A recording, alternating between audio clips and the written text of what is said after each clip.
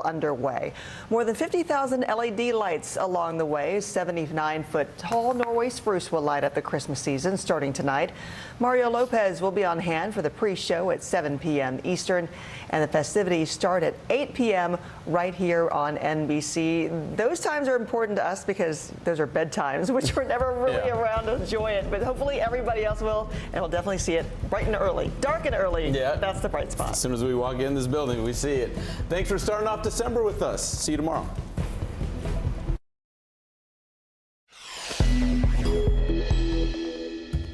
It was like a ripple of gunshots. Many gunshots. Yeah, it was a lot of them. At first, it was like just pistol shots, it sounded like. I mean, I wasn't alarmed by that because, I mean, who's not shooting a pistol out here?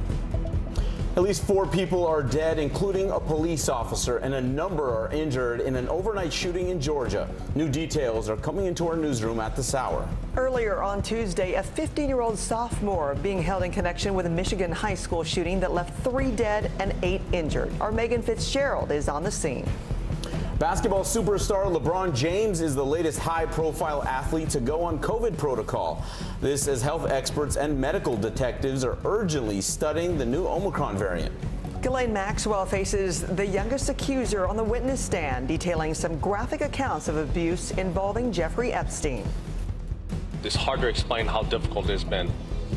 Just to be immobile for 3 months, just lay there. As far as playing at the tour level, I don't know when that's going to happen. We're talking about going out there playing against the world's best. I'm so far from that. Plus, Tiger Woods opening up about his recovery and if he'll ever compete again at the highest levels following his near-fatal automobile accident. It's Wednesday, December 1st. Early Today starts right now. Good morning. I'm Frances Rivera. And I'm Philip Mena. We begin this morning with breaking news out of Clayton County, Georgia, just outside Atlanta. 2 police officers were shot and 1 was killed when they were responding to a domestic violence call. According to law enforcement, shots were fired from an unknown source as they were helping one victim and trying to locate another. Police say 2 other victims died and the suspect was also killed after exchanging gunfire with officers. A child is in critical but stable condition. The Georgia Bureau of Investigation has confirmed it is also assisting at the scene. An investigation is underway. Also breaking, we are learning more about the tragic high school shooting just north of Detroit. Overnight, authorities released the names of the 3 students killed: 16-year-old Tate Meyer, 14-year-old Hannah St. Juliana, and 17-year-old Madison Baldwin. 7 more students were injured, along with 1 teacher. The Oxford County Sheriff says authorities acted quickly and arrested the 15-year-old suspect, potentially preventing more bloodshed. When they took it from him, he had a loaded firearm and he was coming down the hall. That, again, I believe, interrupted what potentially could have been 7 more victims. During a vigil at a local church last night, candles were lit for each victim. Megan Fitzgerald has the latest. Horror in the hallways of another American school. It's a very tragic situation. The shooting happening inside Oxford High School just outside of Detroit. Authorities in a press conference saying the first 911 call coming in at 12:51 p.m.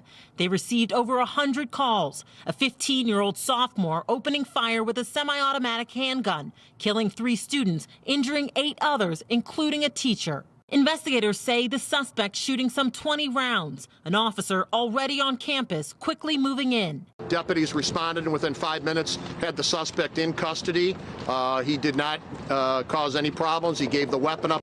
Authorities say the suspect is not cooperating, and it's too soon to know the motive. Parents in this tight-knit community visibly shaken and holding their children close. I'm just so emotional because you never think it's going to happen here. And the kids just are all a big part of this community, and I'm so scared for them. Fear gripping this town as President Biden tries comforting those mourning. As we learn the full details, my heart goes out to the families enduring the unimaginable grief of losing a loved one. I think this is every parent's worst nightmare. Now left grieving in the midst of the holiday season. Megan Fitzgerald, NBC News. A pill to fight COVID-19 is one step closer to being approved. An FDA advisory panel voted to recommend authorization of Merck's antiviral pill. The drug is for at-risk adults with mild to moderate symptoms of COVID-19. This as the World Health Organization advises people 60 and older and those with health issues, including heart disease and cancer, to postpone travel. White House Chief Medical Advisor Dr. Anthony Fauci says at least 226 cases of the Omicron COVID variant have been detected across 20 countries. Meanwhile, the Los Angeles Lakers announced that LeBron James has been placed on the NBA's coronavirus health and safety protocols list. Here's NBC's Aaron McLaughlin.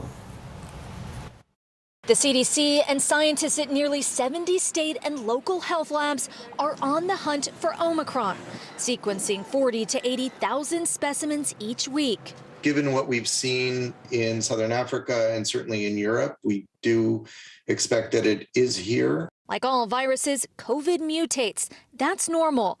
But what has experts concerned is the high number of mutations in the Omicron variant, which attaches to human cells, making it more transmissible to others. We were invited inside the labs at UC San Diego, where scientists are sequencing positive COVID tests to check for the mutated virus. We get a lot of Delta right now. It's pretty much everything that we have in the lab coming through is Delta. In the lab, scientists take a COVID-positive sample and look for what's known as an S dropout, meaning the virus's spike protein is so mutated that it can't be detected. That tells them they could be dealing with a variant such as Omicron. How likely is it that you're going to find it? Oh, we'll find it eventually. It's just a matter of how soon. Here, the virus hunting starts at the sewer. For months, this team has been collecting and sequencing sewage samples from UC San Diego and elementary schools across the city. It's a way of detecting asymptomatic infection early. By sequencing the wastewater and understanding what particular variants are in our community, it allows us to understand whether there's a variant of concern that has arrived. No signs of Omicron so far, but scientists say it's only a matter of time before it's found in the United States. Here in San Diego, scientists are poised to be among the first to find it. Philip. All right, Aaron, thank you.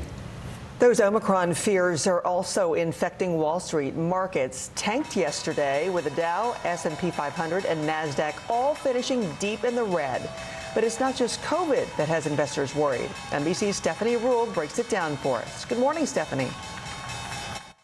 Hey there, Francis and Philip. With the market closing around 600 points down, many investors and people around the country are wondering what in the world happened.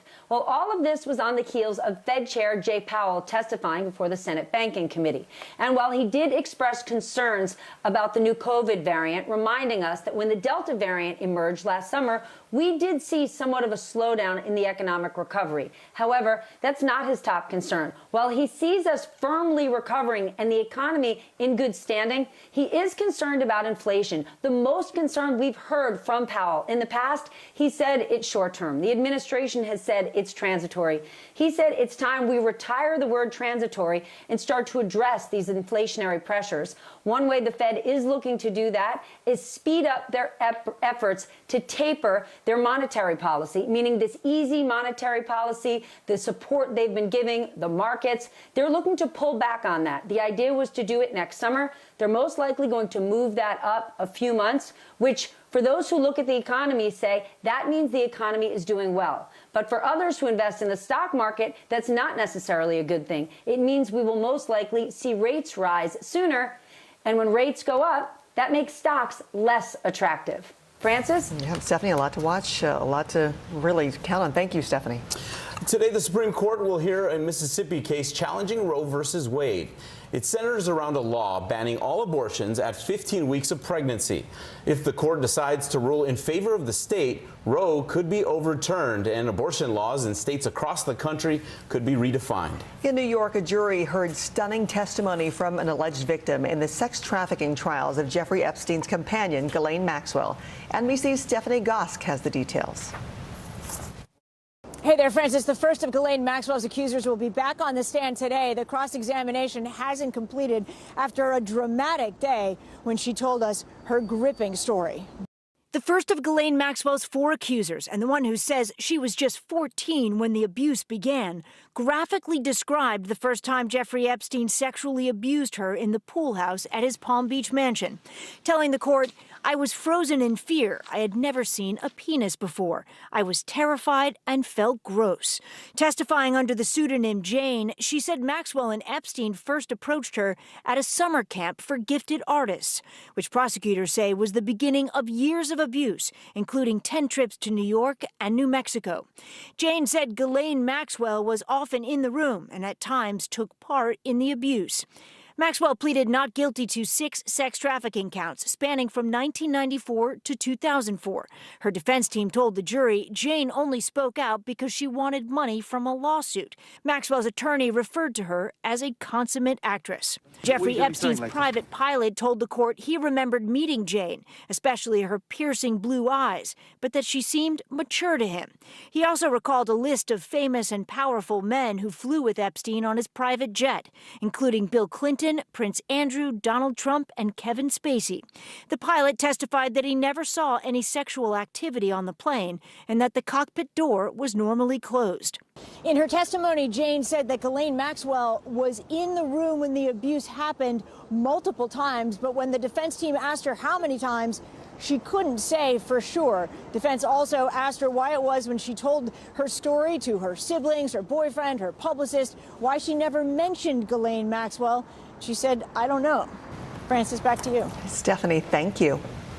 And the doctor is in. Washington, crediting the pandemic as motivation, Dr. Mehmet Oz has announced he will be campaigning as a Republican for a U.S. Senate seat in Pennsylvania to replace outgoing Senator Pat Toomey. While the heart surgeon and talk show host has criticized Washington's handling of COVID-19, he himself has also received backlash for controversial comments made on his program. All right, we have entered the final month of 2021. Let's check in with NBC meteorologist Janessa Webb for what's in store today weather-wise. Happy December morning. Good morning, Janessa.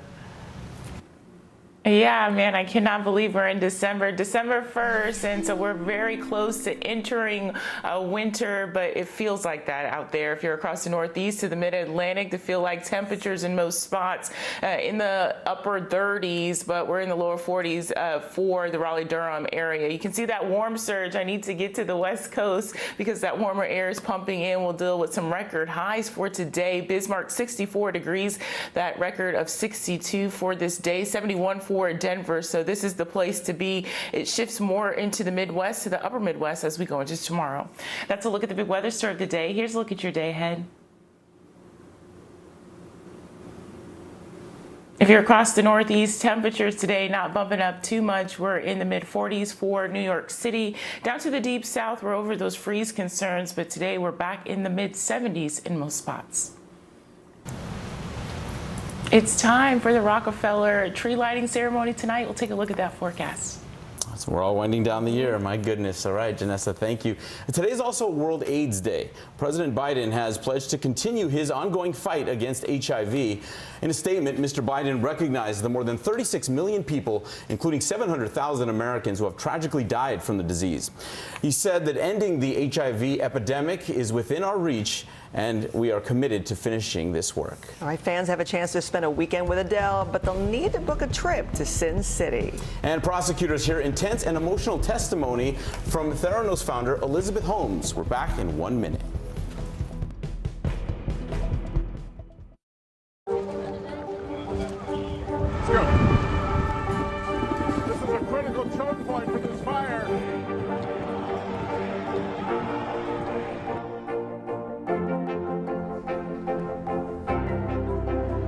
And good evening from New Orleans. Nice to really spend some time with you. Appreciate it.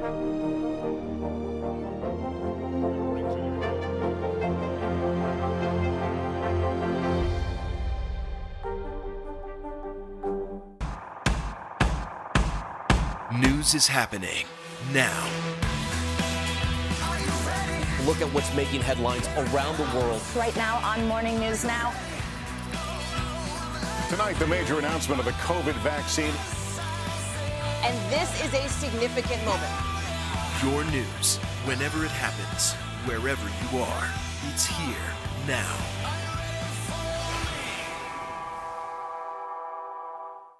These days, it feels like the news never stops. So let's get into it. What's happening right now, what it all means for you for an hour every day. It can be hard to keep up, so let's get started together. Hallie Jackson Now, weekdays at 5 on NBC News Now. News is happening now. A look at what's making headlines around the world. Tonight, the major announcement of the COVID vaccine. This is a significant moment. Your news, whenever it happens, wherever you are.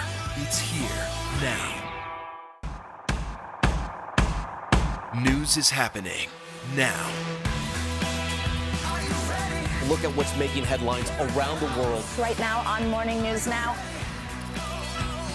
Tonight, the major announcement of the COVID vaccine. And this is a significant moment. Your news, whenever it happens, wherever you are. It's here now.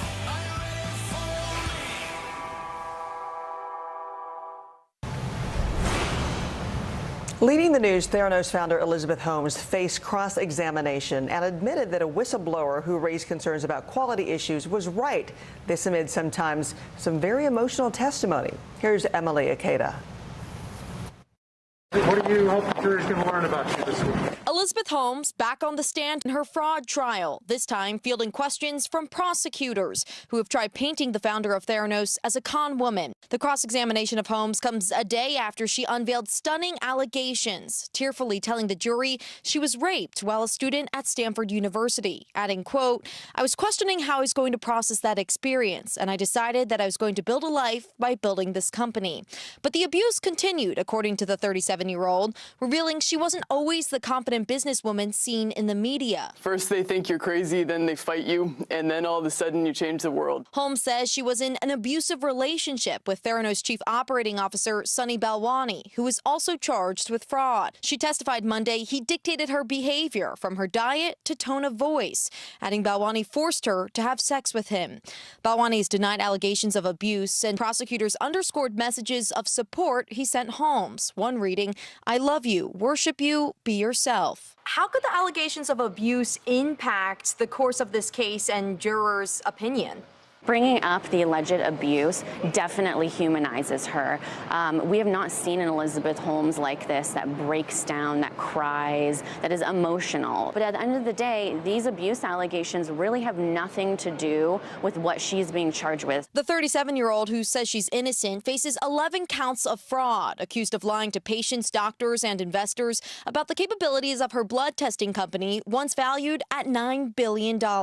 I'm the founder and CEO of this company. Anything that happens in this company is my responsibility at the end of the day, and I hold myself responsible for that. That's Holmes in 2016. But this week, the defense distancing the dissolved company's founder from failed lab operations. When asked who was responsible for operational management of the lab, she answered Sunny Balwani, the former golden girl of Silicon Valley, the latest in a string of defendants to take the stand in high-profile cases. Elizabeth Holmes has a long history of charming, knowledgeable, influential people, so it stands to reason that her attorneys think she can also charm 12 jurors sitting in front of her. No thanks to Emily Ikeda for that report. Still ahead, Adele gets a one-way ticket to Sin City. And get ready to rock out with the Foo Fighters. A quick break, and we'll be right back. Good morning, I'm Savannah Sellers. I'm Joe Fryer. Another giant leap for mankind. They want folks to shelter in place until this storm pushes through. Traveling to the United States is about to get a lot easier. Morning News Now, streaming weekdays at 7. To cover the news, you have to be in it. We'll take you to the front lines of the story, bringing your news feed to life. Streaming live every night. It's your news playlist. Top Story with Tom Llamas, weeknights at 7 on NBC News Now. Let's go. This is a critical choke point for this fire.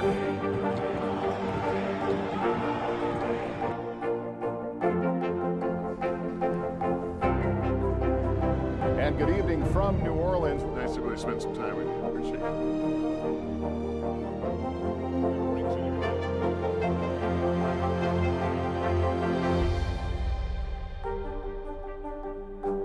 Still to come on the Channel 2 News. Well, the waters are certainly receding now. Still too close to call. Lester Holt reporting from Ground Zero, as it's being referred to. It is, in fact, a taste of freedom. The Haitian people know a little something about resiliency. What's the biggest risk right now? Some of the troops who have been proud. I want to welcome you to the first presidential debate. In fact, we've been told we can't go any farther. You with some resilient folks, let me get a hint.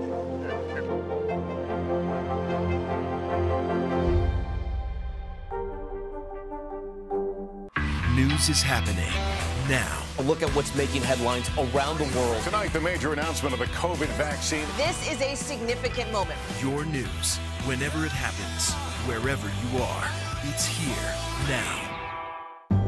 In the City of Angels, two kindly old ladies wanted to help homeless men get off the streets forever. And so they did. Listen to The Thing About Helen and Olga, the new podcast from Dateline and Keith Morrison. The fire has grown leaps and bounds. What you see behind me is typical. How you doing? Pretty bad.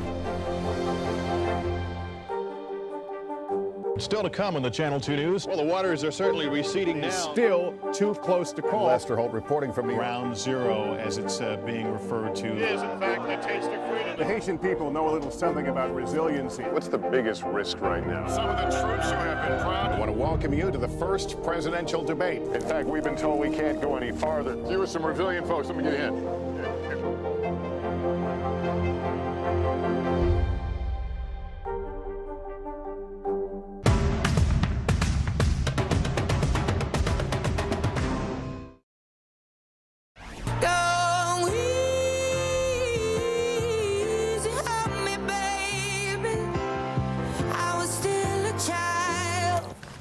In today's Quick Hits, Adele is kicking off 2022 in Sin City. The singer announced her first Vegas residency. She will be playing at Caesars Palace from January until April. Tickets go on sale Thursday. Rock legends, the Foo Fighters, are gearing up for a massive North American tour in the summer of 2022. They're playing over a dozen shows in cities across the country. Tickets will go on sale Friday. Sources tell Variety that legendary rockers Motley Crue are selling their entire catalog to BMG to the tune of potentially as much as $150 million. That includes all 9 albums released over their 40-year career. Amazing. Up next, will it be a white Christmas? Janessa's got our December weather forecast. And still ahead, primetime CNN anchor Chris Cuomo pulled off the air amid new fallout involving his brother. Let's go. This is a critical choke point for this fire.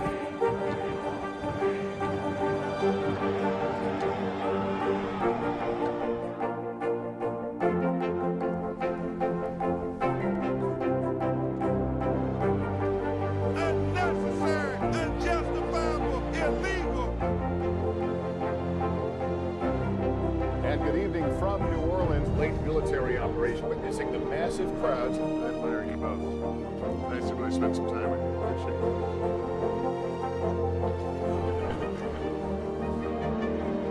At any moment now.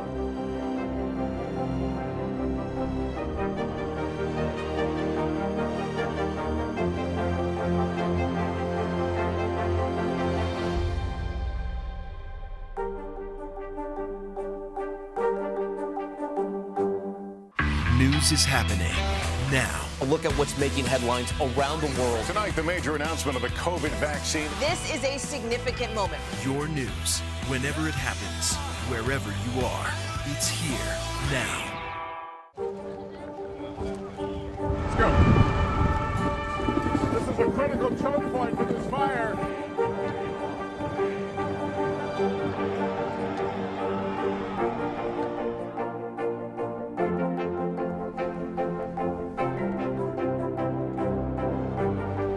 Unnecessary, unjustifiable, illegal. And good evening from New Orleans. Late military operation witnessing the massive crowds. I admire you both. Nice to really spend some time with you. Appreciate it.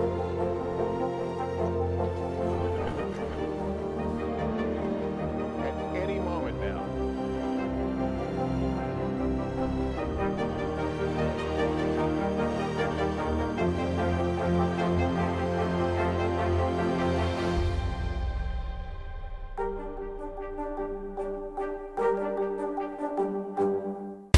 Our world is facing some complex issues. Chuck Todd breaks them down. Every Thursday, a deep dive into a new subject. Meet the Press Reports. All episodes of Season 3 are now available on demand on Peacock.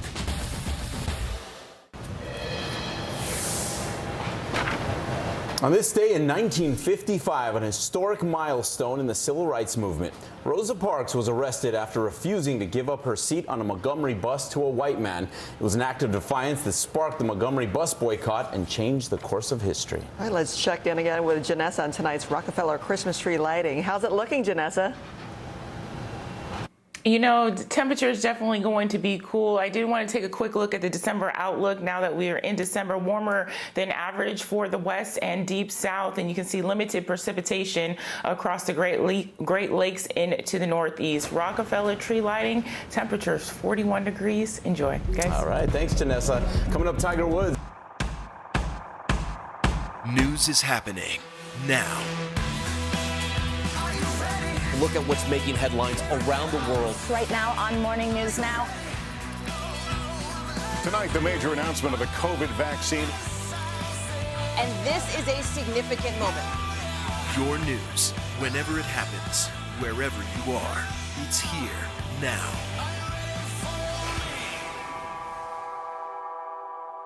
Sometimes the news can be difficult and overwhelming for kids to understand. Will coronavirus come back next year? So to help make sense of it all, we've created a newscast just for them. Man, you know a lot. We hope your family will watch Nightly News Kids Edition.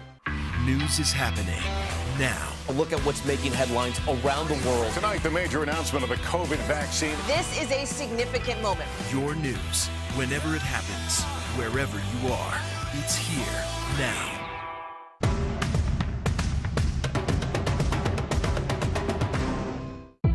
It's an issue dividing communities and influencing elections across the country. An in-depth look at how one small town confronted race and education and how it tore the community apart. Shame! This is Southlake. All episodes available now.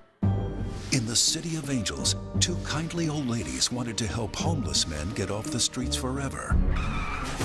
And so they did. Listen to The Thing About Helen and Olga, the new podcast from Dateline and Keith Morrison. It's an issue dividing communities and influencing elections across the country. An in-depth look at how one small town confronted race and education and how it tore the community apart. Shame! This is Southlake. All episodes available now.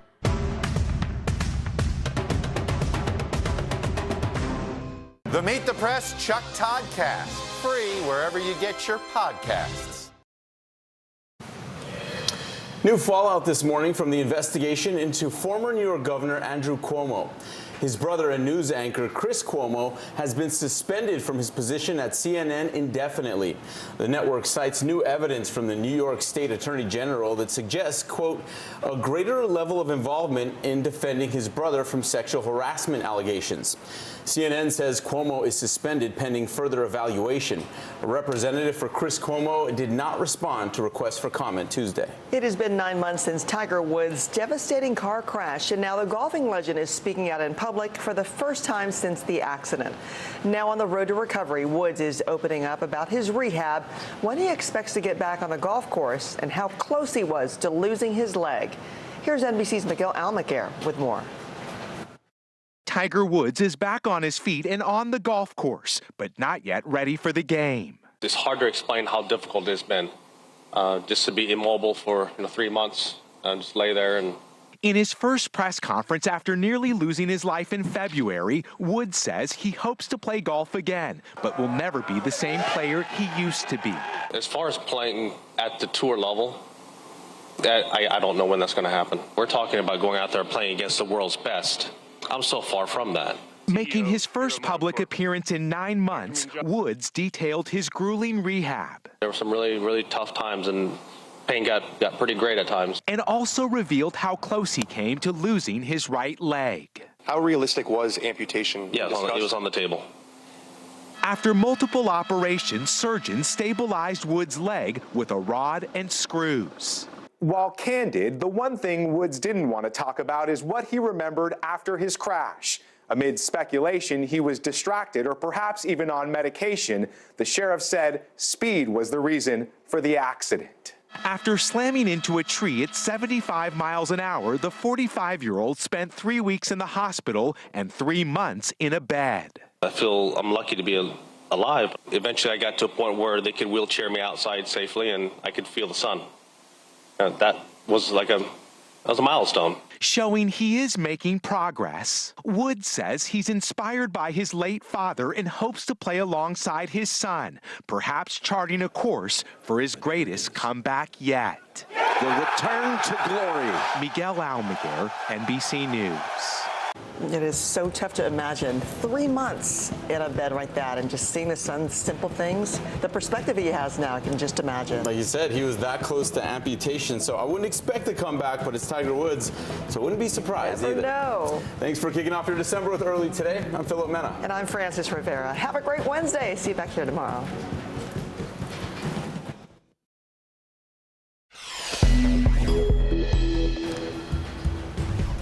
Breaking news at this hour. One police officer is dead, another injured in a shooting that also killed 3 others, including the suspect during a Georgia domestic violence call. We are live in Oxford, Michigan this morning with the latest on the deadly school shooting involving a 15-year-old sophomore who was in police custody after 3 people were gunned down. Our Dr. John Torres explains the Omicron COVID variant. Where did it come from and how serious should we be taking all the warnings? And we will talk to the Labor Secretary about the supply chain bottleneck and what's being done to get shipping back to normal. Plus, a highly consequential day at the Supreme Court that could have a ripple effect across America. We'll explain as we kick off December. Early Today starts right now. Good morning. I'm Philip Mena. I'm Francis Rivera. We begin with breaking news out of Clayton County, Georgia, where an investigation is underway after 4 people were killed. 2 police officers were shot and 1 has died after they responded to a domestic violence call. According to law enforcement, shots were fired from an unknown source as they were helping one victim and trying to locate another. Police say 2 other victims died and the suspect was also killed after exchanging gunfire with officers. A child is in critical but stable condition. The Georgia Bureau of Investigation has confirmed it was assisting at the scene. Also breaking, a Michigan community still in shock this morning after a deadly shooting at a high school just north of Detroit.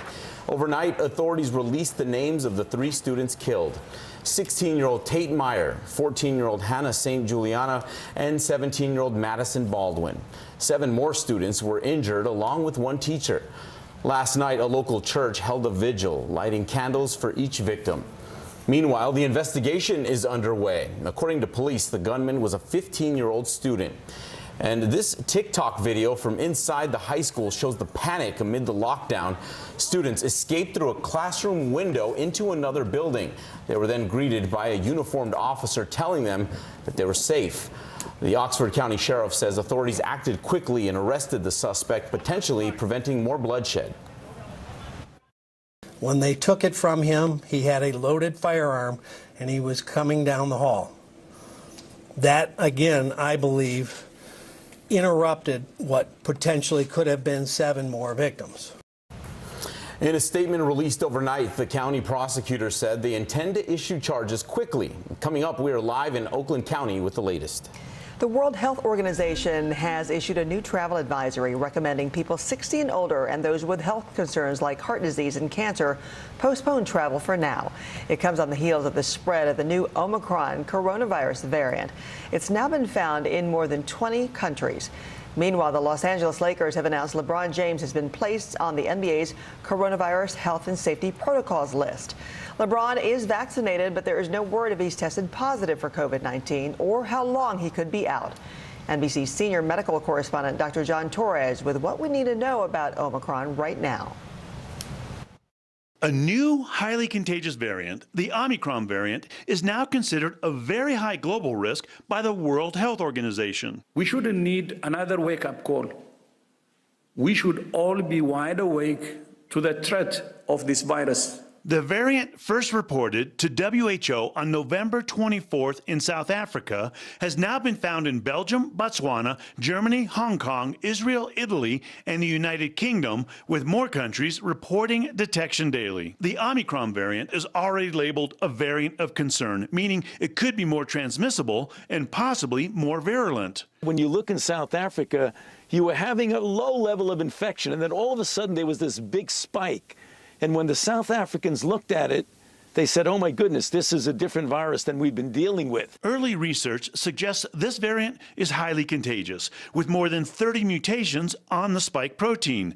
And this is important because the spike protein is the part of the virus that binds to the human cell, causing infection. With more mutations on the spike protein, there is a higher likelihood of transmission and more ways for the new variant to possibly evade immunity.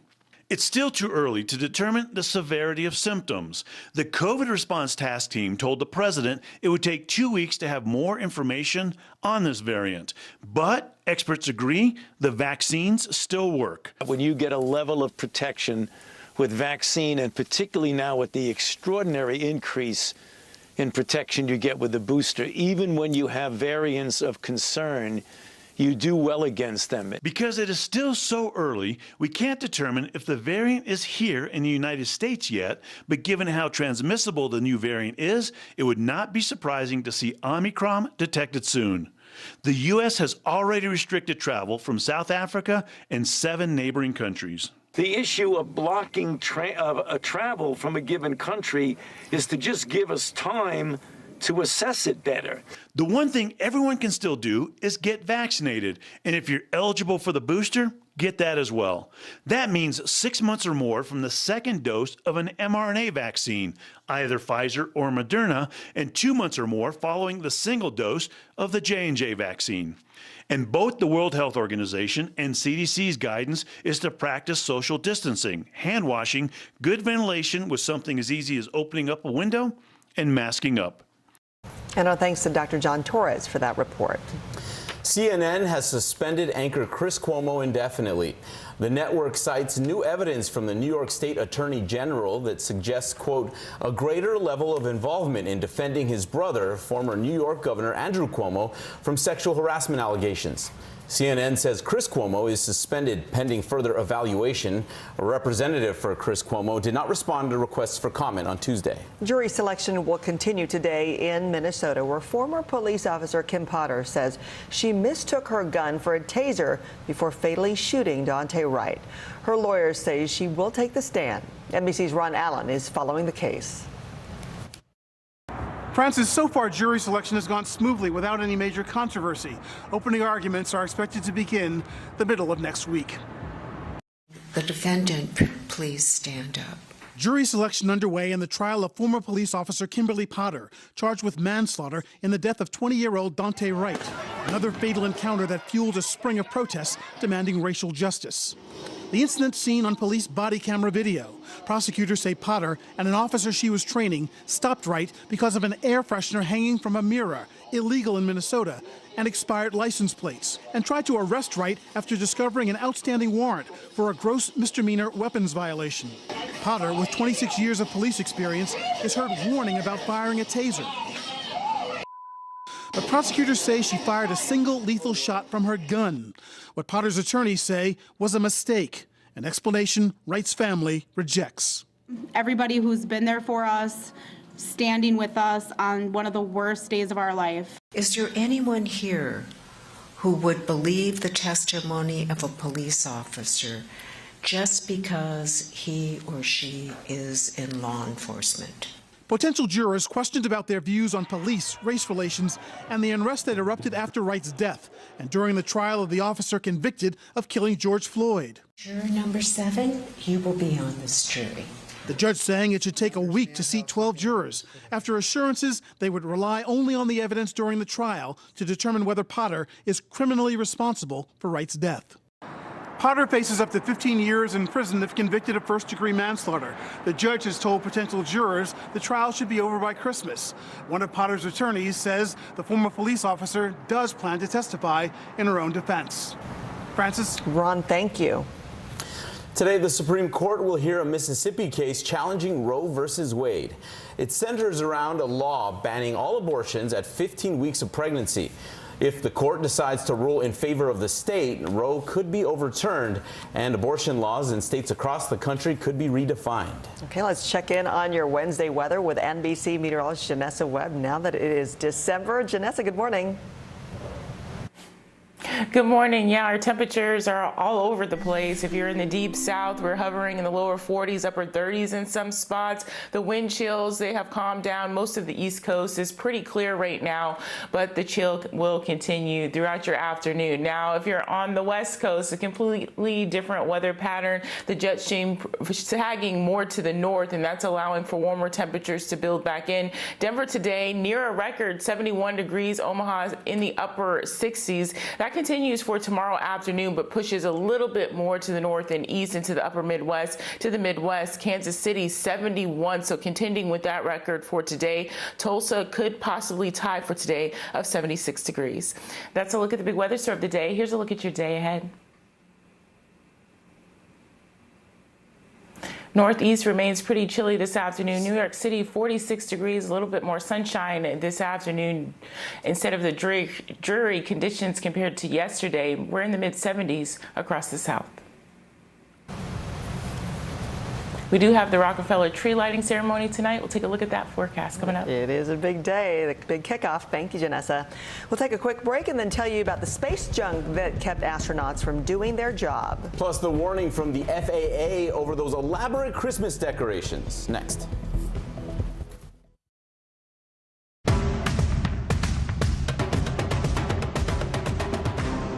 Sometimes the news can be difficult and overwhelming for kids to understand. Will coronavirus come back next year? So to help make sense of it all, we've created a newscast just for them. Man, you know a lot. We hope your family will watch Nightly News Kids Edition. News is happening now. A look at what's making headlines around the world. Tonight, the major announcement of the COVID vaccine. This is a significant moment. Your news, whenever it happens, wherever you are, it's here now. Let's go. This is a critical choke point for this fire.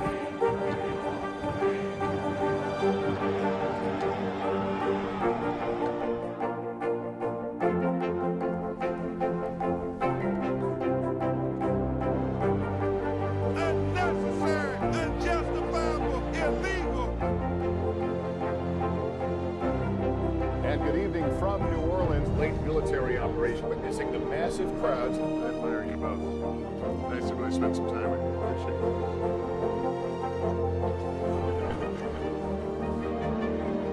At any moment now.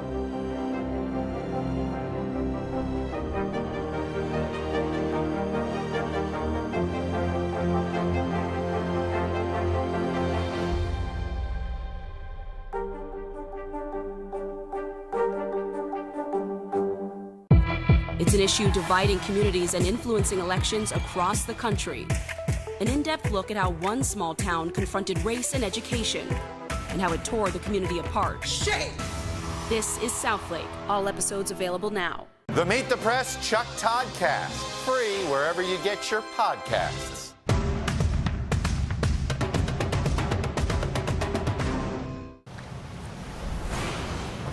Leading the news, the Federal Aviation Administration has a new warning this morning. Keep your holiday laser light displays pointed at the sky, not toward, or pointed at the house, the opposite of that, and not toward the sky.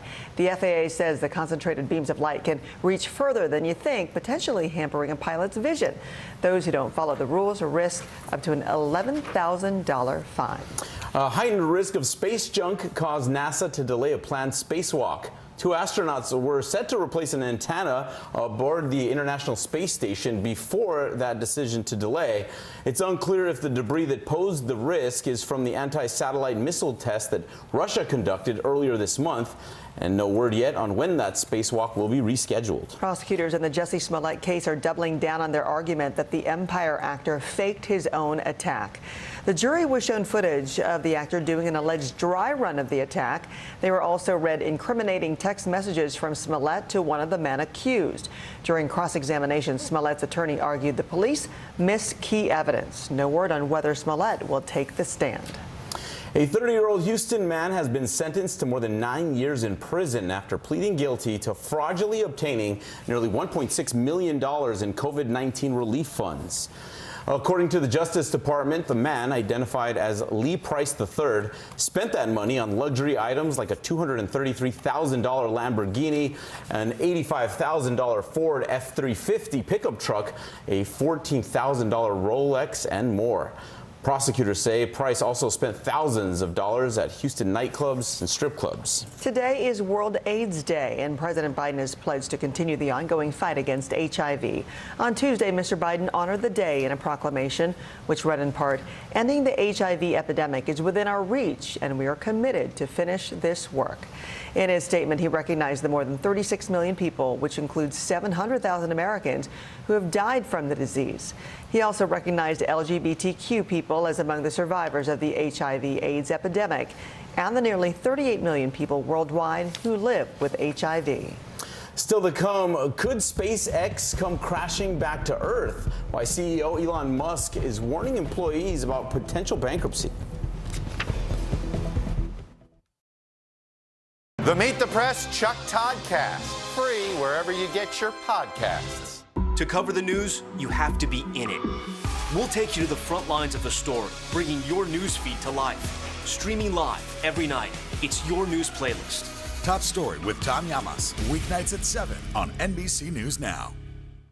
Our world is facing some complex issues. Chuck Todd breaks them down. Every Thursday, a deep dive into a new subject. Meet the Press Reports. All episodes of Season 3 are now available on demand on Peacock. Do you feel like the bad guy in this? Why should they believe you when they know that people are getting in? Has it been worth it to make this trip? Do you feel like you're giving a green light to politicians? How do you explain why your case has become so important? These days, it feels like the news never stops. So let's get into it. What's happening right now, what it all means for you for an hour every day. It can be hard to keep up, so let's get started together. Hallie Jackson Now, weekdays at 5 on NBC News Now. In the City of Angels, two kindly old ladies wanted to help homeless men get off the streets forever. And so they did. Listen to The Thing About Helen and Olga, the new podcast from Dateline and Keith Morrison. To cover the news, you have to be in it. We'll take you to the front lines of the story, bringing your news feed to life. Streaming live every night. It's your news playlist. Top Story with Tom Llamas, weeknights at 7 on NBC News Now. Let's go. This is a critical choke point for this fire.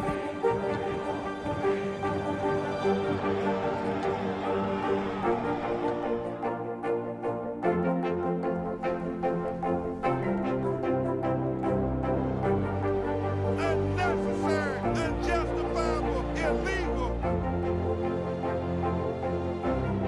And good evening from New Orleans. Late military operation witnessing the massive crowds. I admire you both. Nice to really spend some time with you. Appreciate it.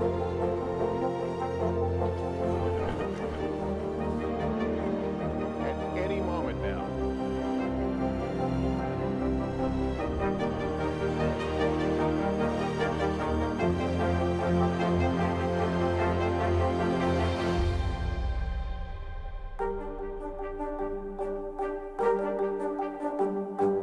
The fire has grown leaps and bounds. What you see behind me is typical. How you doing? Pretty bad.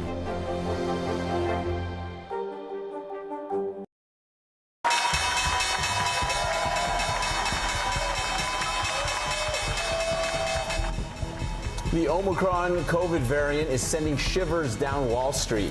Markets plummeted yesterday. The Dow lost more than 650 points, and the Nasdaq was down nearly 250 points, while the S&P 500 shed nearly 2% of its value. Futures are pointing toward a slight rebound at the open. Now to the situation that could ground SpaceX. In a company-wide email, CEO Elon Musk warned of the risk of bankruptcy over what he called a crisis regarding production of Raptor engines. Those Raptor engines are the ones that power SpaceX's Starship rocket, which has been testing at its facility in Texas. Musk said the company needs to keep a rate of one Starship flight at least every 2 weeks or face the risk of bankruptcy. The holiday shopping season is here, and this year, businesses big and small are feeling the squeeze. In an NBC News exclusive, our Jolene Kent spoke to the U.S. Labor Secretary about when we could see some relief. Hey, Philip, we're at the Port of Los Angeles, where Secretary of Labor Marty Walsh is making his first visit ever as ships like this are finally coming into port. This one's coming from Tacoma, Washington. It's taken about 40 days to get here, and that's what we wanted to ask the Secretary in our exclusive interview. When is the supply chain crisis going to be over? For the first time, Labor Secretary Marty Walsh visiting the clogged Port of Los Angeles, filled with idling container ships. I would say that the ports might not be operating 24/7, but they're certainly operating at higher capacity. When do you think the supply chain will get back to normal? I don't think there's ever a normal in the supply chain. I think it's always been, ups and downs. The Port of LA says the number of containers waiting to be unloaded has dropped 37% since late October. But Fed Chief Jerome Powell laying out new fears brought on by the Omicron variant. Greater concerns about the virus could reduce people's willingness to work in person, which would slow progress in the labor market and intensify supply chain disruptions. How are you as Labor Secretary going to incentivize people to keep going back to work? I think the biggest thing is as we figure out the new variants, we just need to continue to stress people getting vaccinated, getting boosted, wearing masks, being careful. But it's more than that for small business owner Kiwa Narula. Hiring at her Chicago boutique Kiddo is very expensive because she has to compete for workers with major retailers. Unfortunately, if we are short-staffed, that affects everything. On top of that, she's only been able to get 60% of what she needs to stock her shelves this holiday season. We have at least a dozen of our best sellers that we've always leaned on during this time just haven't been available. How do you make sure that small businesses are properly served in this pandemic when they try to get their stuff in for the holiday season? I think when we look at the unloading and delivering of goods and services to our country, or goods to our country, I don't look through the lens of the big companies and then the small companies. Look through everybody's company at the same time. Companies large and small desperate for supply chain solutions. Secretary Walsh is continuing his visit to the ports here in Southern California today. And meanwhile, a lot of containers still very much waiting at sea to be unloaded. That's why you're seeing a 16% increase in out-of-stock messages online. Philip? Most of us are seeing that. Joe, thank you. Up next, Janessa's got your forecast for the month of December. And just like that, the countdown is on for the Sex and the City revival. Still to come on the Channel 2 News. Well, the waters are certainly receding now. Still too close to call. Lester Holt reporting from Ground Zero, as it's being referred to. It is, in fact, a taste of freedom. The Haitian people know a little something about resiliency. What's the biggest risk right now? Some of the troops who have been proud. I want to welcome you to the first presidential debate. In fact, we've been told we can't go any farther. You with some resilient folks, let me get a hint.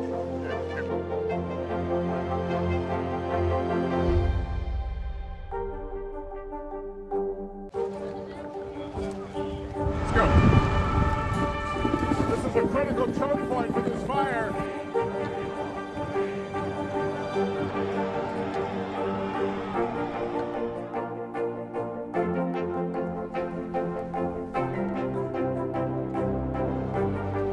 Unnecessary, unjustifiable, illegal. And good evening from New Orleans. Late military operation witnessing the massive crowds at Larry Boat. Nice to really spend some time with you. Appreciate it.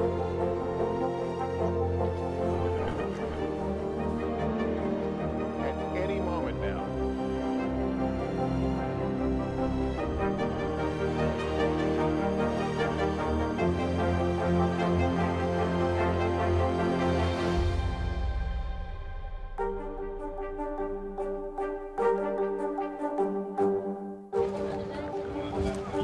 Let's go. This is a critical choke point for this fire.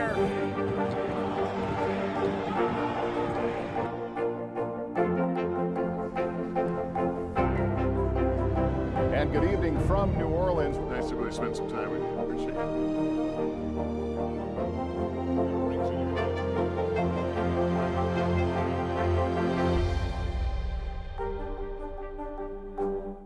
Our world is facing some complex issues. Chuck Todd breaks them down. Every Thursday, a deep dive into a new subject. Meet the Press Reports. All episodes of Season 3 are now available on demand on Peacock.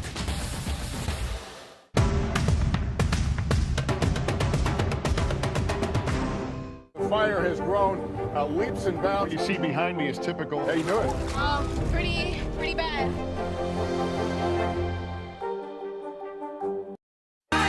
And just like that, after all the years and all the changes,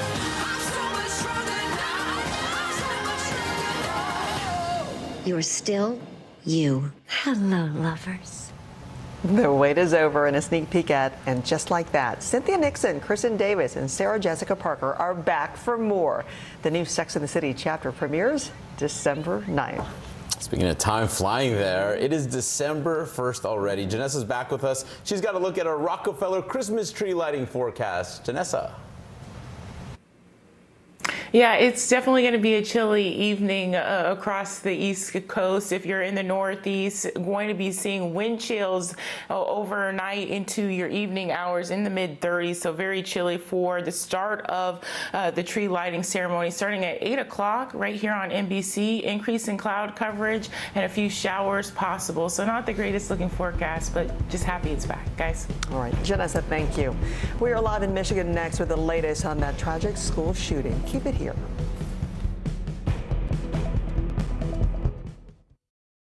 News is more than a headline. It informs, it inspires, and it still matters. To cover it, you have to be in it. And that's what we're gonna do. Every night, we take you to the front lines of the story, where it's actually happening, with NBC News journalists on the ground from all over the world. We cover what you need to know and bring your newsfeed to life. In primetime and streaming live, it's your news playlist every night. Top Story with Tom Llamas, weeknights at 7 on NBC News Now. Do you feel like the bad guy in this? Why should they believe you when they know that people are getting in? Has it been worth it to make this trip? Do you feel like you're giving a green light to politicians? How do you explain why your case has become so important? News is happening now. A look at what's making headlines around the world. Tonight, the major announcement of the COVID vaccine. This is a significant moment. Your news, whenever it happens, wherever you are, it's here now. Do you feel like the bad guy in this? Why should they believe you when they know that people are getting in? Has it been worth it to make this trip? Do you feel like you're giving a green light to politicians? How do you explain why your case has become so important? News is happening now. A look at what's making headlines around the world. Tonight, the major announcement of the COVID vaccine. This is a significant moment. Your news, whenever it happens, wherever you are, it's here now.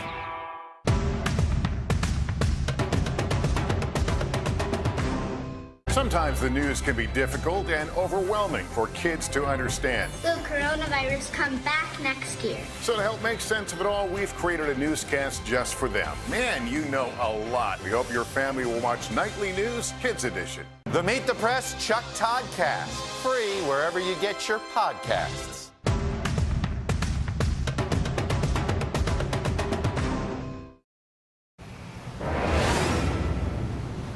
Breaking overnight, we are learning new details about the tragic high school shooting just north of Detroit. Police say a 15-year-old student opened fire Tuesday afternoon, killing 3 students and injuring 7 more, along with a teacher. NBC's Jay Gray is live on the scene for us with the very latest. Jay, good morning. Philip, good morning. This campus still locked down. This is still very much an ongoing and active investigation here. This is the only high school in this small town, so most everybody either knows or knows of someone who was lost or wounded during the attack. Overnight, candles, prayers, and tears in Oxford, a community struggling just hours after 3 students were killed, 8 others, including a teacher, wounded during an attack at their high school. I still have the flashbacks of hearing the gunshots and the crying and sadness. Police say a 15-year-old student armed with a semi-automatic pistol opened fire just after lunch. Our teachers telling us to get down, hide, barricade the doors. So, of course, you got the people pushing desks over. 5 minutes after the first shot is fired, sheriff's deputies rush in, joining an officer already inside the school. They went in and searched out the threat. They went to the gunshots. Within 2 to 3 minutes of their arrival, they had a suspect in custody. The teenage suspect and his parents have refused to talk with investigators. An evidence team did remove a cell phone and other items from their home. This was a recent weapon purchase that he had been shooting with it and had posted pictures of a target and the weapon. That's all part of what's being looked at. As this grieving community clings to one another, bound by the pain of their loss. Now, a crisis response team that includes counselors is on the ground here at this point, available for students, parents, teachers, and staff. All of the Oxford community schools will be closed at least through the end of the week. Philip, Francis? That's just a heartbreaking story. All right, Jay Gray for us on the ground there. Jay, thank you. Yeah. Now looking to symbols of hope and brightness. The countdown to the Rockefeller Center Christmas tree lighting is well underway. More than 50,000 LED lights along the way. 79-foot tall Norway spruce will light up the Christmas season starting tonight. Mario Lopez will be on hand for the pre-show at 7 p.m. Eastern, and the festivities start at 8 p.m. right here on NBC. Those times are important to us because those are bedtimes, which we're never really around to enjoy it, but hopefully everybody else will, and we'll definitely see it bright and early. Dark and early. Yeah. That's the bright spot. As soon as we walk in this building, we see it. Thanks for starting off December with us. See you tomorrow.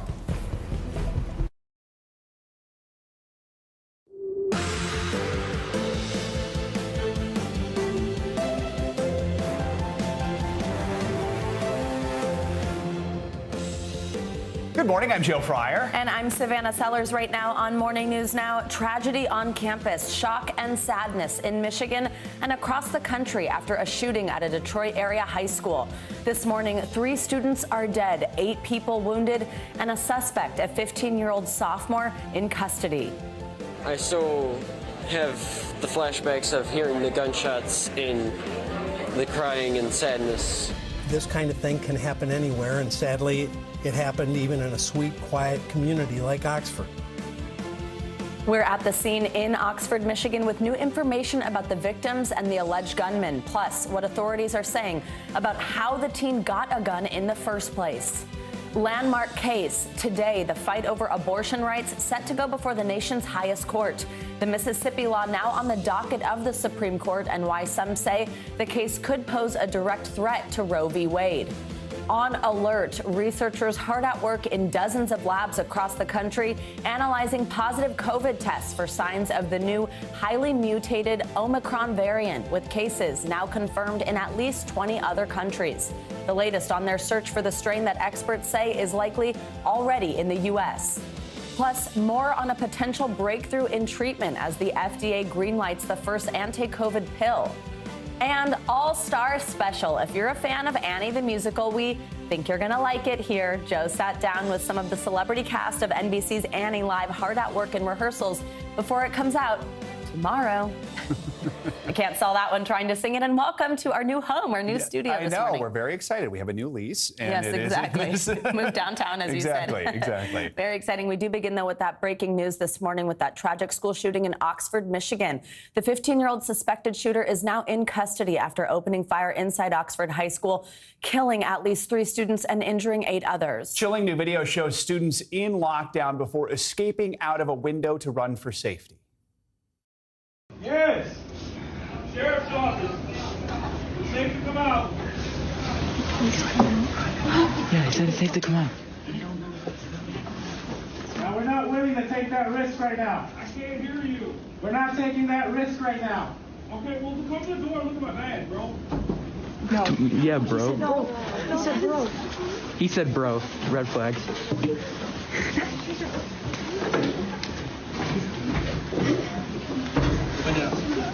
Go.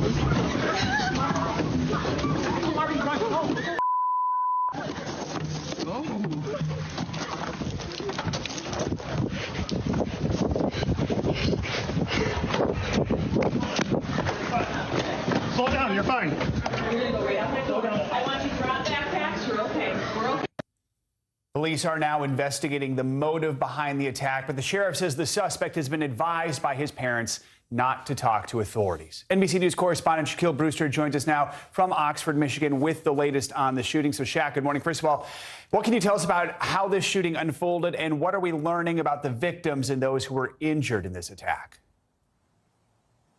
Hi there, Joe. Yeah, another American tragedy in another American school, and this time those shots rang out just before 1 p.m. yesterday afternoon in the school behind me. Authorities say about 15 to 20 shots were fired and claiming the lives of 3 students, seriously injuring another 8. And overnight, we're learning the identity of those 3 students who lost their lives. It was 16-year-old Tate Meyer, 18-year-old Hannah St. Juliana, and 17-year-old Madison Baldwin. Now, 7 are waking up in the hospital today. We know that 3 of them are in critical condition. 1 is also on a ventilator, according to authorities in their press conference yesterday. And for this community, it was another heartbreaking situation, including when you heard from the governor yesterday getting emotional during her press conference. It is an unimaginable tragedy, and just I just wanted to be here because I think this is an important moment for us to support one another, to support this community, and I want to thank our first responders again. Community is still asking for prayers and thoughts for those who were lost and those who are still in the hospital. Again, another heartbreaking situation happening in this school. So, Shaq, what are we learning about the gun? Do we know how this student was able to gain access to a gun? Well, that's still part of the investigation right now, but we do know that that gun was purchased just days ago, and the suspect apparently posted photos with that weapon on social media. Now, again, this is all part of the investigation, and including the idea of how it got into the school.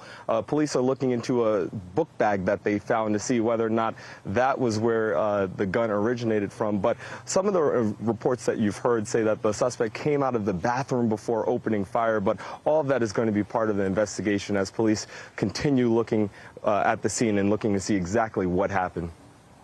Shaq, the suspect hasn't been identified publicly yet because he's a juvenile. The sheriff says he's not speaking to investigators right now. What more can you tell us about the investigation and where it goes from here?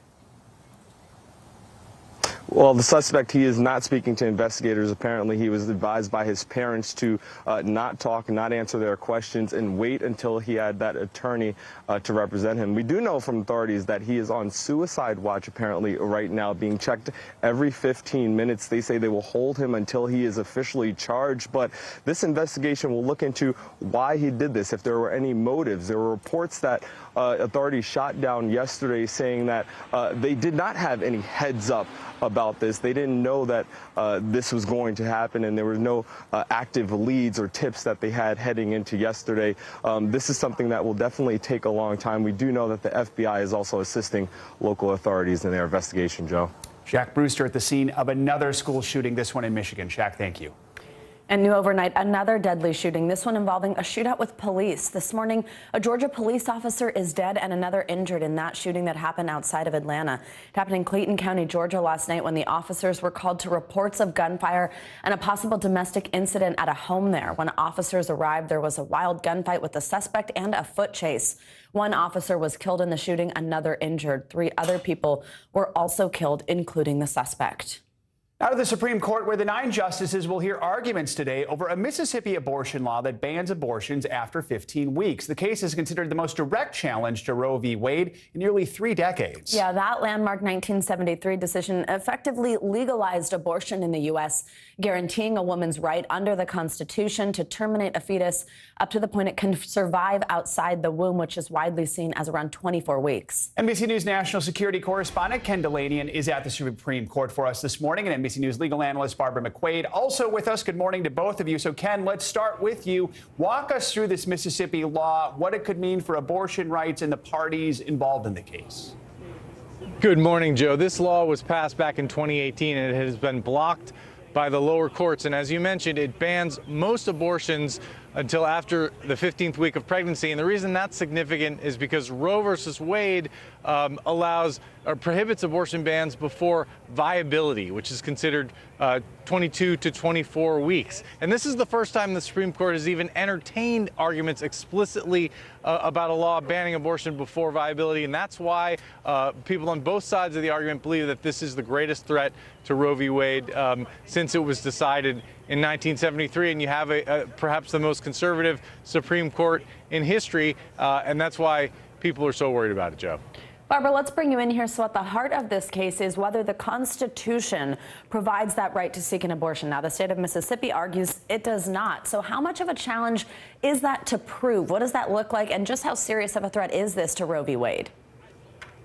That's a common argument that is made about abortion rights and others. They say, well, it's not literally written into the Constitution, therefore it is not a constitutional right. And the response to that is that's 100% wrong. The 9th Amendment to the Constitution recognizes unenumerated rights of the people. And the Supreme Court in 1973 found that one of those was this penumbra of privacy rights. Among the rights that the Supreme Court has recognized over the history of the Republic are the right to vote, the right to travel, the right to be presumed innocent before guilty at trial. None of those are written into the Constitution. And so what we have instead is 40 years of precedent in Roe versus Wade, and that is what Mississippi is challenging today. Barbara, let's talk more about that idea of precedent. Abortion rights supporters argue Roe v. Wade should stand because the nation has come to rely on it as a precedent. It's a legal principle called stare decisis. We heard a lot about that during Amy Coney Barrett's confirmation. Explain to us what it means and why Mississippi says it puts the Supreme Court, quote, at the center of a controversy it can never resolve.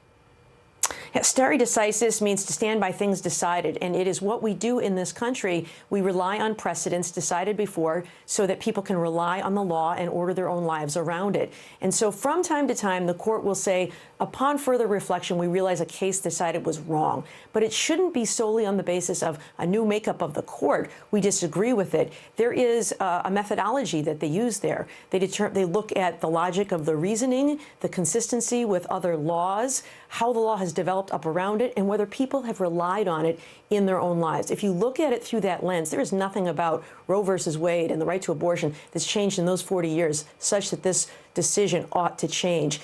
Instead, we've got people like Clarence Thomas who say, I think we should overrule precedents just if we think they were wrongly decided. And that's dangerous because it allows the opinion of a justice to dictate the law. Now, Ken, let's talk through some public opinion here. I want to talk about some recent poll numbers. So a recent Washington Post ABC News poll found that 60% of people thought the Supreme Court should uphold Roe v. Wade, with 75% saying abortion access should be left to women and their doctors. Let's talk through why the Supreme Court is taking on this case now, and then what kind of fallout we could see if Roe v. Wade is weakened or potentially even overruled. Yeah, that's right, Savannah. And that's consistent with a recent NBC News poll, which found that around 54% of Americans believe that abortion should be legal in most cases. And the simple answer is the reason the Supreme Court is taking it is because there are 6 conservative justices. And this is perhaps the greatest chance since Roe was decided that it could be overturned. And the implications are enormous. 12 states, including Mississippi, have trigger laws that would essentially impose abortion bans upon the moment that Roe v. Wade is overturned, if it is overturned. And experts believe about half the states at the end of the day would impose some kind of restriction or ban on abortion. And of course, that's not going to affect people with money who could just fly to the states where abortion remains legal. It would affect largely poor women who don't have that option, Savannah. So big implications here today at the Supreme Court. All right, Ken, Barbara, thank you both for your expertise and analysis. Across the country this morning, health experts are searching for the new Omicron variant. It's already expected to be in the U.S. despite no cases being reported yet. At least 20 countries have confirmed cases of the Omicron variant. Most of those are in Europe. This comes as the U.S. considers stepping up its testing requirements for foreign travelers, while also telling people in this country to get their booster shot now. This time, scientists say it's still too early to tell how the Omicron variant will impact the United States. NBC News correspondent Aaron McLaughlin takes us inside a San Diego lab to learn more about this new strain. The CDC and scientists at nearly 70 state and local health labs are on the hunt for Omicron, sequencing 40 to 80,000 specimens each week. Given what we've seen in Southern Africa and certainly in Europe, we do expect that it is here. Like all viruses, COVID mutates. That's normal. But what has experts concerned is the high number of mutations in the Omicron variant, which attaches to human cells, making it more transmissible to others. We were invited inside the labs at UC San Diego, where scientists are sequencing positive COVID tests to check for the mutated virus. We get a lot of Delta right now. It's pretty much everything that we have in the lab coming through is Delta. In the lab, scientists take a COVID positive sample and look for what's known as an S dropout, meaning the virus's spike protein is so mutated that it can't be detected. That tells them they could be dealing with a variant such as Omicron. How likely is it that you're going to find it? Oh, we'll find it eventually. It's just a matter of how soon. Here, the virus hunting starts at the sewer. For months, this team has been collecting and sequencing sewage samples from UC San Diego and elementary schools across the city. It's a way of detecting asymptomatic infection early. By sequencing the wastewater and understanding what particular variants are in our community, it allows us to understand whether there's a variant of concern that has arrived. Although no signs of Omicron so far, scientists say it's only a matter of time before it's found inside the United States. Here at UC San Diego, they're poised to be among the first to find it. Savannah and Joe. All right, Aaron McLaughlin, thank you. Now, there are, of course, still so many questions about the Omicron variant, so let's bring in Dr. Anand Swaminathan. He's an assistant professor of emergency medicine at St. Joseph's Health. Dr. Swaminathan, always great to have you. Thanks for joining us. So now we know Omicron was present in days before doctors in southern Africa confirmed this new strain there. That's where we first heard of it, but now we know it existed elsewhere. Here's first what Dr. Anthony Fauci said about the research into Omicron's transmission yesterday. That process will take likely 2 weeks or more, perhaps even sooner, depending upon how well the virus grows. Those are just a few of the things that will take a couple of weeks to a few weeks to learn. And when we do find that, we'll have a much better picture of what the challenge is that's ahead of us. So he says there will have a much better picture. What does that mean? What are we going to learn about this variant as we study its transmission, especially that we know now that it's been spreading for a while? What are you hoping to know? I think there's three things that we're trying to learn, and these are the same three things that we've been trying to learn since we heard about Omicron. Is it more transmissible? And there's some data that hints at more transmissibility, which makes it worrisome, but we don't really know yet. We should know that in the next 5 or 6 days, probably up to about a week. Does it cause more severe disease? We really need to know that because that'll have huge implications on what we're going to see in terms of surges, what we're going to see in terms of hospitals being overwhelmed. And we don't really have any data, any substantial data on that yet. And that's going to take another week to 10 days because we know that the severity, the severe cases lags behind the spread of the virus itself. And then the third thing we need to know really is whether it evades our current vaccines. And that data we should be getting a little bit sooner in a test tube. Whether we get that data in real life, that'll take a little bit longer. And what we do already know about Omicron is what we know about COVID, which is how to prevent ourselves from getting it, how to prevent surges, and that's to get vaccinated, to get your kids vaccinated, to get boosted, and then to avoid public places, mask in any public place where you're indoors, and to test whenever you have symptoms. And those are the things that we can do right now to control Omicron before it really hits. So those are some individual things we can do, and let's talk through now kind of the plan to try to contain it. There's this debate over the effectiveness of travel bans, but we're seeing them.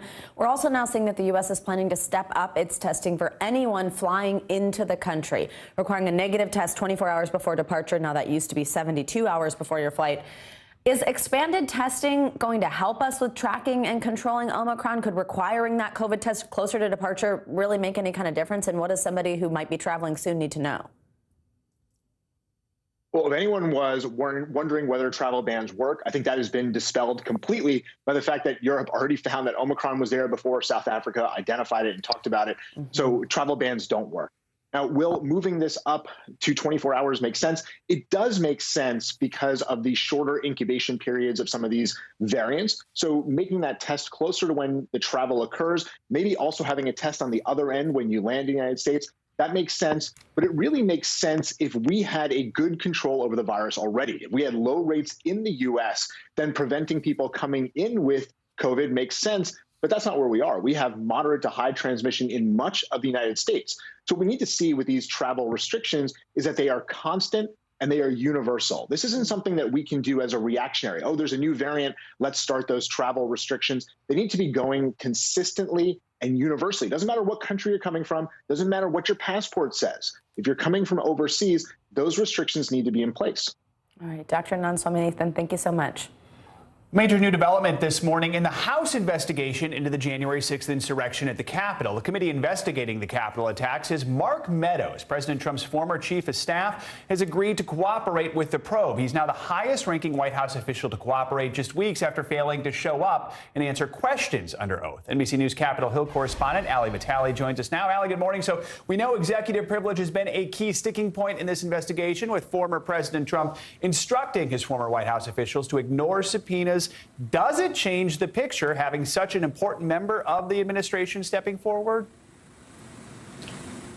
It does, at least for now, and at least while the committee sees that Meadows is cooperating. I want to show you what Chairman Benny Thompson said yesterday. He said in a statement that Meadows has been engaging with the Select Committee through his attorney. He has produced records to the committee and will soon appear for an initial deposition. The committee will continue to assess his degree of compliance with our subpoena after the deposition. Thompson later told someone else on our team that for right now, contempt charges are off the table, but we know that this is consistently a moving target. Meadows, if he doesn't comply in the way that the committee needs him to, could be back on the contempt block if they feel that they're not getting what they need.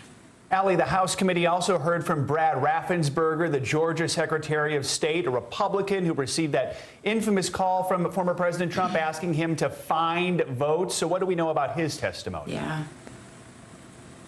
Well, we know that yesterday he met with the committee for over 4 hours. He confirmed this and said that the topic of their discussion was including the full record of how stolen election claims damage our democracy, whether in 2016, 2018, or 2020.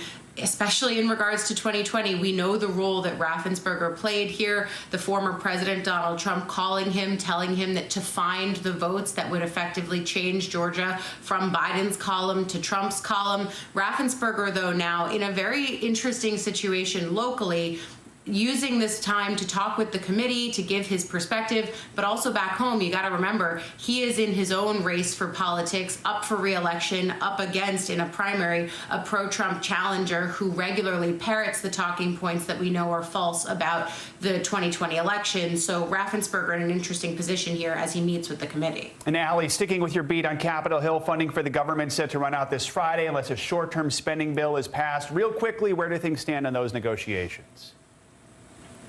Yeah, we've got no shortage of news for you up here on Capitol Hill. Look, at this point, the government shuts down on Friday at midnight. That is just a few days away. The thing that's clear is both sides agree, Republicans and Democrats don't want this to happen. We expect them to move on a continuing resolution to fund the government. Right now, there's still negotiations on the sticking points of what that continuing resolution goes through. Is it mid-January, late January, even early February? The thing that's important here is Republicans are fine with making this a continuous short-term situation, because by doing that, it allows them to keep the budgets at Trump levels. And if Democrats want to negotiate a longer-term CR, that's their way of putting their policy priorities into a budget measure. So for Republicans right now, they're okay doing these stopgap measures. Right now, the question is just how long the stopgap is going to be. More to come. Ali Vitale, thank you so much.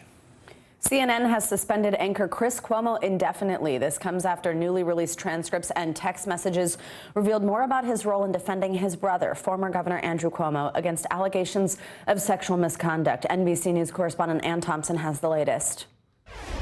CNN suspending Chris Cuomo indefinitely for the role he played in shaping former New York Governor Andrew Cuomo's defense. Here's what we know.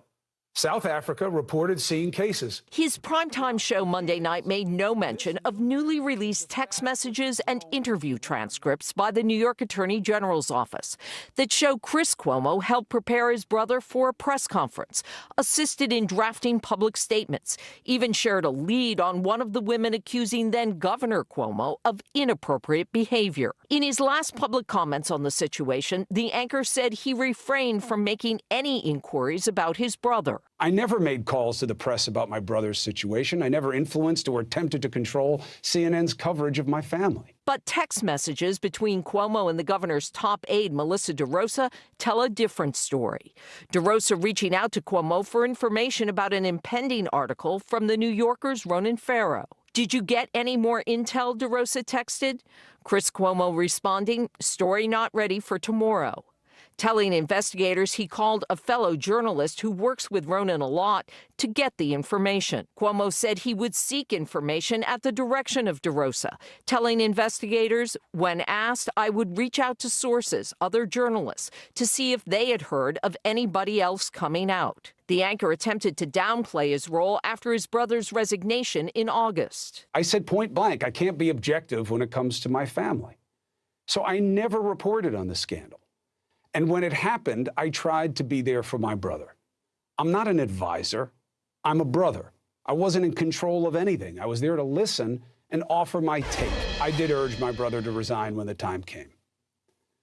There are stories and critics saying all kinds of things about me, many unsupported. But know this, my position has never changed.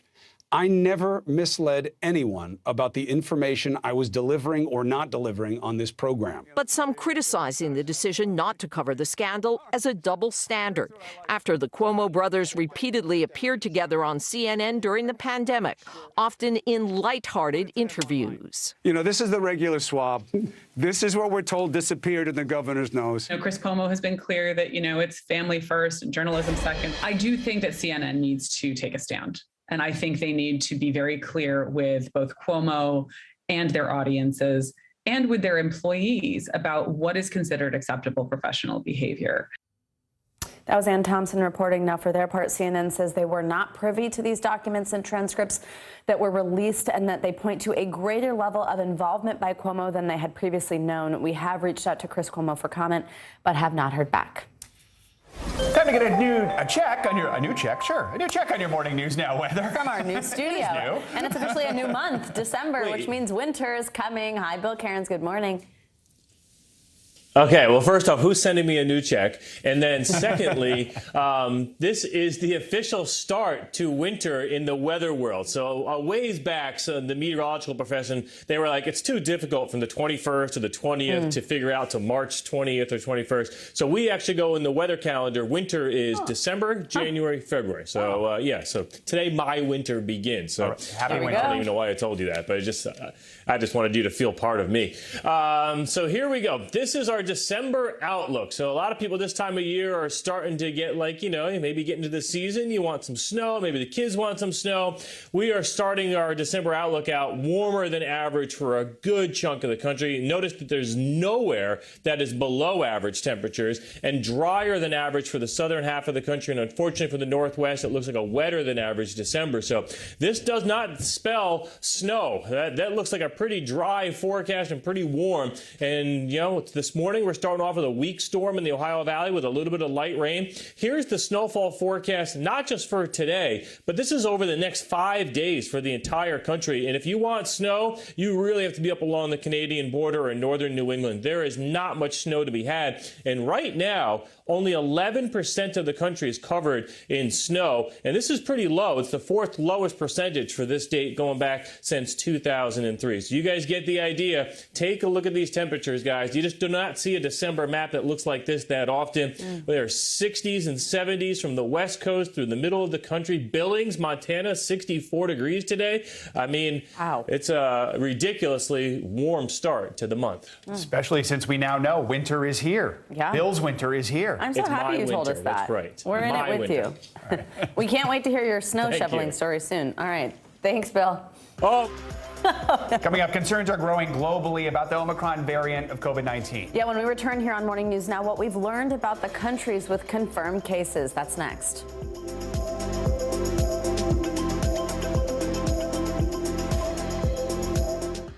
To cover the news, you have to be in it. We'll take you to the front lines of the story, bringing your news feed to life. Streaming live every night. It's your news playlist. Top Story with Tom Llamas, weeknights at 7 on NBC News Now. Still to come on the Channel 2 News. Well, the waters are certainly receding now. Still too close to call. Lester Holt reporting from Ground Zero, as it's being referred to. It is, in fact, the taste of freedom. The Haitian people know a little something about resiliency. What's the biggest risk right now? Some of the troops who have been proud. I want to welcome you to the first presidential debate. In fact, we've been told we can't go any farther. You are some resilient folks. Let me get a hint.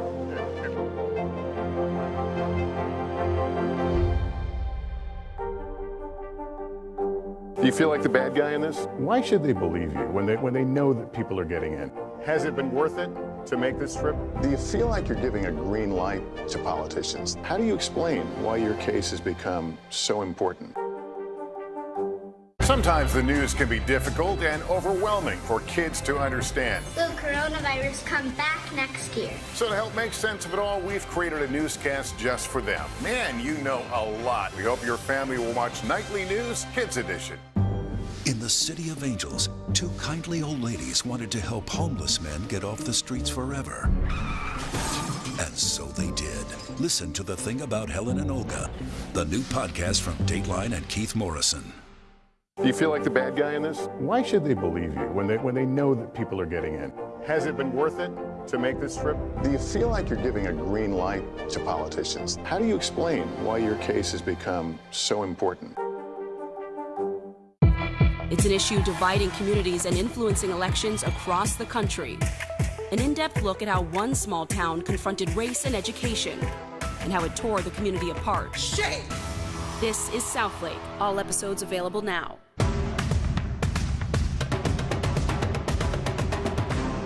The fire has grown leaps and bounds. What you see behind me is typical. How you doing? Oh, pretty bad. Good morning, I'm Savannah Sellers. I'm Joe Fryer. Another giant leap for mankind. They want folks to shelter in place until this storm pushes through. Traveling to the United States is about to get a lot easier. Morning News Now, streaming weekdays at 7. Welcome back. Right now, scientists around the world are trying to figure out how long the new Omicron variant has been around and how much of an impact it could have on the race to vaccinate people against COVID-19. That's right. And as we mentioned earlier this hour, at least 20 countries are reporting confirmed cases of this variant, the most recent, Sweden and Spain. Now, despite doctors in South Africa first reporting the variant, there's growing evidence that it's been in other parts of the world even longer. NBC News correspondent Matt Bradley is following the latest on the global fight against Omicron from London. Matt, good morning. So let's start with this discovery Dutch health officials made on their Omicron cases. They found cases of the strain dating back days before the variant was first reported by South Africa. What more are Dutch scientists learning about these cases and the level of transmission now that we think that's where we first found it? Well, Savannah and Joe, good morning. The fact is that the Dutch scientists are doing the same thing the rest of us are, which is just trying to figure it out. They are stumped, and I don't have an answer for you, neither do they. The fact is, though, is that there are a couple of things that we need to remember. That sample that was taken in South Africa, where it was first identified, the Omicron variant, that was actually taken on November 9th. So that was still taken 10 days before the sample was taken in the Netherlands that showed, as you just said, on November 19th, that the variant had been in the Netherlands since before it was discovered or identified in South Africa. So there is no proof so far that actually this variant might have come from the Netherlands or might have come from outside South Africa. Still, for the vast majority of the cases that are being found worldwide, there's some sort of Southern African connection, and we're seeing that in Japan. And of course, there are new discoveries of the variant being cited in Nigeria, in Japan, in South Korea, in Saudi Arabia. So it's really unclear, and there are no answers yet, guys. Matt, we reported earlier this hour how the U.S. is planning to toughen testing requirements for foreign travelers. The same is also being done where you are in the U.K. Nearly 24 Omicron cases have been reported there. So what's being done to try and control it? Well, it's interesting you ask, because it's not so much as being done, because Boris Johnson, the Prime Minister of Britain, he is resisting calls, even defying his own health advisors, to reimpose lockdowns and new regulations. He has imposed a couple of new things, and they are making headlines here. It's now required by law that you wear a mask when you're in public transportation or in most shops. That had been lifted back in July, so-called Freedom Day. But that's still a lot lighter than what we're seeing in most places cases in mainland Europe. The big thing that the government is doing to keep from having to go back into some sort of lockdown arrangement is they're going to be adding this booster program. They've lowered the age of boosters from 40 to 18, and they've sort of shortened the gap from 6 months to 3 months from the last time you get your vaccine to when you're supposed to get your booster. So now every adult is eligible for a booster. And in fact, one of the top government officials here called this the booster program on steroids. Guys? All right, Matt Bradley, thank you so much. Let's take a look at what else is making news around the world this morning. Matt Bodner is with us today from Moscow. Hey, Matt, good morning. Savannah, good morning. Well, we'll start this one off with the sentencing of Emma Coronel Espuro. She is the wife of Mexican cartel boss El Chapo. She was sentenced yesterday by the U.S. to 3 years in prison and 4 years under supervised release as part of drug trafficking and money laundering charges. She pleaded guilty to those charges in June, and she will receive credit for time already served. She will also forfeit $1.5 million. Moving along now to India, where the capital of Delhi saw new records for poor air quality last month. The city charted 11 days of severe air pollution in November, up from 10 days in the same month in 2016. More to the point, though, residents of Delhi did not see a single day with good air quality ratings for the entire month. And we wrap things up this hour with some fashion biopic news. The Gucci family is lashing out at that new film, House of Gucci, starring, of course, Adam Driver and Lady Gaga, among a few others. It's a pretty good cast. The family is criticizing the film for portraying them as hooligans. This came in a letter that was first published by Italy's ANSA news agency. Lady Gaga's character, Patrizia Reggiani, was convicted in 1995 of having her husband, that would be Adam Driver's character, Maurizio Gucci, assassinated. So I didn't know that. I'm going to go watch this movie. See you guys in an hour. All right. Yeah, All right. can't check back. wait to see it, actually. And hooligans is... Yeah. Well, yeah. There you go. There you go. All right. Thank you, Matt. Thanks, Matt. All right, coming up, 2 star witnesses take the stand in the sex trafficking trial of Ghislaine Maxwell. One of those witnesses, the first of 4 accusers. Up next, we're outside the courtroom with what she said on the stand in this high-profile case. Plus, tradition versus tech. What medical research has to say about the effects of books, like real paper books, versus screens when it comes to reading to kids. You're watching Morning News Now.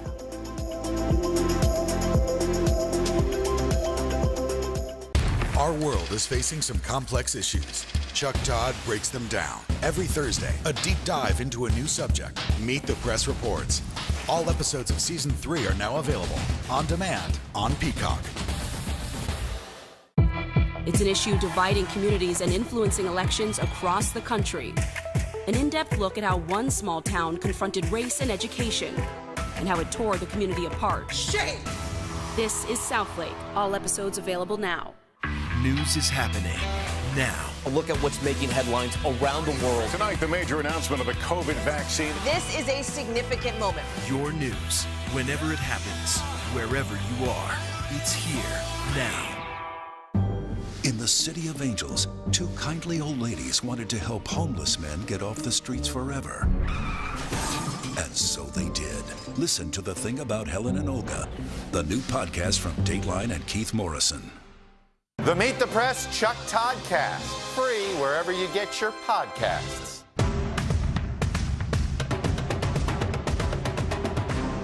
The fire has grown leaps and bounds. What you see behind me is typical. How you doing?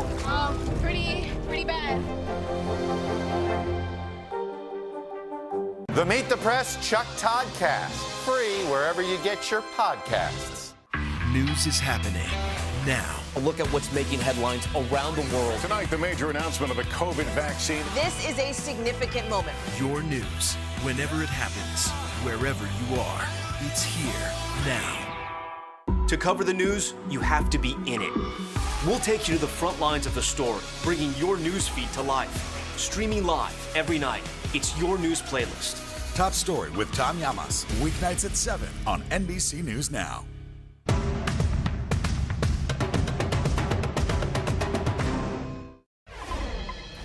Lakers fans are waking up disappointed this morning. The team says LeBron James will enter the NBA's COVID-19 health and safety protocols, missing several games. What does that mean? Well, it's not entirely clear. There's no official confirmation yet on whether James has actually tested positive for COVID.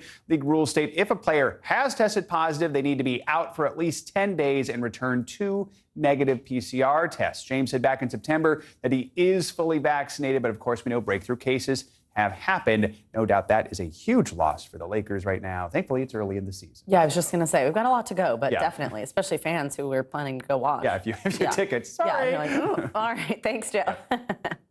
All right, now this morning we're expecting to hear more from one of the accusers in the sex trafficking trial of Ghislaine Maxwell. The jury heard testimony from her yesterday, as well as another key witness in the case. NBC News correspondent for investigations Tom Winter has been following this, and he joins us now from outside the courthouse in Manhattan. Tom, good morning. So let's, of course, start with that key witness. Jeffrey Epstein's former pilot, that was where we started yesterday, resumed his testimony. What did we learn there? Right, so Larry Fisowski, who's this longtime pilot of his, somebody who flew the infamous Boeing 727 jet, that's the one that took all the celebrities around. And as we heard from him yesterday, he took around 2 former presidents, both former President Bill Clinton as well as former President Donald Trump, aboard the aircraft. He testified to who he saw on that aircraft. A couple of interesting things came up. One, he testified that he did remember Virginia Roberts, now Virginia Giuffre, who's a victim who's obviously come forward, spoken to NBC News and a number of other news organizations. Also remembered the victim who testified yesterday, Jane, remembered her for her piercing blue eyes, having seen her personally in court yesterday. She definitely has blue eyes, so that might have an impact on the jury. But his testimony focused on a couple of different things, including in his cross-examination by the defense, whether or not he had ever seen any sort of illegal sexual activity or sexual activity at all. He says he didn't, but he also did say, look, I'm up front flying the plane and the door's closed. So it's not something where he would be back kind of conversing and being involved with passengers when he's up there with his hands on the controls, Savannah. Right. I mean, that makes sense. All right. Now, Tom, the jury also heard from the first of the 4 accusers in this case. Obviously, these accusers are going to have powerful testimony. What did she say? Right. So this victim went by the name of Jane. That's her pseudonym. The judge was allowing the victims to come forward with a different name so that they're not identified publicly. They can maintain some privacy. She spoke about how she first met Ghislaine Maxwell and Jeffrey Epstein, according to her, in 1994, when she was just 14 years old, while she was eating ice cream at a summer camp for artists. And so she talked about that experience, how Jeffrey Epstein asked for her mother's number, how she invited over her mother to his house in Palm Beach. They put out tea and pastries with Maxwell there, just talking, took an interest in her. They were in difficult times financially. Her father had just died from leukemia. His insurance had lapsed, so the family was dealing with massive medical bills. And over time, according to Jane's testimony, Ghislaine Maxwell started to talk to her about, kind of dirty jokes, kind of started talking about some sexual things, and it turned into the first time she arrived at their house, she saw both Maxwell and 4 other women either topless or nude swimming in Epstein's pool. And so over time, she had a sexual encounter with Jeffrey Epstein, and she said that eventually it involved orgies, involved situations where he was involved with her, including intercourse. So a detailed, graphic testimony, got emotional at times. It was an impactful moment in court yesterday. Absolutely. And what can we expect when the trial resumes today?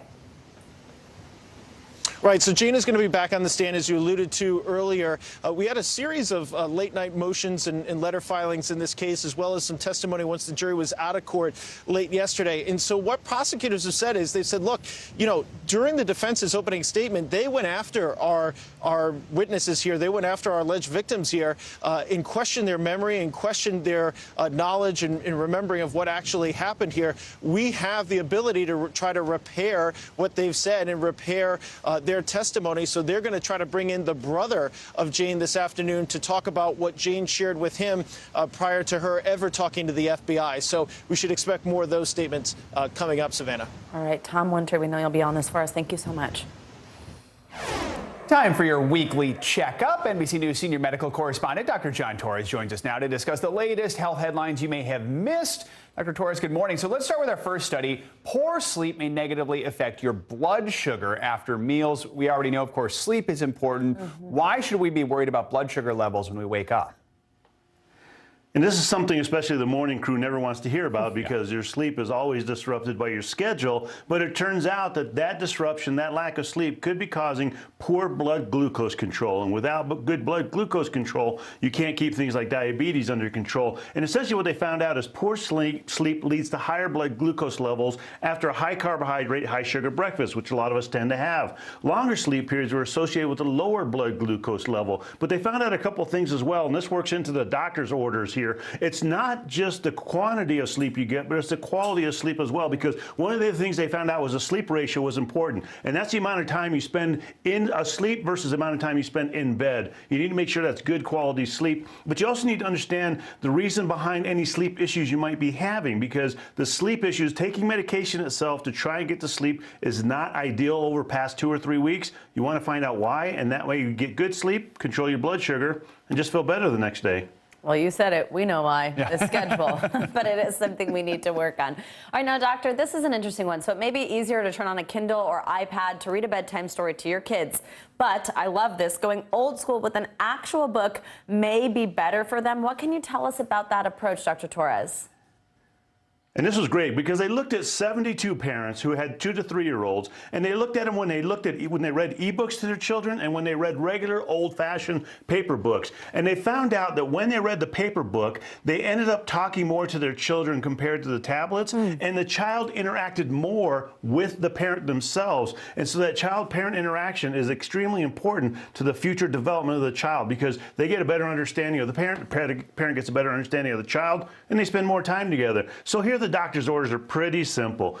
Basically put down that tablet, pick up that old-fashioned book, and put the screen away, because it turns out those screens have distractors. They have animations and other illustrations on there that take the child's attention away from the parent. And then make book reading a routine. Do something like this where you're doing it at night before they go to bed. During the day, sit them on your lap, read them a book, a good paper book, and they'll enjoy it. Good advice. Okay, our last study looks at how speaking multiple languages could boost our brain power. It seems learning a new language at a younger age is ideal. Quickly on this one, how does this help our brain function? And they looked at 9 to 10-year-olds, and they found out with functional MRIs. These are adults. They looked at functional MRIs, and they found out that they actually, by speaking multiple languages, ended up having enhanced memory, did better on memory tests. And also, if they spoke more than one language, they had more brain connections going on. So what does this mean? Well, this basically means, doctor's orders here, is that you basically want to start them learning a language at an early age. Learning is highly encouraged. The more languages they can learn, the better off it's going to be for them later on. And even though they might not remember that language forever, it starts those connections going and starts enhancing that brain function. All right, so lots of languages, paper books. There we go. All right. There you go, parents. Dr. Torres, thanks so much. Appreciate it. Coming up, President Biden set to address the supply chain issue that's crippling the country. Yeah, what we know about new efforts to speed up shipments and get store shelves stocked in time for the holidays. You're watching Morning News Now.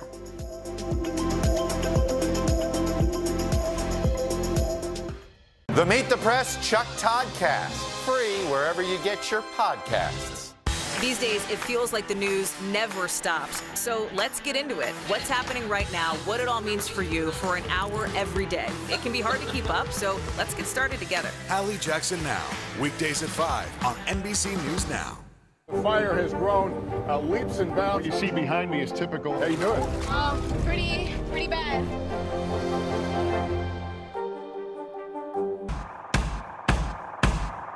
News is happening now.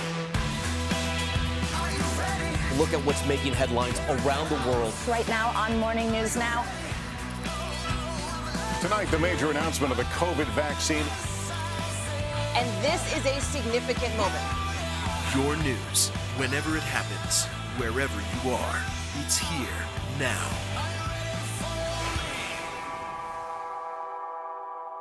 The Meet the Press Chuck Todd Cast, free wherever you get your podcasts. These days, it feels like the news never stops. So let's get into it. What's happening right now, what it all means for you for an hour every day. It can be hard to keep up, so let's get started together. Hallie Jackson Now, weekdays at 5 on NBC News Now. To cover the news, you have to be in it. We'll take you to the front lines of the story, bringing your news feed to life. Streaming live every night. It's your news playlist. Top Story with Tom Llamas, weeknights at 7 on NBC News Now. It's an issue dividing communities and influencing elections across the country. An in-depth look at how one small town confronted race and education and how it tore the community apart. Shame! This is Southlake. All episodes available now. The fire has grown leaps and bounds. What you see behind me is typical. How you doing? Pretty bad.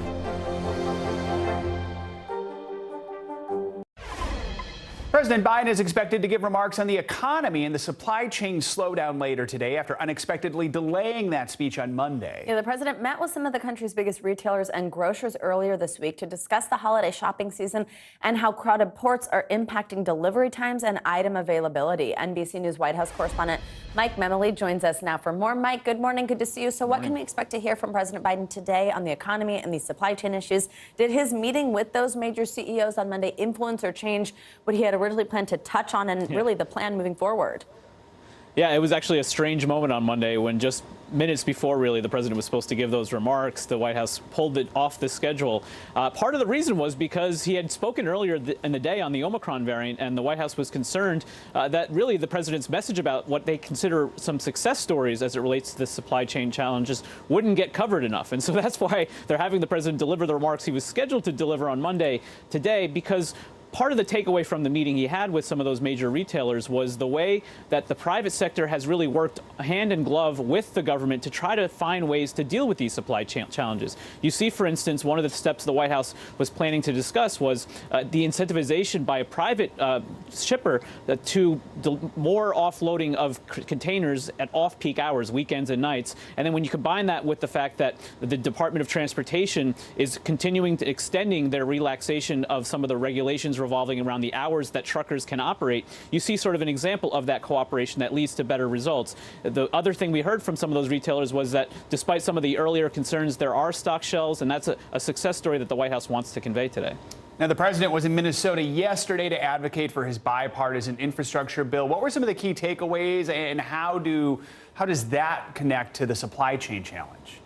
Yeah, obviously the White House is continuing to try to sell a major legislative achievement, the bipartisan infrastructure law. And what the president did was go to a technical and community college in Minnesota to talk about sort of the jobs of the future, especially in the manufacturing sector. The skills training that happens at community colleges like the ones that he was at is going to help actually be the gateway for a lot of more middle-class jobs. But the connection to the supply chain that was interesting was one of the technical skills training that happens at this community college was in the trucking industry. And because of the infrastructure law, there's going to be more funding for the kind of skills training and education for the truckers to get more of them employed. That's one of the issues we've seen with the supply chain, that there just aren't enough truckers on the road. We need more of them on the road, and they need higher salaries. And that's part of what the president argued is going to happen because of his new law. And Mike, quickly on this last one, the Biden administration is also, of course, dealing with the new Omicron variant. Is this at all impeding the president's ability to get the supply chain back on track and get his infrastructure bill passed? Yeah, there's a major concern, especially as it relates to government funding that needs to happen at the end of this week. And, of course, his efforts to pass the larger reconciliation measure, the human infrastructure proposal. We're now hearing from Republican lawmakers that they're threatening to really shut down the government over some of the vaccine mandates that the president has tried to implement. The White House is not backing away from this, of course, because of Omicron. They think these kind of mandates, these common sense steps to help public health are only more important. And what the White House press secretary yesterday, Jen Psaki, called this was absurd. All right, Mike Memoli, thank you so much. Time now for our CNBC Money Minute, the biggest financial headlines of the day and why they matter to you. Bertha Coombs is with us. Hey, Bertha, good morning. Hey, good morning, Joe and Savannah.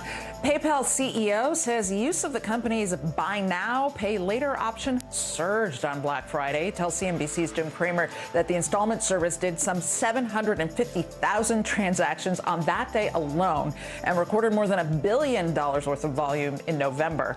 PayPal launched that service called Pay in 4 last year, allowing people to pay for certain purchases over 4 interest-free payments. Meantime, Twitter is banning the sharing of personal photos and video on its platform without the consent of the person involved. Twitter's policies already prohibit the sharing of other private information, such as addresses and phone numbers. The new policy won't generally apply to images or videos from large public gatherings, such as sporting events or protests, but if someone does protest about a private picture, that will get taken down. Meantime, iRobot releasing a holiday-themed update for the Roomba to help it handle extra cleaning demands. The company says the latest models can now clean around Christmas trees, picking up stray pine needles without disturbing the tree or the presents. They say they can also detect loose shoes or socks on the floor. I don't know about shoelaces. That's the problem in my house. Meantime, iRobot says Roombas with smart mapping features can now transfer maps from one robot to another, which should be convenient if you're upgrading an older model or buying a second one to work with the first one, which seems to me like this holiday update is all about getting another Roomba under your Christmas tree. Absolutely, literally and figuratively, yes. I don't know why, and maybe I'm alone in this, but that freaks me out. I mean, it's already a robot vacuum. Now it knows your whole house. I don't know. It's kind of a bridge too far for me. Robots are coming. All right. Thank you, Bertha. All right, coming up, a star-studded show coming out tomorrow. So often you can turn on the TV and see musical theater and the best possible people producing it. When we return, my conversation with the cast of the new Annie Live musical. You're watching Morning News Now.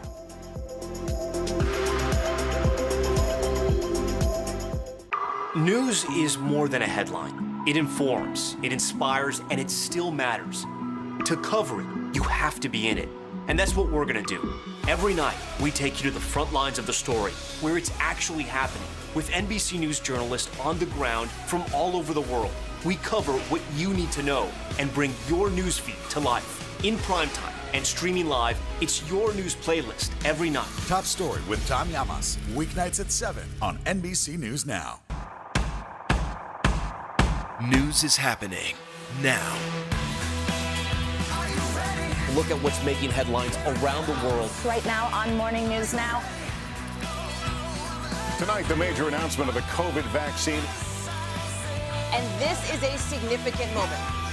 Your news, whenever it happens, wherever you are, it's here now.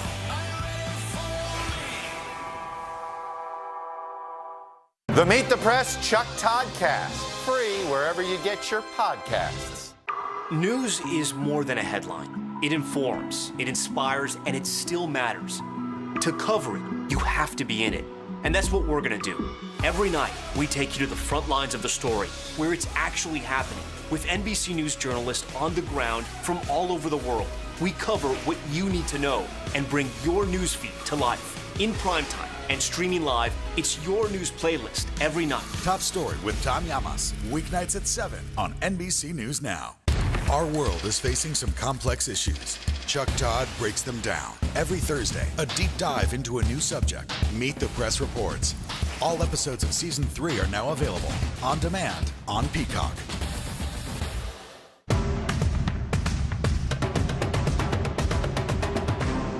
The Meet the Press Chuck Todd Cast, free wherever you get your podcasts. You will only have to wait until tomorrow. It's very hard to say it without wanting to sing it. Until exactly tomorrow to check out this year's big holiday musical event, Annie Live. I sat down with 4 of the stars of the musical. They say rehearsals have been intense with long hours. They know they've only got one shot, one show on live TV with millions watching. But as I witnessed firsthand, it's no hard knock life. They're still having plenty of fun.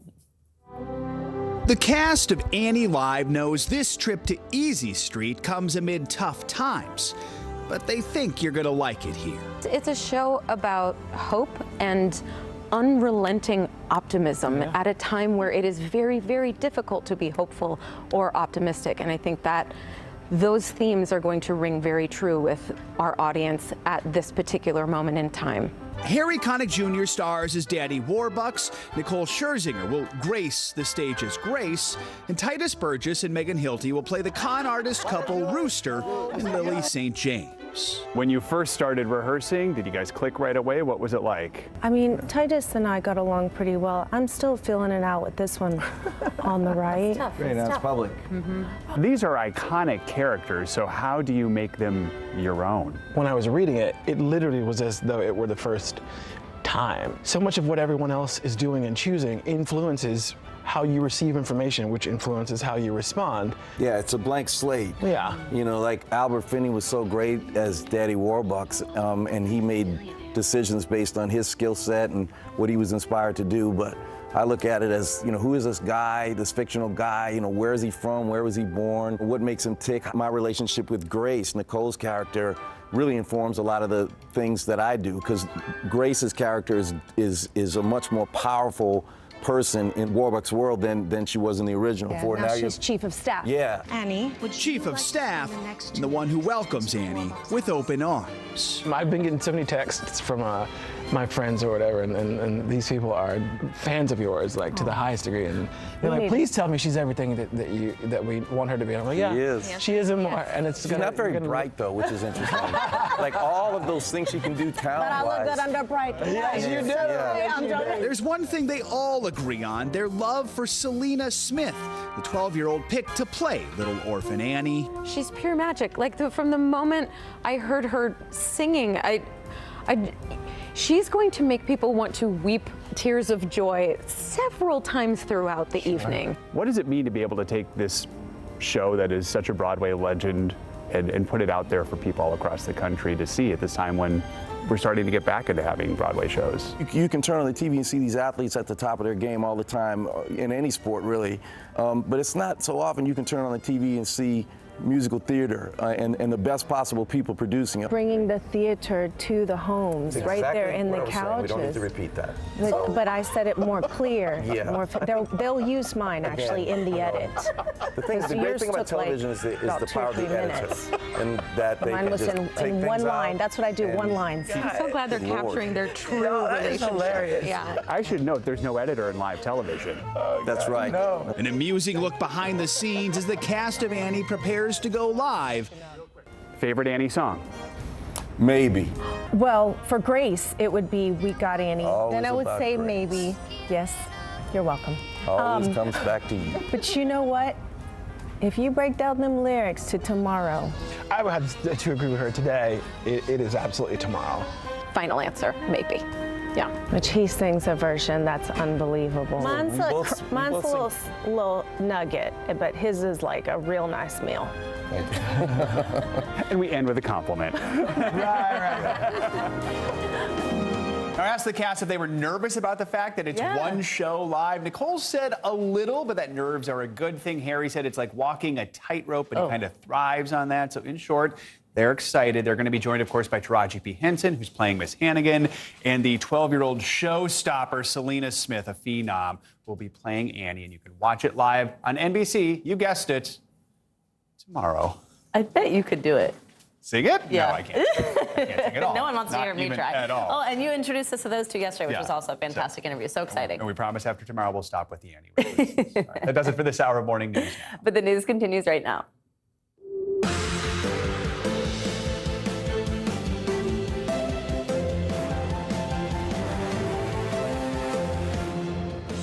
Good morning, I'm Joe Fryer. And I'm Savannah Sellers. Right now on Morning News Now, high school horror. We're following the latest developments out of Michigan this morning.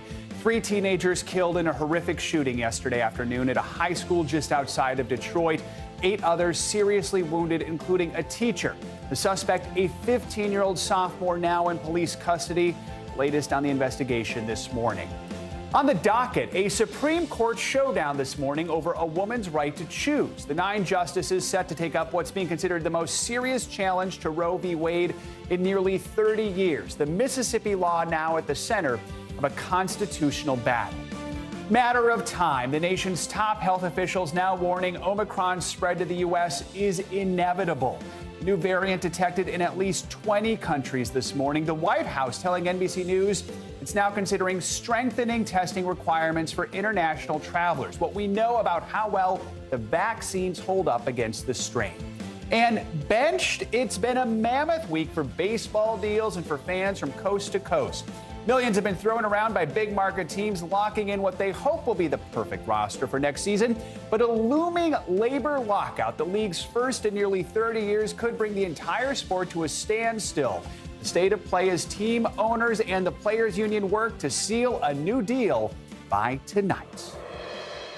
Good to have you with us. We begin this morning with a tragic school shooting in Oxford, Michigan that has the community there mourning. Yeah, at least 3 students were killed and another 8 were injured after shots were fired inside Oxford High School yesterday afternoon. A 15-year-old student is now in custody as officials investigate the motive behind the attack. NBC News correspondent Megan Fitzgerald joins us now from Michigan with more. Hi, Megan. Good morning. Savannah, good morning to you. Police say this 15-year-old suspected shooter is not cooperating. The prosecutors say they are prepared to act quickly with charges coming as soon as today. Overnight, a Michigan community in mourning, coming together to remember 3 teenagers shot and killed in an attack on a school in suburban Detroit. A 15-year-old student who has not yet been publicly identified, suspected of opening fire on his classmates at Oxford High School. Our teachers tell us to get down, hide, barricade the doors. Authorities releasing the identities of the 3 victims, ranging in ages from 14 to 17 years old.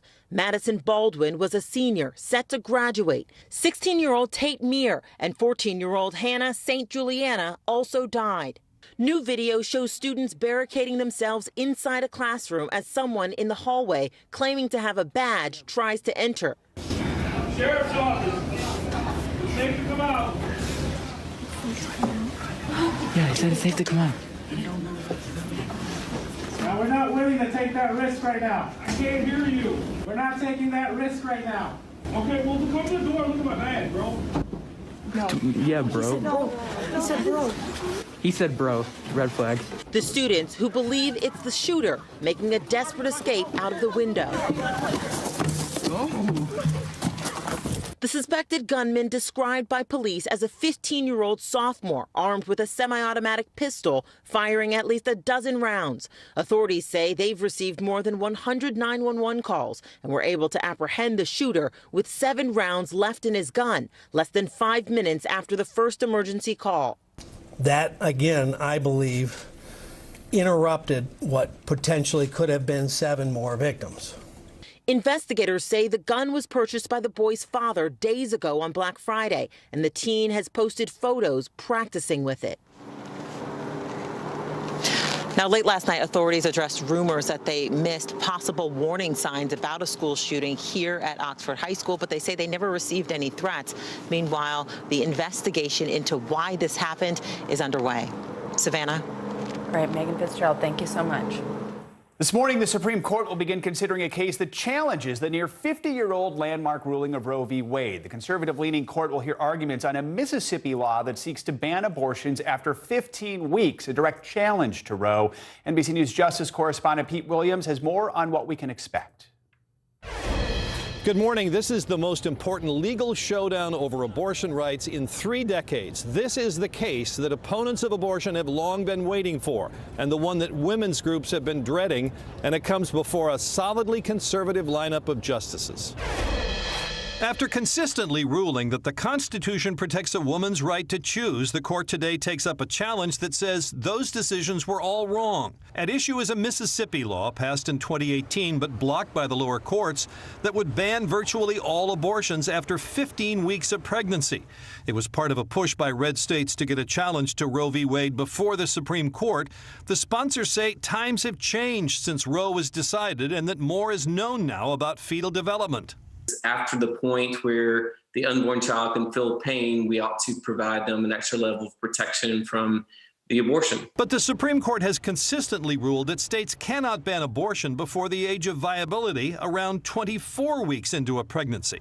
That's why Mississippi's law that would ban it after 15 weeks is a direct challenge to Roe v. Wade. this case is about is whether the Supreme Court is going to adhere to an almost 50-year precedent of respecting the individual liberty to make decisions about pregnancy. Roe's defenders, including the Biden administration, say the age of viability hasn't changed and that with nearly 1/4 of American women seeking an abortion at some point in their lives, the decision is now well established. Two consistent defenders of abortion rights, Anthony Kennedy and Ruth Bader Ginsburg, are gone, replaced by Trump appointees Brett Kavanaugh and Amy Coney Barrett.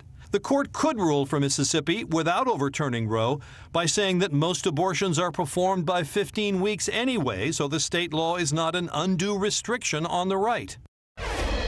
And the court has yet to rule on whether lawsuits can go ahead in Texas against the law there that would ban abortion after 6 weeks of pregnancy. There's no word on when the court will issue decisions in either of these two cases. Savannah, Joe? Pete, thank you. Let's now bring in NBC News legal analyst Danny Ceballos for more on this. Danny, good morning. So how serious is this challenge from Mississippi? And is the state's case strong enough to really weaken or potentially even overrule Roe v. Wade? Well, that's the thing, and that's why this case is being brought before this Supreme Court. Roe v. Wade and Planned Parenthood v. Casey, no matter what side you're on, everyone acknowledges in the legal community that Roe v. Wade was built on, let's just say, shaky legal ground, and it was always ripe for an attack on its legal justification. However, for decades now, Americans have relied on that precedent, and even justices like Amy Coney Barrett recognize that that's precedent and that there's a reliance interest for Americans. But if there is a Supreme Court that would be willing to reevaluate and reconsider Roe, this is that court. Now, one of the key arguments put forward by Mississippi is that viability is an arbitrary standard that doesn't take enough account of a state's interest in regulating abortion. And then it also argues that scientific advances mean some babies born before 24 weeks have been able to survive. How compelling are those arguments from a legal standpoint? Viability is a problematic standard. It always has been. I mean, when Planned Parenthood v. Casey was decided in the early 90s, how long an infant could live outside the womb was different than it is even now. And in 30 years, who knows, viability might be 10 seconds after conception. So yes, viability has always been a problematic standard that the Supreme Court used. And for that reason, the challengers here, Mississippi, might have a chance to get the Supreme Court to reconsider it. But that's only an alternative in their argument. It would be a partial win for them if they could get the Supreme Court to scrap the viability standard, but replace it with what? Who knows? Now, Danny, what would the legal implications be if Roe v. Wade is in fact weakened or scrapped, especially with that word precedent and the fact that, as you just mentioned, Americans have kind of come to rely on it? What does that mean legally? If Roe v. Wade were completely overturned by the Supreme Court, it would not mean that abortion is suddenly illegal throughout the United States. In fact, all it does really is return that option to state legislatures. And as we can see, state legislatures like Mississippi would likely move to outlaw abortion to the most possible that they could. And I guess Americans' response to that would be, pick up, load your covered wagon, and move to a new state if you want to vote with your dollar and reject one particular state's decision, the legislature's decision, to outlaw abortion. All right, Danny Ceballos, as always, thank you for walking us through this. The White House's COVID response team has confirmed there are still no cases of the Omicron variant identified in the U.S. yet, but scientists say it's just a matter of time before it gets here. NBC News correspondent Sam Brock joins us now from Miami with the latest on this new variant. Sam, good morning. Joe, Savannah, good morning. The White House right now is preaching caution, not panic, but at the same time floating some new ideas about trying to safeguard Americans. And Joe, that does include potentially additional COVID-19 testing for international travel, not just before you get on the plane, but potentially also 3 to 5 days after you're back in the country. As far as the Omicron variant is concerned, though, health experts say that vaccines and boosters still your best bet, even as we're learning more about the variant.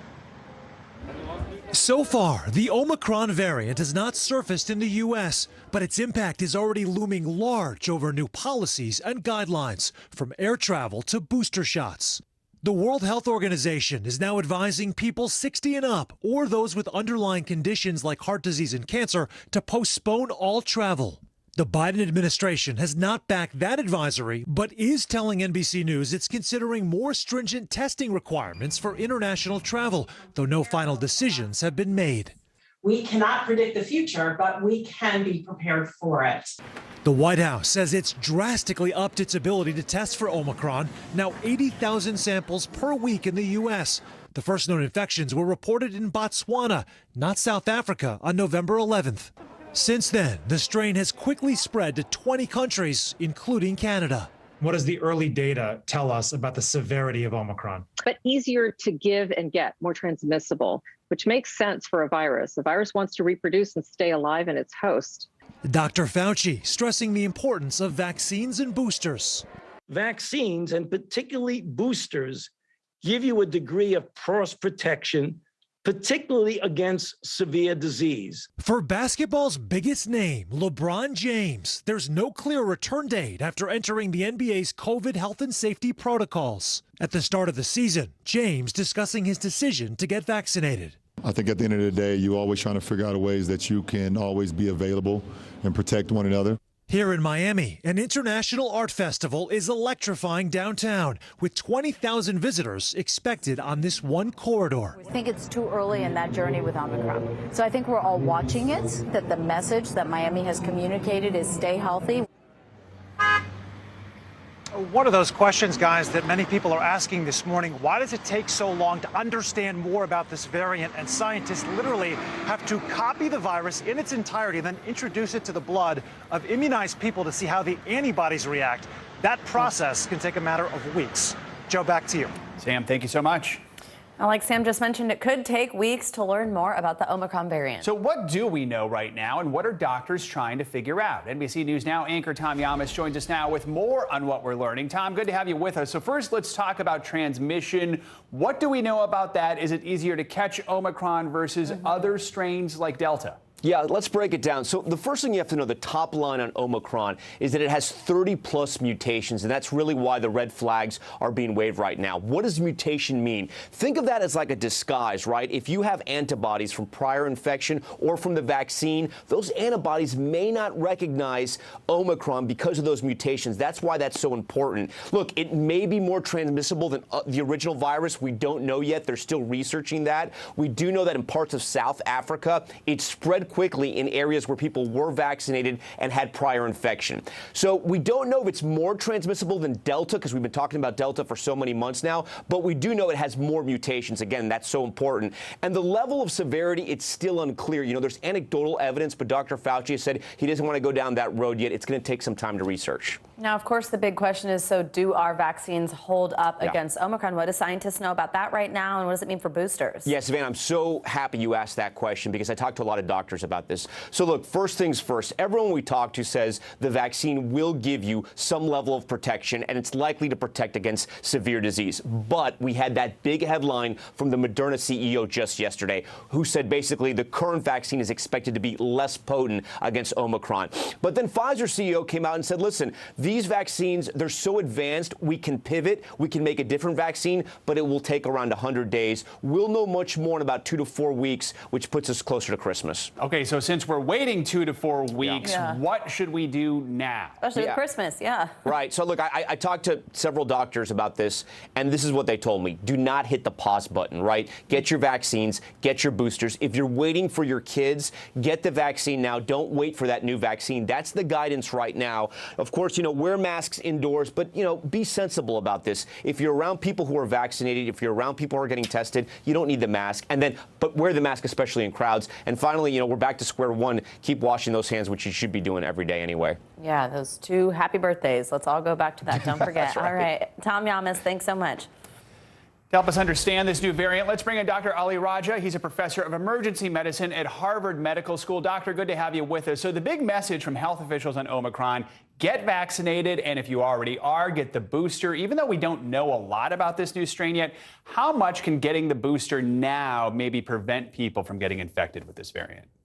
It's a great question, Joe. You know, the biggest thing, as Tom just said, is that right now we don't have any evidence that shows that the boosters aren't going to be effective. And we know that they are effective against other variants. And so given the fact that right now COVID is spreading across the world, especially in unvaccinated people, getting the booster is absolutely the right thing to do, because at the very least, it's going to treat the other variants or prevent the other variants that we already know about.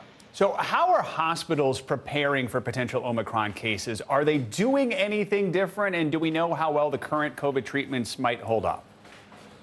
Both really important questions, Joe. Right now, we're not doing anything different, but what that means is that we are still emphasizing all the basic things that we've been doing for now almost 2 exhausting years.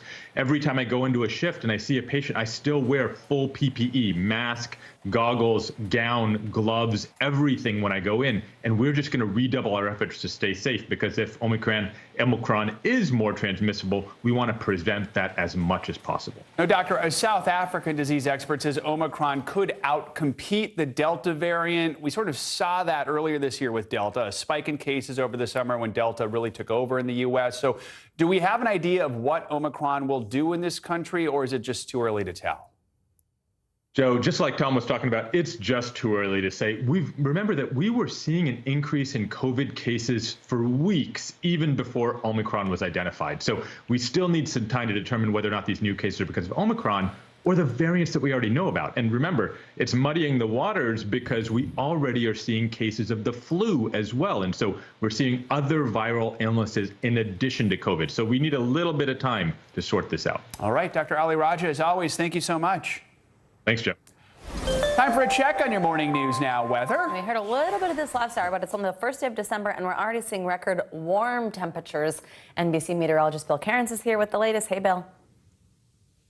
Hey, good morning. So you guys know, like, I don't complain much at all, right? No, never. No. Right, exactly. So, I mean, I figured, let me just tell you what happened to me yesterday. So it's been a little cold in the Northeast and New England. So I had to do my end of year raking like everyone else has to do. The leaves in the backyard are annoying. Have to get them to the front. Always about manual labor. On Monday, yes, that's right. So on Monday, I started, and it was snow flurrying. I was like, oh, this is kind of cute. And then finishing up yesterday, I actually at one point had to stop and take a picture because the leaves on my tarp were on this side, and you'll see all the snowflakes that were falling on the other side of my tarp. So yes, it never fails. I always have to end my season raking these oak leaves, which fall very late. So that's my annoying leaf story. I want to see shovel in one hand and rake in the other. That's what I want from you, Bill. I like how you titled your portrait of your front lawn. Never fails, raking in the snow. I guess I'd rather shovel 3 feet of snow. All right, so another reason I was also upset, because I know I was alone, because everyone else in the rest of the country has been enjoying this warm, beautiful weather, while us in the Great Lakes and the Northeast are still been freezing. I mean, it's beyond ridiculously warm. 70s as far north as Colorado and up through the Dakotas today. 64 in Billings. And it's not like this is just a one-day thing. I mean, you know, if you get one warm December day, you're like, oh, okay, that happens. But I mean, tomorrow we're expecting record highs. 77 degrees from Dallas to Oklahoma City. Denver is going to be 73 degrees. St. Louis, 71. Even Chicago is going to get near 60. And for at least one day, a little taste of that warm air spreads to the southeast and to the mid-Atlantic. Notice D.C. at 64, New York sneaks into the 50s. And how about the weekend outlook? So on Friday, a little reinforcing shot of cold and snow goes through the Great Lakes. That'll cool off the Great Lakes and eventually the Northeast. But look at the west and the south. It stays mild. It stays pretty sunny and warm. On Saturday, it does get a little bit cooler in areas like Kansas and Missouri. It's funny to say 50s is cooler in December, but that's the deal. And you notice if you want snow and winter weather, you really have to be up along the Canadian border and also in the Great Lakes. But no huge storms. But, you know, if you're in, you know, say Oklahoma or Arkansas, I mean, you're looking at like, you know, October type weather for the first week of December. So, you know, obviously it's kind of quiet, but these will have implications. I was just talking to some friends about, you know, remember all those stories about the Colorado River and the sharing of the water and all the water issues? If we don't start getting some snow in the Rockies, I mean, that's going to be amplified. We're going to be talking about that all next year. Yeah, that's going to be a big issue. All right. Anything else you need to get off your chest, Bill? Yes, but we'll save that for tomorrow. Okay. All right. Good. We'll make some time. All right. Thank you, Bill. Thanks, Bill. All right, much more to come in this hour of Morning News Now. When we return, day 3 of the Ghislaine Maxwell trial picks up later this morning after an emotional round of testimony from the first of her accusers. We'll take you inside the courtroom. Plus, one of America's most famous TV doctors is trading the operating room for the campaign trail. Dr. Oz's bid for the Senate. After this.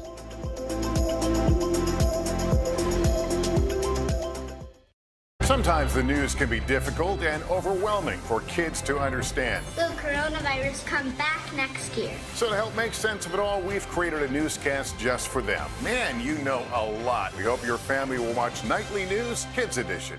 To cover the news, you have to be in it. We'll take you to the front lines of the story, bringing your news feed to life. Streaming live every night. It's your news playlist. Top Story with Tom Llamas, weeknights at 7 on NBC News Now. The Meet the Press Chuck Todd Cast, free wherever you get your podcasts. The fire has grown leaps and bounds. What you see behind me is typical. How you doing? Pretty bad.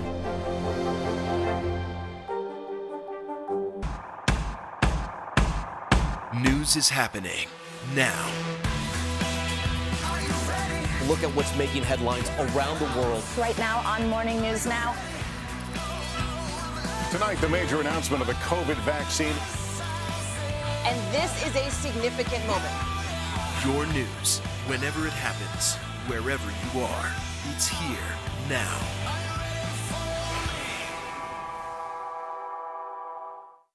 News is happening now. A look at what's making headlines around the world. Tonight, the major announcement of the COVID vaccine. This is a significant moment. Your news, whenever it happens, wherever you are, it's here now.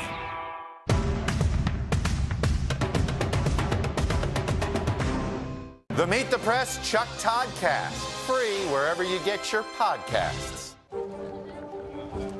Let's go. This is a critical choke point for this fire.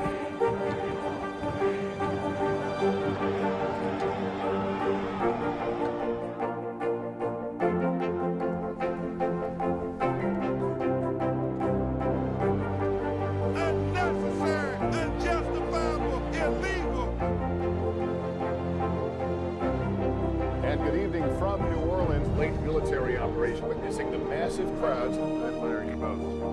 Nice to really spend some time with you. Appreciate it.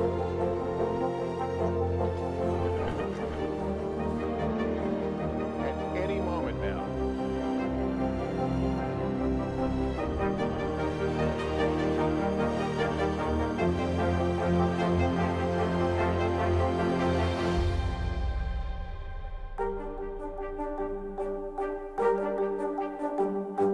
The fire has grown leaps and bounds. What you see behind me is typical. How you doing? Pretty bad.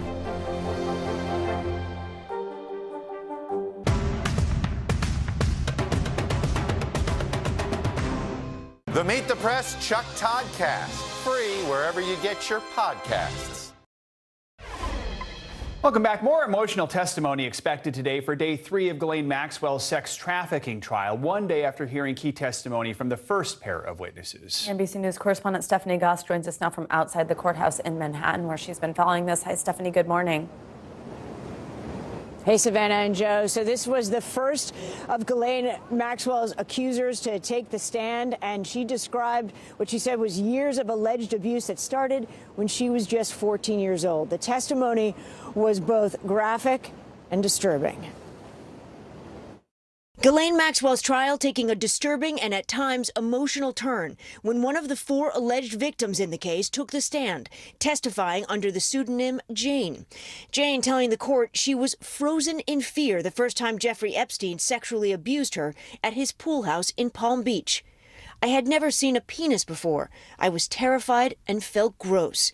Jane says she was 14, eating ice cream with friends at a summer camp for gifted young artists when Maxwell and Epstein first approached her.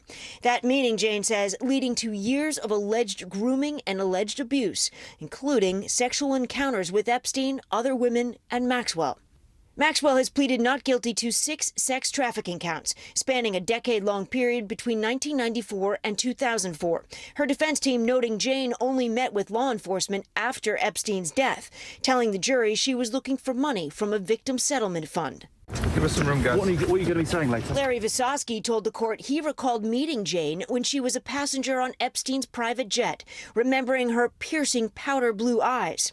For 30 years, Visosky flew Jeffrey Epstein and his rich and famous guests around the world. Those flights often included Ghislaine Maxwell, who Visosky described as Epstein's number 2 and his go-to person to handle everything else that was not business-related with his company. Visosky naming notable figures he'd flown aboard Epstein's plane in the past, including Bill Clinton, Donald Trump, and Prince Andrew, none of whom are alleged to have committed any wrongdoing in this trial. Visosky later testified he never believed underage girls were aboard and never saw any sexual activity on the plane.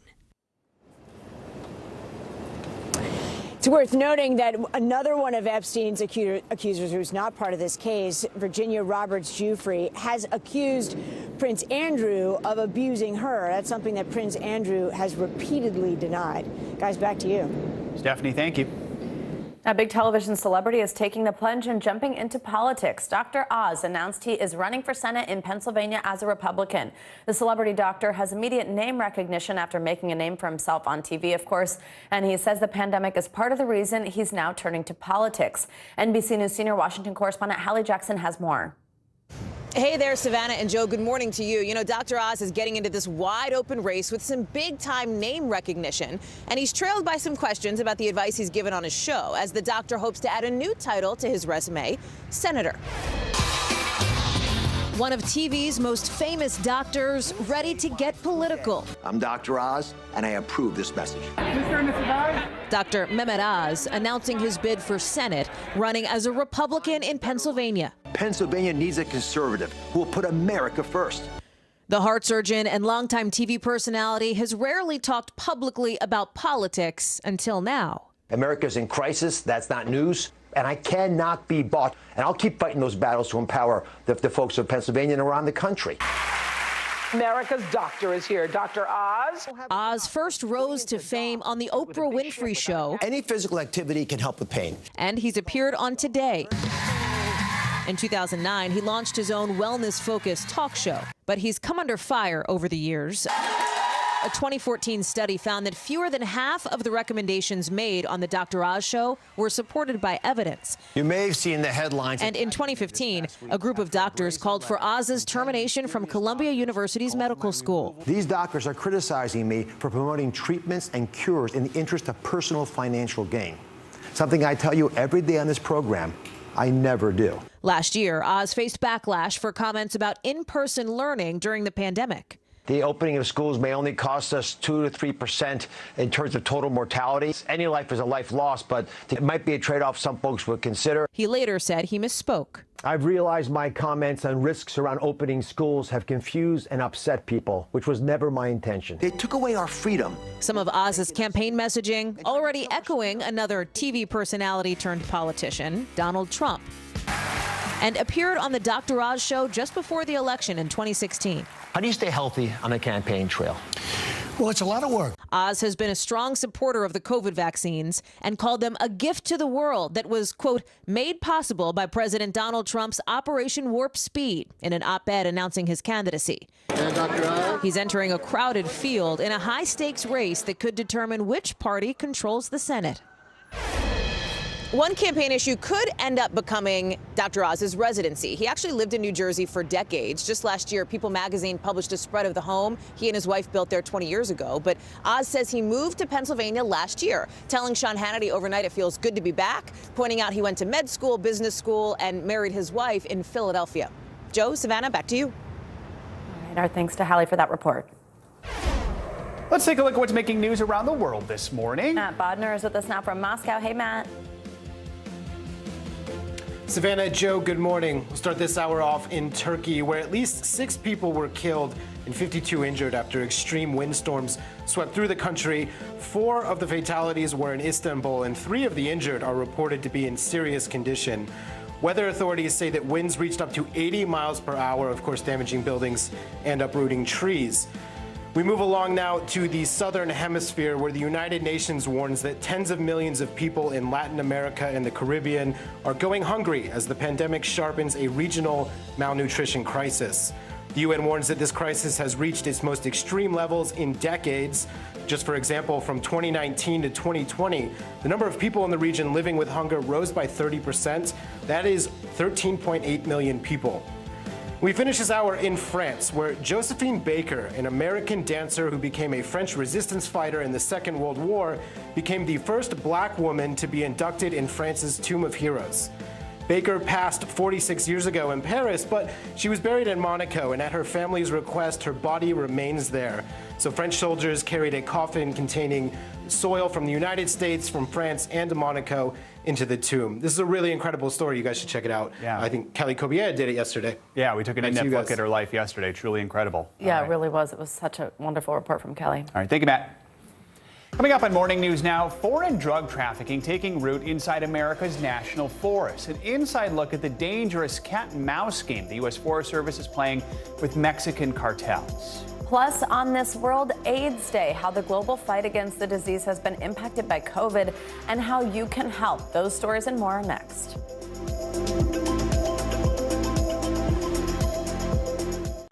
Good morning, I'm Savannah Sellers. I'm Joe Fryer. Another giant leap for mankind. They want folks to shelter in place until this storm pushes through. Traveling to the United States is about to get a lot easier. Morning News Now, streaming weekdays at 7. It's an issue dividing communities and influencing elections across the country. An in-depth look at how one small town confronted race and education and how it tore the community apart. Shame! This is Southlake. All episodes available now. The Meet the Press Chuck Toddcast, free wherever you get your podcasts. It's an issue dividing communities and influencing elections across the country.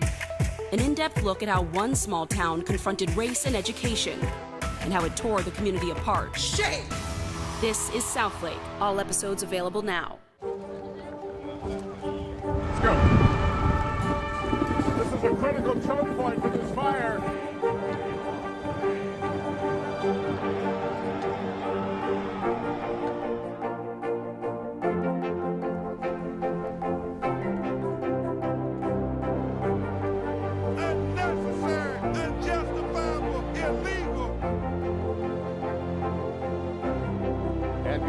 From New Orleans, late military operation witnessing the massive crowds. I admire you both. Nice to really spend some time with you. Appreciate it.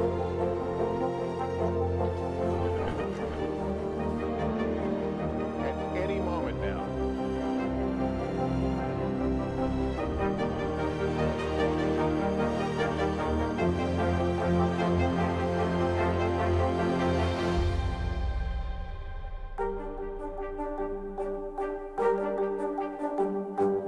The Meet the Press Chuck Toddcast, free wherever you get your podcasts.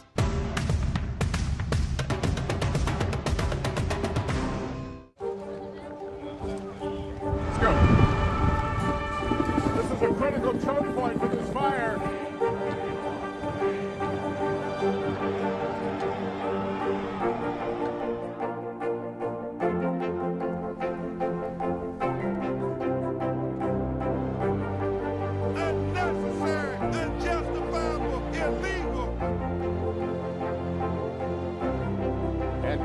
From New Orleans, late military operation witnessing the massive crowds. I admire you both. Nice to really spend some time with you. Appreciate it.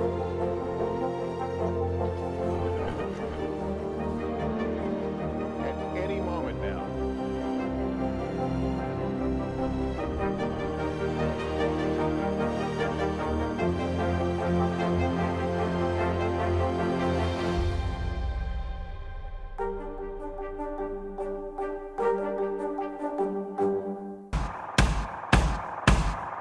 News is happening now.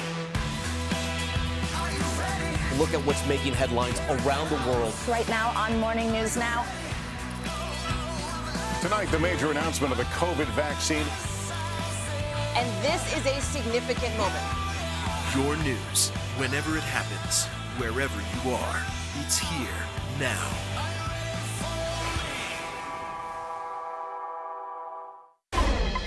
All right, here's a story making the rounds this morning. Bradley Cooper revealed he was confronted by a man with a knife while riding a New York City subway in 2019. The actor shared the harrowing story on his friend Dax Shepard podcast, Armchair Expert.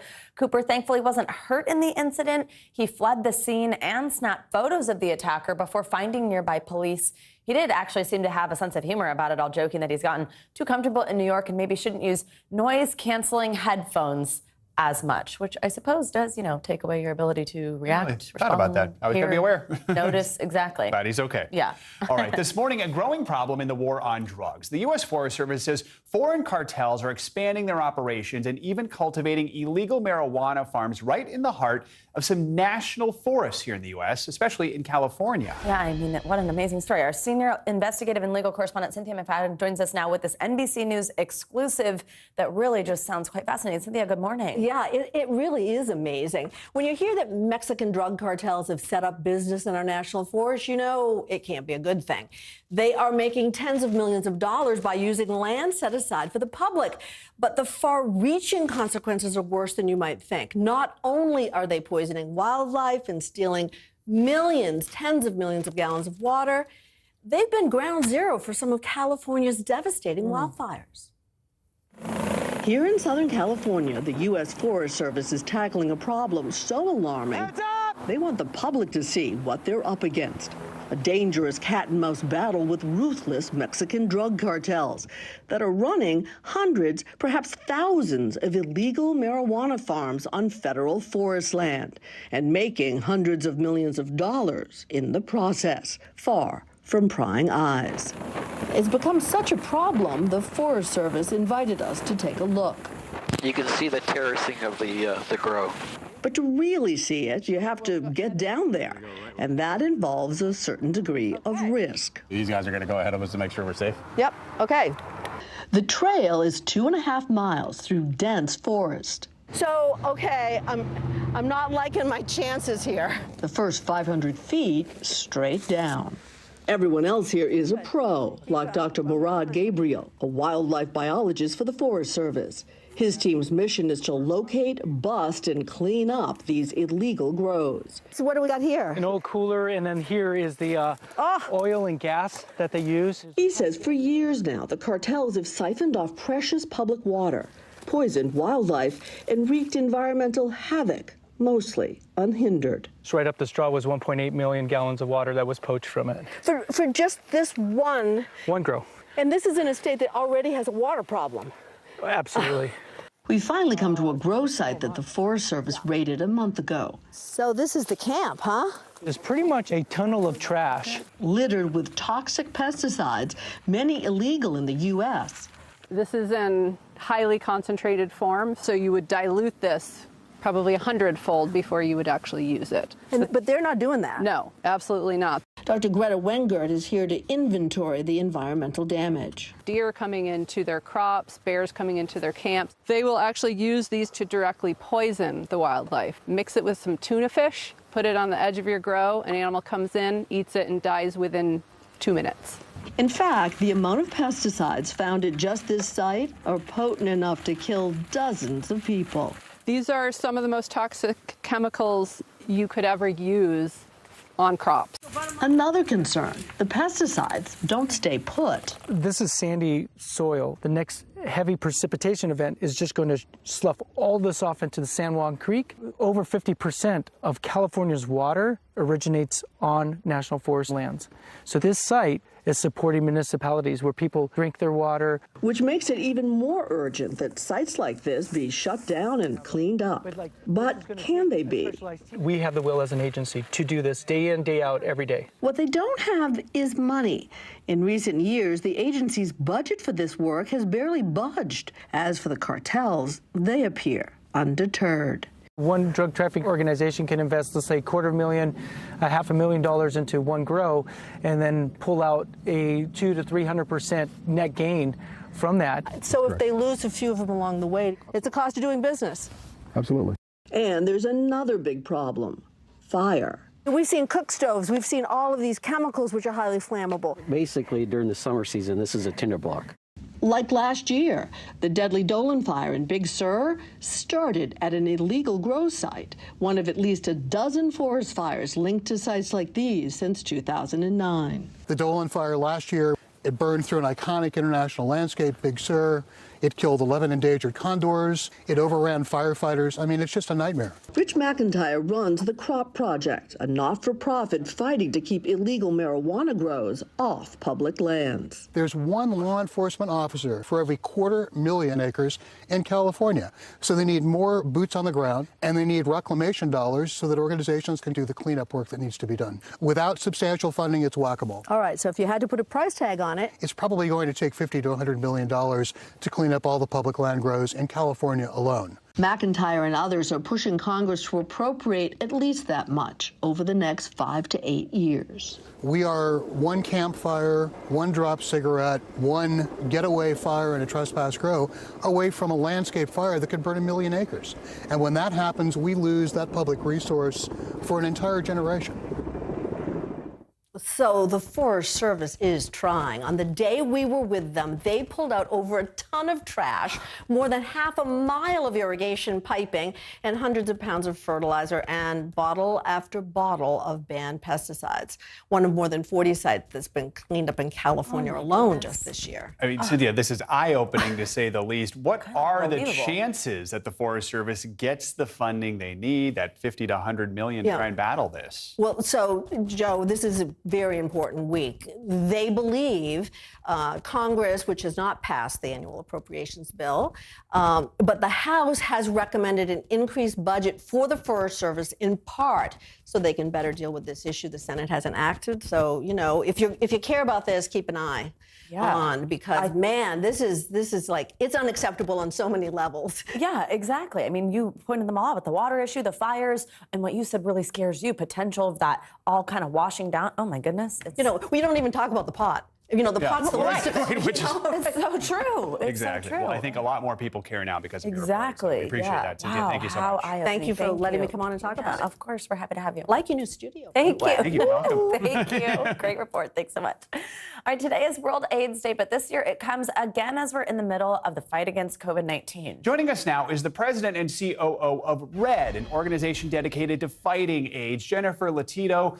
Good morning. Thank you so much for being with us. You know, I mean, Jennifer, this year marked, we talked about this earlier, 40 years since HIV/AIDS began. How is the pandemic against COVID impacting the fight against AIDS?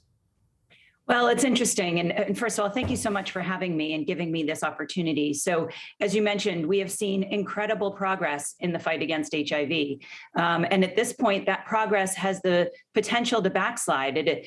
All of that progress is being threatened by COVID. So what we have done at RED is we have expanded our mission, taken the learnings of the work we've done for 15 years, and, you know, in rallying the private sector, bringing companies into this fight and expanding that to include COVID support as well. Because if there's one thing we know, we are never going to end the AIDS pandemic if we don't focus on COVID as well.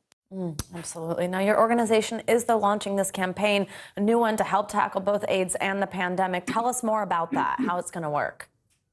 Yeah, so we're launching a campaign called Code Red. So Red is always about engaging companies, engaging their customers, and engaging their employees. So with Code Red, we have expanded opportunities for people to get involved. We've gotten into the gaming space this afternoon. We're really excited to announce the launch of the Red Creator Cup. So this is an opportunity for the gaming community to come together and get involved in the fight against both AIDS and COVID by playing Minecraft and watching others play Minecraft. So we're really excited about that.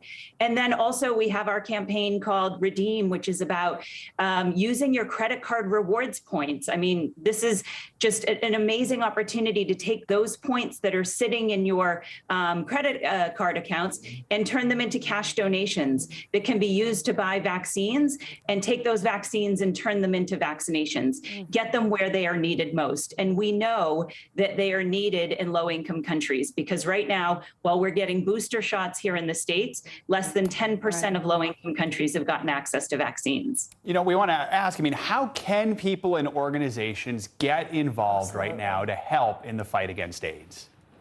Well, you can go to codered.org and participate in the Creator Cup. You can, again, use your credit card reward points. And also, like always, Red has been known for our incredible products from Apple and others. You can shop Red at amazon.com/Red. All of those are ways that we can welcome everybody into this fight.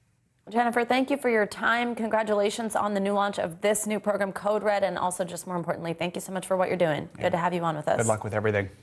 Thank you so much. And coming up, the race is on for those big box retailers to get you your holiday orders before it's too late. That's right. After the break, we're going to show you Walmart's new tech that's giving Santa's elves a boost this year. You're watching Morning News now.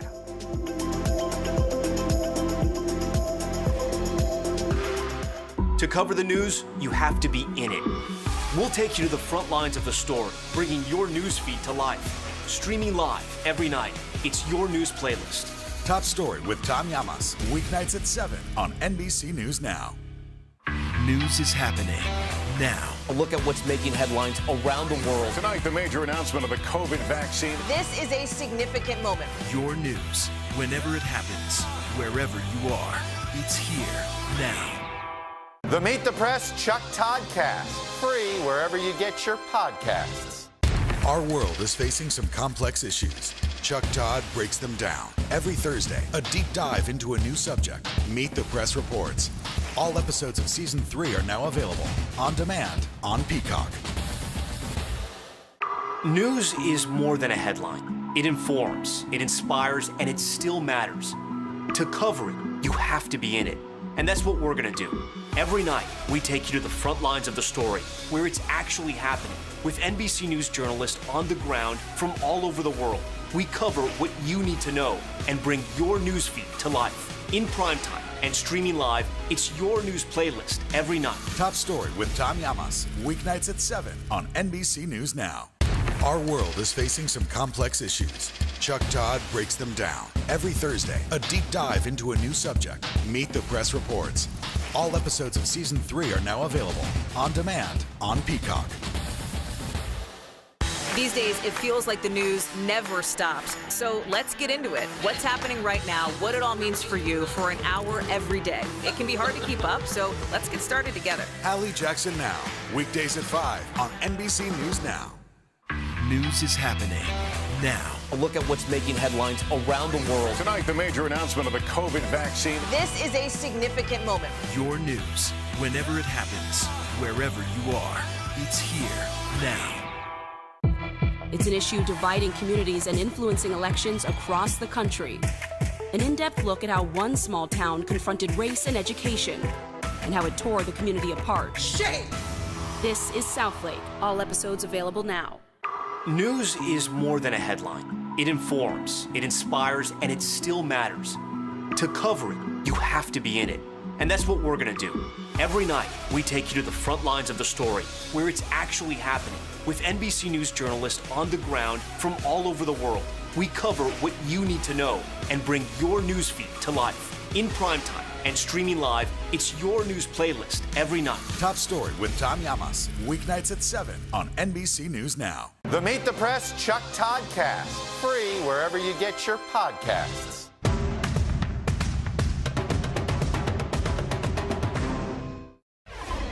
As you know, we've been talking a lot about supply chain problems that could disrupt your holiday shopping, and retailers are racing to make sure your gift lists are fulfilled this season. That's also on us. Yeah, no kidding. Now, one giant retailer is hoping some new technology will help it keep up with demand and get those packages delivered. NBC News investigative and consumer correspondent Vicki Nguyen joins us with more on this. Vicki, good morning. Hey, good morning, Joe and Savannah. It might sound like it's the wave of the future, but these robots, drones, driverless trucks, they are all part of a revolution responding to how we shop these days. This morning, come along as we show you how mega chain Walmart is automating to get you what you want in record time. Santa's elves getting a robotic boost this holiday as retailers ready themselves for massive online sales.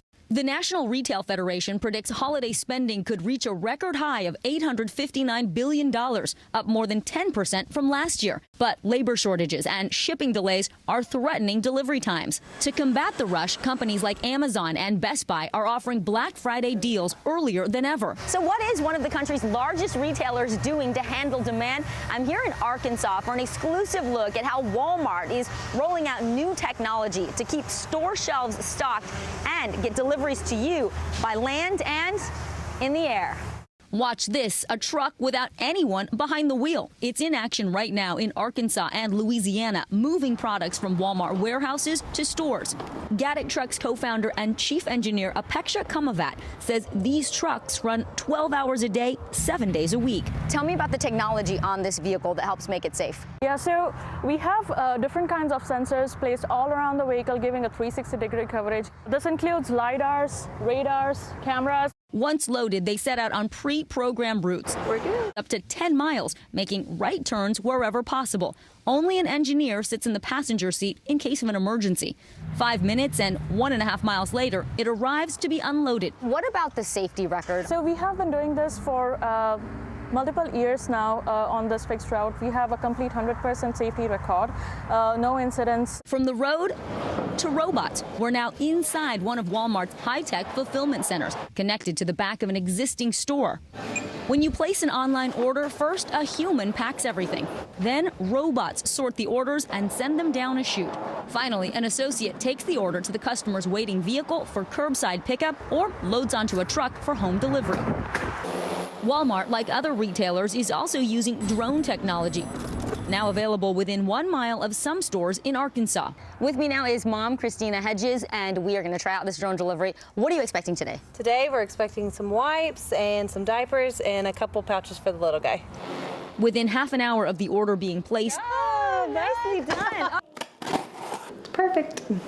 Tom Ward is a senior vice president overseeing the last mile of delivery at Walmart. It's about bringing greater speed and convenience to our customers. What do you say to people who are worried that all of these robots and these driverless vehicles are taking away from the need for human workers? You know, as we bring these new propositions to life, they're not necessarily a replacement, they're an addition. Overall, does it add jobs to the Walmart workforce? You know, we've added 150,000 new jobs to the business this year. So we are adding tens of thousands of new positions to supplement the technology, not just in the stores, but across our entire supply chain to help serve customers better. No question, the revolution in shopping is coming. And by the looks of what's happening this holiday, some of it is already here. Savannah and Joe, you might be asking, so what about the carbon footprint from all of these deliveries that we're getting? Well, Walmart says addressing the environmental impact is a top priority. They point out that these vehicles and drones are electric, and consider this, 90% of Americans live within 10 miles of a Walmart. So having these additional delivery options, these warehouses are closer, so they're traveling shorter distances, less gas, and also less packaging. Guys? All right, those are all good points. Now, Vicki, I mean, all that looks expensive to develop. Who's paying for all this technology? Is the cost essentially being passed on to consumers to upgrade all this? Yeah, it's a great question. It's one we asked, and they say that the automation and new delivery methods are a big investment, but Walmart says right now none of that cost is being passed down to the consumer. And keep in mind, when it comes to delivery options, you may end up paying a fee for express delivery, for example, but the cost of the products themselves have not changed. Walmart did not comment, though, on whether or not drone delivery is eventually going to have a fee associated too. All right, well, stay tuned for that. Vicki, thanks so much. Good to see you. Thanks, Vicki. Coming up, it's been one banner week for baseball fans, with hundreds of millions of dollars being thrown around for some high-profile signings. I can relate. But I can't. But could a labor lockout force a delay of game before the season even starts? That story's up next.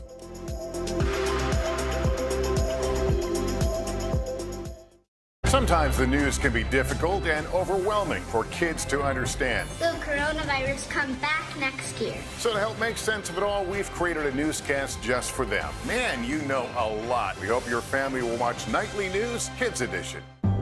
In the City of Angels, two kindly old ladies wanted to help homeless men get off the streets forever. And so they did.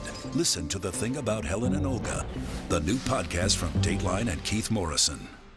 The fire has grown leaps and bounds. You see behind me is typical. How you doing? Pretty bad. In the City of Angels, two kindly old ladies wanted to help homeless men get off the streets forever. And so they did. Listen to The Thing About Helen and Olga, the new podcast from Dateline and Keith Morrison. To cover the news, you have to be in it. We'll take you to the front lines of the story, bringing your news feed to life. Streaming live every night. It's your news playlist. Top Story with Tom Llamas, weeknights at 7 on NBC News Now. News is more than a headline. It informs, it inspires, and it still matters. To cover it, you have to be in it. And that's what we're going to do. Every night, we take you to the front lines of the story, where it's actually happening, with NBC News journalists on the ground from all over the world.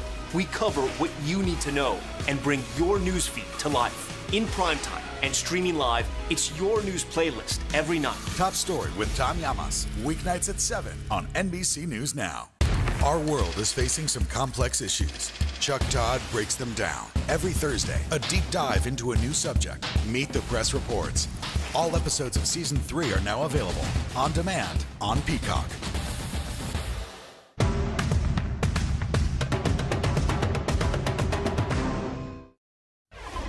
The past week has been an exciting time for baseball fans, even though they're not playing right now, with some big-name free agents on the move and signing contracts worth hundreds of millions of dollars. Those players might not even set foot on the field next season because we could be heading for a lockout as soon as 11:59 tonight. NBC News correspondent Morgan Chesky joins us now. Morgan, good morning. So obviously that's not news that fans want to hear. So what is the issue here, and what are the chances a deal is reached before tonight's deadline?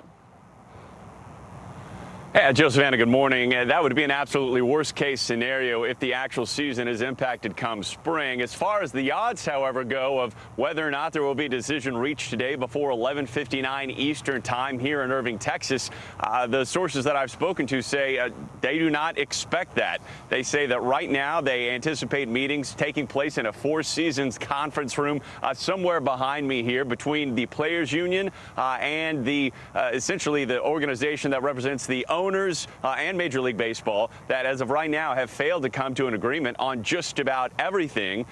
The owners trying to get some changes through, but the players sticking to the fact that they believe that they should have some salary protection in addition to other changes that as of right now there has been little to no compromise on. Guys? So, Morgan, Major League Baseball has not had any sort of work stoppage since a strike. It was a strike back in 1994. If no deal is reached, do the owners have to implement a lockout, or are there other options? As of right now, that appears to be exactly what will happen here, Joe. Although it's important to note that this is kind of happening in stages. They could go into a lockout, which would effectively freeze any activity by teams, such as trades, things of that nature. But really, we wouldn't see any gameplay impacted until spring training. That could be potentially what causes the season to be pushed back. Although back in 94-95, we know the World Series was impacted there. That's unlikely to be the case at this point in time.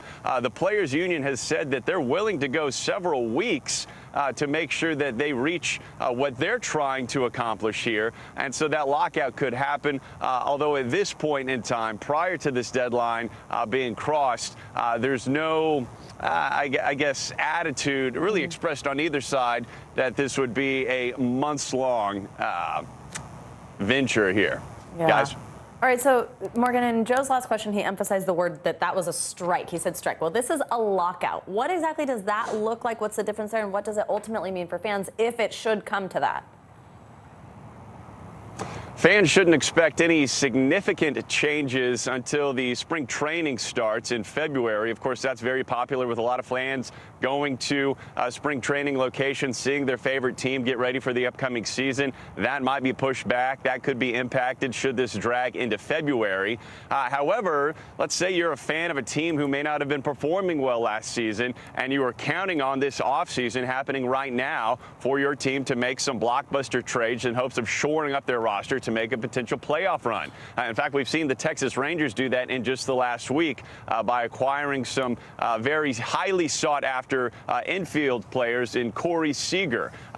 That will not be able to happen should this lockout go into effect. Teams would effectively have to sit on their hands until an agreement is reached. And for some of those teams out there that are really trying to become more competitive, that could be tough. Guys? All right. Morgan Chesky, very interesting. Thanks so much. Definitely is. Thank you. That does it for this hour of Morning News Now. But the news continues right now. Stick with us.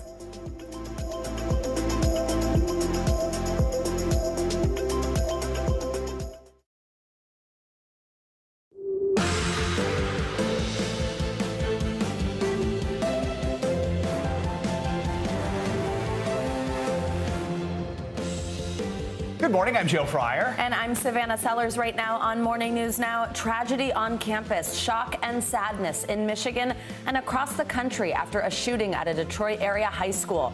This morning, 3 students are dead, 8 people wounded, and a suspect, a 15-year-old sophomore, in custody. I still have the flashbacks of hearing the gunshots and the crying and sadness. This kind of thing can happen anywhere, and sadly, it happened even in a sweet, quiet community like Oxford. We're at the scene in Oxford, Michigan, with new information about the victims and the alleged gunman, plus what authorities are saying about how the teen got a gun in the first place. Landmark case. Today, the fight over abortion rights set to go before the nation's highest court. The Mississippi law now on the docket of the Supreme Court, and why some say the case could pose a direct threat to Roe v. Wade.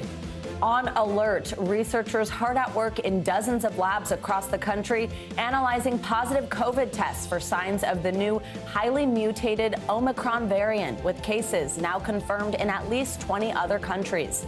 The latest on their search for the strain that experts say is likely already in the U.S. Plus, more on a potential breakthrough in treatment as the FDA greenlights the first anti-COVID pill. And All-Star Special. If you're a fan of Annie the Musical, we think you're going to like it here. Joe sat down with some of the celebrity cast of NBC's Annie Live, hard at work in rehearsals before it comes out tomorrow. I can't sell that one trying to sing it. And welcome to our new home, our new studio this morning. I know, we're very excited. We have a new lease. And yes, exactly. Moved downtown, as you said. Exactly. Very exciting. We do begin, though, with that breaking news this morning with that tragic school shooting in Oxford, Michigan. The 15-year-old suspected shooter is now in custody after opening fire inside Oxford High School, killing at least 3 students and injuring 8 others. Chilling new video shows students in lockdown before escaping out of a window to run for safety. Yes! Sheriff's office. It's safe to come out. Yeah, he said it's safe to come out. Now, we're not willing to take that risk right now. I can't hear you. We're not taking that risk right now. Okay, well, come to the door and look at my bag, bro. No. Yeah, bro. He said bro. He said bro. Red flags.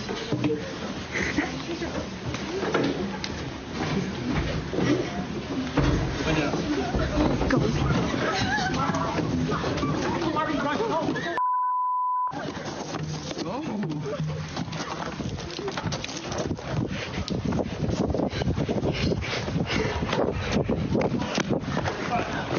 Slow down, you're fine. Slow down. I want you to drop backpacks. You're okay. We're okay. Police are now investigating the motive behind the attack, but the sheriff says the suspect has been advised by his parents not to talk to authorities. NBC News correspondent Shaquille Brewster joins us now from Oxford, Michigan, with the latest on the shooting. So, Shaq, good morning. First of all, what can you tell us about how this shooting unfolded, and what are we learning about the victims and those who were injured in this attack? Hi there, Joe. Yeah, another American tragedy in another American school, and this time those shots rang out just before 1 p.m. yesterday afternoon in the school behind me. Authorities say about 15 to 20 shots were fired and claiming the lives of 3 students, seriously injuring another 8. And overnight, we're learning the identity of those 3 students who lost their lives. It was 16-year-old Tate Meyer, 18-year-old Hannah St. Juliana, and 17-year-old Madison Baldwin. Now, 7 are waking up in the hospital today. We know that 3 of them are in critical condition. 1 is also on a ventilator, according to authorities in their press conference yesterday. And for this community, it was another heartbreaking situation, including when you heard from the governor yesterday getting emotional during her press conference. It is an unimaginable tragedy, and I just wanted to be here because I think this is an important moment for us to support one another, to support this community, and I want to thank our first responders again. Community still asking for prayers and thoughts for those who were lost and those who are still in the hospital. Again, another heartbreaking situation happening in this school. So, Shaq, what are we learning about the gun? Do we know how this student was able to gain access to a gun? Well, that's still part of the investigation right now, but we do know that that gun was purchased just days ago, and the suspect apparently posted photos with that weapon on social media. Now, again, this is all part of the investigation, and including the idea of how it got into the school. Police are looking into a book bag that they found to see whether or not that was where the gun originated from. But some of the reports that you've heard say that the suspect came out of the bathroom before opening fire, but all of that is going to be part of the investigation as police continue looking at the scene and looking to see exactly what happened. And Shaq, the suspect hasn't been identified publicly yet because he's a juvenile. The sheriff says he's not speaking to investigators right now. What more can you tell us about the investigation and where it goes from here? Well, the suspect, he is not speaking to investigators. Apparently, he was advised by his parents to not talk, not answer their questions, and wait until he had that attorney to represent him. We do know from authorities that he is on suicide watch, apparently, right now, being checked every 15 minutes. They say they will hold him until he is officially charged. But this investigation will look into why he did this, if there were any motives. There were reports that authorities shot down yesterday saying that they did not have any heads up about this. They didn't know that this was going to happen, and there were no active leads or tips that they had heading into yesterday.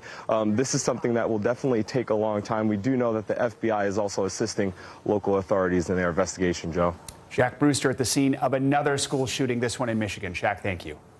And new overnight, another deadly shooting, this one involving a shootout with police. This morning, a Georgia police officer is dead and another injured in that shooting that happened outside of Atlanta. It happened in Clayton County, Georgia last night when the officers were called to reports of gunfire and a possible domestic incident at a home there. When officers arrived, there was a wild gunfight with the suspect and a foot chase. One officer was killed in the shooting, another injured. 3 other people were also killed, including the suspect. Out of the Supreme Court, where the 9 justices will hear arguments today over a Mississippi abortion law that bans abortions after 15 weeks. The case is considered the most direct challenge to Roe v. Wade in nearly 3 decades. Yeah, that landmark 1973 decision effectively legalized abortion in the U.S., guaranteeing a woman's right under the Constitution to terminate a fetus up to the point it can survive outside the womb, which is widely seen as around 24 weeks. NBC News national security correspondent Ken Dilanian is at the Supreme Court for us this morning, and NBC News legal analyst Barbara McQuaid also with us. Good morning to both of you. So, Ken, let's start with you. Walk us through this Mississippi law, what it could mean for abortion rights and the parties involved in the case.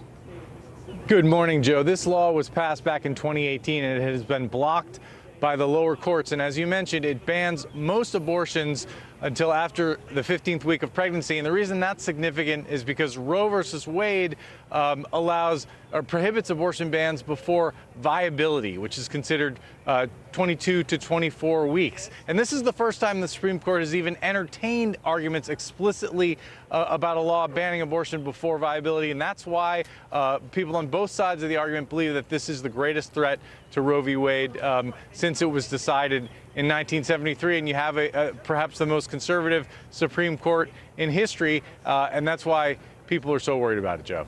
Barbara, let's bring you in here. So at the heart of this case is whether the Constitution provides that right to seek an abortion. Now, the state of Mississippi argues it does not. So how much of a challenge is that to prove? What does that look like? And just how serious of a threat is this to Roe v. Wade? That's a common argument that is made about abortion rights and others. They say, well, it's not literally written into the Constitution, therefore it is not a constitutional right. And the response to that is that's 100% wrong. The 9th Amendment to the Constitution recognizes unenumerated rights of the people. And the Supreme Court in 1973 found that one of those was this penumbra of privacy rights. Among the rights that the Supreme Court has recognized over the history of the Republic are the right to vote, the right to travel, the right to be presumed innocent before guilty at trial. None of those are written into the Constitution. And so what we have instead is 40 years of precedent in Roe versus Wade, and that is what Mississippi is challenging today. Barbara, let's talk more about that idea of precedent. Abortion rights supporters argue Roe v. Wade should stand because the nation has come to rely on it as a precedent. It's a legal principle called stare decisis. We heard a lot about that during Amy Coney Barrett's confirmation. Explain to us what it means and why Mississippi says it puts the Supreme Court, quote, at the center of a controversy it can never resolve. Stare decisis means to stand by things decided, and it is what we do in this country. We rely on precedents decided before so that people can rely on the law and order their own lives around it. And so from time to time, the court will say, upon further reflection, we realize a case decided was wrong. But it shouldn't be solely on the basis of a new makeup of the court. We disagree with it. There is a methodology that they use there. They look at the logic of the reasoning, the consistency with other laws, how the law has developed up around it, and whether people have relied on it in their own lives. If you look at it through that lens, there is nothing about Roe versus Wade and the right to abortion that's changed in those 40 years such that this decision ought to change. Instead, we've got people like Clarence Thomas who say, I think we should overrule precedents just if we think they were wrongly decided. And that's dangerous because it allows the opinion of a justice to dictate the law. Now, Ken, let's talk through some public opinion here. I want to talk about some recent poll numbers. So a recent Washington Post ABC News poll found that 60% of people thought the Supreme Court should uphold Roe v. Wade, with 75% saying abortion access should be left to women and their doctors. Let's talk through why the Supreme Court is taking on this case now, and then what kind of fallout we could see if Roe v. Wade is weakened or potentially even overruled. Yeah, that's right, Savannah, and that's consistent with a recent NBC News poll, which found that around 54% of Americans believe that abortion should be legal in most cases. And the simple answer is the reason the Supreme Court is taking it is because there are 6 conservative justices, and this is perhaps the greatest chance since Roe was decided that it could be overturned, and the implications are enormous. 12 states, including Mississippi, have trigger laws that would essentially impose abortion bans upon the moment that Roe v. Wade is overturned, if it is overturned. And experts believe about half the states at the end of the day would impose some kind of restriction or ban on abortion. And of course, that's not going to affect people with money who could just fly to the states where abortion remains legal. It would affect largely poor women who don't have that option, Savannah. So big implications here today at the Supreme Court. All right, Ken, Barbara, thank you both for your expertise and analysis. Across the country this morning, health experts are searching for the new Omicron variant. It's already expected to be in the U.S. despite no cases being reported yet. At least 20 countries have confirmed cases of the Omicron variant. Most of those are in Europe. This comes as the U.S. considers stepping up its testing requirements for foreign travelers, while also telling people in this country to get their booster shot now. This time, scientists say it's still too early to tell how the Omicron variant will impact the United States. NBC News correspondent Aaron McLaughlin takes us inside a San Diego lab to learn more about this new strain.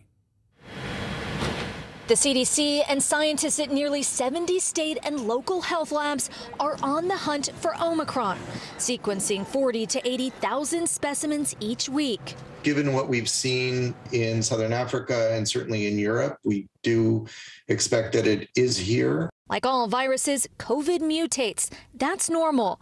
But what has experts concerned is the high number of mutations in the Omicron variant, which attaches to human cells, making it more transmissible to others.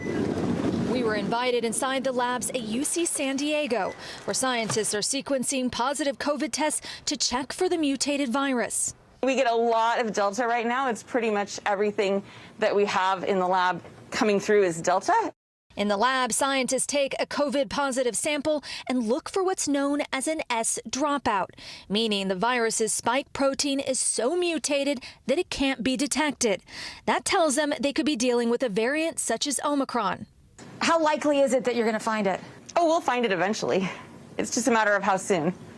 Here, the virus hunting starts at the sewer.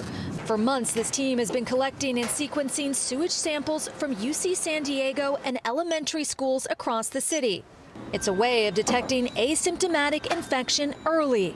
By sequencing the wastewater and understanding what particular variants are in our community, it allows us to understand whether there's a variant of concern that has arrived.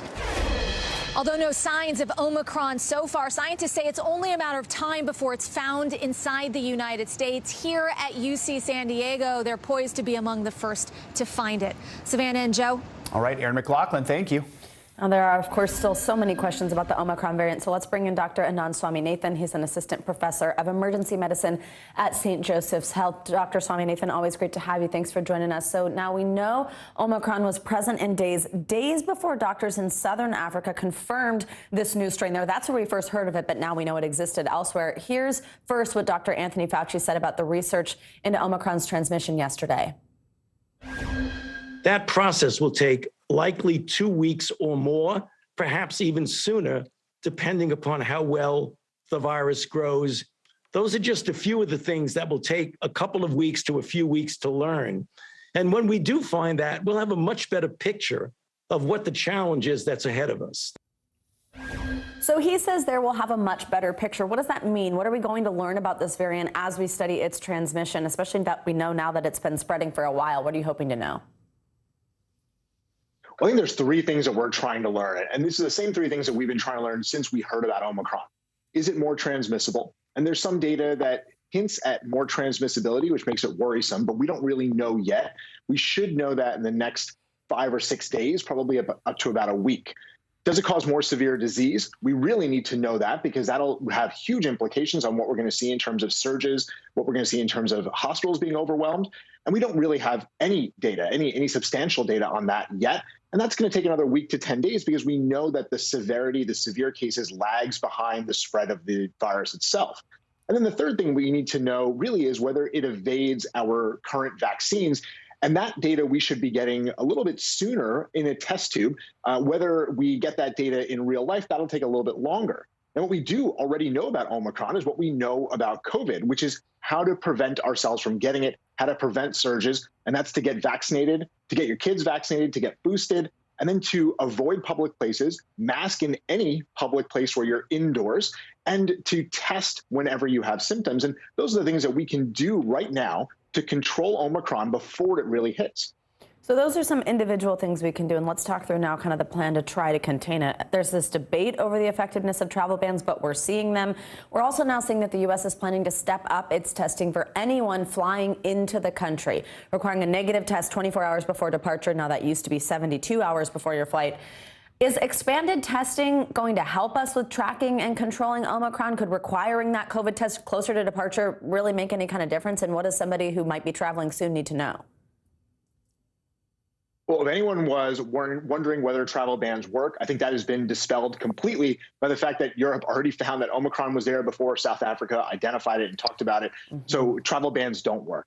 Now, will moving this up to 24 hours make sense? It does make sense because of the shorter incubation periods of some of these variants. So making that test closer to when the travel occurs, maybe also having a test on the other end when you land in the United States, that makes sense. But it really makes sense if we had a good control over the virus already. If we had low rates in the U.S., then preventing people coming in with COVID makes sense. But that's not where we are. We have moderate to high transmission in much of the United States. So what we need to see with these travel restrictions is that they are constant and they are universal. This isn't something that we can do as a reactionary. Oh, there's a new variant, let's start those travel restrictions. They need to be going consistently and universally. Doesn't matter what country you're coming from, doesn't matter what your passport says. If you're coming from overseas, those restrictions need to be in place. All right, Dr. Anand Swaminathan, thank you so much. Major new development this morning in the House investigation into the January 6th insurrection at the Capitol. The committee investigating the Capitol attacks says Mark Meadows, President Trump's former chief of staff, has agreed to cooperate with the probe. He's now the highest-ranking White House official to cooperate just weeks after failing to show up and answer questions under oath. NBC News Capitol Hill correspondent Ali Vitale joins us now. Ali, good morning. So we know executive privilege has been a key sticking point in this investigation, with former President Trump instructing his former White House officials to ignore subpoenas. Does it change the picture having such an important member of the administration stepping forward? It does, at least for now, and at least while the committee sees that Meadows is cooperating. I want to show you what Chairman Benny Thompson said yesterday. He said in a statement that Meadows has been engaging with the Select Committee through his attorney. He has produced records to the committee and will soon appear for an initial deposition. The committee will continue to assess his degree of compliance with our subpoena after the deposition. Thompson later told someone else on our team that for right now, contempt charges are off the table, but we know that this is consistently a moving target. Meadows, if he doesn't comply in the way that the committee needs him to, could be back on the contempt block if they feel that they're not getting what they need.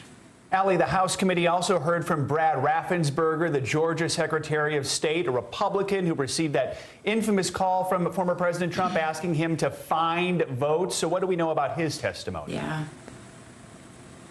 Well, we know that yesterday he met with the committee for over 4 hours. He confirmed this and said that the topic of their discussion was including the full record of how stolen election claims damage our democracy, whether in 2016, 2018, or 2020.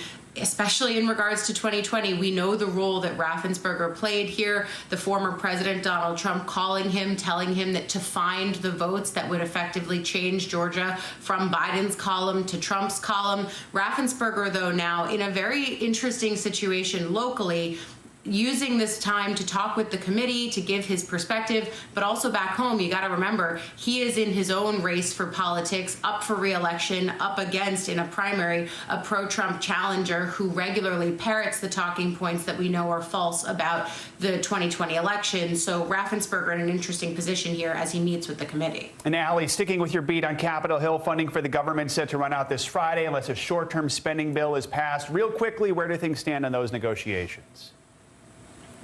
Yeah, we've got no shortage of news for you up here on Capitol Hill. Look, at this point, the government shuts down on Friday at midnight. That is just a few days away. The thing that's clear is both sides agree, Republicans and Democrats don't want this to happen. We expect them to move on a continuing resolution to fund the government. Right now, there's still negotiations on the sticking points of what that continuing resolution goes through. Is it mid-January, late January, even early February? The thing that's important here is Republicans are fine with making this a continuous short-term situation because by doing that, it allows them to keep the budgets at Trump levels. And if Democrats want to negotiate a longer-term CR, that's their way of putting their policy priorities into a budget measure. So for Republicans right now, they're okay doing these stopgap measures. Right now, the question is just how long the stopgap is going to be. More to come. Allie Vitale, thank you so much.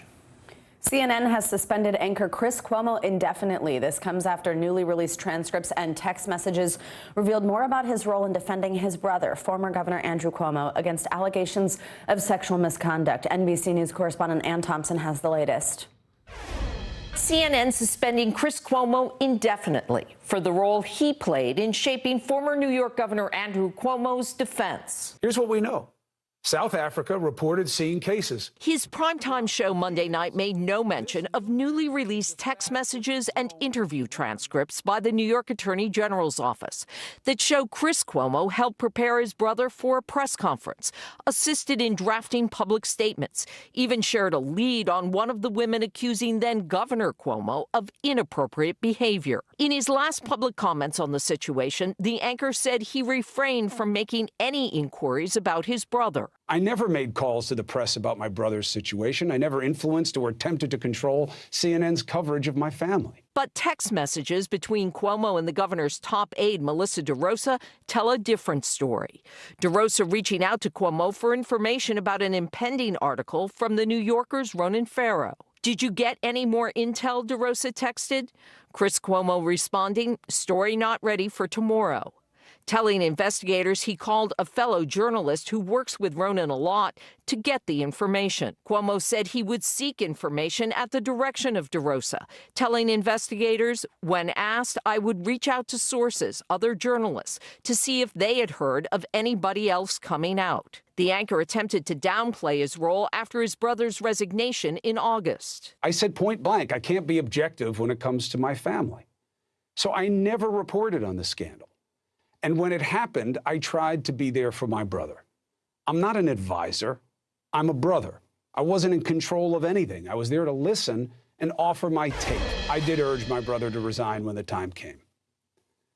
There are stories and critics saying all kinds of things about me. many unsupported. But know this, my position has never changed.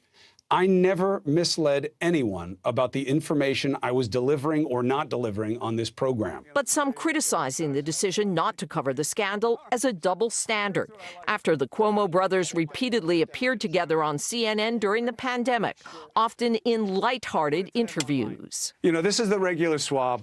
This is what we're told disappeared in the governor's nose. Chris Cuomo has been clear that, it's family first and journalism second. I do think that CNN needs to take a stand. And I think they need to be very clear with both Cuomo and their audiences and with their employees about what is considered acceptable professional behavior. That was Ann Thompson reporting. Now, for their part, CNN says they were not privy to these documents and transcripts that were released and that they point to a greater level of involvement by Cuomo than they had previously known. We have reached out to Chris Cuomo for comment, but have not heard back. Time to get a new check on your morning news now weather. From our new studio. New. And it's officially a new month, December, which means winter is coming. Hi, Bill Cairns. Good morning. Okay, well, first off, who's sending me a new check? And then secondly, this is the official start to winter in the weather world. So a ways back, so the meteorological profession, they were like, it's too difficult from the 21st to the 20th to figure out to March 20th or 21st. So we actually go in the weather calendar. Winter is December, January, February. So, so today my winter begins. So Happy winter. I don't even know why I told you that, but I just wanted you to feel part of me. So here we go. This is our December outlook. So a lot of people this time of year are starting to get maybe get into the season. You want some snow. Maybe the kids want some snow.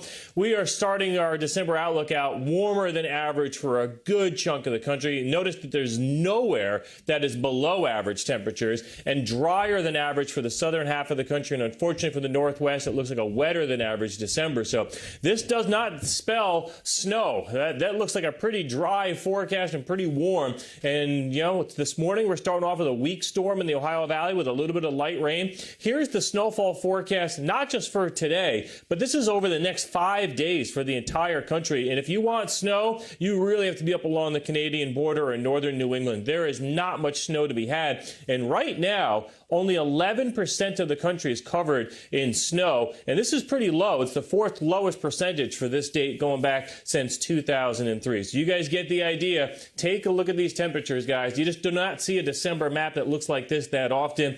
There are 60s and 70s from the West Coast through the middle of the country. Billings, Montana, 64 degrees today. I mean, it's a ridiculously warm start to the month. Especially since we now know winter is here. Yeah. Bill's winter is here. I'm so happy you told us that. That's right. We're in it with you. We can't wait to hear your snow shoveling story soon. All right. Thanks, Bill. Coming up, concerns are growing globally about the Omicron variant of COVID-19. Yeah, when we return here on Morning News Now, what we've learned about the countries with confirmed cases. That's next.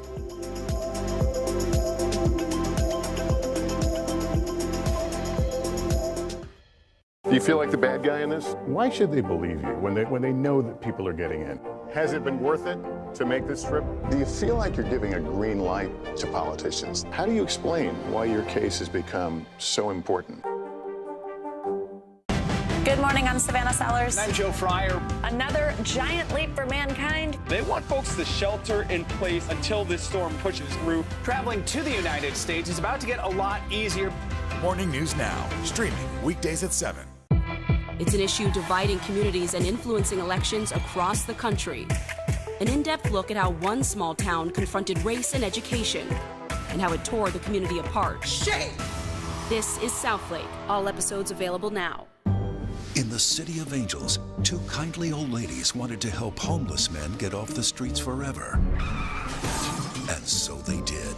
Listen to The Thing About Helen and Olga, the new podcast from Dateline and Keith Morrison. News is happening now. Look at what's making headlines around the world. Right now on Morning News Now. Tonight, the major announcement of the COVID vaccine. And this is a significant moment. Your news, whenever it happens, wherever you are, it's here now.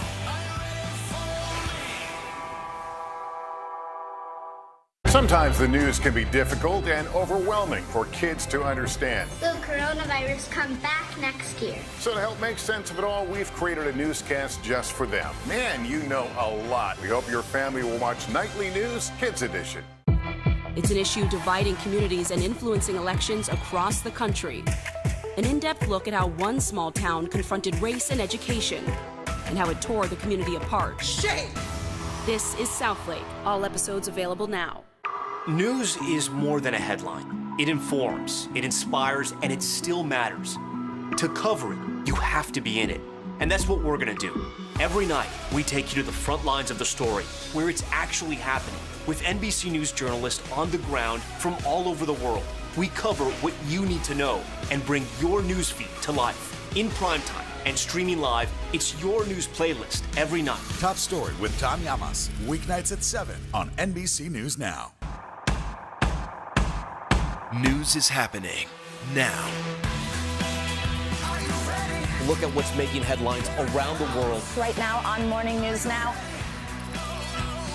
Tonight, the major announcement of the COVID vaccine. And this is a significant moment.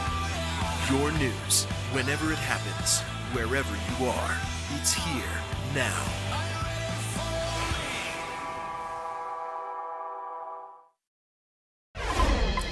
Welcome back. Right now, scientists around the world are trying to figure out how long the new Omicron variant has been around and how much of an impact it could have on the race to vaccinate people against COVID-19. That's right. And as we mentioned earlier this hour, at least 20 countries are reporting confirmed cases of this variant, the most recent, Sweden and Spain. Now, despite doctors in South Africa first reporting the variant, there's growing evidence that it's been in other parts of the world even longer. NBC News correspondent Matt Bradley is following the latest on the global fight against Omicron from London.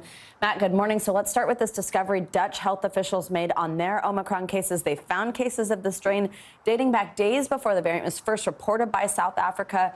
What more are Dutch scientists learning about these cases and the level of transmission now that we think that's where we first found it? Well, Savannah and Joe, good morning. The fact is that the Dutch scientists are doing the same thing the rest of us are, which is just trying to figure it out. They are stumped, and I don't have an answer for you, neither do they. The fact is, though, is that there are a couple of things that we need to remember. That sample that was taken in South Africa, where it was first identified, the Omicron variant, that was actually taken on November 9th. So that was still taken 10 days before the sample was taken in the Netherlands that showed, as you just said, on November 19th, that the variant had been in the Netherlands since before it was discovered or identified in South Africa. So there is no proof so far that actually this variant might have come from the Netherlands or might have come from outside South Africa. Still, for the vast majority of the cases that are being found worldwide, there's some sort of Southern African connection, and we're seeing that in Japan. And of course, there are new discoveries of the variant being cited in Nigeria, in Japan, in South Korea, in Saudi Arabia. So it's really unclear, and there are no answers yet, guys. Matt, we reported earlier this hour how the U.S. is planning to toughen testing requirements for foreign travelers. The same is also being done where you are in the UK. Nearly 24 Omicron cases have been reported there. So what's being done to try and control it? Well, it's interesting you ask, because it's not so much as being done, because Boris Johnson, the Prime Minister of Britain, he is resisting calls, even defying his own health advisors, to reimpose lockdowns and new regulations. He has imposed a couple of new things, and they are making headlines here. It's now required by law that you wear a mask when you're in public transportation or in most shops. That had been lifted back in July, so-called Freedom Day. But that's still a lot lighter than what we're seeing in most places in mainland Europe. The big thing that the government is doing to keep from having to go back into some sort of lockdown arrangement is they're going to be adding this booster program. They've lowered the age of boosters from 40 to 18, and they've sort of shortened the gap from 6 months to 3 months from the last time you get your vaccine to when you're supposed to get your booster. So now every adult is eligible for a booster. And in fact, one of the top government officials here called this the booster program on steroids. Guys? All right, Matt Bradley, thank you so much. Let's take a look at what else is making news around the world this morning. Matt Bodner's with us today from Moscow. Hey, Matt, good morning. Savannah, good morning. Well, we'll start this one off with the sentencing of Emma Coronel Espuro. She is the wife of Mexican cartel boss El Chapo. She was sentenced yesterday by the U.S. to 3 years in prison and 4 years under supervised release as part of drug trafficking and money laundering charges. She pleaded guilty to those charges in June, and she will receive credit for time already served. She will also forfeit $1.5 million. Moving along now to India, where the capital of Delhi saw new records for poor air quality last month. The city charted 11 days of severe air pollution in November, up from 10 days in the same month in 2016. More to the point, though, residents of Delhi did not see a single good air quality ratings for the entire month. And we wrap things up this hour with some fashion biopic news. The Gucci family is lashing out at that new film, House of Gucci, starring, of course, Adam Driver and Lady Gaga, among a few others. It's a pretty good cast. The family is criticizing the film for portraying them as hooligans. This came in a letter that was first published by Italy's ANSA news agency.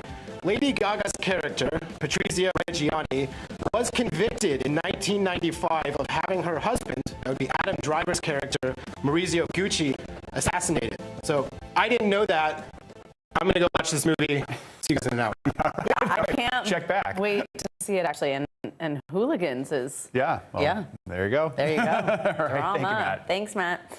All right, coming up, 2 star witnesses take the stand in the sex trafficking trial of Ghislaine Maxwell. One of those witnesses, the first of 4 accusers. Up next, we're outside the courtroom with what she said on the stand in this high-profile case. Plus, tradition versus tech. What medical research has to say about the effects of books, like real paper books, versus screens when it comes to reading to kids. You're watching Morning News Now.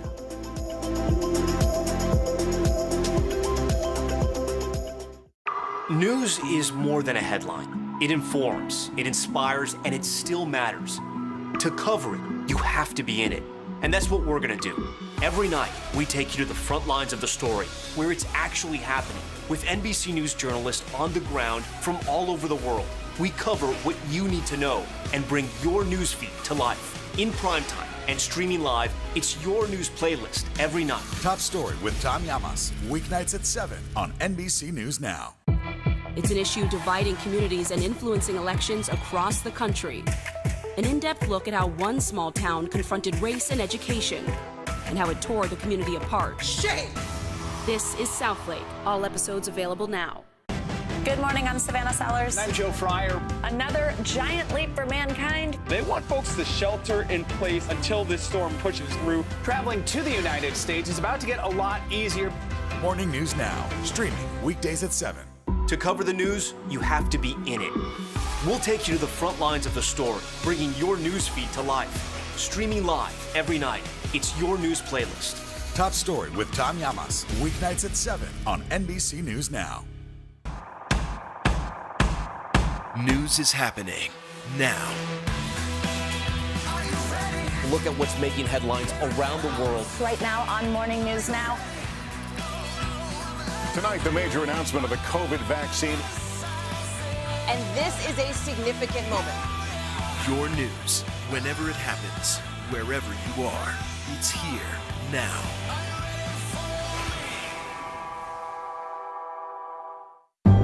In the City of Angels, 2 kindly old ladies wanted to help homeless men get off the streets forever.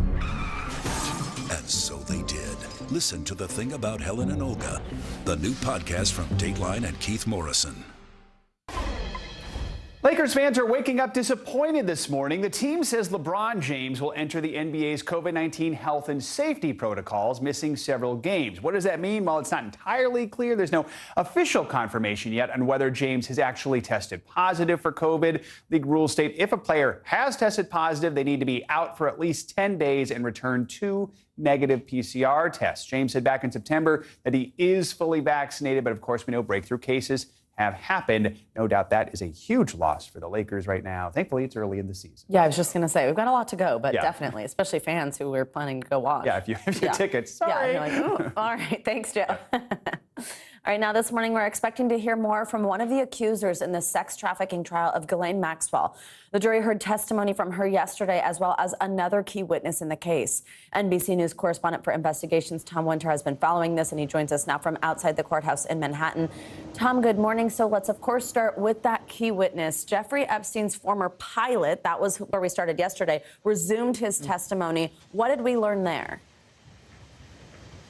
Right, so Larry Fiszowski, who's this longtime pilot of his, somebody who flew the infamous Boeing 727 jet, that's the one that took all the celebrities around. And as we heard from him yesterday, he took around two former presidents, both former President Bill Clinton as well as former President Donald Trump, aboard the aircraft. He testified to who he saw on that aircraft. A couple of interesting things came up. One, he testified that he did remember Virginia Roberts, now Virginia Giuffre, who's a victim who's obviously come forward, spoken to NBC News and a number of other news organizations. Also remembered the victim who testified yesterday, Jane, remembered her for her piercing blue eyes, having seen her personally in court yesterday. She definitely has blue eyes, so that might have an impact on the jury. But his testimony focused on a couple of different things, including in his cross-examination by the defense, whether or not he had ever seen any sort of illegal sexual activity or sexual activity at all. He says he didn't, but he also did say, look, I'm up front flying the plane and the door's closed. So it's not something where he would be back kind of conversing and being involved with passengers when he's up there with his hands on the controls, Savannah. Right. I mean, that makes sense. All right. Now, Tom, the jury also heard from the first of the four accusers in this case. Obviously, these accusers are going to have powerful testimony. What did she say? Right. So this victim went by the name of Jane. That's her pseudonym. The judge was allowing the victims to come forward with a different name so that they're not identified publicly. They can maintain some privacy. She spoke about how she first met Ghislaine Maxwell and Jeffrey Epstein, according to her, in 1994, when she was just 14 years old, while she was eating ice cream at a summer camp for artists. And so she talked about that experience, how Jeffrey Epstein asked for her mother's number, how she invited over her mother to his house in Palm Beach. They put out tea and pastries with Maxwell there, just talking, took an interest in her. They were in difficult times financially. Her father had just died from leukemia. His insurance had lapsed, so the family was dealing with massive medical bills. And over time, according to Jane's testimony, Ghislaine Maxwell started to talk to her about, kind of dirty jokes, kind of started talking about some sexual things, and it turned into the first time she arrived at their house, she saw both Maxwell and four other women either topless or nude swimming in Epstein's pool. And so over time, she had a sexual encounter with Jeffrey Epstein, and she said that eventually it involved orgies, involved situations where he was involved with her,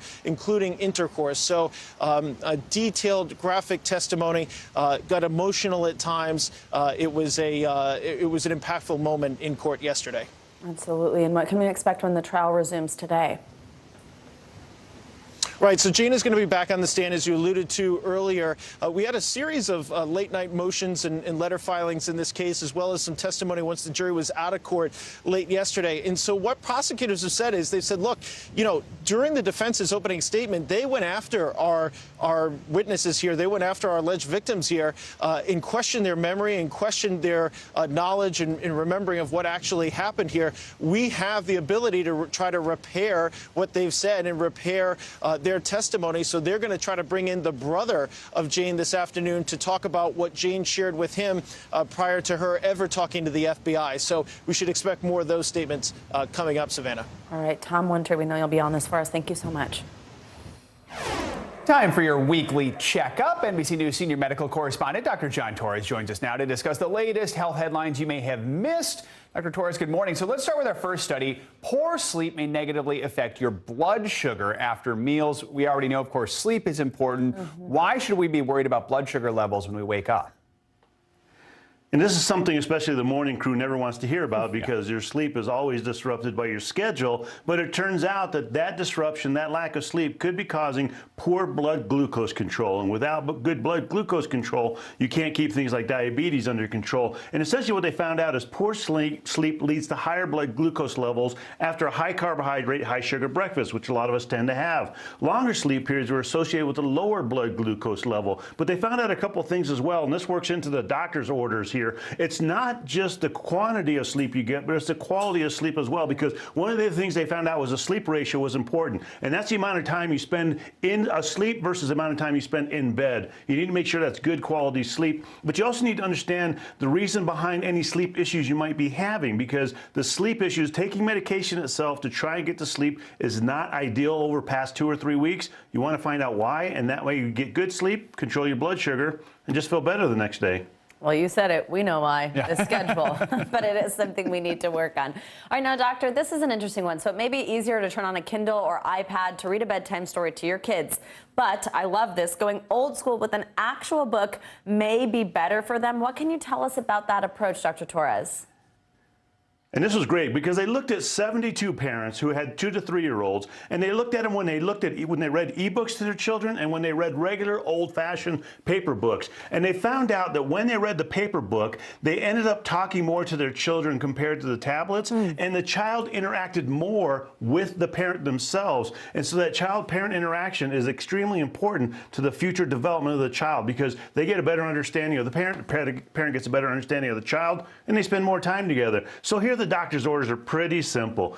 Basically put down that tablet, pick up that old-fashioned book, and put the screen away, because it turns out those screens have distractors. They have animations and other illustrations on there that take the child's attention away from the parent. And then make book reading a routine. Do something like this where you're doing it at night before they go to bed. During the day, sit them on your lap, read them a book, a good paper book, and they'll enjoy it. Good advice. Okay, our last study looks at how speaking multiple languages could boost our brain power. It seems learning a new language at a younger age is ideal. Quickly on this one, how does this help our brain function? And they looked at 9 to 10-year-olds, and they found out with functional MRIs. These are adults. They looked at functional MRIs, and they found out that they actually, by speaking multiple languages, ended up having enhanced memory, did better on memory tests. And also, if they spoke more than one language, they had more brain connections going on. So what does this mean? Well, this basically means, doctor's orders here, is that you basically want to start them learning a language at an early age. Learning is highly encouraged. The more languages they can learn, the better off it's going to be for them later on. And even though they might not remember that language forever, it starts those connections going and starts enhancing that brain function. All right, so lots of languages, paper books. There we go. All right. There you go, parents. Dr. Torres, thanks so much. Appreciate it.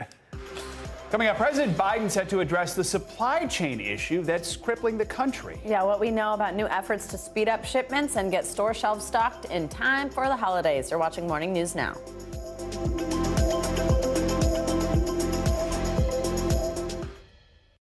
News is more than a headline. It informs, it inspires, and it still matters. To cover it, you have to be in it. And that's what we're going to do. Every night, we take you to the front lines of the story, where it's actually happening, with NBC News journalists on the ground from all over the world. We cover what you need to know and bring your newsfeed to life. In primetime and streaming live, it's your news playlist every night. Top Story with Tom Llamas, weeknights at 7 on NBC News Now. Our world is facing some complex issues. Chuck Todd breaks them down. Every Thursday, a deep dive into a new subject. Meet the Press Reports. All episodes of Season 3 are now available on demand on Peacock. The Meet the Press Chuck Todd Cast, free wherever you get your podcasts. These days, it feels like the news never stops. So let's get into it. What's happening right now, what it all means for you for an hour every day. It can be hard to keep up, so let's get started together. Hallie Jackson Now, weekdays at 5 on NBC News Now. News is happening now. Look at what's making headlines around the world. Right now on Morning News Now. Tonight, the major announcement of the COVID vaccine. And this is a significant moment. Your news, whenever it happens, wherever you are, it's here now.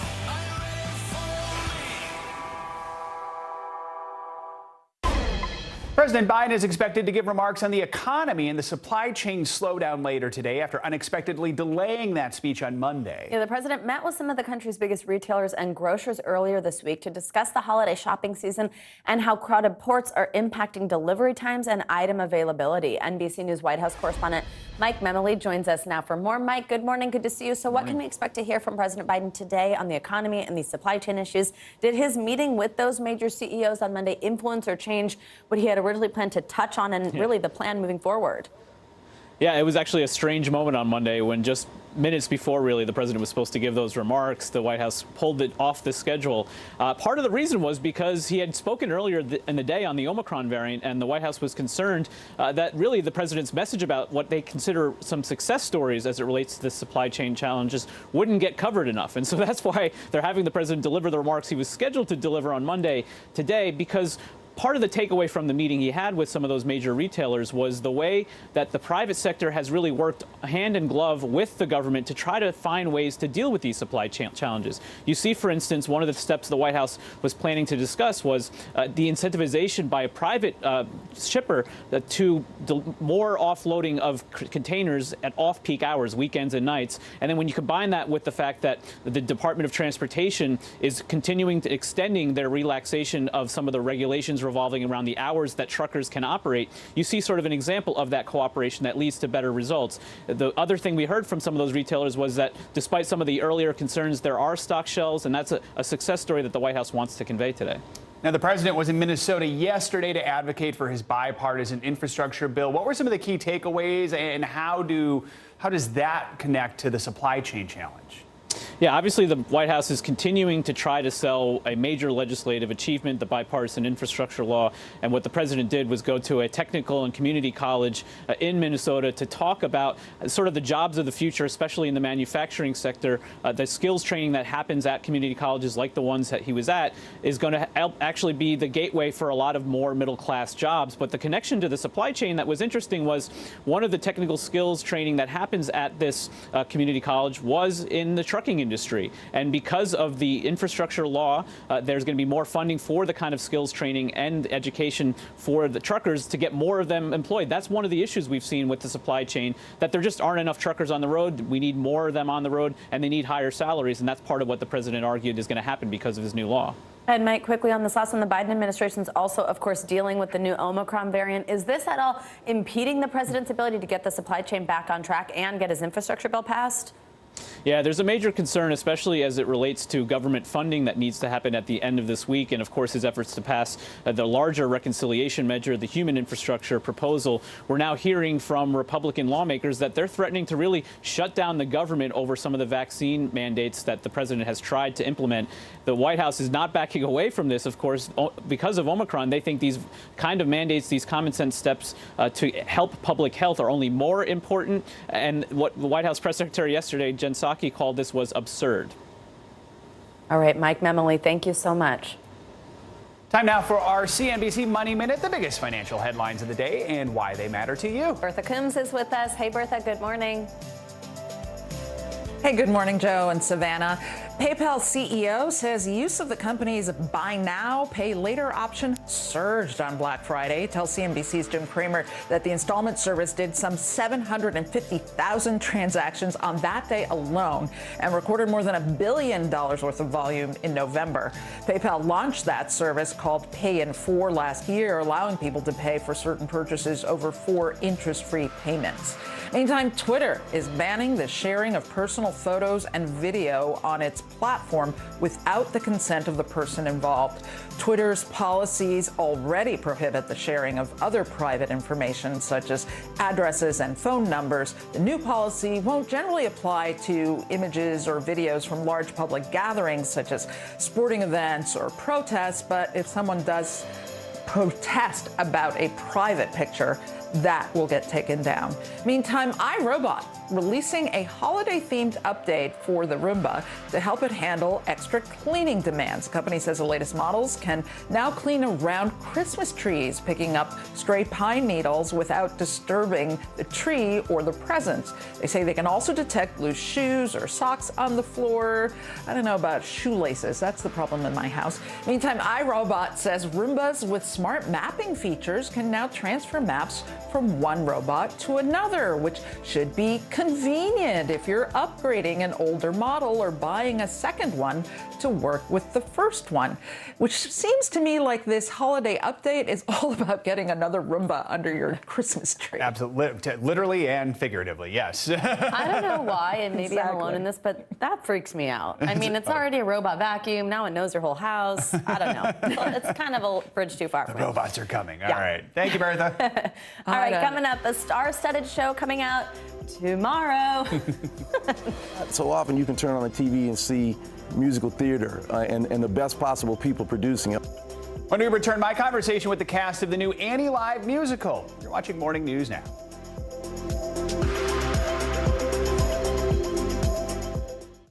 These days, it feels like the news never stops. So let's get into it. What's happening right now, what it all means for you for an hour every day. It can be hard to keep up, so let's get started together. Hallie Jackson Now, weekdays at 5 on NBC News Now. Sometimes the news can be difficult and overwhelming for kids to understand. Will coronavirus come back next year? So to help make sense of it all, we've created a newscast just for them. Man, you know a lot. We hope your family will watch Nightly News Kids Edition. The fire has grown leaps and bounds. You see behind me is typical. How you doing? Pretty bad. It's an issue dividing communities and influencing elections across the country. An in-depth look at how one small town confronted race and education and how it tore the community apart. Shame! This is Southlake. All episodes available now. Our world is facing some complex issues. Chuck Todd breaks them down. Every Thursday, a deep dive into a new subject. Meet the Press Reports. All episodes of Season 3 are now available on demand on Peacock. These days, it feels like the news never stops. So let's get into it. What's happening right now, what it all means for you for an hour every day. It can be hard to keep up, so let's get started together. Hallie Jackson Now, weekdays at 5 on NBC News Now. The fire has grown leaps and bounds. You see behind me is typical. How you doing? Pretty bad. It's an issue dividing communities and influencing elections across the country. An in-depth look at how one small town confronted race and education and how it tore the community apart. Shame! This is Southlake. All episodes available now. The Meet the Press Chuck Todd Cast, free wherever you get your podcasts.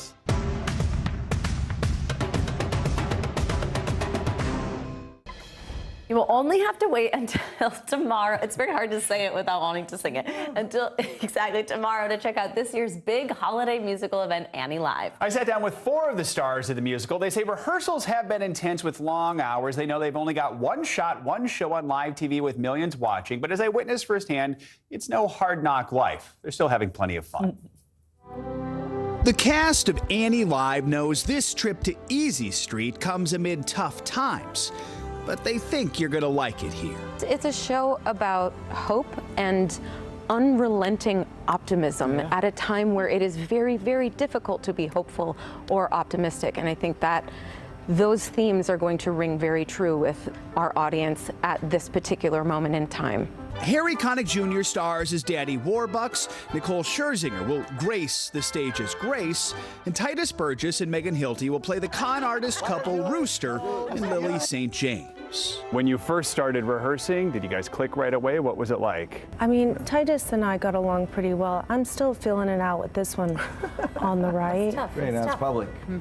These are iconic characters, so how do you make them your own? When I was reading it, it literally was as though it were the first time. So much of what everyone else is doing and choosing influences how you receive information, which influences how you respond. Yeah, it's a blank slate. Yeah. You know, like Albert Finney was so great as Daddy Warbucks, and he made decisions based on his skill set and what he was inspired to do. But I look at it as, you know, who is this guy, this fictional guy? You know, where is he from? Where was he born? What makes him tick? My relationship with Grace, Nicole's character, really informs a lot of the things that I do, because Grace's character is a much more powerful person in Warbucks' world than she was in the original. Yeah, now she's chief of staff. Yeah. Annie. Chief of staff, and the one who welcomes Annie with open arms. I've been getting so many texts from my friends or whatever, and these people are fans of yours, like to the highest degree, and they're like, please tell me she's everything that we want her to be. And I'm like, yeah, she is and more. And it's She's not very bright though, which is interesting. Like all of those things she can do talent-wise. But I look good under bright. Yes, you do. Yeah. I'm joking. There's one thing they all agree on, their love for Selena Smith, the 12-year-old picked to play Little Orphan Annie. She's pure magic. Like from the moment I heard her singing, she's going to make people want to weep tears of joy several times throughout the evening. What does it mean to be able to take this show that is such a Broadway legend and put it out there for people all across the country to see at this time when we're starting to get back into having Broadway shows? You can turn on the TV and see these athletes at the top of their game all the time in any sport, really. But it's not so often you can turn on the TV and see musical theater and the best possible people producing it. Bringing the theater to the homes, right there in the couches. We don't need to repeat that. But I said it more clear. Yeah. They'll use mine actually in the edit. The great thing about television is the power of the editor, and that they mine was can just in one line. That's what I do. One line. I'm so glad they're capturing their true relationship. Hilarious. Yeah. I should note there's no editor in live television. That's right. No. An amusing look behind the scenes as the cast of Annie prepares to go live. Favorite Annie song? Maybe. Well, for Grace, it would be We Got Annie. Always Then I would about say Grace. maybe. Yes, you're welcome. Always comes back to you. But you know what? If you break down them lyrics to Tomorrow. I would have to agree with her today. It is absolutely Tomorrow. Final answer, maybe. Yeah. Which he sings a version that's unbelievable. Mine's a little nugget, but his is like a real nice meal. And we end with a compliment. I asked the cast if they were nervous about the fact that it's one show live. Nicole said a little, but that nerves are a good thing. Harry said it's like walking a tightrope and kind of thrives on that. So in short, they're excited. They're going to be joined, of course, by Taraji P. Henson, who's playing Miss Hannigan, and the 12-year-old showstopper, Selena Smith, a phenom, will be playing Annie. And you can watch it live on NBC, you guessed it, tomorrow. I bet you could do it. Sing it? Yeah. No, I can't. I can't sing at all. No one wants to Not hear me even try. At all. Oh, and you introduced us to those two yesterday, which Yeah. was also a fantastic interview. So exciting. And we promise after tomorrow we'll stop with the Annie releases. All right. That does it for this hour of Morning News Now. But the news continues right now.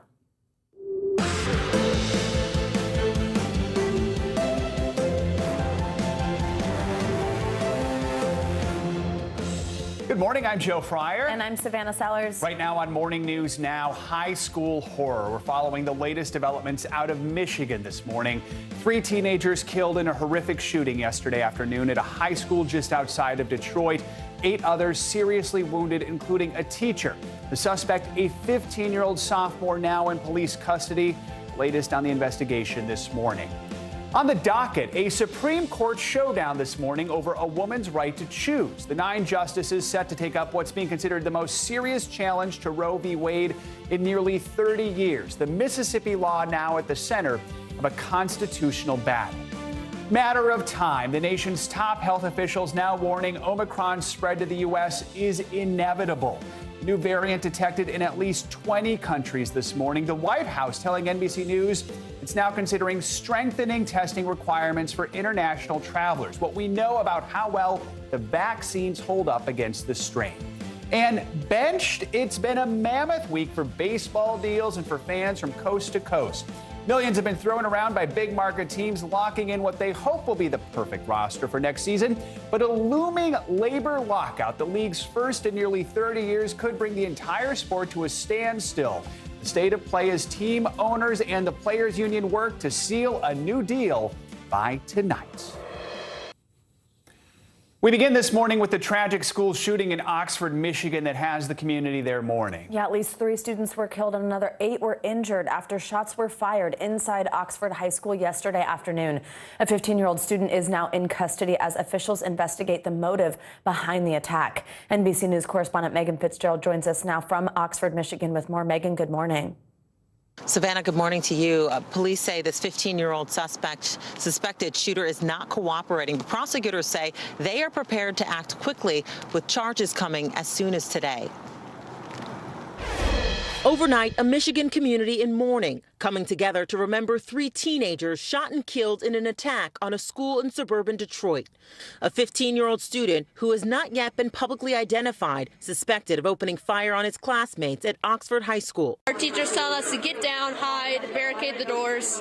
Authorities releasing the identities of the 3 victims, ranging in ages from 14 to 17 years old. Madison Baldwin was a senior, set to graduate. 16-year-old Tate Meir and 14-year-old Hannah St. Juliana also died. New video shows students barricading themselves inside a classroom as someone in the hallway claiming to have a badge tries to enter. Sheriff's office. It's safe to come out. Yeah, he said it's safe to come out. Now, we're not willing to take that risk right now. I can't hear you. We're not taking that risk right now. Okay, well, come to the door and look at my bag, bro. No. Yeah, bro. He said bro. He said bro. Red flags. The students who believe it's the shooter making a desperate escape out of the window. The suspected gunman described by police as a 15-year-old sophomore armed with a semi-automatic pistol, firing at least a dozen rounds. Authorities say they've received more than 100 911 calls and were able to apprehend the shooter with 7 rounds left in his gun, less than 5 minutes after the first emergency call. That, again, I believe, interrupted what potentially could have been 7 more victims. Investigators say the gun was purchased by the boy's father days ago on Black Friday, and the teen has posted photos practicing with it. Now, late last night, authorities addressed rumors that they missed possible warning signs about a school shooting here at Oxford High School, but they say they never received any threats. Meanwhile, the investigation into why this happened is underway. Savannah? Great. Megan Fitzgerald, thank you so much. This morning, the Supreme Court will begin considering a case that challenges the near 50-year-old landmark ruling of Roe v. Wade. The conservative-leaning court will hear arguments on a Mississippi law that seeks to ban abortions after 15 weeks, a direct challenge to Roe. NBC News Justice correspondent Pete Williams has more on what we can expect. Good morning. This is the most important legal showdown over abortion rights in 3 decades. This is the case that opponents of abortion have long been waiting for, and the one that women's groups have been dreading, and it comes before a solidly conservative lineup of justices. After consistently ruling that the Constitution protects a woman's right to choose, the court today takes up a challenge that says those decisions were all wrong. At issue is a Mississippi law passed in 2018 but blocked by the lower courts that would ban virtually all abortions after 15 weeks of pregnancy. It was part of a push by red states to get a challenge to Roe v. Wade before the Supreme Court. The sponsors say times have changed since Roe was decided and that more is known now about fetal development. After the point where the unborn child can feel pain, we ought to provide them an extra level of protection from the abortion. But the Supreme Court has consistently ruled that states cannot ban abortion before the age of viability, around 24 weeks into a pregnancy. That's why Mississippi's law that would ban it after 15 weeks is a direct challenge to Roe v. Wade. This case is about is whether the Supreme Court is going to adhere to an almost 50-year precedent of respecting the individual liberty to make decisions about pregnancy. Roe's defenders, including the Biden administration, say the age of viability hasn't changed and that with nearly 1/4 of American women seeking an abortion at some point in their lives, the decision is now well established. 2 consistent defenders of abortion rights, Anthony Kennedy and Ruth Bader Ginsburg, are gone, replaced by Trump appointees Brett Kavanaugh and Amy Coney Barrett. The court could rule for Mississippi without overturning Roe by saying that most abortions are performed by 15 weeks anyway, so the state law is not an undue restriction on the right. And the court has yet to rule on whether lawsuits can go ahead in Texas against the law there that would ban abortion after 6 weeks of pregnancy. There's no word on when the court will issue decisions in either of these 2 cases. Savannah, Joe? Pete, thank you. Let's now bring in NBC News legal analyst Danny Ceballos for more on this. Danny, good morning. So how serious is this challenge from Mississippi? And is the state's case strong enough to really weaken or potentially even overrule Roe v. Wade? Well, that's the thing, and that's why this case is being brought before this Supreme Court. Roe v. Wade and Planned Parenthood v. Casey, no matter what side you're on, everyone acknowledges in the legal community that Roe v. Wade was built on, let's just say, shaky legal ground, and it was always ripe for an attack on its legal justification. However, for decades now, Americans have relied on that precedent, and even justices like Amy Coney Barrett recognize that that's precedent and that there's a reliance interest for Americans. But if there is a Supreme Court that would be willing to reevaluate and reconsider Roe, this is that court. Now, one of the key arguments put forward by Mississippi is that viability is an arbitrary standard that doesn't take enough account of a state's interest in regulating abortion. And then it also argues that scientific advances mean some babies born before 24 weeks have been able to survive. How compelling are those arguments from a legal standpoint? Viability is a problematic standard. It always has been. I mean, when Planned Parenthood v. Casey was decided in the early 90s, how long an infant could live outside the womb was different than it is even now. And in 30 years, who knows, viability might be 10 seconds after conception. So yes, viability has always been a problematic standard that the Supreme Court used. And for that reason, the challengers here, Mississippi, might have a chance to get the Supreme Court to reconsider it. But that's only an alternative in their argument. It would be a partial win for them if they could get the Supreme Court to scrap the viability standard, but replace it with what? Who knows? Now, Danny, what would the legal implications be if Roe v. Wade is in fact weakened or scrapped, especially with that word precedent and the fact that, as you just mentioned, Americans have kind of come to rely on it? What does that mean legally? If Roe v. Wade were completely overturned by the Supreme Court, it would not mean that abortion is suddenly illegal throughout the United States. In fact, all it does really is return that option to state legislatures. And as we can see, state legislatures like Mississippi would likely move to outlaw abortion to the most possible that they could. And I guess Americans' response to that would be, pick up, load your covered wagon, and move to a new state if you want to vote with your dollar and reject one particular state's decision, the legislature's decision, to outlaw abortion. All right, Danny Cevallos, as always, thank you for walking us through this. The White House's COVID response team has confirmed there are still no cases of the Omicron variant identified in the U.S. yet, but scientists say it's just a matter of time before it gets here. NBC News correspondent Sam Brock joins us now from Miami with the latest on this new variant. Sam, good morning. Joe, Savannah, good morning. The White House right now is preaching caution, not panic, but at the same time floating some new ideas about trying to safeguard Americans. And Joe, that does include potentially additional COVID-19 testing for international travel, not just before you get on the plane, but potentially also 3 to 5 days after you're back in the country. As far as the Omicron variant is concerned, though, health experts say that vaccines and boosters still your best bet, even as we're learning more about the variant. So far, the Omicron variant has not surfaced in the U.S., but its impact is already looming large over new policies and guidelines, from air travel to booster shots. The World Health Organization is now advising people 60 and up, or those with underlying conditions like heart disease and cancer, to postpone all travel. The Biden administration has not backed that advisory, but is telling NBC News it's considering more stringent testing requirements for international travel, though no final decisions have been made. We cannot predict the future, but we can be prepared for it. The White House says it's drastically upped its ability to test for Omicron, now 80,000 samples per week in the U.S. The first known infections were reported in Botswana, not South Africa, on November 11th. Since then, the strain has quickly spread to 20 countries, including Canada. What does the early data tell us about the severity of Omicron? But easier to give and get, more transmissible, which makes sense for a virus. The virus wants to reproduce and stay alive in its host. Dr. Fauci stressing the importance of vaccines and boosters. Vaccines, and particularly boosters, give you a degree of cross protection, particularly against severe disease. For basketball's biggest name, LeBron James, there's no clear return date after entering the NBA's COVID health and safety protocols. At the start of the season, James discussing his decision to get vaccinated. I think at the end of the day, you're always trying to figure out ways that you can always be available and protect one another.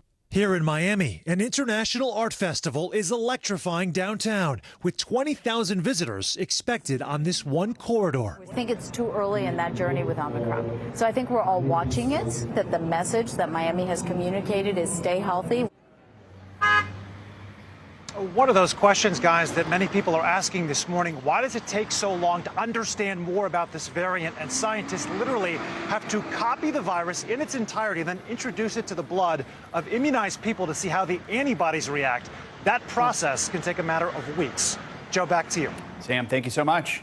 Now, like Sam just mentioned, it could take weeks to learn more about the Omicron variant. So what do we know right now, and what are doctors trying to figure out? NBC News Now anchor Tom Llamas joins us now with more on what we're learning. Tom, good to have you with us. So first, let's talk about transmission. What do we know about that? Is it easier to catch Omicron versus other strains like Delta? Yeah, let's break it down. So the first thing you have to know, the top line on Omicron, is that it has 30+ mutations, and that's really why the red flags are being waved right now. What does mutation mean? Think of that as like a disguise, right? If you have antibodies from prior infection or from the vaccine, those antibodies may not recognize Omicron because of those mutations. That's why that's so important. Look, it may be more transmissible than the original virus. We don't know yet. They're still researching that. We do know that in parts of South Africa, it spread quickly in areas where people were vaccinated and had prior infection.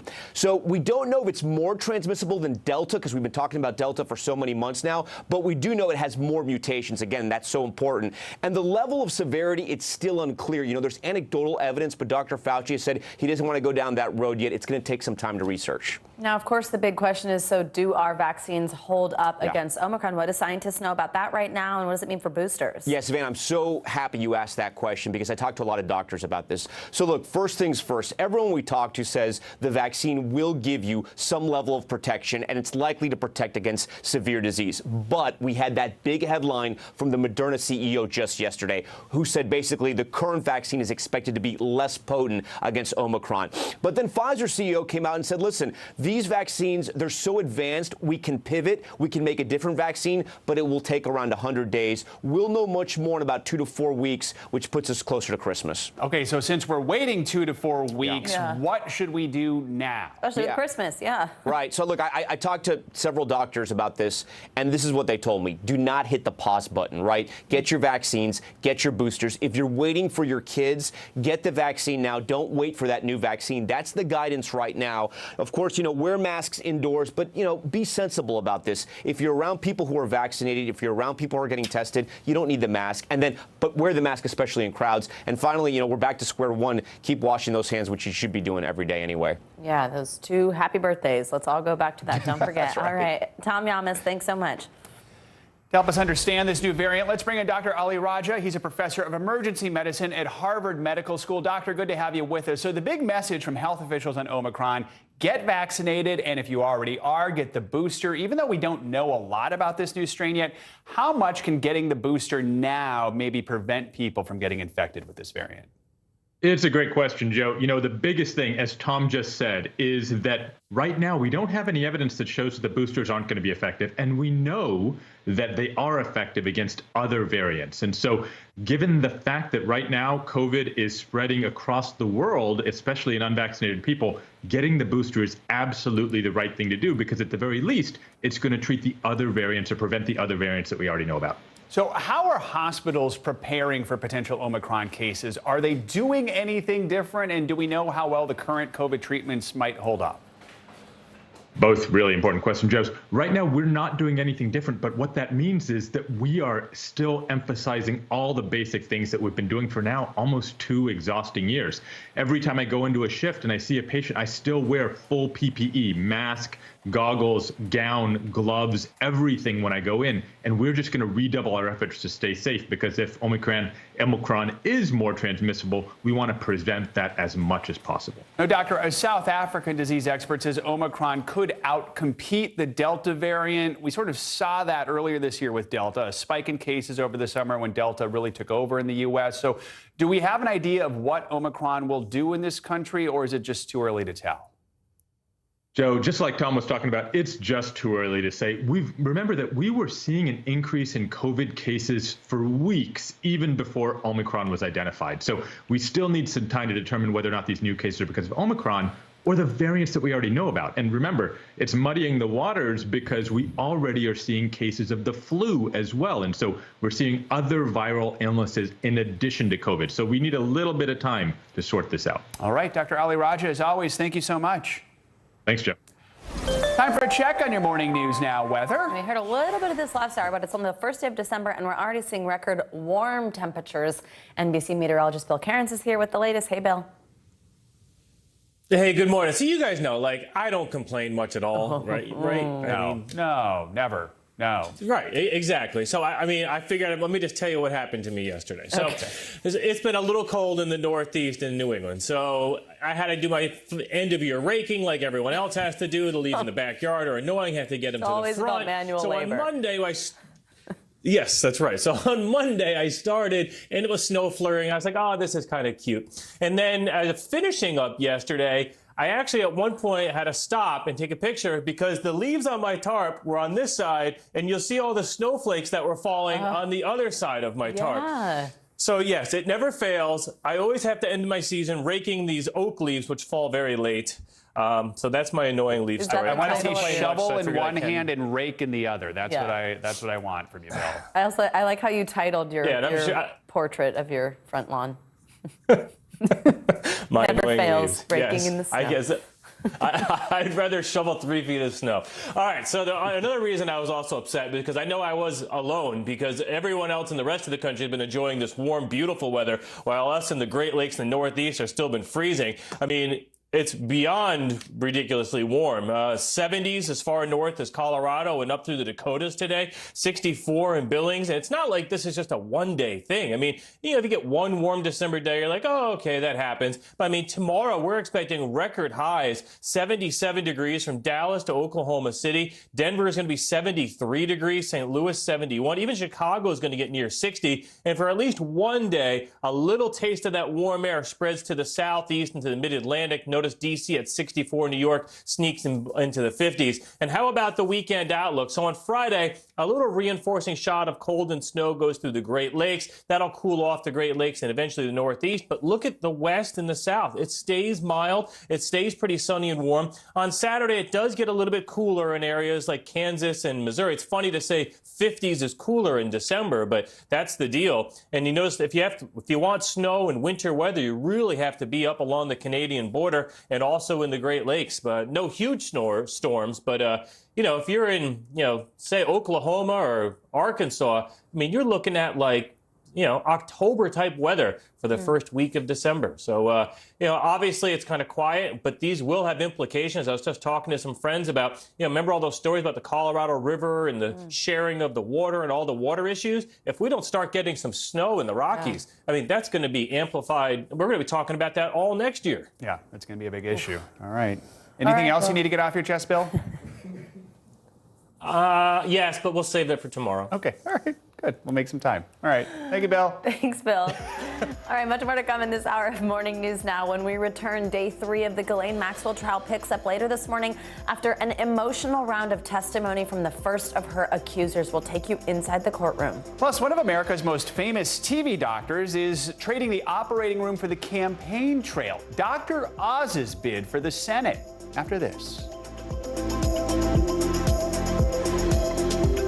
News is happening now. A look at what's making headlines around the world. Tonight, the major announcement of the COVID vaccine. This is a significant moment. Your news, whenever it happens, wherever you are, it's here now. The fire has grown leaps and bounds. You see behind me is typical. How you doing? Pretty bad. In the City of Angels, 2 kindly old ladies wanted to help homeless men get off the streets forever. And so they did. Listen to The Thing About Helen and Olga, the new podcast from Dateline and Keith Morrison. Our world is facing some complex issues. Chuck Todd breaks them down. Every Thursday, a deep dive into a new subject. Meet the Press Reports. All episodes of Season 3 are now available on demand on Peacock. News is more than a headline. It informs, it inspires, and it still matters. To cover it, you have to be in it. And that's what we're going to do. Every night, we take you to the front lines of the story, where it's actually happening, with NBC News journalists on the ground from all over the world. We cover what you need to know and bring your newsfeed to life. In primetime and streaming live, it's your news playlist every night. Top Story with Tom Llamas, weeknights at 7 on NBC News Now. Let's go. This is a critical choke point for this fire.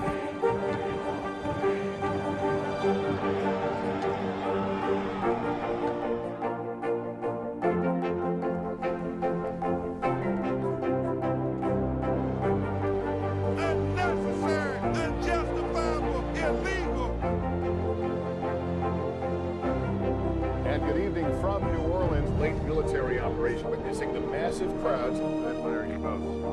Nice to really spend some time with you. Appreciate it.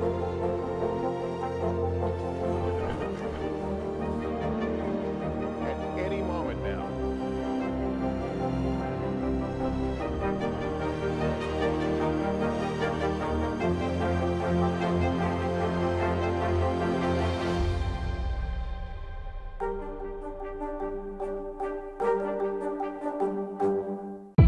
It's an issue dividing communities and influencing elections across the country.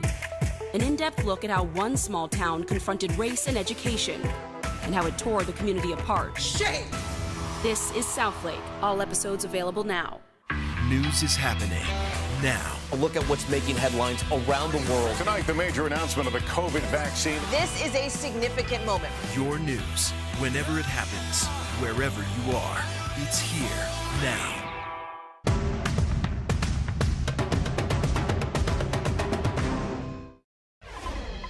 Welcome back. More emotional testimony expected today for day 3 of Ghislaine Maxwell's sex trafficking trial, one day after hearing key testimony from the first pair of witnesses. NBC News correspondent Stephanie Goss joins us now from outside the courthouse in Manhattan, where she's been following this. Hi, Stephanie. Good morning.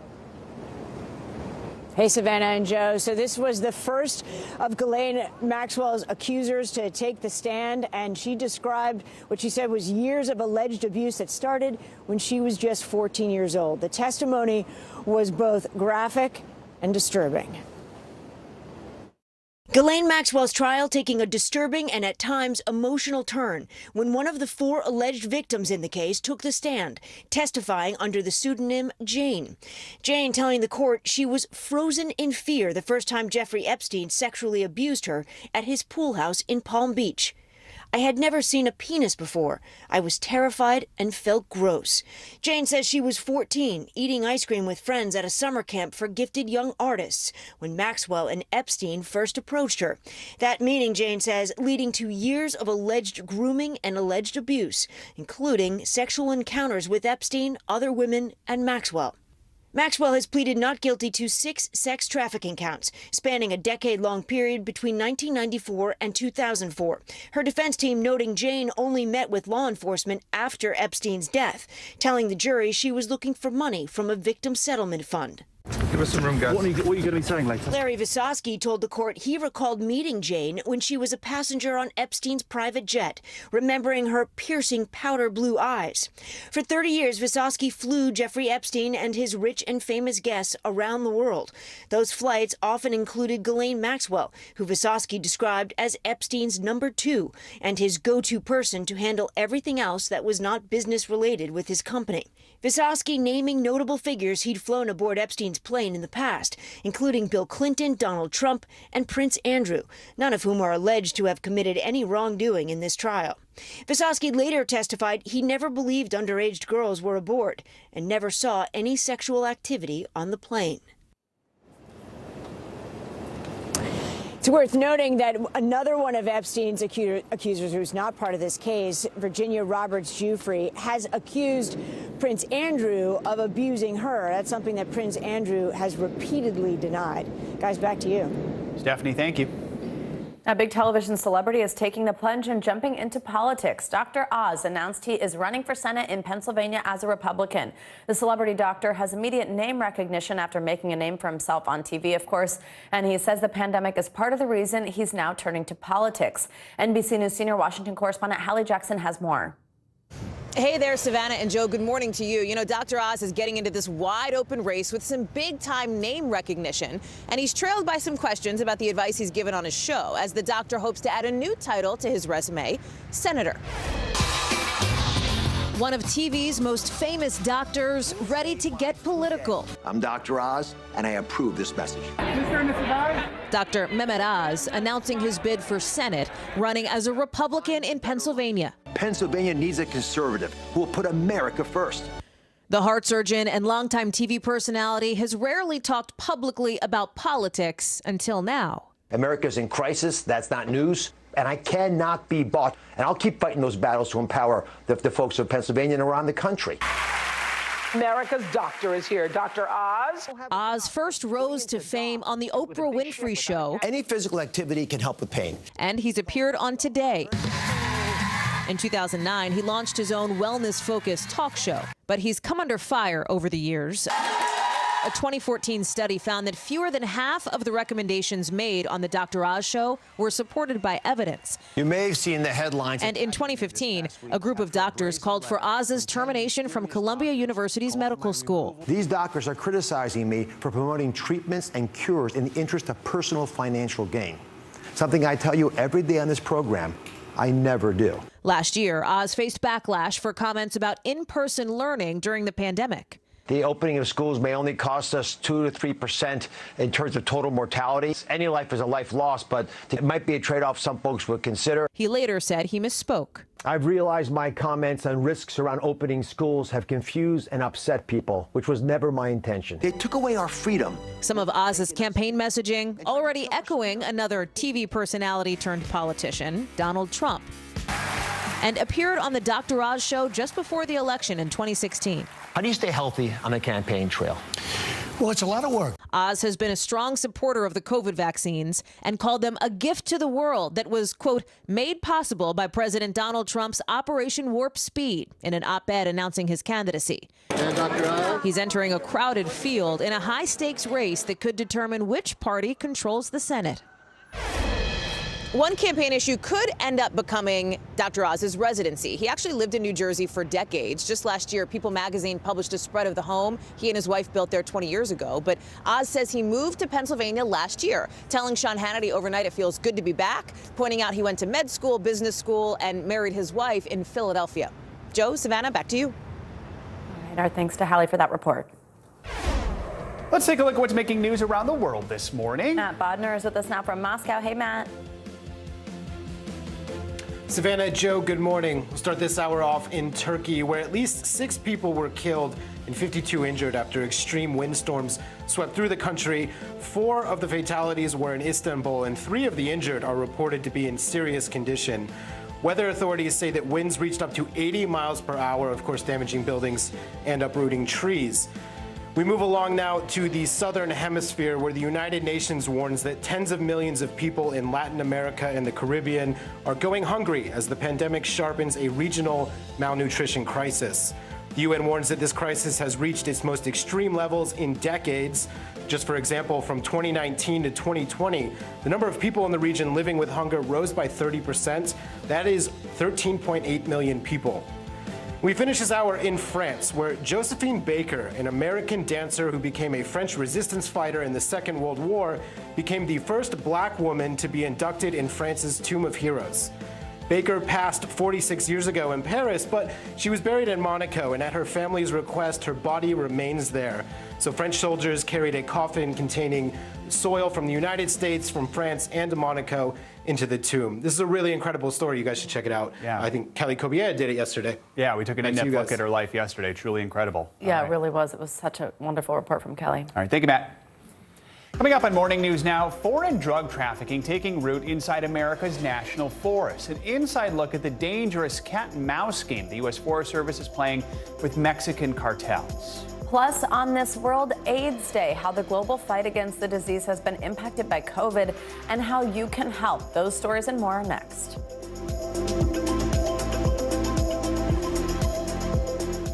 Do you feel like the bad guy in this? Why should they believe you when they know that people are getting in? Has it been worth it to make this trip? Do you feel like you're giving a green light to politicians? How do you explain why your case has become so important? It's an issue dividing communities and influencing elections across the country. An in-depth look at how one small town confronted race and education and how it tore the community apart. Shame! This is Southlake. All episodes available now.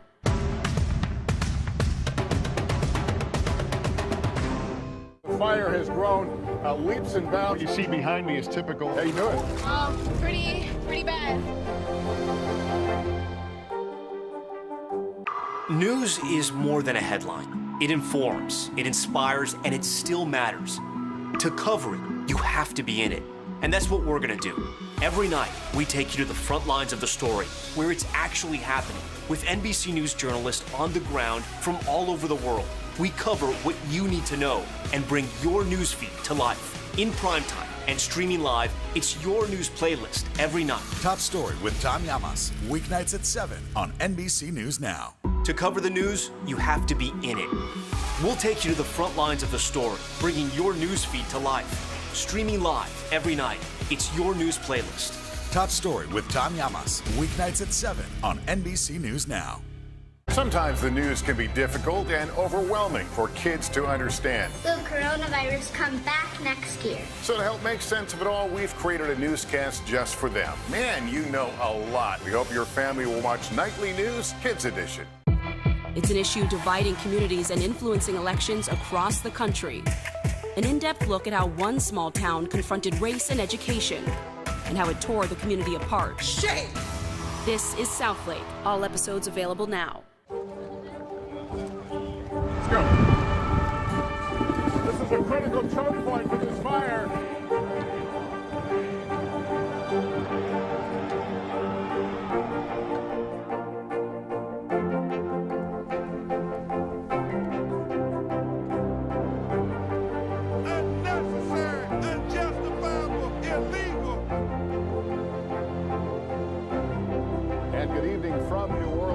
Military operation witnessing the massive crowds. I admire you both. Nice to really spend some time with you. Appreciate it.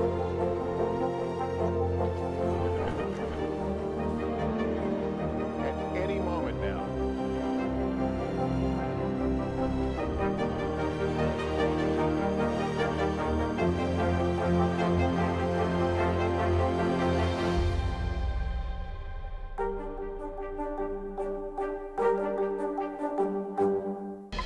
All right, here's a story making the rounds this morning. Bradley Cooper revealed he was confronted by a man with a knife while riding a New York City subway in 2019. The actor shared the harrowing story on his friend Dax Shepard podcast, Armchair Expert. Cooper thankfully wasn't hurt in the incident. He fled the scene and snapped photos of the attacker before finding nearby police. He did actually seem to have a sense of humor about it, all joking that he's gotten too comfortable in New York and maybe shouldn't use noise-canceling headphones as much, which I suppose does, take away your ability to react. Thought about that. I was going to be aware. Notice, exactly. Glad he's okay. Yeah. All right. This morning, a growing problem in the war on drugs. The U.S. Forest Service says foreign cartels are expanding their operations and even cultivating illegal marijuana farms right in the heart of some national forests here in the U.S., especially in California. Yeah, I mean, what an amazing story. Our senior investigative and legal correspondent, Cynthia McFadden, joins us now with this NBC News exclusive that really just sounds quite fascinating. Cynthia, good morning. Yeah, it really is amazing. When you hear that Mexican drug cartels have set up business in our national forests, it can't be a good thing. They are making tens of millions of dollars by using land set aside for the public. But the far-reaching consequences are worse than you might think. Not only are they poisoning wildlife and stealing millions, tens of millions of gallons of water, they've been ground zero for some of California's devastating wildfires. Here in Southern California, the U.S. Forest Service is tackling a problem so alarming, they want the public to see what they're up against. A dangerous cat-and-mouse battle with ruthless Mexican drug cartels that are running hundreds, perhaps thousands of illegal marijuana farms on federal forest land and making hundreds of millions of dollars in the process, far from prying eyes. It's become such a problem, the Forest Service invited us to take a look. You can see the terracing of the grove. But to really see it, you have to get down there, and that involves a certain degree of risk. These guys are going to go ahead of us to make sure we're safe? Yep, okay. The trail is 2.5 miles through dense forest. So, okay, I'm not liking my chances here. The first 500 feet straight down. Everyone else here is a pro, like Dr. Murad Gabriel, a wildlife biologist for the Forest Service. His team's mission is to locate, bust, and clean up these illegal grows. So what do we got here? An old cooler, and then here is the oil and gas that they use. He says for years now, the cartels have siphoned off precious public water, poisoned wildlife, and wreaked environmental havoc, mostly unhindered. So right up the straw was 1.8 million gallons of water that was poached from it. For just this one grow. And this is in a state that already has a water problem. Absolutely.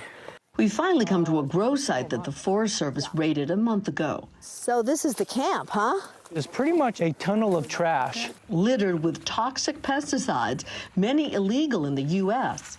This is in highly concentrated form, so you would dilute this probably 100-fold before you would actually use it. But they're not doing that. No, absolutely not. Dr. Greta Wengert is here to inventory the environmental damage. Deer coming into their crops, bears coming into their camps, they will actually use these to directly poison the wildlife. Mix it with some tuna fish, put it on the edge of your grow, an animal comes in, eats it, and dies within 2 minutes. In fact, the amount of pesticides found at just this site are potent enough to kill dozens of people.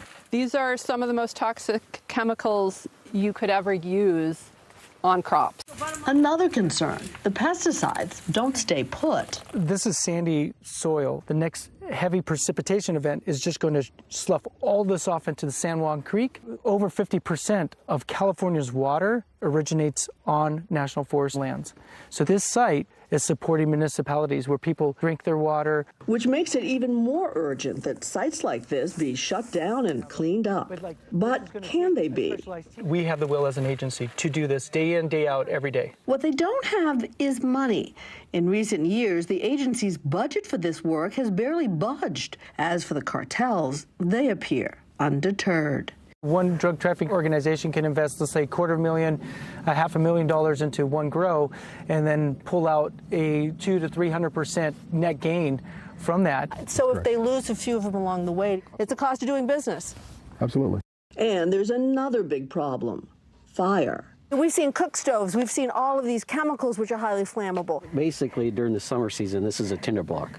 Like last year, the deadly Dolan fire in Big Sur started at an illegal grow site, one of at least a dozen forest fires linked to sites like these since 2009. The Dolan fire last year, it burned through an iconic international landscape, Big Sur.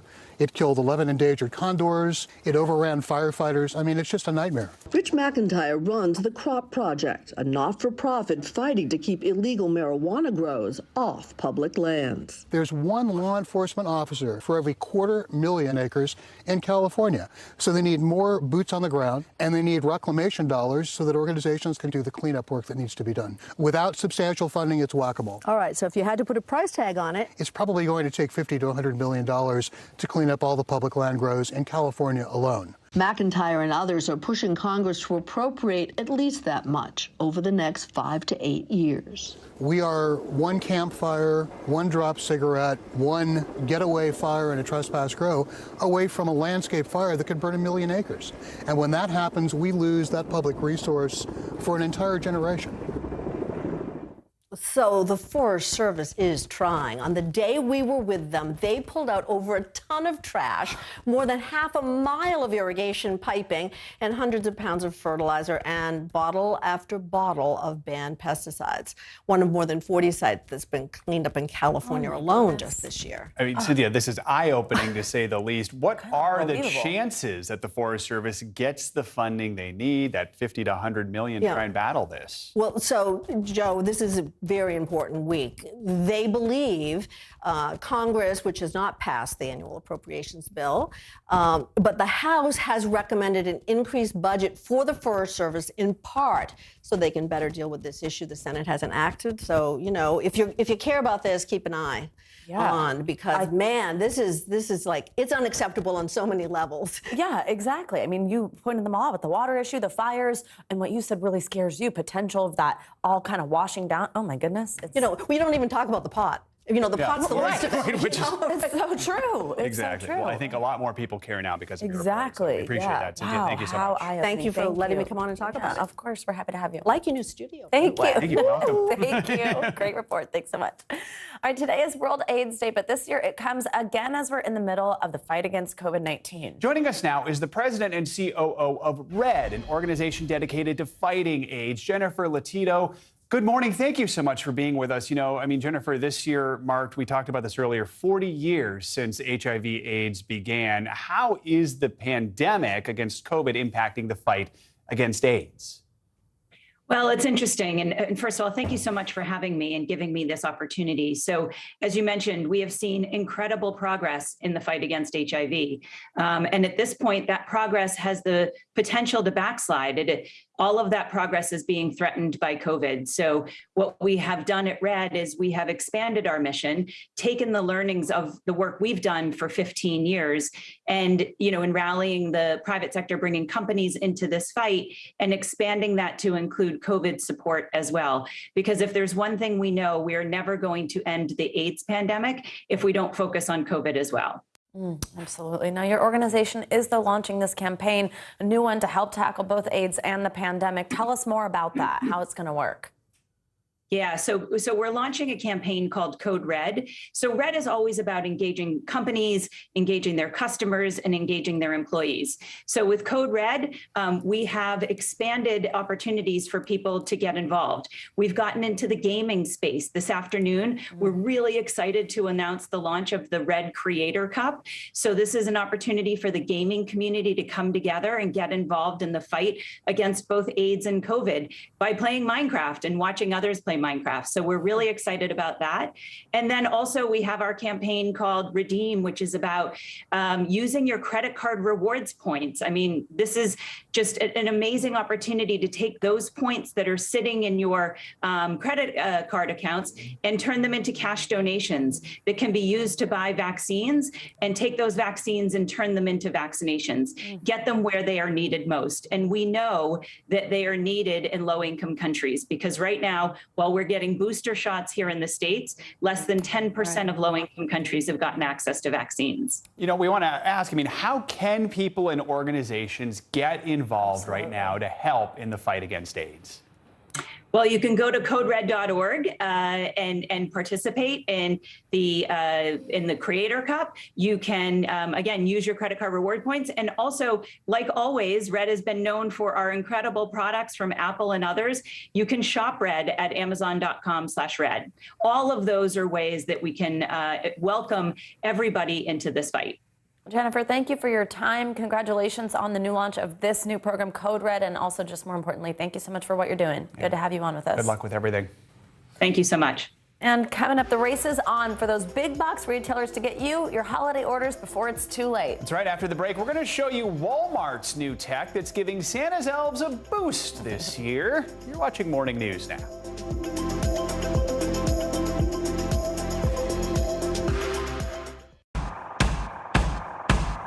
News is happening now. Look at what's making headlines around the world. Right now on Morning News Now. Tonight, the major announcement of the COVID vaccine. And this is a significant moment. Your news, whenever it happens, wherever you are, it's here now.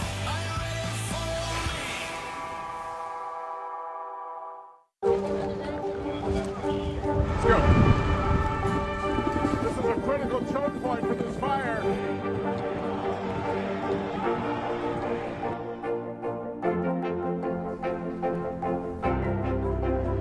And good evening from New Orleans. Nice to really spend some time with you. Appreciate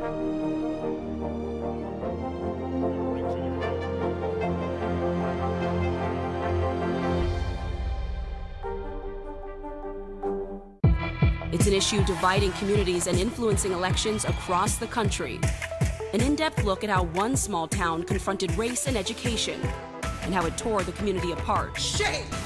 This is Southlake. All episodes available now. These days, it feels like the news never stops. So let's get into it. What's happening right now, what it all means for you for an hour every day. It can be hard to keep up, so let's get started together. Hallie Jackson Now, weekdays at 5 on NBC News Now. News is happening now. Look at what's making headlines around the world. Right now on Morning News Now.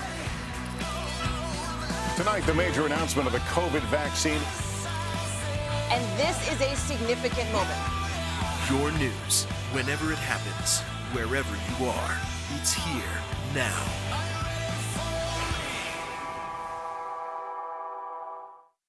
Good morning, I'm Savannah Sellers. I'm Joe Fryer. Another giant leap for mankind. They want folks to shelter in place until this storm pushes through. Traveling to the United States is about to get a lot easier. Morning News Now, streaming weekdays at 7. Let's go. This is a critical choke point for this fire.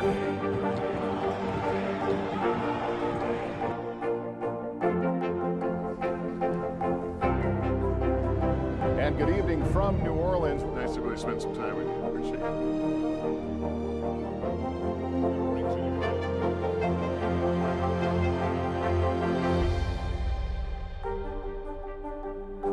The Meet the Press Chuck Todd Cast, free wherever you get your podcasts.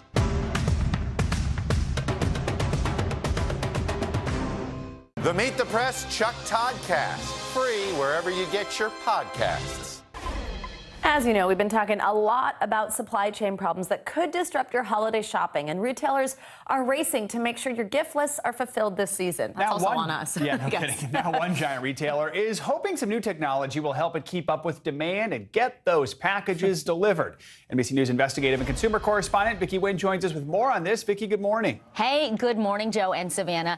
It might sound like it's the wave of the future, but these robots, drones, driverless trucks, they are all part of a revolution responding to how we shop these days. This morning, come along as we show you how mega chain Walmart is automating to get you what you want in record time. Santa's elves getting a robotic boost this holiday as retailers ready themselves for massive online sales. The National Retail Federation predicts holiday spending could reach a record high of $859 billion, up more than 10% from last year. But labor shortages and shipping delays are threatening delivery times. To combat the rush, companies like Amazon and Best Buy are offering Black Friday deals earlier than ever. So what is one of the country's largest retailers doing to handle demand? I'm here in Arkansas for an exclusive look at how Walmart is rolling out new technology to keep store shelves stocked and get deliveries to you by land and in the air. Watch this, a truck without anyone behind the wheel. It's in action right now in Arkansas and Louisiana, moving products from Walmart warehouses to stores. Gatik Trucks co-founder and chief engineer Apeksha Kamavat says these trucks run 12 hours a day, 7 days a week. Tell me about the technology on this vehicle that helps make it safe. Yeah, so we have different kinds of sensors placed all around the vehicle, giving a 360-degree coverage. This includes LiDARs, radars, cameras. Once loaded, they set out on pre-programmed routes. We're good. Up to 10 miles, making right turns wherever possible. Only an engineer sits in the passenger seat in case of an emergency. 5 minutes and 1.5 miles later, it arrives to be unloaded. What about the safety record? So we have been doing this for multiple years now on this fixed route. We have a complete 100% safety record, no incidents. From the road to robots, we're now inside one of Walmart's high-tech fulfillment centers, connected to the back of an existing store. When you place an online order, first a human packs everything. Then robots sort the orders and send them down a chute. Finally, an associate takes the order to the customer's waiting vehicle for curbside pickup or loads onto a truck for home delivery.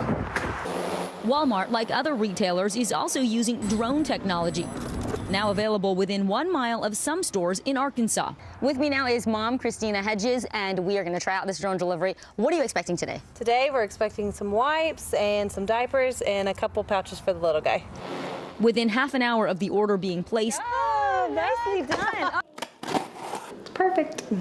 Tom Ward is a senior vice president overseeing the last mile of delivery at Walmart. It's about bringing greater speed and convenience to our customers. What do you say to people who are worried that all of these robots and these driverless vehicles are taking away from the need for human workers. You know, as we bring these new propositions to life, they're not necessarily a replacement, they're an addition. Overall, does it add jobs to the Walmart workforce? You know, we've added 150,000 new jobs to the business this year. So we are adding tens of thousands of new positions to supplement the technology, not just in the stores, but across our entire supply chain to help serve customers better.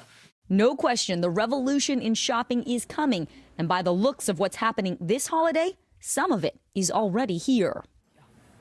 Savannah and Joe, you might be asking, so what about the carbon footprint from all of these deliveries that we're getting? Well, Walmart says addressing the environmental impact is a top priority. They point out that these vehicles and drones are electric, and consider this, 90% of Americans live within 10 miles of a Walmart. So having these additional delivery options, these warehouses are closer, so they're traveling shorter distances, less gas, and also less packaging. Guys? All right, those are all good points. Now, Vicki, I mean, all that looks expensive to develop. Who's paying for all this technology? Is the cost essentially being passed on to consumers to upgrade all this? Yeah, it's a great question. It's one we asked, and they say that the automation and new delivery methods are a big investment, but Walmart says right now none of that cost is being passed down to the consumer.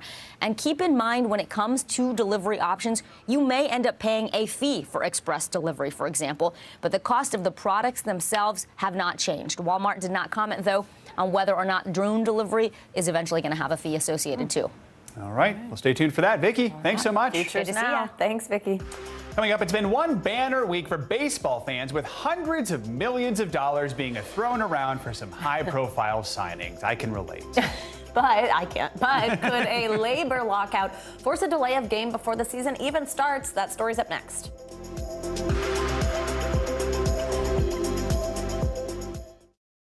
Still to come on the Channel 2 News. Well, the waters are certainly receding now. Still too close to call. Lester Holt reporting from Ground Zero, as it's being referred to. It is, in fact, a taste of freedom. The Haitian people know a little something about resiliency. What's the biggest risk right now? Some of the troops who have been proud. I want to welcome you to the first presidential debate. In fact, we've been told we can't go any farther. You are some resilient folks. Let me get in.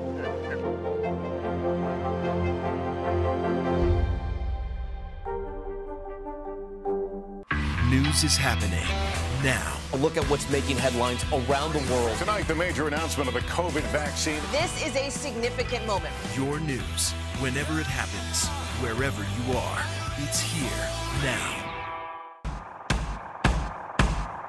News is happening now. Look at what's making headlines around the world. Right now on Morning News Now. Tonight, the major announcement of the COVID vaccine. And this is a significant moment. Your news, whenever it happens, wherever you are, it's here now.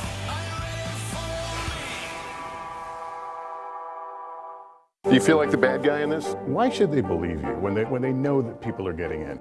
Has it been worth it to make this trip? Do you feel like you're giving a green light to politicians? How do you explain why your case has become so important? News is happening now. Look at what's making headlines around the world. Right now on Morning News Now.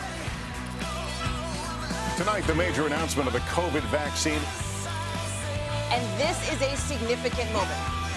Your news, whenever it happens, wherever you are, it's here now.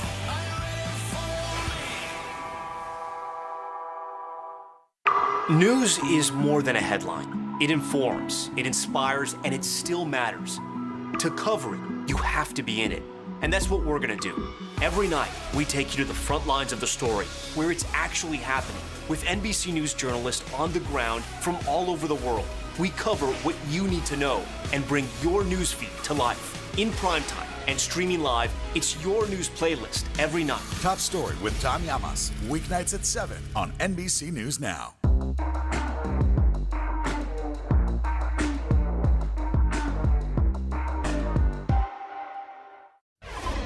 The past week has been an exciting time for baseball fans, even though they're not playing right now, with some big-name free agents on the move and signing contracts worth hundreds of millions of dollars. Those players might not even set foot on the field next season because we could be heading for a lockout as soon as 11:59 tonight. NBC News correspondent Morgan Chesky joins us now. Morgan, good morning. So obviously that's not news that fans want to hear. So what is the issue here, and what are the chances a deal is reached before tonight's deadline?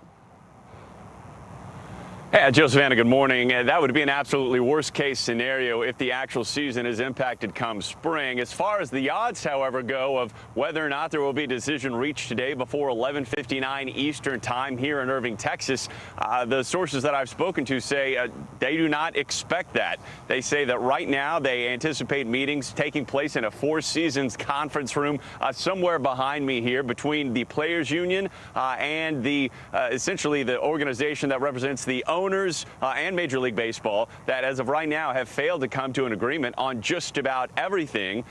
The owners trying to get some changes through, but the players sticking to the fact that they believe that they should have some salary protection in addition to other changes that as of right now there has been little to no compromise on. Guys? So, Morgan, Major League Baseball has not had any sort of work stoppage since a strike. It was a strike back in 1994. If no deal is reached, do the owners have to implement a lockout, or are there other options?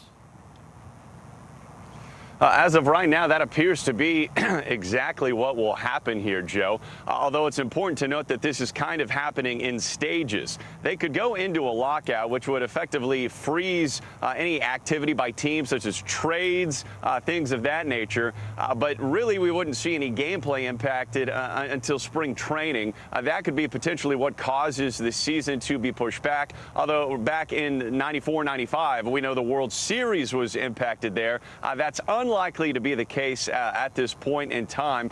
The Players Union has said that they're willing to go several weeks to make sure that they reach what they're trying to accomplish here. And so that lockout could happen, although at this point in time, prior to this deadline being crossed, there's no, I guess, attitude really expressed on either side that this would be a months-long venture here. Yeah. Guys? All right, so Morgan, in Joe's last question, he emphasized the word that was a strike. He said strike. Well, this is a lockout. What exactly does that look like? What's the difference there? And what does it ultimately mean for fans if it should come to that? Fans shouldn't expect any significant changes until the spring training starts in February. Of course, that's very popular with a lot of fans going to spring training locations, seeing their favorite team get ready for the upcoming season. That might be pushed back. That could be impacted should this drag into February. However, let's say you're a fan of a team who may not have been performing well last season, and you are counting on this offseason happening right now for your team to make some blockbuster trades in hopes of shoring up their roster to make a potential playoff run. In fact, we've seen the Texas Rangers do that in just the last week by acquiring some very highly sought-after infield players in Corey Seager.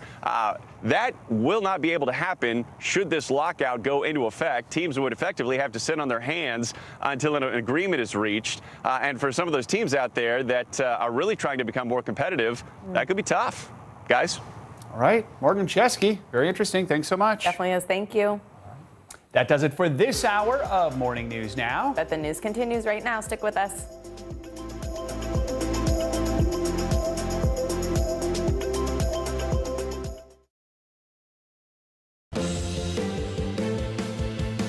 Breaking right now, abortion battle. The Supreme Court hearing one of the most consequential cases in 30 years.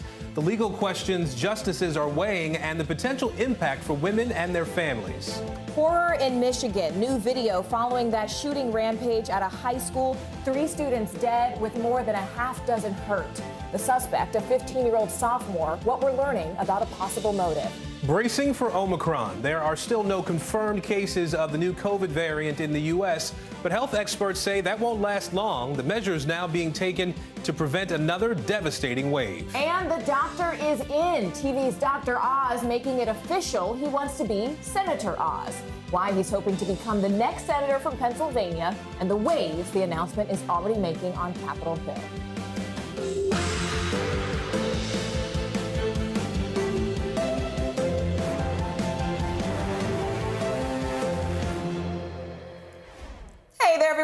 Morgan Radford. Thank you so much for joining us. And I'm Aaron Gilchrist. We begin with breaking news this hour. The abortion battle taking center stage at the nation's highest court. The Supreme Court is hearing oral arguments about Mississippi's abortion law. The law bans most abortions after 15 weeks, allowing them only in medical emergencies or cases of severe fetal abnormality.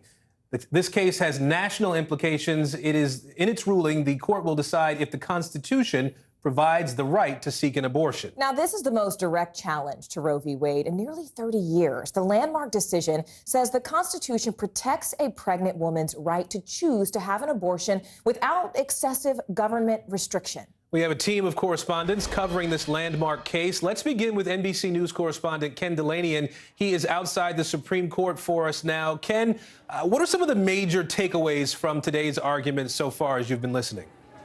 Oh, it's been so interesting, Aaron.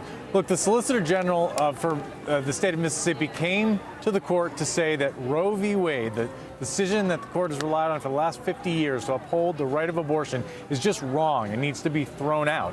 And the liberal justices immediately attacked that as undermining this fundamental principle that the Supreme Court has called stare decisis, which means stand by things decided, which means essentially that even if you think a decision is wrong, you have to give great weight to past decisions of the Supreme Court in order that it's not viewed as a political institution. Justice Sonia Sotomayor perhaps said it best. She said, "Will this institution survive the stench that this creates in the public perception that the Constitution and its reading are just political acts?" I don't see how it's possible if they were to overturn Roe v. Wade. What was also really fascinating, though, is how Chief Justice John Roberts, who is seen as a person who really wants to uphold the public standing of the court, seemed to be searching for a compromise. He didn't want to talk as much about whether Roe v. Wade should be overturned. He wanted to know whether this 15-week this viability question in the Mississippi law could be upheld while still maintaining Roe. He essentially asked, what's wrong with 15 weeks as opposed to 24 weeks? Right now, the law is a fetus is viable after 22 to 24 weeks, and so states can't ban abortions before that. This law would ban abortions before 15 weeks, which is most abortions. So Roberts appeared to be searching for a compromise there. We'll have to see how that plays out, but a fascinating dynamic here and a really important set of arguments before the Supreme Court. Well, Ken, if the Supreme Court rules in favor of Mississippi here, overturning Roe v. Wade, what kind of impact could this decision have on other states? Oh, an enormous impact. First of all, it doesn't have to do that, Aaron. Really important. It could uphold the law and also uphold Roe v. Wade. But if it throws out Roe v. Wade, there are 12 states that have so-called trigger laws, which would immediately ban abortion upon that decision, in most cases in those 12 states, and that includes Mississippi. But most experts believe around half the states, most of red state America, would ultimately pass laws restricting or banning abortions. And let's not forget that according to our recent NBC News polling, 54% of Americans believe abortion should be legal in most cases. So this would be a political earthquake that could have untold repercussions across elections, because after all, Aaron, we're here because of politics. We're here because there are more conservative justices on the court than there used to be, because the Republican Senate made that happen under Donald Trump. That's the only reason we're here. The court has never before heard a case where the question of viability before 24 weeks has been argued. That's what it's doing today, Aaron. Much more to hear as the day rolls on. Ken Dilanian for us outside the Supreme Court. Ken, thank you. You bet.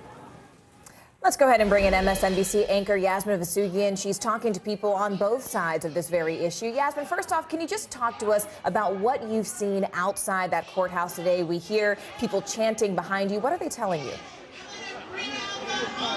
Yeah, so Ken was talking about what we've been hearing inside the courtroom during the Supreme Court hearing all morning. I mean, honestly, since 7 a.m. this morning, folks have been out here rallying in support of and or against abortion rights. And I've been speaking to people on both sides of that argument. And the rally has been split, Morgan, all morning as well. There's literally a barrier behind me.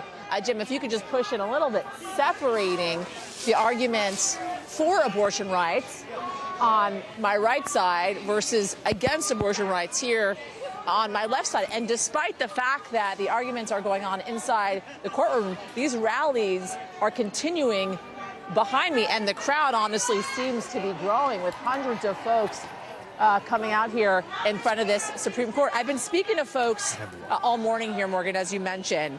And I want to play some sound first of Kristen Hawkins, who is the president of Students for Life, talking about that viability standard, right, that Ken just mentioned, that Justice John Roberts was talking about. And of course, right now, the viability standard is 22 to 24 weeks for Roe. But the Mississippi law is stating the viability standard should now be 15 weeks for the state of Mississippi because science has changed. Here's Kristen Hawkins talking about that, followed up by Shannon Brewer, who's the clinical director at Jackson Women's Health Organization, who's at the center of this thing, saying, in fact, folks that are advocating against abortion rights, they don't know what's actually happening in the communities. They haven't visited these communities. Let's take a listen to them. Right now, with medical technology, a fetus is not viable, meaning it cannot survive outside of the womb at 15 weeks. At Students for Life and within the pro-life movement, all of my friends who are here today in the pro-life movement, we would say that your viability, though, doesn't determine your worth or your value. That you are a human being. Science proves that you are a human being at the moment of conception. I think they're out of touch with reality, with what's really going on in certain areas of the world, especially in these southern states. People aren't coming into these neighborhoods. These people aren't spending time with these people, real time with these people, to see what they're dealing with every day. So Shannon essentially painting a picture of women that she sees at her clinic every day in Mississippi right now, which allows abortions up to 16 weeks in her clinic. So, of course, this would cut that by 1 week specifically for her clinic. By the way, the only clinic in the state of Mississippi, talking about these women that are in a situation where they're single parents. They may have children at home as well. They're struggling, thinking they're making the responsible decision by seeking out abortion services. I also spoke to Kenya Martin. She is she's with the National Network of Abortion Funds. She sees herself as a storyteller. She's someone who has worked in an abortion clinic, also has sought out abortions herself. And there is this idea, Morgan, right, that there's a possibility of Roe v. Wade actually being overturned. And Kenya talks about the fact that whether or not that's overturned or not, people are still going to be seeking out abortions no matter what. And that will put their own health care in peril. Take a listen to her. There's a lack of health care and resources, and there's going to be a lot of forced parenting. And there should be joy involved when you are deciding to, become a parent. Not going into it like, I have to do this, I'm being forced to do this because I cannot access an abortion. And the reality is that stopping abortion, making it illegal is not going to stop abortion. People are still going to access abortion. People are still going to do what they need to do. So, Morgan, advocates for abortion rights essentially saying, listen, if Roe v. Wade is overturned, it will be absolutely devastating. But maybe, in fact, it will inspire Democrats to vote in favor, especially in the Senate, of the reproductive health rights bill and inspire folks to go to the polls at the midterms. But that is a long road ahead, of course, so listening to the arguments inside the Supreme Court, the rally outside, and waiting for that ultimate decision that will come in spring sometime, Morgan. All right. MSNBC's anchor, Yasmin Vossoughian. Yasmin, thank you. The new COVID variant has yet to show up in this country, but health officials maintain it is only a matter of time before Omicron is detected here in the U.S. 24 countries have confirmed cases now. Brazil and Nigeria, the latest on the list here. Japan is further restricting travel at this point. Here at home, vaccine mandates are back in the headlines. New York City corrections workers have to get their shots by today or face unpaid leave. It's actually the city agency with the lowest vaccination rate. On the flip side, a federal judge has blocked President Biden's vaccine mandate for U.S. healthcare workers. We have a lot of other COVID news to dig into this hour. Let's begin with NBC News correspondent Sam Brock. He joins us now with what health officials here in the U.S. are saying about this new variant. Hi, Sam. Aaron, good afternoon. We are expecting to hear from President Biden at some point tomorrow about what kind of increased measures might be put in place to protect Americans from Omicron. Now, the New York Times, among other outlets right now, is reporting that the CDC has tightened its restrictions when it comes to international travel, meaning you would have to get a negative test within 24 hours now of departure. And we are expecting more changes on the way.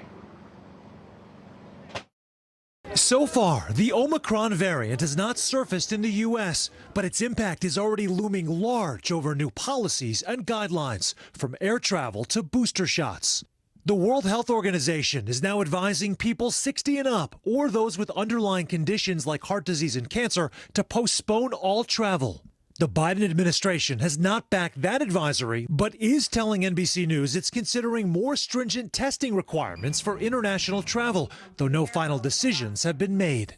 We cannot predict the future, but we can be prepared for it.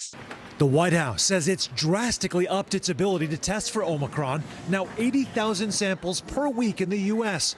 The first known infections were reported in Botswana, not South Africa, on November 11th. What does the early data tell us about the severity of Omicron? But easier to give and get, more transmissible, which makes sense for a virus. The virus wants to reproduce and stay alive in its host.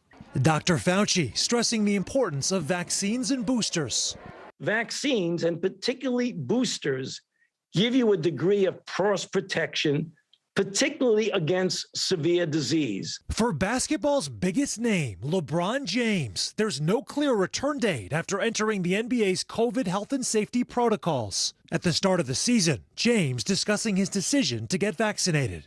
I think at the end of the day, you're always trying to figure out ways that you can always be available and protect one another. Here in Miami, an international art festival is electrifying downtown, with 20,000 visitors expected on this one corridor. I think it's too early in that journey with Omicron. So I think we're all watching it, that the message that Miami has communicated is stay healthy. The president has already said that lockdowns are off the table, guys, and the U.S. Travel Association calling on President Biden to take away the travel bans on South Africa and 7 other neighboring countries. Back to you. Sam Brock for us in Miami today. Sam, thank you. Let's go ahead and bring in Dr. Lipi Roy to talk more about this specific variant. She's medical director of COVID isolation and quarantine sites for Housing Works here in New York City. Dr. Roy, first off, thank you for being with us. And with this growing number of Omicron cases across the world, is this just simply a matter of time before we see it here more present and commonly in the United States? And what do you think the chances are that it's already here? Yeah, Morgan, most health experts will tell you that they're fairly confident that the Omicron variant is already here stateside. It's just a matter of time. What we really need to do is make sure that our surveillance system and our detection, our testing, that's at capacity, and that it's accurately and rapidly detecting the variant, because I'm quite certain, as are most health experts, that it's already here in the U.S. I mean, and given that, Dr. Roy, what's the best way that people can protect themselves from this new variant? Are the boosters enough to protect us? Is the current vaccine enough to protect us? Yeah, great questions. And all of my patients and colleagues are asking the same things. So really the same public advice applies. And in terms of reassurance for your viewers, if you aren't vaccinated yet, please get vaccinated. If you're eligible for the booster, please get the booster. And if you're in indoor spaces, try to make sure you're wearing a mask, try to practice distancing. All of these same public health and mitigation measures apply here. Because what we're seeing so far is that the vaccines are still effective, but we don't know to the extent that they'll be effective. That's why scientists at Moderna and Pfizer, J&J are really testing their vaccines right now on the existing variants. But right now, definitely get the vaccine and the booster, because that increased immune protection and activation will really protect us moving forward, Morgan. Dr. Roy, I have to ask, we're addressing the science of this, but there's also a feeling, right? There's a feeling of fatigue across the country with COVID now 2 years in. Is this, the development of new variants every once in a while, periodically, something that we're going to have to live with? Yeah, so I also feel that fatigue, and especially amongst frontline healthcare workers like myself and my colleagues, we are certainly experiencing burnout, compassion fatigue. So I hear you, and I hear the complaints raised by so many people, including my own patients. Really, this fact that we have this new variant is not a surprise. And until the vast majority of the world is vaccinated, new variants are going to emerge. The virus will continue to replicate. Mutations will happen. So that's why we really need to practice mitigation measures, public health measures, including vaccinations and boosters. That's how we're going to get out of this, Morgan. Dr. Roy, it's been a pleasure talking to you, and thank you for giving us the human side of things. We really appreciate it. Have a good rest of your day. New video is emerging showing the panic and horror following a deadly high school shooting in Michigan. 3 students were killed and 8 others were injured in Oxford, Michigan yesterday. The suspected gunman, a 15-year-old student, is now in custody. The victims have been identified. You see their pictures on your screen here. 14-year-old Hannah St. Juliana, 15-year-old Tate Meyer, and 17-year-old Madison Baldwin. NBC News correspondent Megan Fitzgerald is in Oxford for us today. Megan, talk a little bit about the investigation, where things stand right now. Well, Aaron, we know this is still a very active and ongoing investigation. I mean, keeping in mind it's been less than 24 hours since this tragedy unfolded. What we know is that this suspect is not cooperating with authorities, but we know the prosecution says they're ready to move quickly. In fact, we could see charges as soon as today. Overnight, a Michigan community in mourning, coming together to remember 3 teenagers shot and killed in an attack on a school in suburban Detroit. A 15-year-old student who has not yet been publicly identified, suspected of opening fire on his classmates at Oxford High School. Our teachers tell us to get down, hide, barricade the doors. Authorities releasing the identities of the 3 victims, ranging in ages from 14 to 17 years old. Madison Baldwin was a senior, set to graduate. 16-year-old Tate Meir and 14-year-old Hannah St. Julian also died. New video shows students barricading themselves inside a classroom as someone in the hallway claiming to have a badge tries to enter. Sheriff's office. It's safe to come out. Yeah, he said it's safe to come out. Now, we're not willing to take that risk right now. I can't hear you. We're not taking that risk right now. Okay, well, come to the door and look at my bag, bro. No. Yeah, bro. He said bro.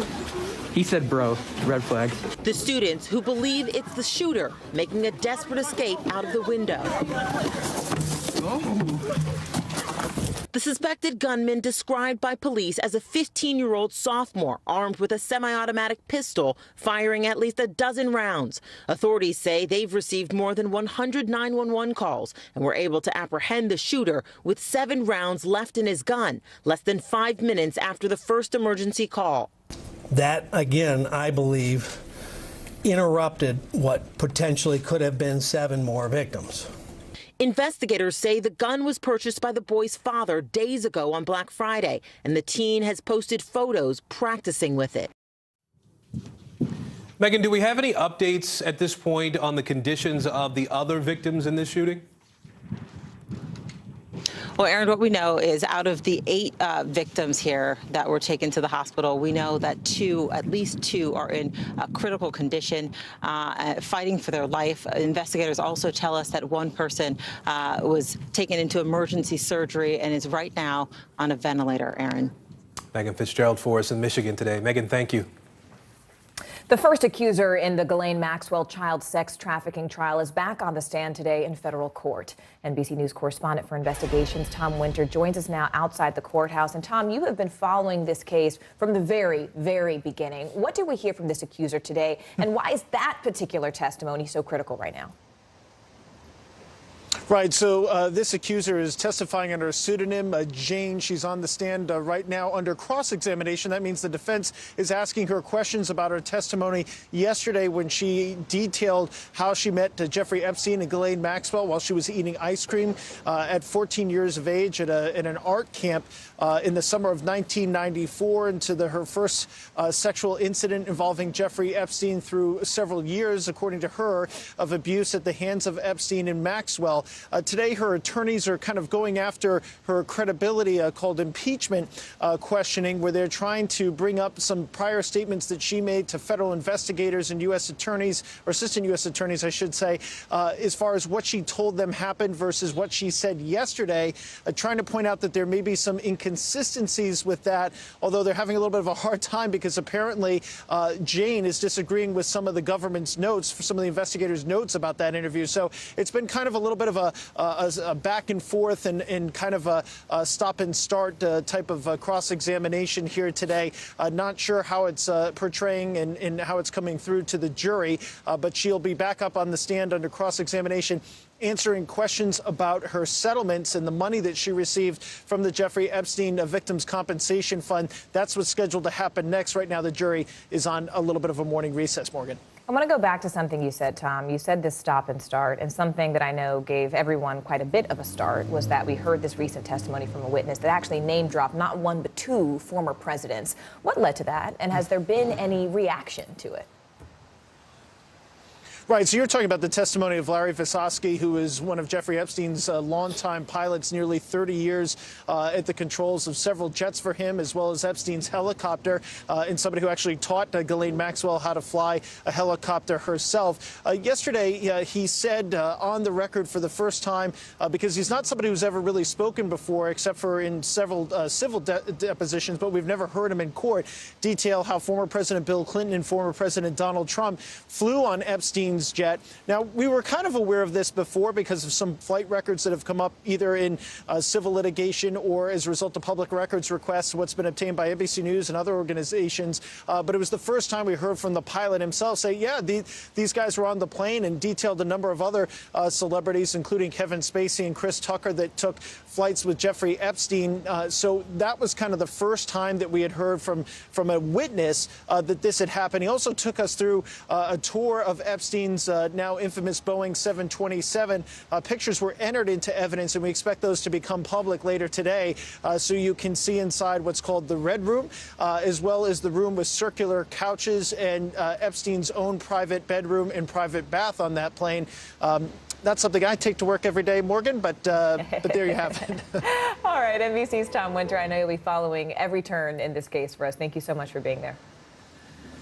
CNN primetime host Chris Cuomo is off the air, at least for now. The network suspended him indefinitely on Tuesday.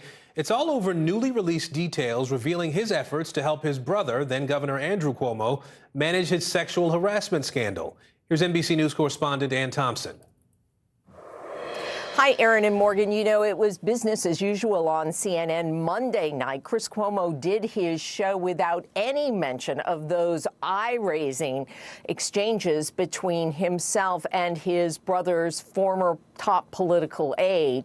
But before the next broadcast, CNN announced that Cuomo is suspended indefinitely.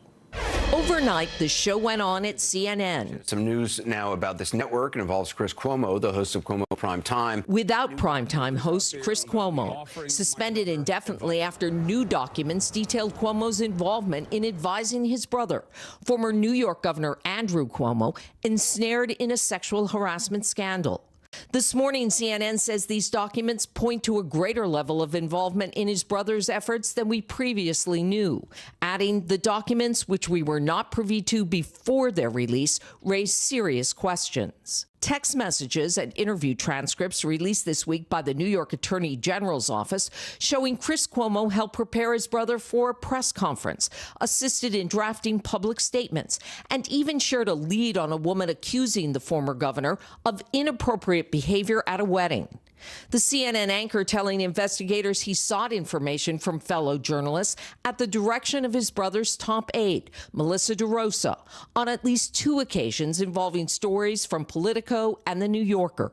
When asked, I would reach out to sources, other journalists, to see if they had heard of anybody else coming out. It's been a slippery slope with the Cuomos for CNN. The network faced criticism after the brothers appeared together on CNN during the pandemic, often in lighthearted interviews. You know, this is the regular swab. This is what we're told disappeared in the governor's nose. Then this past May, when news first broke of Cuomo participating in strategy calls advising his older brother, the anchor apologized. It was a mistake. After Andrew Cuomo said he would resign as governor, Chris Cuomo addressed the issue for what he said would be the final time. I'm not an advisor. I'm a brother. I wasn't in control of anything. I was there to listen and offer my take. I never made calls to the press about my brother's situation. I never influenced or attempted to control CNN's coverage of my family. Also today, one of former Governor Cuomo's accusers, Charlotte Bennett, is calling on CNN to fire Chris Cuomo. NBC News reached out to Chris Cuomo, but has not gotten any response. And remember that the former governor, Andrew Cuomo, has all along said that he never sexually harassed anyone. Aaron and Morgan. That was Ann Thompson reporting. The author of the best-selling novel Lovely Bones is publicly apologizing to the man wrongly convicted of raping her 4 decades ago. Alice Sebold says she will be, quote, forever sorry after Anthony Broadwater was exonerated last week for a crime that he never even committed. Here's NBC News correspondent Kristen Dahlgren. It's an apology nearly 40 years in the making. Author Alice Sebold posting a statement online, writing in part, "I am truly sorry to Anthony Broadwater, and I deeply regret what you have been through. I am sorry most of all for the fact that the life you could have led was unjustly robbed from you, and I know that no apology can change what happened to you and never will." It was 1981 when Sebold, a freshman at Syracuse University, was raped and beaten, later writing about the ordeal in her best-selling memoir, Lucky. After Sebold testified against him, Broadwater served 16 years in prison for the crime. But last week, that rape conviction was overturned. I've been crying and crying with joy and relief. The judge sided with Broadwater's new defense lawyers, who asked for the dismissal, citing flaws in the original trial. It became completely obvious to everyone that the forensic evidence underlying his conviction was faulty. Broadwater was released from prison in 1999, but has struggled living as a convicted rapist with his name on the state's public sex offender registry. There was a lot of inflammatory things she said in that book that was just, it was hurtful. The book's publishers say they will halt distribution of Sebold's memoir for now, as the author and publisher consider how the work might be revised. Sebold also writing, "My goal in 1982 was justice, not to perpetuate injustice, and certainly not to forever and irreparably alter a young man's life by the very crime that had altered mine." Broadwater telling Syracuse.com he accepts her apology. I hope that I can give some inspiration to somebody and say, hey, if you're not guilty of something, do not give in. For today, Kristen Dahlgren, NBC News, New York. Much more to come. Untangling the kink. Still ahead, President Biden's plan to ease the supply chain crisis and keep the post-pandemic economy growing.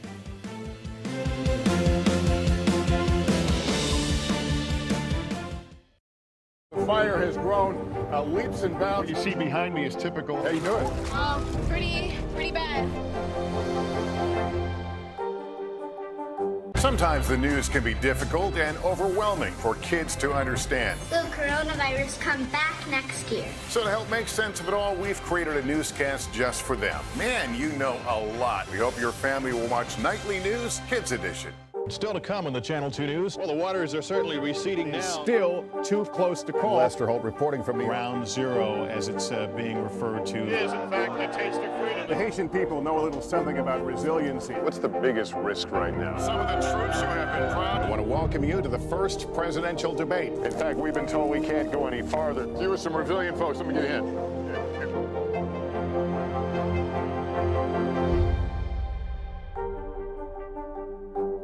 To cover the news, you have to be in it. We'll take you to the front lines of the story, bringing your news feed to life. Streaming live every night. It's your news playlist. Top Story with Tom Llamas, weeknights at 7 on NBC News Now.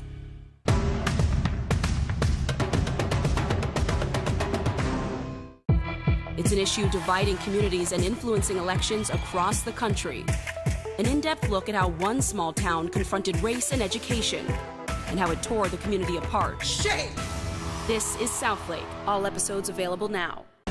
Good morning, I'm Savannah Sellers. I'm Joe Fryer. Another giant leap for mankind. They want folks to shelter in place until this storm pushes through. Traveling to the United States is about to get a lot easier. Morning News Now, streaming weekdays at 7. The fire has grown leaps and bounds. You see behind me is typical. How you doing? Pretty bad.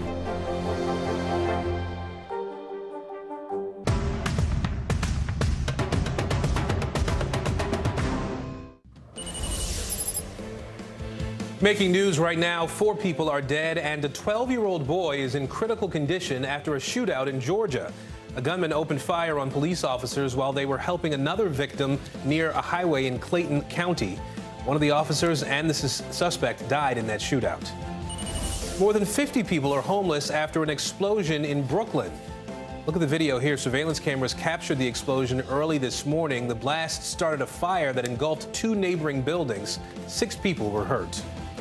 And a major change is coming to the way New York City handles drug users. The city is opening supervised drug injection sites. The goal here is to curb overdose deaths in the city. People will be able to receive sterile needles as well as medical and social care. 2 locations are now open in Manhattan.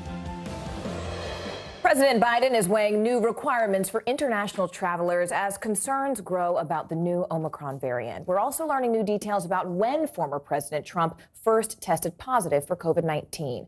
NBC News White House correspondent Mike Memoli joins us now from the White House for both of those answers. Mike, let's go ahead and begin with the COVID developments. What do we know about the White House's plans for new possible travel restrictions? Well, what's interesting, Morgan, is that we've been expecting to hear from the president laying out what officials are calling a comprehensive strategy to deal with not just Omicron, but already they were anticipating sort of a winter surge here of coronavirus cases, especially around the holidays. And part of that discussion involves potentially more strict requirements regarding re-entry for international travelers. Now, among the ideas under consideration would be mandatory test 1 day prior to departure, potentially as well a required test 3 days after entry within the U.S. Now, the Washington Post is also reporting that the administration has been debating a potential 7-day quarantine requirement, but White House officials are emphasizing to us that these are preliminary discussions, that no final decisions have been made. It should be noted that these new requirements would be applicable not just to foreign travelers, but also to U.S. citizens, regardless of your vaccination status. I want to switch gears for a minute, Mike, and talk about that Trump news. Former Trump Chief of Staff Mark Meadows is about to release a new book, and NBC News has not seen it yet, but we're told that Meadows writes that the former president tested positive for COVID 3 days before his first debate with Joe Biden back in 2020. How much does that differ from what we've known up until now?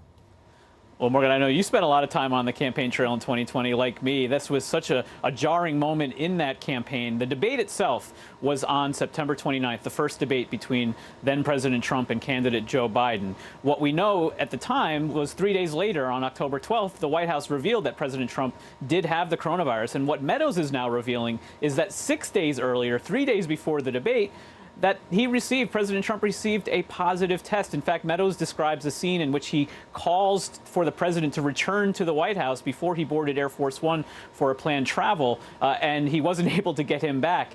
What we are hearing today is from the former president who, let me surprise you by reading some of his statement in which he calls this new revelation fake news. He says that, in fact, he had a test that revealed he did not have COVID prior to the debate. So we can expect a back and forth here between Meadows and the president as it relates to what exactly happened. Mike, before I let you go, I do want to talk about the supply chain issues, which continue to really be tough as families really prepare for the holidays. And President Biden, I know, is set to speak on that this afternoon. What do we expect him to say? And what do we expect him to say that's different today? Well, some of what the president's going to discuss is part of what he learned at the meeting that he held at the White House on Monday with some of the CEOs of leading retailers. And the White House really sees this as something of a success story. We know the challenges of the supply chain issues and the concerns that many had about whether the shelves would be stocked, especially for the holidays. And what the White House is saying, what we expect to hear from the president, is that because of the cooperation between the private sector and the government working together, they've really made significant progress in dealing, especially with the volume of containers that needed to be offloaded at some of our biggest ports. Things like the private sector incentivizing off-peak offboarding of these containers, but also the Department of Transportation relaxing some of the regulations to allow truckers to spend more time on the roads. It's a collaboration that they see as playing a big role in at least lessening some of the burdens we were expecting at this point. All right, NBC's Mike Memoli there for us at the White House. Mike, as always, thank you. Congressional leaders are scrambling now to avoid a government shutdown. Less than 3 days to go now before funding runs out. And as the clock ticks down, Republicans in Congress may be looking to use vaccine mandates as a negotiating tool. NBC News Capitol Hill correspondent Ali Vitale joins us now. And Ali, it looked initially like Congress was going to avoid a government shutdown. Now that's a bit in doubt, which honestly, if we look back over time, that's not entirely unfamiliar territory for us to be in. But help us understand where the talks stand right now. This is a pretty natural ebb and flow as you get closer to these deadlines. And as you mentioned, Friday at midnight is the deadline for the government to shut down at this point if Congress doesn't intervene by passing some kind of continuous funding resolution. There's debate right now ongoing about how long that resolution would go through, whether it's the end of January or potentially into February. Republicans would like to see it go a little bit further into next year than Democrats would. But when I last talked to the chairman of the Appropriations Committee here in the House, she said that she hasn't heard the latest from Republicans on where they stand on this. So that's one piece of it. And then on the other side of it, there are the Republicans within the House Freedom Caucus who just sent a letter to Senate Minority Leader Mitch McConnell, basically saying that they'd like to see him make hay over this issue when it comes to vaccine mandates. Here's a little piece of their letter that I think is really instructive for us as we follow this. They say to McConnell that while the House can move forward on this on their own, they want to see McConnell and Senate Republicans use all procedural tools at their disposal to deny timely passage of the CR unless it prohibits funding in all respects for the vaccine mandates and enforcement thereof. Basically, they're saying shut down the government if we don't get what we want over vaccine mandate funding. But then we have all these unknowns around the Omicron variant, Ali, that we know is already causing a lot of concern in this country. Is there any concern among Republican lawmakers, the Freedom Caucus you just talked about, that this plan could backfire on them? Yeah, look, they probably lack the Republican votes in the Senate to actually do this, but what this could do is gum up the process, and right now, time is of the essence because Friday at midnight gets closer with every passing second that you and I even stand here talking. We know that these conversations are ongoing. I think the separate thread about Omicron is actually not even really in this conversation for Senate Republicans or House Republicans who want to see this happen. Their stance on vaccine mandates has been the same even throughout the variations that we've seen in the virus. All right, we'll see if any change comes about with this new variant. Ali Vitale on Capitol Hill for us. Thank you, Ali. Thanks. A new state court ruling could dramatically impact who ends up on Capitol Hill. The Wisconsin Supreme Court has sided with Republicans on a redistricting dispute, saying there's really no need to change how the state's districts are currently mapped out. NBC News senior political editor Mark Murray joins us now. Mark, first, just set the scene for us. How did the battle over Wisconsin's districts really even end up in the state's top court? Yeah, Morgan, it's important to note that Wisconsin right now has divided political government. The Democrat is the governor of the state, but the legislature is controlled by Republicans. And the Republican-controlled legislature put up a redistricting map that really wasn't changed much from the last 10 years. And the Democratic governor vetoed it. And that ended up sending this to the state Supreme Court. And it's worth noting that there's 7 members of the state Supreme Court, and they are elected by statewide elections, often not necessarily running as Democrats or Republicans, but essentially that much. And Republicans hold a 4-3 majority in that Wisconsin Supreme Court. And that's exactly what the ruling was yesterday, a 4-3 victory for the Republicans.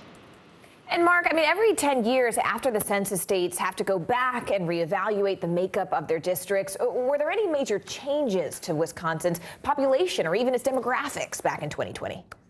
Not a lot of change to the demographics or population, Morgan. And of course, redistricting when it comes to congressional lines does a seat actually end up increasing or decreasing its congressional population? Wisconsin stays equal. And so, to Republicans who wanted to say, hey, we want to have the same map as we had in 2010, 2011, that's an argument on their side. What has changed, though, Morgan, is the political composition of Wisconsin. So in 2011, the last time that you ended up having redistricting, Wisconsin had elected a new Republican governor, had a Republican-controlled legislature, and so they actually, through the redistricting process, made it really Republican-leaning. But since 2011, you ended up having Barack Obama win re-election in Wisconsin. You ended up having Tony Evers, a Democrat, elected as governor in 2018, and Joe Biden ended up winning the state of Wisconsin by just 20,000 votes, the same margin that Donald Trump ended up winning in 2016.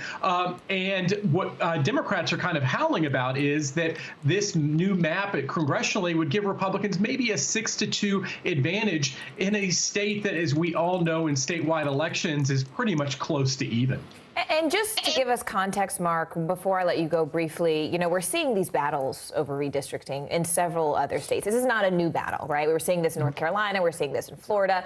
With the power potentially shifting in some districts in these battleground states, what could that mean for the midterms next year?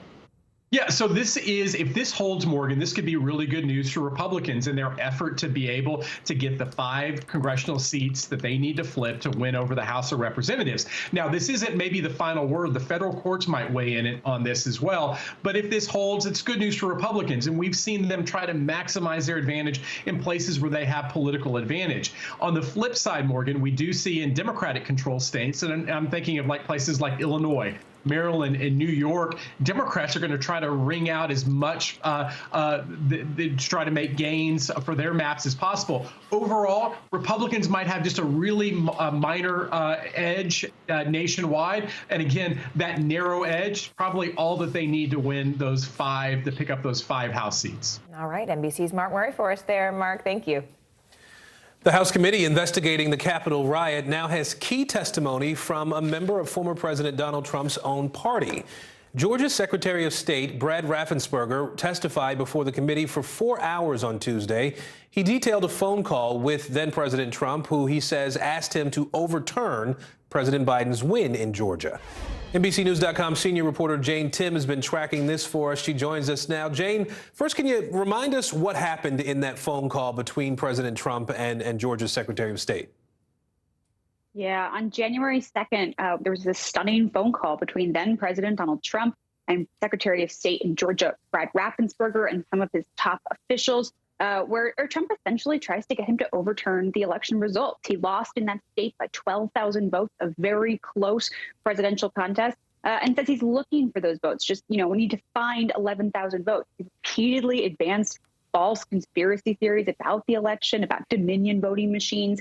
And these officials tried to dispel these falsehoods and explain what had actually happened, which was a pretty clean election down there. But this was a sort of stunning phone call that later came out. It was recorded and was released to the media later. And it reveals quite a lot about what the president was thinking. So, Jane, then fast forward to present day. What do we know about Raffensperger's choosing to cooperate with the committee's investigation? What kind of additional information did he have?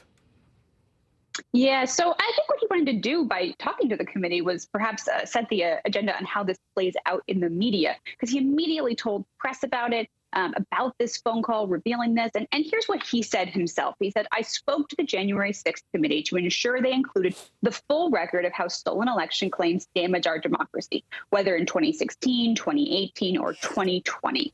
While liberals in Washington, D.C. remain focused on Trump, conservatives should focus on the kitchen table issues that really matter to the American people."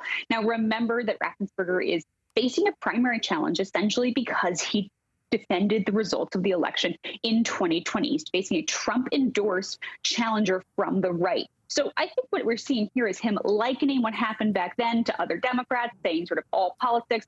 I think it is important to note that what happened with President Trump saying that the election was stolen in 2020 is a little bit different than Stacey Abrams talking about voter suppression in 2018, which I do think is what he is referencing in this statement. But context matters, but still definitely trying to control the message here. So we had this activity with Raffensperger yesterday.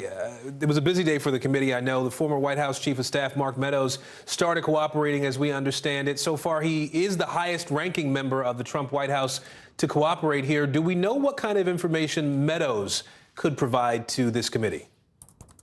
Yeah, the former chief of staff, this is a critical interview for that committee. Reportedly, he spent a lot of time with the president on January 6th during this riot on the steps of the Capitol and breaking into the Capitol. I think there's no one who probably knows more about this situation than Mark Meadows. He started testifying, of course, after Steve Bannon was indicted for contempt of Congress. So there's definitely some motivation behind his decision to talk, but it's going to be real interesting to see what he says. Absolutely. Well, I'll be waiting to hear what comes out of it. NBC's Jane Tim for us today. Jane, thank you. Well, Major League Baseball bracing for a lockout. That's right. Up next, how a deal set to expire in just a matter of hours could reshape America's favorite pastime for decades to come. Stay with us.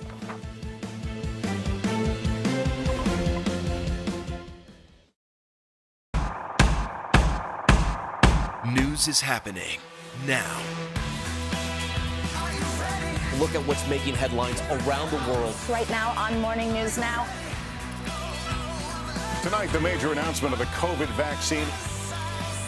And this is a significant moment. Your news, whenever it happens, wherever you are, it's here now.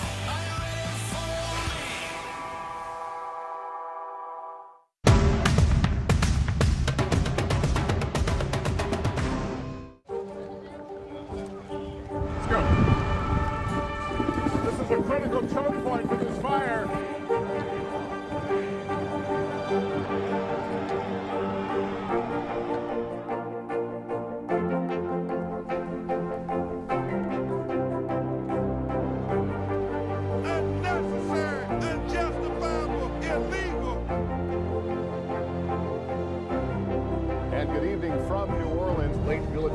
celebration, witnessing the massive crowds admiring you both. So nice to really spend some time with you. Appreciate it.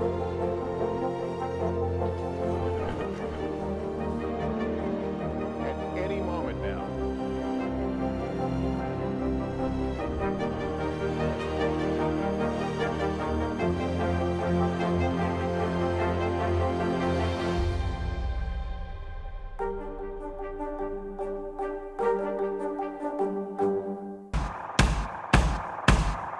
News is happening now. Look at what's making headlines around the world. Right now on Morning News Now. Tonight, the major announcement of the COVID vaccine. And this is a significant moment. Your news, whenever it happens, wherever you are, it's here now.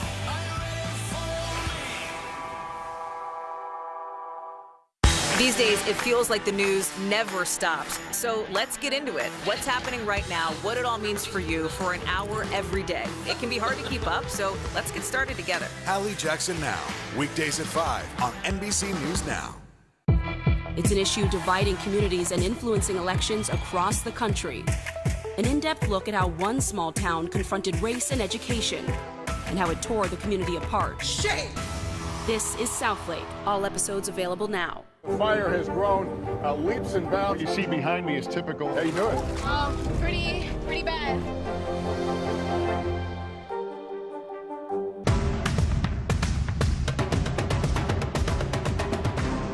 The Meet the Press Chuck Todd Cast, free wherever you get your podcasts.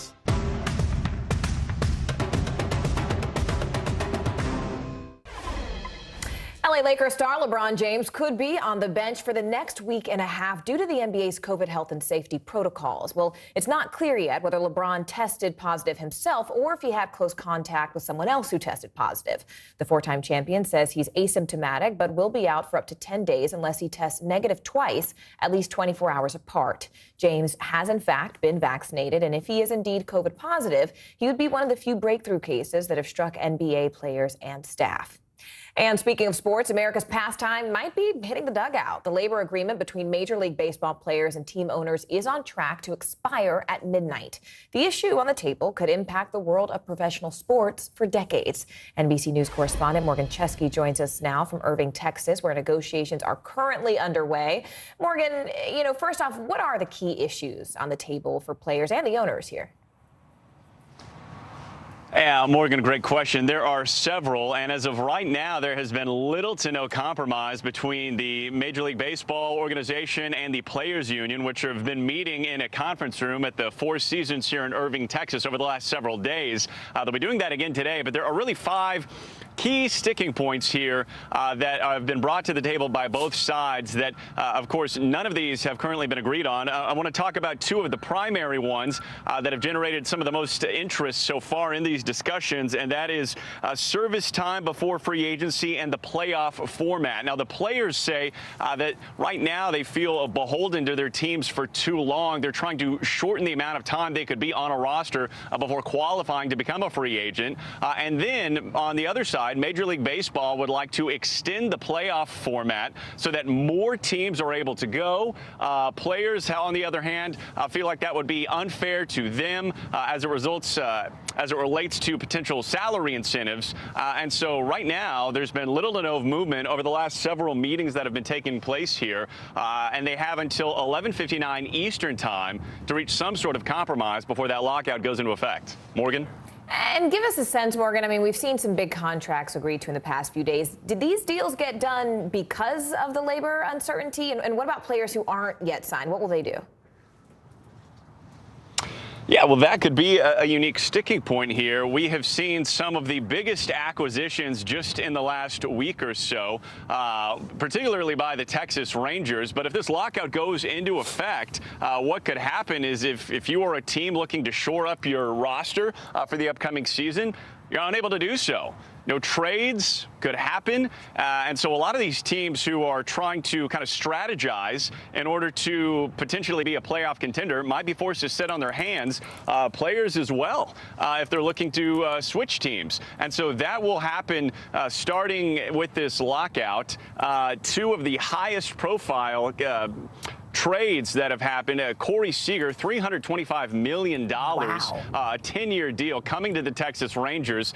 That may be just good timing. It also may not be no accident, as a lot of teams are highly aware of the fact that should this lockout go into effect, they would have to wait until a compromise is reached by both sides. Chesky, we've got to pick up a side gig playing baseball, man. Wow. All right. I appreciate you, Morgan. My brain's a little blown right now. Thanks. Well, golf fans around the world are still coming to terms with the news from Tiger Woods. He says his days of playing professional golf full-time are likely behind him. Woods made his first public appearance since his devastating car accident earlier this year. He opened up about his recovery and his future. Here's NBC News correspondent Miguel Almaguer. Tiger Woods pictured smiling and back on the course, making his first public appearance since that near-fatal accident in February, which severely injured his right leg. I feel I'm lucky to be alive, but also still had the limb. How realistic was amputation? Like, was that really discussed? It was on the table. Woods opening up about his recovery, saying the compound fracture left him bedridden for 3 months. Eventually, I got to a point where they could wheelchair me outside safely, and I could feel the sun. That was a milestone. But the golfer shut down questions about the day of the devastating crash. I'm wondering what you remember of the accident. Yeah, all those answers have been answered in the investigation, so you can read about all that there in the post report. Police say the golfer was traveling at nearly double the speed limit when his SUV flipped and slammed into a tree.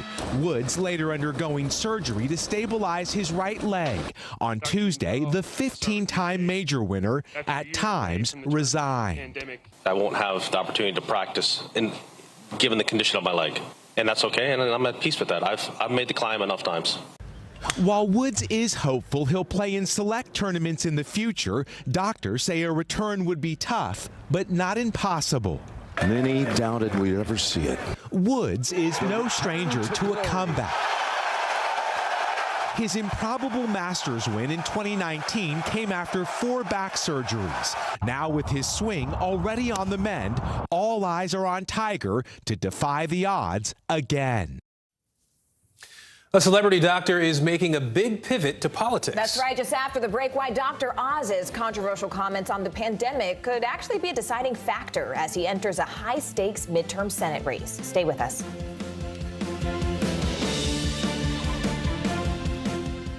The Meet the Press Chuck Toddcast, free wherever you get your podcasts. Our world is facing some complex issues. Chuck Todd breaks them down. Every Thursday, a deep dive into a new subject. Meet the Press Reports. All episodes of Season 3 are now available on demand on Peacock. The fire has grown leaps and bounds. You see behind me is typical. How you doing? Pretty bad. Do you feel like the bad guy in this? Why should they believe you when they know that people are getting in? Has it been worth it to make this trip? Do you feel like you're giving a green light to politicians? How do you explain why your case has become so important?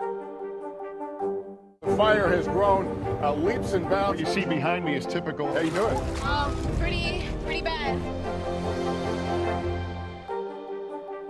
Do you feel like the bad guy in this? Why should they believe you when they know that people are getting in? Has it been worth it to make this trip? Do you feel like you're giving a green light to politicians? How do you explain why your case has become so important? It's an issue dividing communities and influencing elections across the country. An in-depth look at how one small town confronted race and education and how it tore the community apart. Shame! This is Southlake. All episodes available now. To cover the news, you have to be in it. We'll take you to the front lines of the story, bringing your news feed to life. Streaming live every night. It's your news playlist. Top Story with Tom Llamas, weeknights at 7 on NBC News Now. Good morning, I'm Savannah Sellers. I'm Joe Fryer. Another giant leap for mankind. They want folks to shelter in place until this storm pushes through. Traveling to the United States is about to get a lot easier. Morning News Now, streaming weekdays at 7. The Meet the Press Chuck Todd Cast, free wherever you get your podcasts. Do you feel like the bad guy in this? Why should they believe you when they know that people are getting in? Has it been worth it to make this trip? Do you feel like you're giving a green light to politicians? How do you explain why your case has become so important? It's an issue dividing communities and influencing elections across the country. An in-depth look at how one small town confronted race and education and how it tore the community apart. Shame! This is Southlake. All episodes available now. To cover the news, you have to be in it. We'll take you to the front lines of the story, bringing your news feed to life. Streaming live every night. It's your news playlist. Top Story with Tom Llamas, weeknights at 7 on NBC News Now. Good morning, I'm Savannah Sellers. I'm Joe Fryer. Another giant leap for mankind. They want folks to shelter in place until this storm pushes through. Traveling to the United States is about to get a lot easier. Morning News Now, streaming weekdays at 7. Take a look outside our window here at Rockefeller Center, right in New York City. Did you just sing that? I Yeah. feel like you just tried to hit a high note. Did I? singing that. I think you did. It was like, take a look. Yeah, wow. A little Christmas magic, right? Wow. Just a matter of hours from now, things are going to look a lot brighter around here. That's right. The annual Rockefeller Center Christmas tree lighting is set for tonight. So make sure you don't miss any of the excitement. Catch Christmas in Rockefeller Center tonight at 8 p.m. Eastern on your local NBC station. We needed like a bell or a piano or something to make a little music behind that next time. I can just hit the bass. I can keep a beat. We'll work out a whole number. How about that? Back in our headlines today, a TV doctor says he has a prescription for Washington. Dr. Mehmet Oz is running for Senate now, announcing his candidacy for the Republican nomination in Pennsylvania. That's right. Dr. Oz made a name for himself on television and says the pandemic is part of the reason he's now turning to politics. Here's NBC News senior Washington correspondent Hallie Jackson. Hey there, Aaron and Morgan. Dr. Oz is getting into this wide-open race with some big-time name recognition, and he's trailed by some questions about the advice he's given on his show, as the doctor hopes to add a new title to his resume, Senator. One of TV's most famous doctors ready to get political. I'm Dr. Oz, and I approve this message. Dr. Mehmet Oz announcing his bid for Senate, running as a Republican in Pennsylvania. Pennsylvania needs a conservative who will put America first. The heart surgeon and longtime TV personality has rarely talked publicly about politics until now. America's in crisis. That's not news. And I cannot be bought. And I'll keep fighting those battles to empower the folks of Pennsylvania and around the country. America's doctor is here. Dr. Oz. Oz first rose to fame on the Oprah Winfrey Show. Any physical activity can help with pain. And he's appeared on Today. In 2009, he launched his own wellness-focused talk show. But he's come under fire over the years. A 2014 study found that fewer than half of the recommendations made on the Dr. Oz show were supported by evidence. You may have seen the headlines. And in 2015, a group of doctors called for Oz's termination from Columbia University's medical school. These doctors are criticizing me for promoting treatments and cures in the interest of personal financial gain.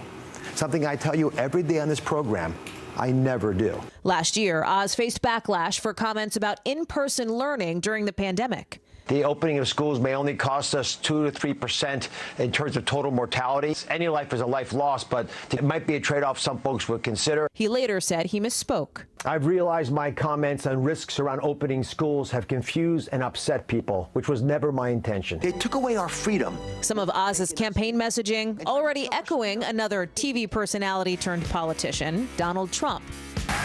And appeared on the Dr. Oz show just before the election in 2016. How do you stay healthy on the campaign trail?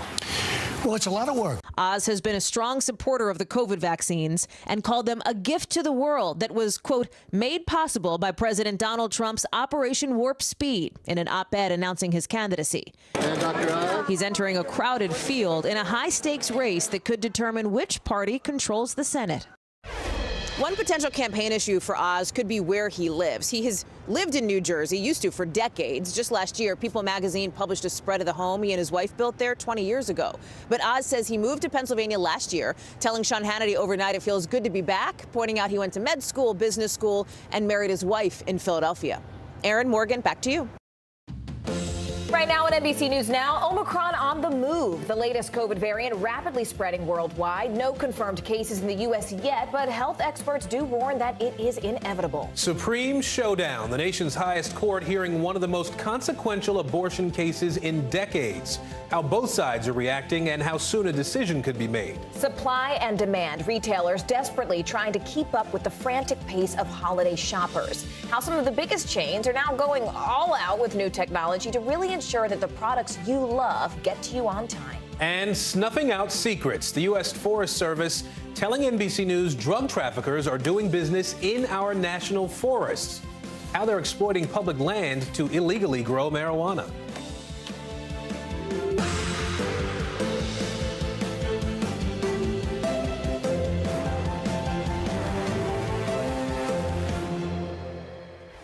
And good Wednesday, everybody. I'm Aaron Gilchrist. And I'm Morgan Radford. Thank you so much for joining us. We begin this hour tracking the latest coronavirus variant. More precautionary measures are being put in place as the Omicron threat expands. 24 countries have detected the strain, and the U.S., however, is not one of them. The head of the European Union says now is the time to discuss COVID vaccine mandates. Also this hour, former President Donald Trump is denying a claim that he tested positive, then negative for COVID before his first debate with then nominee Joe Biden.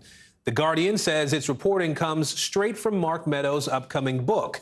NBC News has not obtained a copy of that. The report claims the results came in on September 26th. The debate was on September 29th. President Trump has said that his first positive test was October 1st. With that said, let's go ahead and dig into the latest on this Omicron variant. We begin right now with NBC News medical reporter Erica Edwards. Erica, look, this is really a global effort to fight this variant. How are health officials working to actually track down these cases to find out if it's in fact here in the United States?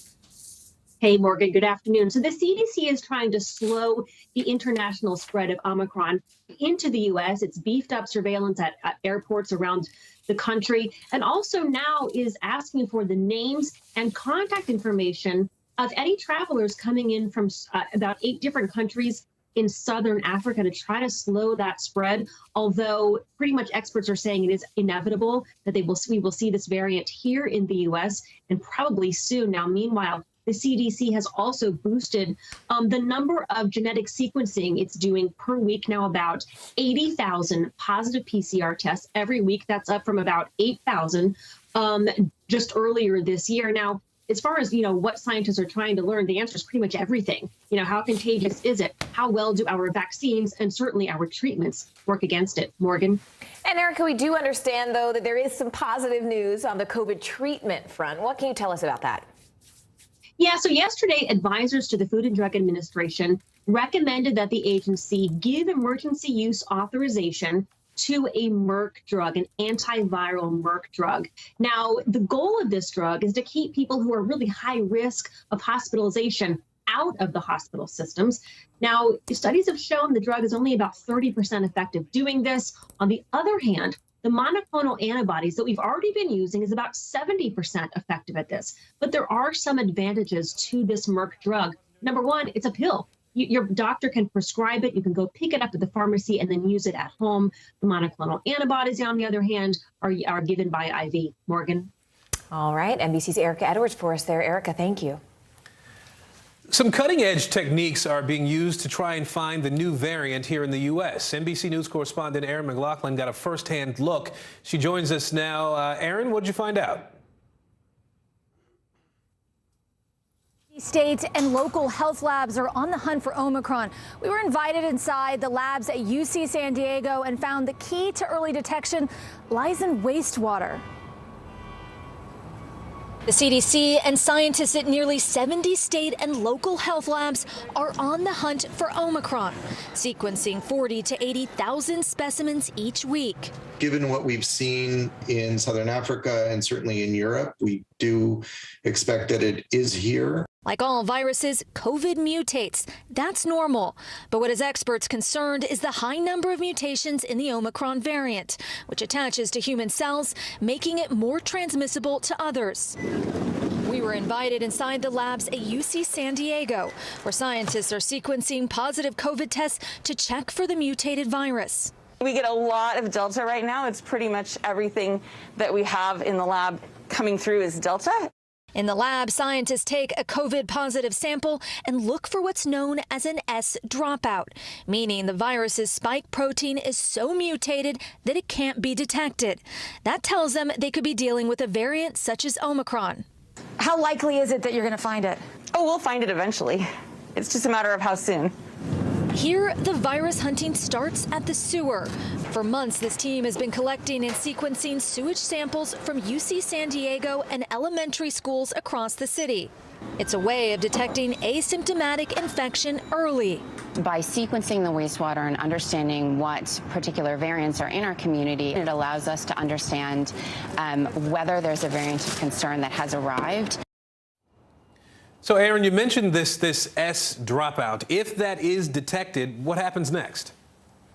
Yeah, well, as soon as scientists detect that S drop, they push the sample to the top of the priority list for sequencing. That's because the Delta variant doesn't have the S drop. It's a really good indication that they found Omicron. Scientists say it could be confirmed in a matter of minutes. They'll then immediately alert public health authorities. Aaron? We have learned so much about science in general since this pandemic started. Aaron McLaughlin for us in LA today. Thank you.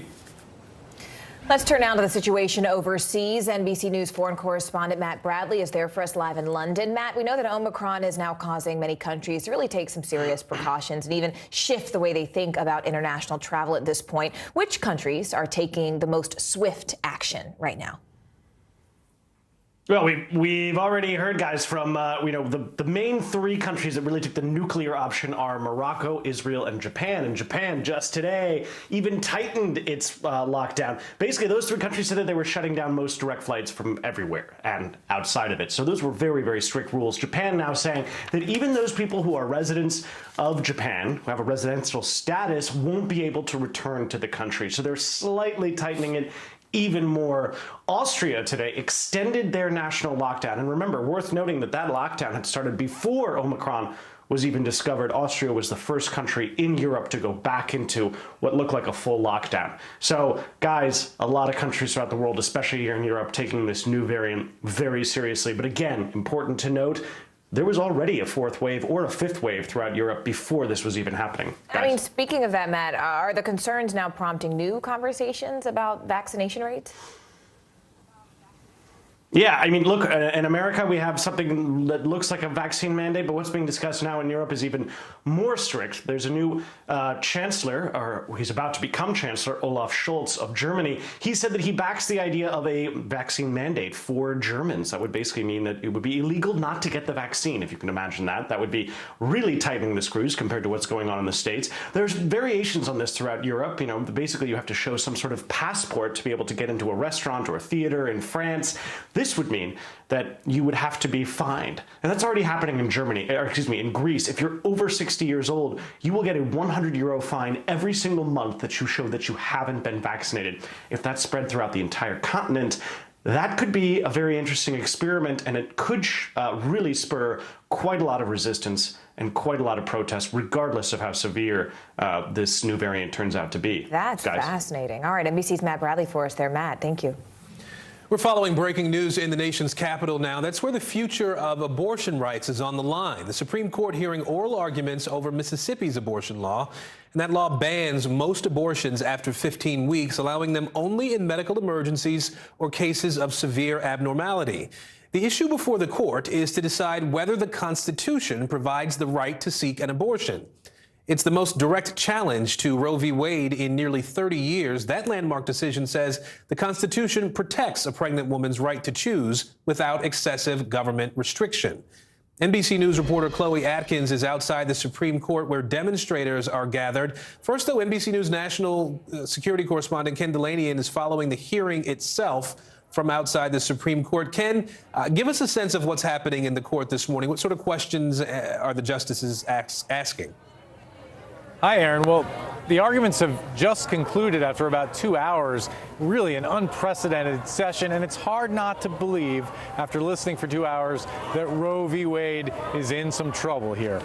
We have 6 conservative justices, many of whom were very clear in their questions that they're deeply skeptical about whether Roe v. Wade, granting women the right to abortion, 50-year precedent in this country, whether that was correctly decided. And a lot of the arguments by the other side, by the Biden administration and the lawyer for the Mississippi abortion clinic, and by the liberal justices, really had to do with the question of precedent. Essentially, like, even if you think Roe v. Wade was wrongly decided, you shouldn't overturn it because people have relied on it as the state of law in this country for 50 years. Women have relied on it. And that seemed to be the pitch that the liberal justices were making, that it would undermine the public perception of the court and lead people to believe that the Supreme Court is basically a political institution if the court overturns Roe versus Wade. There is a middle path that Chief Justice Roberts appeared to allude to. This law essentially bans abortions after 15 weeks, whereas the state of Roe v. Wade bans them after viability at 24 weeks. And Roberts seemed to be suggesting that you could uphold the Mississippi law without completely overturning precedent. But the conservative justices don't need Roberts to overturn Roe v. Wade. They can do it on a 5-4 vote. And so it really seems like we're headed to a dramatic conclusion here. We won't see a ruling in this case probably until June or July. Aaron. At the same time, Ken, can you help us sort of understand what the bigger picture might be here? Can you put into perspective how significant this ruling would be, whichever way it goes? Which states might be impacted the most by it? Well, obviously, it would be the most significant if they overturn Roe v. Wade, the 50-year precedent, because you've got 12 states that have trigger laws, which would immediately ban abortions. And then experts believe about half the states, 24, 25 states, would eventually pass laws banning or severely restricting abortions. So, you know, that would be a dramatically different America, where women who don't have the money to travel, to fly in some cases, to seek abortions would essentially be forced to carry a pregnancy to term. And we know about 54% of Americans believe that abortion should be legal. So the political ramifications of that, I think, are unknowable at this point, but they would be significant, Aaron. All right, Ken Dilanian in Washington for us. Ken, thank you. Let's now bring in NBC News reporter Chloe Atkins, who is outside the Supreme Court right now. Chloe, what are you hearing from the demonstrators there behind you? Hey, Morgan, that's right. I'm right in front of the Supreme Court, where advocates on both sides of this issue have been gathering all morning long. Tensions have been building with chanting, signs, and there's even a police presence. I'm hearing from folks that there's about 1,000 people here right now. We're seeing a lot of young advocates, as well as members of Congress really filtering through. Now, I spoke to one pro-abortion advocate, Jessie, who told me that this issue is personal for her because she not too long ago got an abortion and is worried that people could soon have that right taken away. On the flip side, I talked to an anti-abortion advocate as well, who told me that he is excited to be here and they've been waiting for this moment in court for years. Morgan? All right, NBC's Chloe Atkins for us there live outside the Supreme Court. Chloe, thank you. New details are emerging after Tuesday's deadly shooting at a Michigan high school. 3 students were killed there. 8 other people were hurt, some seriously. The 3 victims are on your screen here: 14-year-old Hannah St. Juliana, 16-year-old Tate Meir, and 17-year-old Madison Baldwin. The suspected gunman, a 15-year-old student, is in custody now. NBC News correspondent Shaquille Brewster is in Oxford, Michigan for us, tracking the latest developments. Shaq, what are you learning about what's unfolded here in Oxford, Michigan? Well, Aaron, we'll expect to get an update from the county sheriff later this afternoon at around 3 p.m., but this remains a very active investigation. You mentioned the suspect is in custody, but they say he is not cooperating at this point, and because he is a minor, they need permission to question him, and his parents have not provided that permission as of yet. Meanwhile, there are still about 7 people, as far as we know, still hospitalized. There were a total of 8 who were seriously injured. At least one of those people who are hospitalized, the sheriff says, is in severely critical condition. We heard last night that this person or patient may likely have been on a ventilator. So they're still asking, community's still asking for prayers at this point. Meanwhile, the sheriff is saying that they are, or I should say the sheriff is disputing this idea that they got some sort of heads up. He stepped out in front of the high school earlier this morning. I want you to listen to what he said about those rumors. We still keep hearing that people, knew there were some issues with him. None of them came to us. None of them were reported to us. Some of them, as I mentioned last night, cross-pollinated with previous threats that turned out to not be credible.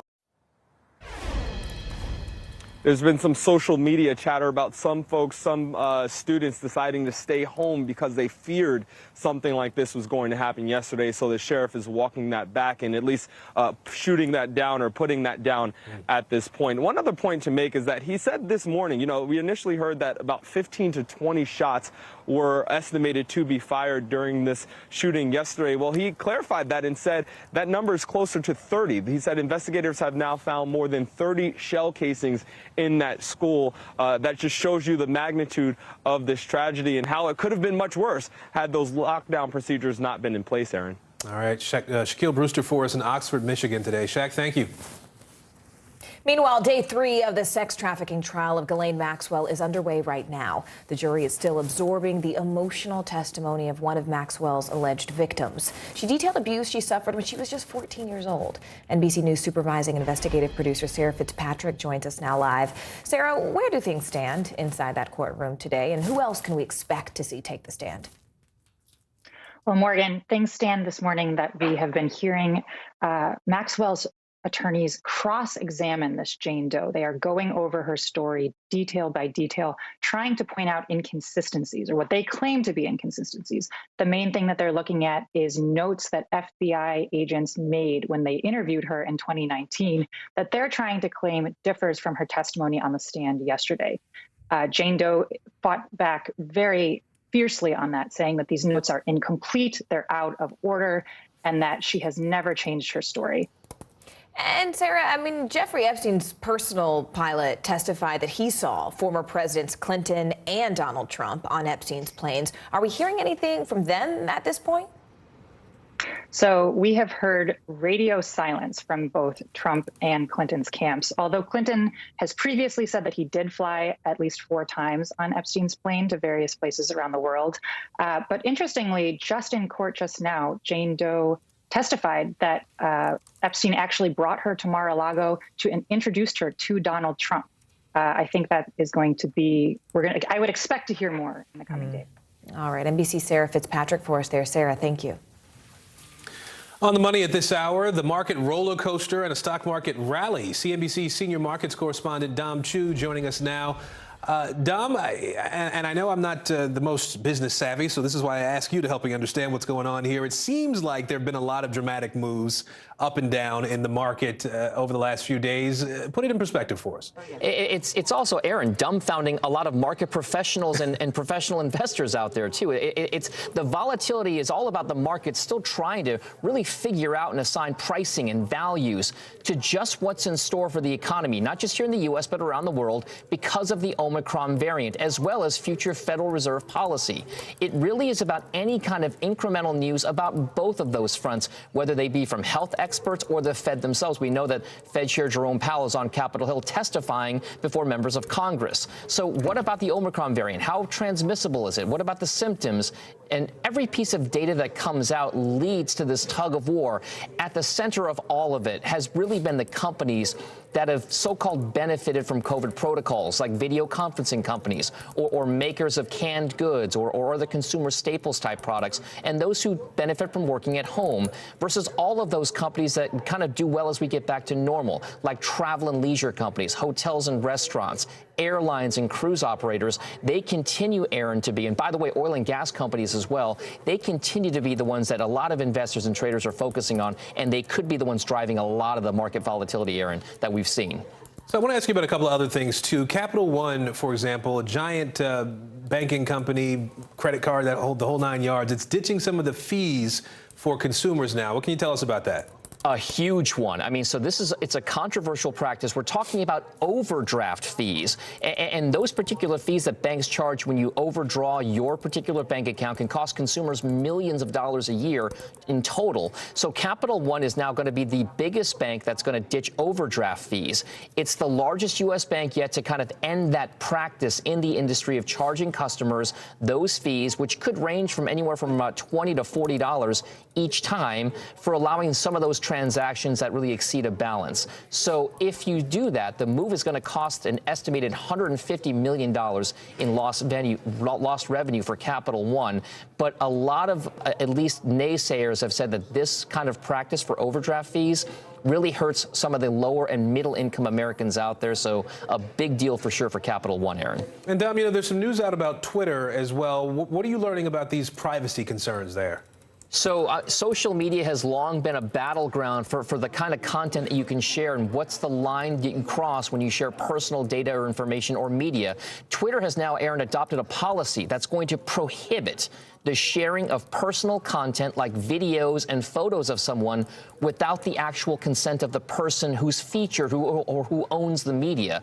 So it's an extension of Twitter's already existing policy of not allowing the sharing of personal or private information like addresses or phone numbers without consent. So if you feel like the media has been shared without your consent, guys, just let them know and Twitter will take it down. All right, Dom Chu for us at CNBC. Thanks, Dom. Sure.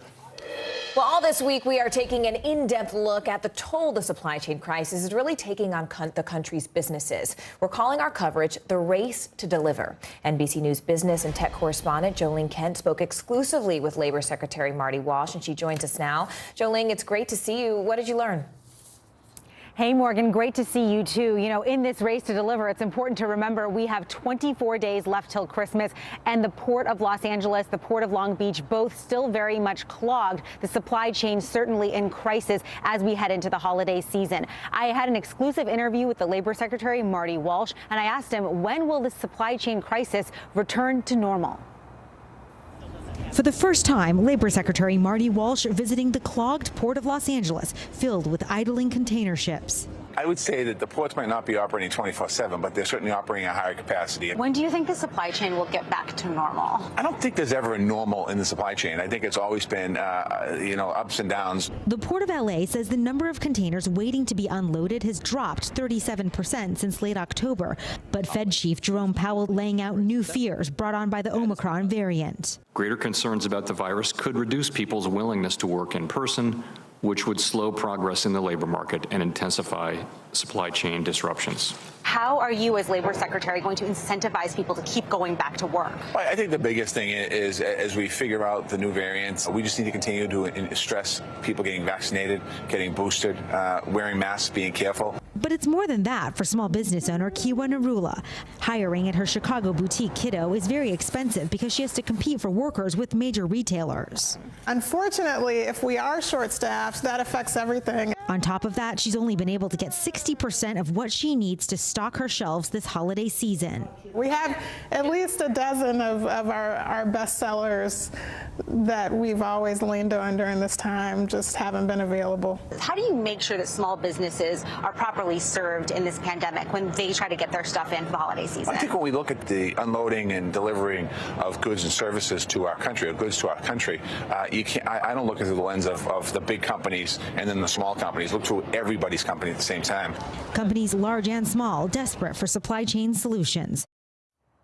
Now, you see there that Secretary Walsh didn't say when he expects the supply chain to be back to normal, as it were, or anything better than it already is now. Yes, you are seeing some relief at the ports, more ships going through. You also heard Walmart's CEO say the same thing in his meeting with President Biden earlier this week. But certainly a big challenge ahead of the holiday season, especially as people stare down that deadline of December 15th for ground shipping to get your stuff in time for Christmas, while they're also facing out-of-stock messages online. Those out-of-stock messages are up almost 20%, Morgan. I've seen so many of them. Jolene Kent, thank you Yes. so much for explaining it all. We appreciate it.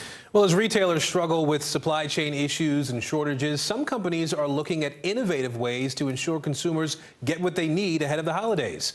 NBC News investigative and consumer correspondent Vicky Nguyen takes a look at the technology that Walmart is rolling out as it hopes to keep up with the holiday demand.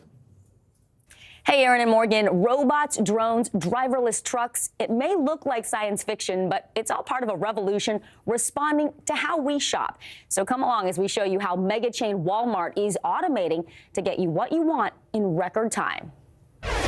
Santa's elves getting a robotic boost this holiday as retailers ready themselves for massive online sales. The National Retail Federation predicts holiday spending could reach a record high of $859 billion, up more than 10% from last year. But labor shortages and shipping delays are threatening delivery times. To combat the rush, companies like Amazon and Best Buy are offering Black Friday deals earlier than ever. So what is one of the country's largest retailers doing to handle demand? I'm here in Arkansas for an exclusive look at how Walmart is rolling out new technology to keep store shelves stocked and get deliveries to you by land and in the air.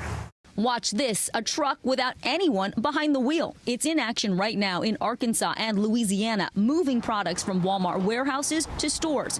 Gatik Trucks co-founder and chief engineer Apeksha Kamavat says these trucks run 12 hours a day, 7 days a week. Tell me about the technology on this vehicle that helps make it safe. Yeah, so we have different kinds of sensors placed all around the vehicle, giving a 360-degree coverage. This includes LiDARs, radars, cameras. Once loaded, they set out on pre-programmed routes, up to 10 miles, making right turns wherever possible. Only an engineer sits in the passenger seat in case of an emergency.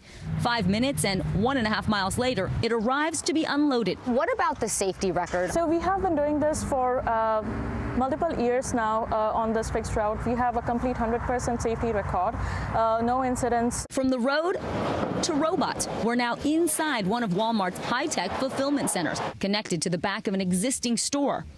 When you place an online order, first a human packs everything. Then robots sort the orders and send them down a chute. Finally, an associate takes the order to the customer's waiting vehicle for curbside pickup or loads onto a truck for home delivery. Walmart, like other retailers, is also using drone technology, now available within 1 mile of some stores in Arkansas. With me now is Mom Christina Hedges, and we are going to try out this drone delivery. What are you expecting today? Today we're expecting some wipes and some diapers and a couple pouches for the little guy. Within half an hour of the order being placed, nicely done. Perfect. Tom Ward is a senior vice president overseeing the last mile of delivery at Walmart. It's about bringing greater speed and convenience to our customers. What do you say to people who are worried that all of these robots and these driverless vehicles are taking away from the need for human workers? You know, as we bring these new propositions to life, they're not necessarily a replacement, they're an addition. Overall, does it add jobs to the Walmart workforce? You know, we've added 150,000 new jobs to the business this year. So we are adding tens of thousands of new positions to supplement the technology, not just in the stores, but across our entire supply chain to help serve customers better. No question, the revolution in shopping is coming. And by the looks of what's happening this holiday, some of it is already here. So what about the carbon footprint from all of these deliveries? While Walmart says addressing the environmental impact is a top priority, they point out they use electric vehicles and drones.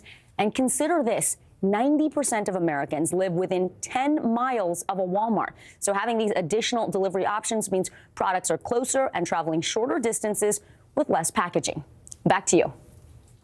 Our thanks to Vicky Nguyen there. Tense and tearful testimony. Coming up, what Theranos founder Elizabeth Holmes told prosecutors about her alleged abusive relationship and how she tried to silence whistleblowers. Stay with us.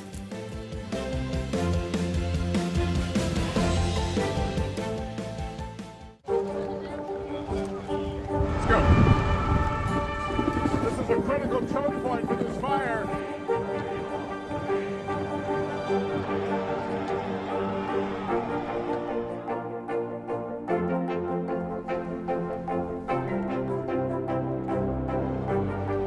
Unnecessary, unjustifiable, illegal. And good evening from New Orleans. Late military operation witnessing the massive crowds. I admire you both. Nice to really spend some time with you. Appreciate it.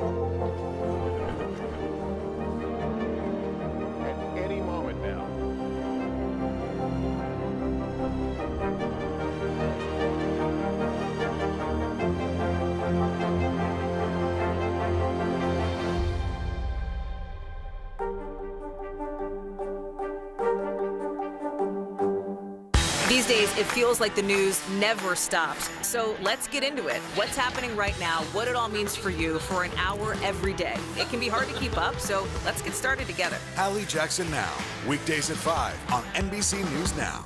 The fire has grown leaps and bounds. What you see behind me is typical. How you doing? Pretty bad.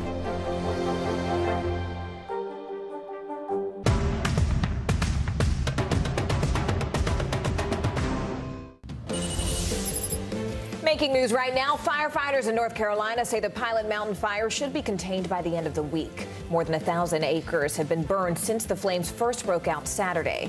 That fire is currently 20% contained. There are no reports of injuries, deaths, or damage to any nearby buildings. A police officer in Tucson, Arizona is being fired after shooting a man in a wheelchair to death.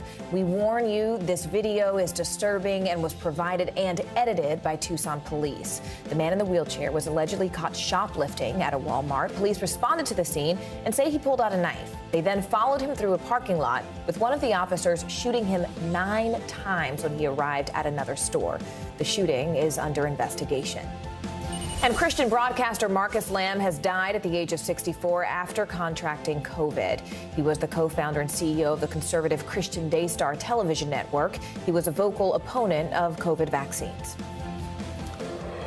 Well, with the holiday season in full swing now, President Biden is managing a pair of crises: the growing supply chain shortages and the emerging Omicron variant threat with the COVID-19 pandemic. And all of this is happening as government funding is set to run out at the end of the week. NBC News White House correspondent Mike Memoli joins us now from his post in Washington. Mike, we know the president is set to speak in just a few minutes about the supply chain crisis, about the meeting he had earlier this week. What do we expect him to say? Well, Aaron, part of what the president is hoping to convey is that what was a crisis has really begun to wane because of the joint efforts both of the private sector and the administration trying to tackle this. It was interesting, as we just heard from some White House officials previewing what the president's going to say, is that in part, when we remember this event was supposed to happen on Monday, the president met with some CEOs, was scheduled to deliver remarks then. They postponed it in part because of the Omicron variant, and they wanted the president's message on that issue to carry the day. But it's really the coronavirus which has led to an unusual spike in the number of shipping containers that we're seeing at our ports. An official just said that actually we're seeing an 18% increase in the number of containers being offloaded compared to what it was at the same point in 2018, just to give you a sense of the volume and the challenges that were presented to the administration. So what the president's going to do is outline some of those steps that the administration has taken, as well as the private sector, that have helped to alleviate some of those initial backlogs hanging off the port, but also talk more broadly about the economy, how the pandemic has affected the economy, and the steps that he's taken that has led to a surge in demand, which is part of the problem here, Aaron. And everything connects to the pandemic these days. Mike, the president's vaccine mandate is a key issue now in a potential government shutdown that we've been looking toward for a couple of months now. Is the White House concerned about the political risk of a shutdown, especially when his party controls both houses of Congress? Yeah, this has been an issue we've seen before. Remember that a number of Republicans tried to essentially repeal Obamacare through a funding fight during the Obama administration, and their party ended up taking some of the political hit for that. There's a small number of conservatives in both the House and the Senate that are saying they're going to withhold a vote for the funding package that must be approved by Friday night if these vaccine mandates are allowed to go into force. But the leadership on both sides of the aisle, in the House and the Senate, are doing everything they can to try to avoid this, because leadership knows that while it's interesting to see them try to score a political point here, the government needs to be running and operating, and that they don't think this is a winning issue for anybody involved. The White House yesterday talking about this plot from some conservatives in the House as absurd, that they would try to take these kind of steps when it revolves around the public health issues facing this country at this point. And Mike, there is also the international issues that we've seen around the Omicron variant in particular, and looking at the fact that flights have been stopped coming from southern Africa, and there's talk about potentially an expansion of some of the restrictions around the Omicron variant. Are you getting any more from the White House about what may be coming down the line in the next hours or days? Yeah, of course, we're going to hear from the president tomorrow. He was already planning to announce sort of ways the administration was going to approach an anticipated winter surge in cases here. Obviously, the fact that Omicron has emerged is adding to the level of concern and preparation from the White House. And one of the steps that they've been looking into is potentially increasing some of the testing requirements on not just international travelers coming into the U.S., but American citizens who have been able to avoid some of these tests as well. One of the steps under consideration would be requiring anybody, regardless of your vaccine status, to have a test within 1 day of departure, potentially also requiring then another test 3 to 4 days after arrival. One of the more significant steps that has been discussed, but at this point administration officials stress has not yet been agreed to, would be a mandatory quarantine for anybody coming from overseas. We know the president authorized the ban of travel from some of those countries in southern Africa where Omicron was believed to be at its highest. There's already been a move from France, interestingly, to undo that ban. And so it'd be interesting to see, once we see more information about where Omicron has already spread, whether that might affect the ban that's already in place on the southern African nations. We know the administration has been criticized, especially from South Africa's government specifically, for being punished, in their view, when they were actually acting in the interest of the global community by announcing that this variant had been discovered in their shores and doing everything they can to communicate that quickly. Mike Bemley at the White House for us today. Mike, we appreciate you. Thanks. Thank you. Theranos founder Elizabeth Holmes will return to the hot seat next week after being cross-examined by the prosecution Tuesday. Holmes was grilled on several topics, including her relationship with Theranos former COO Sunny Balwani. She was also asked about her alleged efforts to stop a whistleblower from going to the Wall Street Journal. Holmes is facing multiple federal fraud charges, including knowingly misleading investors about the company's blood testing capabilities. She faces up to 20 years in prison if she's convicted. CNBC correspondent Yasmin Khorram is outside the courthouse in San Jose, California for us. Also with us, NBC News legal analyst Danny Cevallos. Yasmin, I want to start with you on this. What are some of the key moments, key takeaways during the cross-examination yesterday? Aaron, Elizabeth Holmes was under cross-examination for nearly 6 hours yesterday. She appeared at times evasive, at times flustered. The most damning thing we learned yesterday was that not only did Elizabeth Holmes add the logos of these drug makers onto the Theranos reports that she handed out to investors and business partners, she also doctored some of the language in these reports. This is very damning evidence. This is as close to a smoking gun as you can get in this case. Elizabeth Holmes also admits that she mishandled the Wall Street Journal investigation that led to the downfall of Theranos. She told the jury that she personally went to the owner of the Journal and Theranos investor Rupert Murdoch and asked him to quash that story. That obviously was unsuccessful. The Journal went on to publish their report in October of 2015, and that's really what set into motion the downfall of Theranos. Aaron? Danny, we also heard a line of questioning about the relationship between Holmes and Balwani from the prosecution yesterday. Do you have any sort of logic as to why that was such an extensive part of the prosecution yesterday? Do you see that as potentially something that might backfire with a jury? Absolutely. The prosecution had to cover this issue because, after all, part of Elizabeth Holmes' defense is the empty chair defense. She's pointing to the empty chair where Sunny Balwani should be sitting and saying, hey, that's the real bad guy here. Sure, I was the CEO, but I was under the sway of Sunny Balwani, an older, more experienced businessman. And so the prosecution, as uncomfortable as it may be, it is their sworn duty to investigate this and to cross-examine Elizabeth Holmes about it, to determine whether or not she is credible, and their goal is to make her look not credible in front of the jury. All right, much more ground to cover next week when the questioning continues in the courthouse there in San Jose. Yasmin Khorram, Danny Cevallos, thank you both.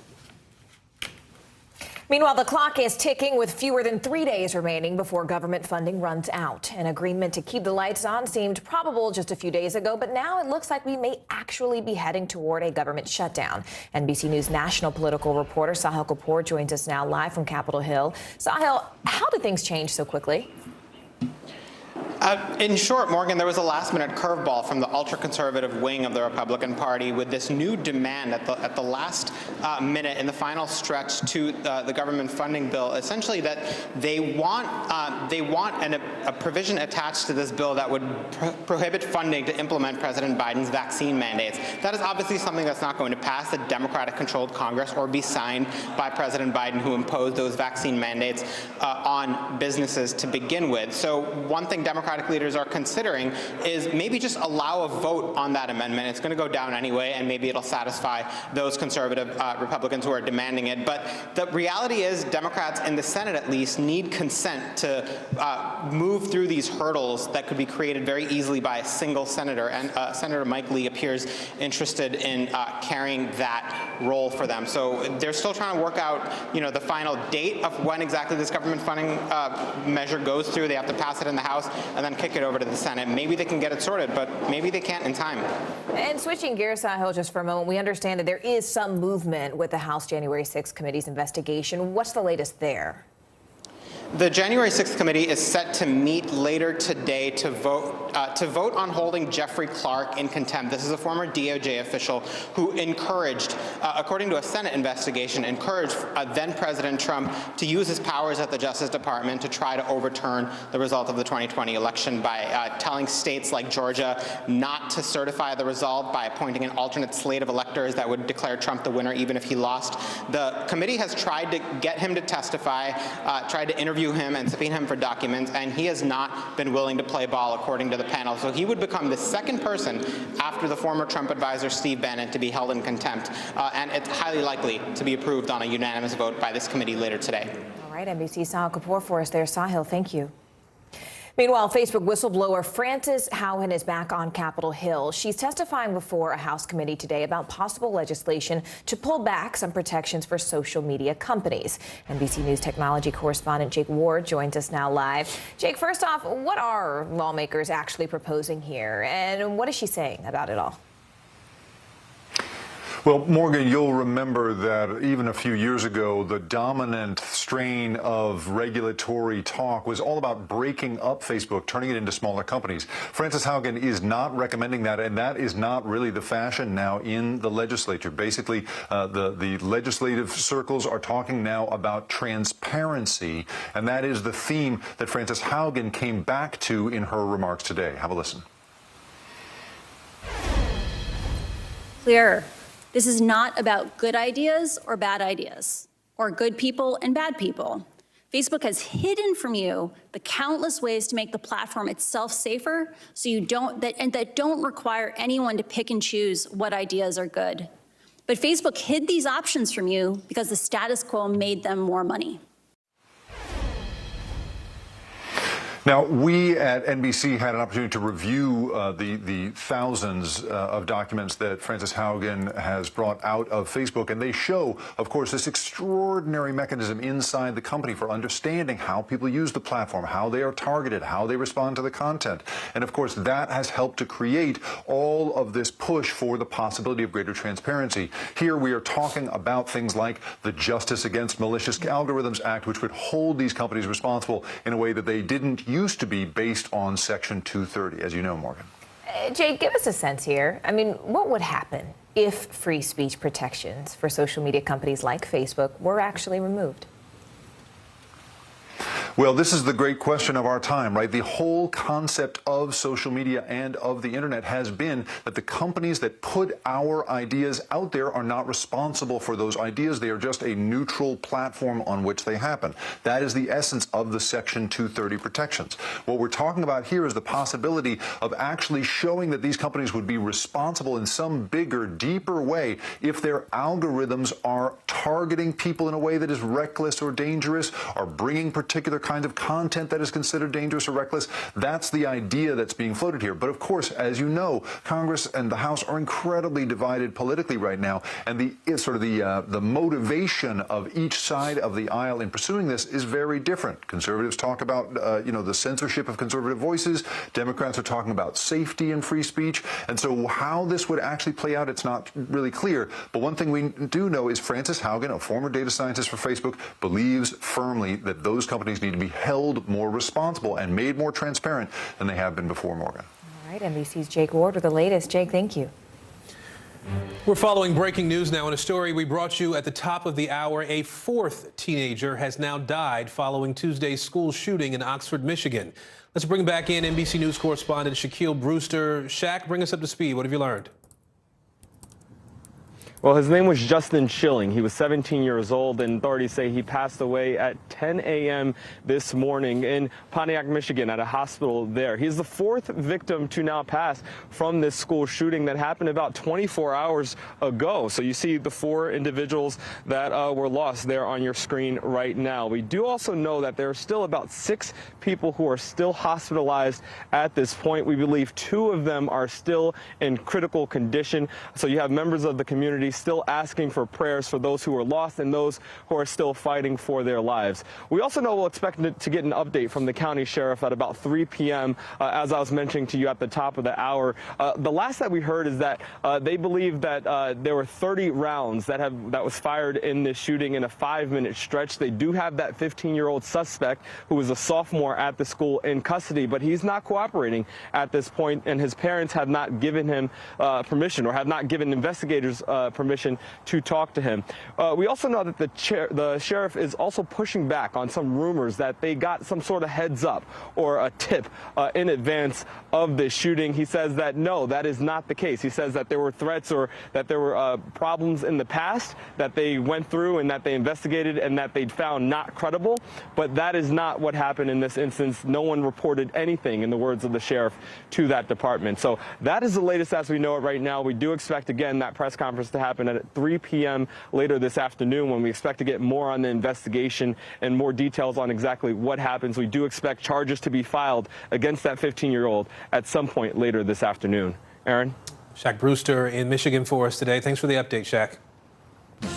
Former President Donald Trump unleashes another tirade, this time on Meghan Markle. Still ahead, what he has to say about the rift in the royal family and how the Duchess disrespected Queen Elizabeth.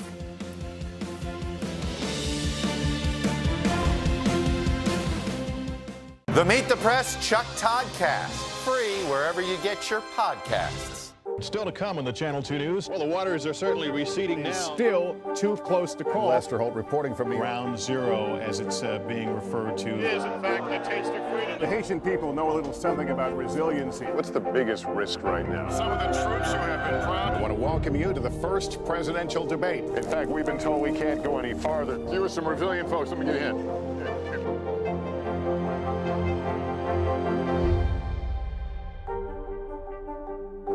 Sometimes the news can be difficult and overwhelming for kids to understand. Will coronavirus come back next year? So to help make sense of it all, we've created a newscast just for them. Man, you know a lot. We hope your family will watch Nightly News Kids Edition. Our world is facing some complex issues. Chuck Todd breaks them down. Every Thursday, a deep dive into a new subject. Meet the Press Reports. All episodes of Season 3 are now available on demand on Peacock.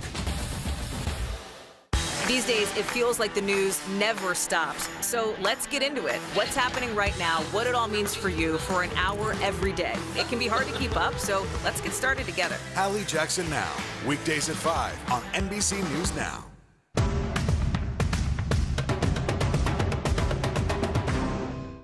News is happening now. A look at what's making headlines around the world. Tonight, the major announcement of the COVID vaccine. This is a significant moment. Your news, whenever it happens, wherever you are, it's here now. The Meet the Press Chuck Todd Cast, free wherever you get your podcasts. Do you feel like the bad guy in this? Why should they believe you when they know that people are getting in? Has it been worth it to make this trip? Do you feel like you're giving a green light to politicians? How do you explain why your case has become so important? News is more than a headline. It informs, it inspires, and it still matters. To cover it, you have to be in it. And that's what we're going to do. Every night, we take you to the front lines of the story, where it's actually happening, with NBC News journalists on the ground from all over the world. We cover what you need to know and bring your newsfeed to life. In primetime and streaming live, it's your news playlist every night. Top Story with Tom Llamas, weeknights at 7 on NBC News Now. Still to come on the Channel 2 News. Well, the waters are certainly receding now. Still too close to call. Lester Holt reporting from Ground Zero, as it's being referred to. It is, in fact, the taste of freedom. The Haitian people know a little something about resiliency. What's the biggest risk right now? Some of the troops who have been proud. I want to welcome you to the first presidential debate. In fact, we've been told we can't go any farther. You with some resilient folks, let me get a hint.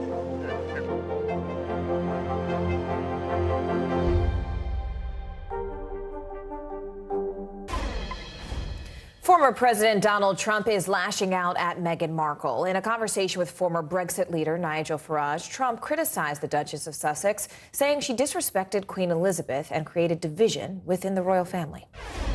I'm not a fan of hers at all, and I think she's very disrespectful to the Queen that we just spoke about, who's such a great woman, who's such a great person, historic person. I think she's very disrespectful to the royal family, but maybe most importantly to the Queen. The former president went on to accuse Markle of using her husband, Prince Harry, and ruining his relationship with the royal family. An antique bomb explodes in Germany and a helicopter crash in Azerbaijan. Let's go around the world in 60 seconds. Germany, where 3 people are recovering after an old bomb exploded at a construction site. It happened this morning near a train station in Munich. The device was apparently an aircraft bomb left over from World War II, which is still a fairly common find in Germany. Azerbaijan, where a border guard helicopter crashed, killing 14 military personnel. Investigators don't know why the aircraft went down during a training mission. 2 people survived with injuries. The crash comes just weeks after a border clash between Azerbaijan and neighboring Armenia. And Israel, where Tel Aviv is now the most expensive city in the world to live in. That's according to the Economist Intelligence Unit. The Mediterranean metropolis rose to the top of the worldwide cost of living index on the strength of its currency against the dollar. Generally, prices in the city are up almost 2%. And that's the world now. The country's national parks are turning into drug pipelines. Yeah, just after the break, the millions of dollars that Mexican cartels are making from illegal marijuana farms in federal forests. Stay with us.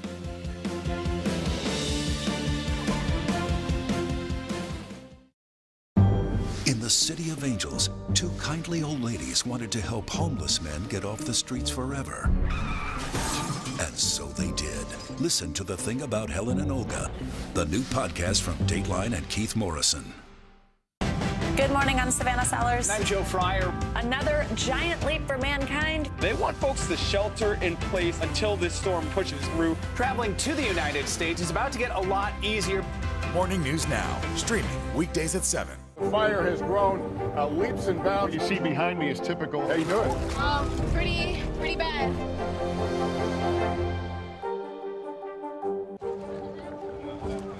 Let's go. This is a critical choke point for this fire.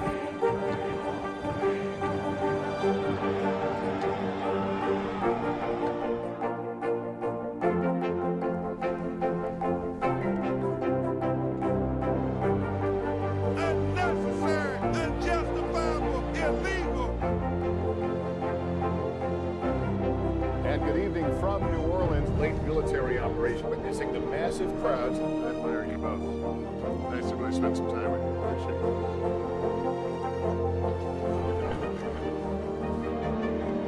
At any moment now.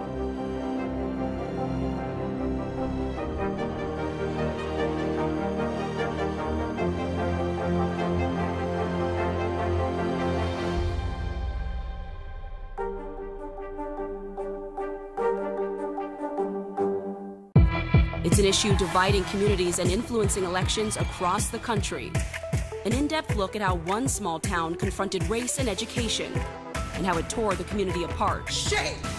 This is Southlake. All episodes available now.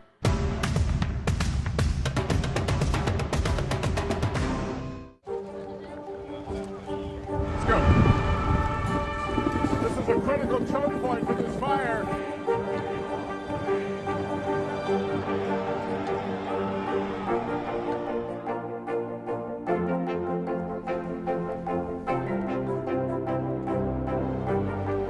Unnecessary, unjustifiable,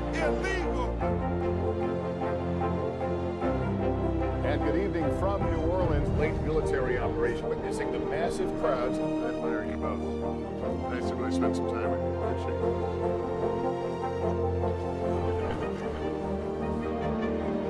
At any moment now.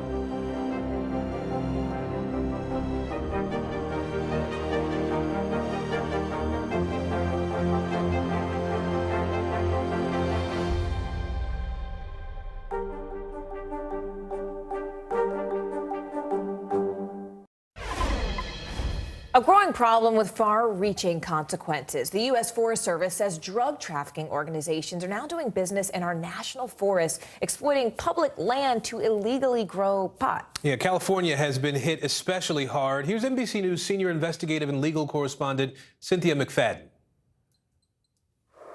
Hi, Morgan and Aaron. When you hear that Mexican drug cartels have set up business in our national forests, you know it can't be a good thing. They are making millions of dollars by using land set aside for the public. But the far-ranging consequences are worse than you might even imagine. Not only are they poisoning wildlife and stealing millions of gallons of water, they have been ground zero for some of California's most devastating wildfires. Here in Southern California, the U.S. Forest Service is tackling a problem so alarming, they want the public to see what they're up against. A dangerous cat-and-mouse battle with ruthless Mexican drug cartels that are running hundreds, perhaps thousands of illegal marijuana farms on federal forest land and making hundreds of millions of dollars in the process, far from prying eyes. It's become such a problem, the Forest Service invited us to take a look. You can see the terracing of the grow. But to really see it, you have to get down there, and that involves a certain degree of risk. These guys are going to go ahead of us to make sure we're safe? Yep, okay. The trail is 2.5 miles through dense forest. So, okay, I'm not liking my chances here. The first 500 feet straight down. Everyone else here is a pro, like Dr. Murad Gabriel, a wildlife biologist for the Forest Service. His team's mission is to locate, bust, and clean up these illegal grows. So what do we got here? An old cooler, and then here is the oil and gas that they use. He says for years now, the cartels have siphoned off precious public water, poisoned wildlife, and wreaked environmental havoc, mostly unhindered. So right up the straw was 1.8 million gallons of water that was poached from it. For just this one grow. And this is in a state that already has a water problem. Absolutely. We finally come to a grow site that the Forest Service raided a month ago. So this is the camp, huh? It's pretty much a tunnel of trash. Littered with toxic pesticides, many illegal in the U.S. This is in highly concentrated form, so you would dilute this probably 100-fold before you would actually use it. But they're not doing that. No, absolutely not. Dr. Greta Wengert is here to inventory the environmental damage. Deer coming into their crops, bears coming into their camps. They will actually use these to directly poison the wildlife. Mix it with some tuna fish, put it on the edge of your grow, an animal comes in, eats it, and dies within 2 minutes. In fact, the amount of pesticides found at just this site are potent enough to kill dozens of people. These are some of the most toxic chemicals you could ever use on crops. Another concern, the pesticides don't stay put. This is sandy soil. The next heavy precipitation event is just going to slough all this off into the San Juan Creek. Over 50% of California's water originates on national forest lands. So this site is supporting municipalities where people drink their water. Which makes it even more urgent that sites like this be shut down and cleaned up. But can they be? We have the will as an agency to do this day in, day out, every day. What they don't have is money. In recent years, the agency's budget for this work has barely budged. As for the cartels, they appear undeterred. One drug trafficking organization can invest, let's say, $250,000, $500,000 into one grow, and then pull out a 200% to 300% net gain from that. So if they lose a few of them along the way, it's a cost of doing business. Absolutely. And there's another big problem: fire. We've seen cook stoves. We've seen all of these chemicals which are highly flammable. Basically, during the summer season, this is a tinder block. Like last year, the deadly Dolan fire in Big Sur started at an illegal grow site, one of at least a dozen forest fires linked to sites like these since 2009. The Dolan fire last year, it burned through an iconic international landscape, Big Sur. It killed 11 endangered condors. It overran firefighters. I mean, it's just a nightmare. Rich McIntyre runs the Crop Project, a not-for-profit fighting to keep illegal marijuana grows off public lands. There's one law enforcement officer for every 250,000 acres in California. So they need more boots on the ground, and they need reclamation dollars so that organizations can do the cleanup work that needs to be done. Without substantial funding, it's whack-a-mole. All right, so if you had to put a price tag on it, it's probably going to take $50 to $100 million to clean up all the public land grows in California alone. McIntyre and others are pushing Congress to appropriate at least that much over the next 5 to 8 years. We are one campfire, one drop cigarette, one getaway fire in a trespass grow away from a landscape fire that could burn 1 million acres. And when that happens, we lose that public resource for an entire generation. On the day we were with them, the Forest Service pulled out over a ton of trash, more than half a mile of irrigation piping, hundreds of pounds of fertilizer, and bottle after bottle of banned pesticides. One of more than 40 sites that's been cleaned up in California alone this year. Back to you. Thank you all so much for joining us this hour. I'm Morgan Radford. And I'm Aaron Gilchrist. The news continues right now.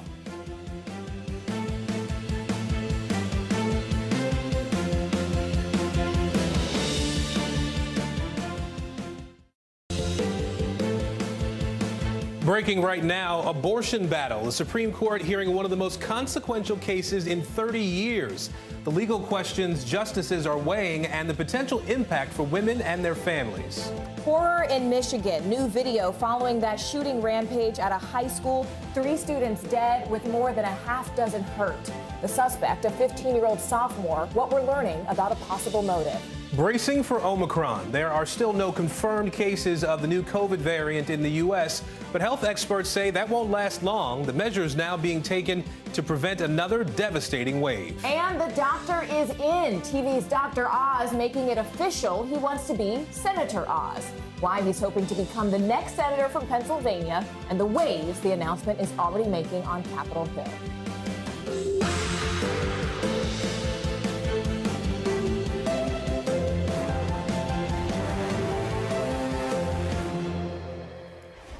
Hey there, everyone. I'm Morgan Radford. Thank you so much for joining us. And I'm Aaron Gilchrist. We begin with breaking news this hour. The abortion battle taking center stage at the nation's highest court. The Supreme Court is hearing oral arguments about Mississippi's abortion law. The law bans most abortions after 15 weeks, allowing them only in medical emergencies or cases of severe fetal abnormality. This case has national implications. It is in its ruling, the court will decide if the Constitution provides the right to seek an abortion. Now, this is the most direct challenge to Roe v. Wade in nearly 30 years. The landmark decision says the Constitution protects a pregnant woman's right to choose to have an abortion without excessive government restriction. We have a team of correspondents covering this landmark case. Let's begin with NBC News correspondent Ken Delaney, and he is outside the Supreme Court for us now. Ken, what are some of the major takeaways from today's arguments so far as you've been listening? Oh, it's been so interesting, Aaron.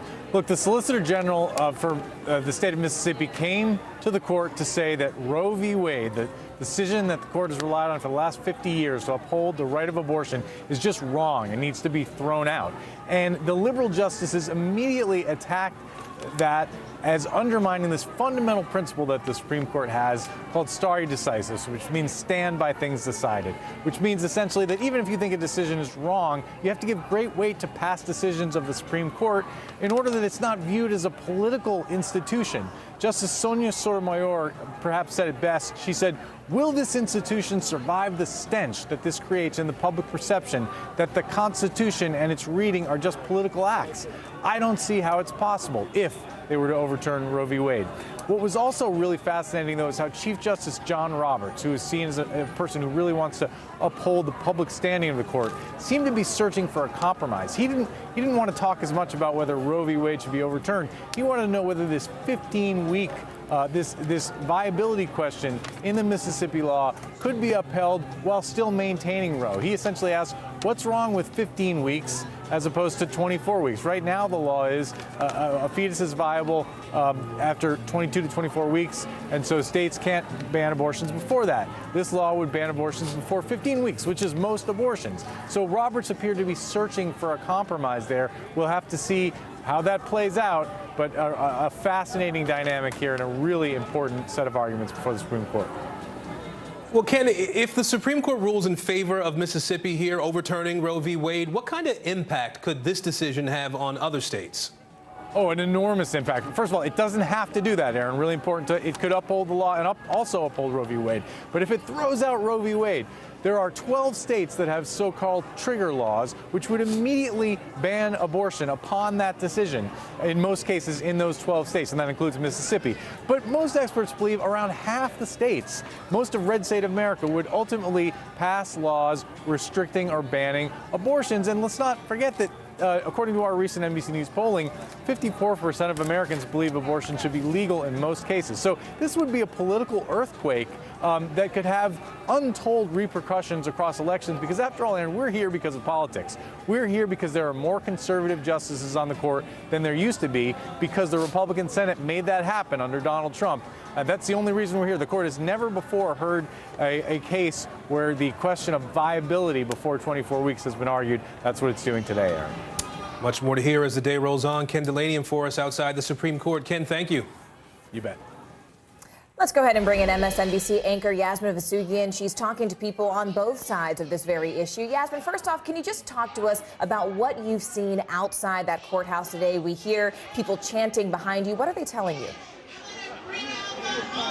Yeah, so Ken was talking about what we've been hearing inside the courtroom during the Supreme Court hearing all morning. I mean, honestly, since 7 a.m. this morning, folks have been out here rallying in support of and or against abortion rights. And I've been speaking to people on both sides of that argument. And the rally has been split, Morgan, all morning as well. There's literally a barrier behind me. Jim, if you could just push in a little bit, separating the arguments for abortion rights on my right side versus against abortion rights here on my left side. And despite the fact that the arguments are going on inside the courtroom, these rallies are continuing behind me. And the crowd honestly seems to be growing, with hundreds of folks coming out here in front of this Supreme Court. I've been speaking to folks all morning here, Morgan, as you mentioned. And I want to play some sound first of Kristen Hawkins, who is the president of Students for Life, talking about that viability standard, right, that Ken just mentioned, that Justice John Roberts was talking about. And of course, right now, the viability standard is 22 to 24 weeks for Roe. But the Mississippi law is stating the viability standard should now be 15 weeks for the state of Mississippi, because science has changed. Here's Kristen Hawkins talking about that, followed up by Shannon Brewer, who's the clinical director at Jackson Women's Health Organization, who's at the center of this thing, saying, in fact, folks that are advocating against abortion rights, they don't know what's actually happening in the communities. They haven't visited these communities. Let's take a listen to them.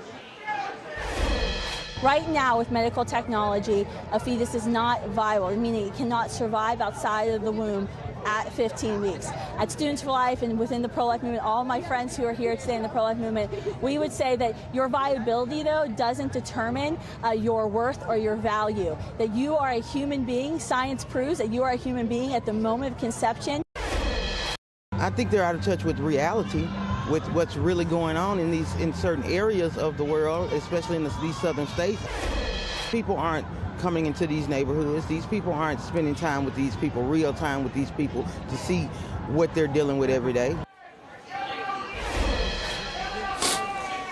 So Shannon essentially painting a picture of women that she sees at her clinic every day in Mississippi right now, which allows abortions up to 16 weeks in her clinic. So, of course, this would cut that by 1 week specifically for her clinic. By the way, the only clinic in the state of Mississippi. Talking about these women that are in a situation where they're single parents, they may have children at home as well, they're struggling, thinking they're making the responsible decision by seeking out abortion services. I also spoke to Kenya Martin. She is she's with the National Network of Abortion Funds. She sees herself as a storyteller. She's someone who has worked in an abortion clinic, also has sought out abortions herself. And there is this idea, Morgan, right, that there's a possibility of Roe v. Wade actually being overturned. And Kenya talks about the fact that whether or not that's overturned or not, people are still going to be seeking out abortions no matter what. And that will put their own health care in peril. Take a listen to her. There's a lack of health care and resources, and there's going to be a lot of forced parenting. And there should be joy involved when you are deciding to, become a parent, not going into it like, I have to do this, I'm being forced to do this because I cannot access an abortion.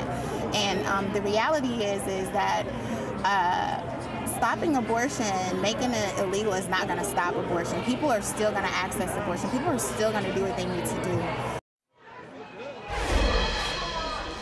So, Morgan, advocates for abortion rights essentially saying, listen, if Roe v. Wade is overturned, it will be absolutely devastating. But maybe, in fact, it will inspire Democrats to vote in favor, especially in the Senate, of the reproductive health rights bill and inspire folks to go to the polls at the midterms. But that is a long road ahead, of course, so listening to the arguments inside the Supreme Court, the rally outside, and waiting for that ultimate decision that will come in spring sometime, Morgan. All right. MSNBC's anchor, Yasmin Vossoughian. Yasmin, thank you.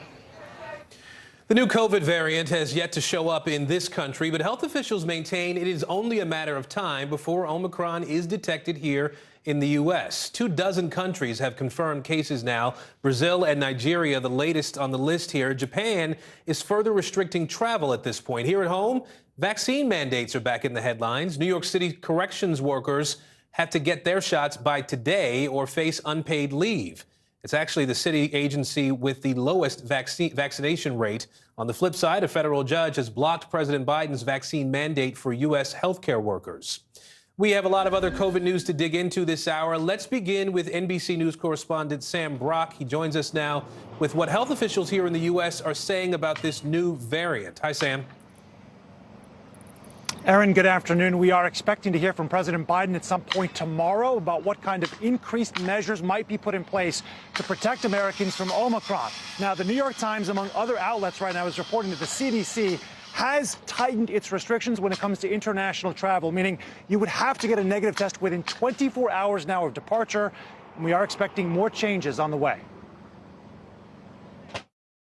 So far, the Omicron variant has not surfaced in the U.S., but its impact is already looming large over new policies and guidelines, from air travel to booster shots. The World Health Organization is now advising people 60 and up, or those with underlying conditions like heart disease and cancer, to postpone all travel. The Biden administration has not backed that advisory, but is telling NBC News it's considering more stringent testing requirements for international travel, though no final decisions have been made. We cannot predict the future, but we can be prepared for it. The White House says it's drastically upped its ability to test for Omicron, now 80,000 samples per week in the U.S. The first known infections were reported in Botswana, not South Africa, on November 11th. What does the early data tell us about the severity of Omicron? But easier to give and get, more transmissible, which makes sense for a virus. The virus wants to reproduce and stay alive in its host. Dr. Fauci stressing the importance of vaccines and boosters.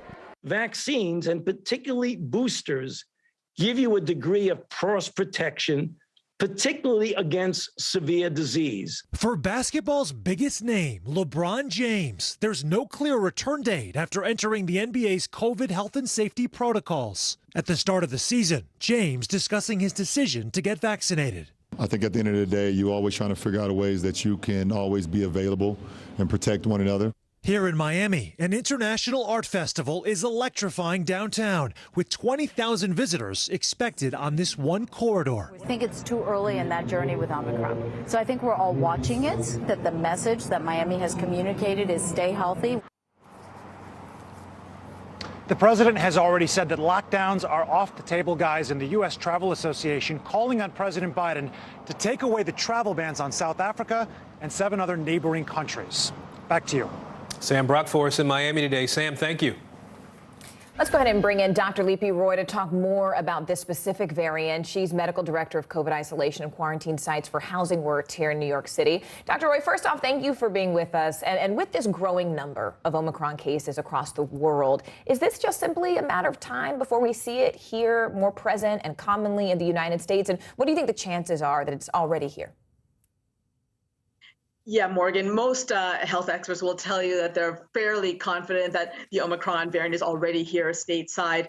It's just a matter of time. What we really need to do is make sure that our surveillance system and our detection, our testing, that's at capacity, and that it's accurately and rapidly detecting the variant, because I'm quite certain, as are most health experts, that it's already here in the U.S. Morgan. I mean, and given that, Dr. Roy, what's the best way that people can protect themselves from this new variant? Are the boosters enough to protect us? Is the current vaccine enough to protect us? Yeah, great questions. And all of my patients and colleagues are asking the same things. So really the same public advice applies. And in terms of reassurance for your viewers, if you aren't vaccinated yet, please get vaccinated. If you're eligible for the booster, please get the booster. And if you're in indoor spaces, try to make sure you're wearing a mask, try to practice distancing. All of these same public health and mitigation measures apply here. Because what we're seeing so far is that the vaccines are still effective, but we don't know to the extent that they'll be effective. That's why scientists at Moderna and Pfizer, J&J are really testing their vaccines right now on the existing variants. But right now, definitely get the vaccine and the booster, because that increased immune protection and activation will really protect us moving forward, Morgan. Dr. Roy, I have to ask, we're addressing the science of this, but there's also a feeling, right? There's a feeling of fatigue across the country with COVID now 2 years in. Is this, the development of new variants every once in a while, periodically, something that we're going to have to live with? Yeah, so I also feel that fatigue, and especially amongst frontline healthcare workers like myself and my colleagues, we are certainly experiencing burnout, compassion fatigue. So I hear you, and I hear the complaints raised by so many people, including my own patients. Really, this fact that we have this new variant is not a surprise. And until the vast majority of the world is vaccinated, new variants are going to emerge. The virus will continue to replicate. Mutations will happen. So that's why we really need to practice mitigation measures, public health measures, including vaccinations and boosters. That's how we're going to get out of this, Morgan. Dr. Roy, it's been a pleasure talking to you, and thank you for giving us the human side of things. We really appreciate it. Have a good rest of your day. New video is emerging showing the panic and horror following a deadly high school shooting in Michigan. 3 students were killed and 8 others were injured in Oxford, Michigan yesterday. The suspected gunman, a 15-year-old student, is now in custody. The victims have been identified. You see their pictures on your screen here. 14-year-old Hannah St. Juliana, 15-year-old Tate Meyer, and 17-year-old Madison Baldwin. NBC News correspondent Megan Fitzgerald is in Oxford for us today. Megan, talk a little bit about the investigation, where things stand right now. Well, Aaron, we know this is still a very active and ongoing investigation. I mean, keeping in mind it's been less than 24 hours since this tragedy unfolded. What we know is that this suspect is not cooperating with authorities, but we know the prosecution says they're ready to move quickly. In fact, we could see charges as soon as today. Overnight, a Michigan community in mourning, coming together to remember 3 teenagers shot and killed in an attack on a school in suburban Detroit. A 15-year-old student who has not yet been publicly identified, suspected of opening fire on his classmates at Oxford High School. Our teachers tell us to get down, hide, barricade the doors. Authorities releasing the identities of the 3 victims, ranging in ages from 14 to 17 years old. Madison Baldwin was a senior, set to graduate. 16-year-old Tate Meyer and 14-year-old Hannah St. Julian also died. New video shows students barricading themselves inside a classroom as someone in the hallway claiming to have a badge tries to enter. Sheriff's office. It's safe to come out. Yeah, he said it's safe to come out. Now, we're not willing to take that risk right now. I can't hear you. We're not taking that risk right now. Okay, well, come to the door and look at my bag, bro. No. Yeah, bro. He said bro. He said bro. Red flag. The students who believe it's the shooter making a desperate escape out of the window. The suspected gunman, described by police as a 15-year-old sophomore armed with a semi-automatic pistol, firing at least a dozen rounds. Authorities say they've received more than 100 911 calls and were able to apprehend the shooter with 7 rounds left in his gun, less than 5 minutes after the first emergency call. That, again, I believe, interrupted what potentially could have been 7 more victims. Investigators say the gun was purchased by the boy's father days ago on Black Friday, and the teen has posted photos practicing with it. Megan, do we have any updates at this point on the conditions of the other victims in this shooting? Well, Aaron, what we know is out of the 8 victims here that were taken to the hospital, we know that at least two are in critical condition, fighting for their life. Investigators also tell us that one person was taken into emergency surgery and is right now on a ventilator, Aaron. Megan Fitzgerald for us in Michigan today. Megan, thank you. The first accuser in the Ghislaine Maxwell child sex trafficking trial is back on the stand today in federal court. NBC News correspondent for investigations Tom Winter joins us now outside the courthouse. And Tom, you have been following this case from the very, very beginning. What did we hear from this accuser today, and why is that particular testimony so critical right now? Right. So this accuser is testifying under a pseudonym, Jane. She's on the stand right now under cross-examination. That means the defense is asking her questions about her testimony yesterday when she detailed how she met Jeffrey Epstein and Ghislaine Maxwell while she was eating ice cream at 14 years of age at an art camp in the summer of 1994, into her first sexual incident involving Jeffrey Epstein through several years, according to her, of abuse at the hands of Epstein and Maxwell. Today, her attorneys are kind of going after her credibility, called impeachment questioning, where they're trying to bring up some prior statements that she made to federal investigators and U.S. attorneys, or assistant U.S. attorneys, I should say, as far as what she told them happened versus what she said yesterday, trying to point out that there may be some inconsistencies with that, although they're having a little bit of a hard time because apparently Jane is disagreeing with some of the government's notes, for some of the investigators' notes about that interview. So it's been kind of a little bit of a back and forth and kind of a stop and start type of cross-examination here today. Not sure how it's portraying and how it's coming through to the jury, but she'll be back up on the stand under cross-examination, answering questions about her settlements and the money that she received from the Jeffrey Epstein Victims Compensation Fund. That's what's scheduled to happen next. Right now, the jury is on a little bit of a morning recess, Morgan. I want to go back to something you said, Tom. You said this stop and start, and something that I know gave everyone quite a bit of a start was that we heard this recent testimony from a witness that actually name dropped not one but two former presidents. What led to that, and has there been any reaction to it?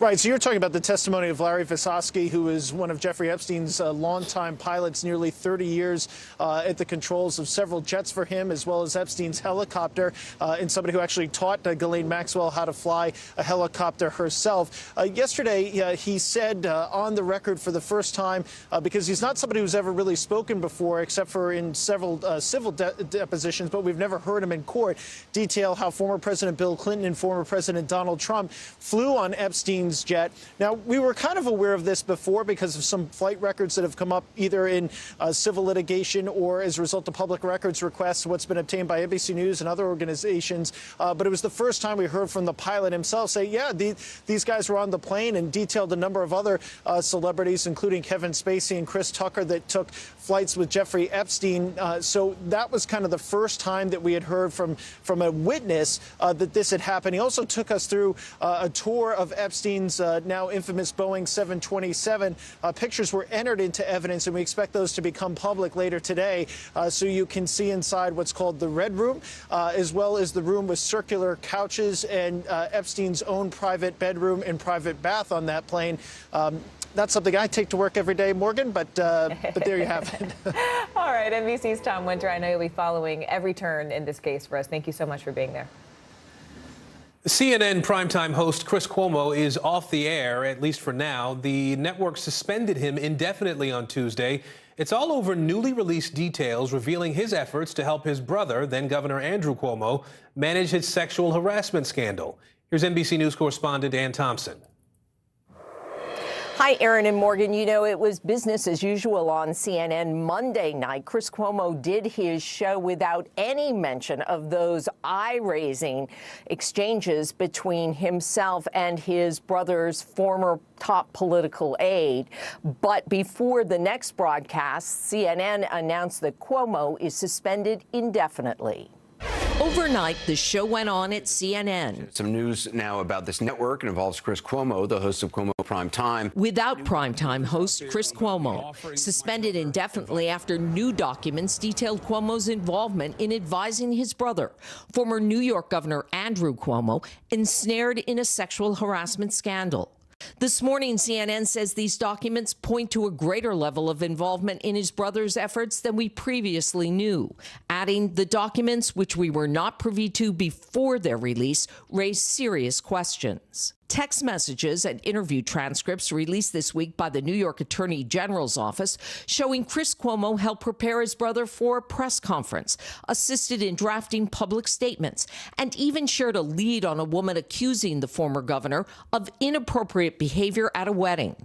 The CNN anchor telling investigators he sought information from fellow journalists at the direction of his brother's top aide, Melissa DeRosa, on at least 2 occasions involving stories from Politico and The New Yorker. When asked, I would reach out to sources, other journalists, to see if they had heard of anybody else coming out. It's been a slippery slope with the Cuomos for CNN. The network faced criticism after the brothers appeared together on CNN during the pandemic, often in lighthearted interviews. You know, this is the regular swab. This is what we're told disappeared in the governor's nose. Then this past May, when news first broke of Cuomo participating in strategy calls advising his older brother, the anchor apologized. It was a mistake. After Andrew Cuomo said he would resign as governor, Chris Cuomo addressed the issue for what he said would be the final time. I'm not an advisor. I'm a brother. I wasn't in control of anything. I was there to listen and offer my take. I never made calls to the press about my brother's situation. I never influenced or attempted to control CNN's coverage of my family. Also today, one of former Governor Cuomo's accusers, Charlotte Bennett, is calling on CNN to fire Chris Cuomo. NBC News reached out to Chris Cuomo, but has not gotten any response. And remember that the former governor, Andrew Cuomo, has all along said that he never sexually harassed anyone. Aaron and Morgan. That was Ann Thompson reporting. The author of the best-selling novel Lovely Bones is publicly apologizing to the man wrongly convicted of raping her 4 decades ago. Alice Sebold says she will be, quote, forever sorry after Anthony Broadwater was exonerated last week for a crime that he never even committed. Here's NBC News correspondent Kristen Dahlgren. It's an apology nearly 40 years in the making. Author Alice Sebold posting a statement online, writing in part, I am truly sorry to Anthony Broadwater, and I deeply regret what you have been through. I am sorry most of all for the fact that the life you could have led was unjustly robbed from you, and I know that no apology can change what happened to you and never will.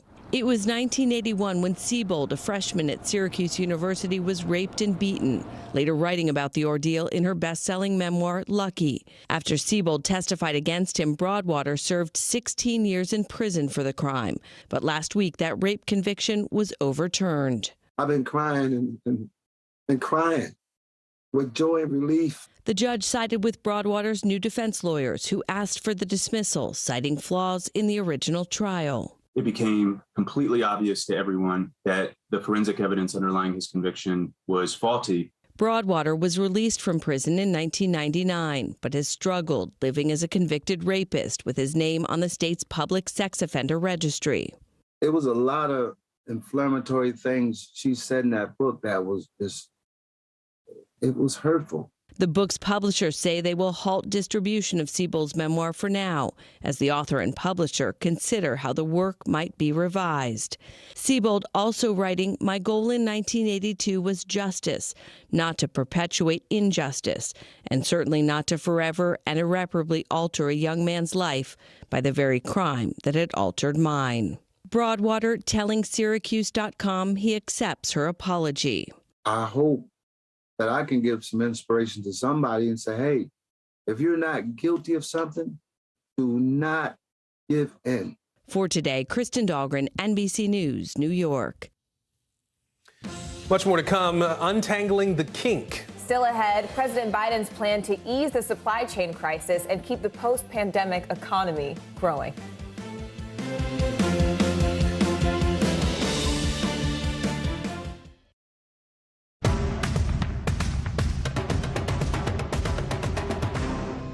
feel like the bad guy in this? Why should they believe you when they know that people are getting in? Has it been worth it to make this trip? Do you feel like you're giving a green light to politicians? How do you explain why your case has become so important? To cover the news, you have to be in it.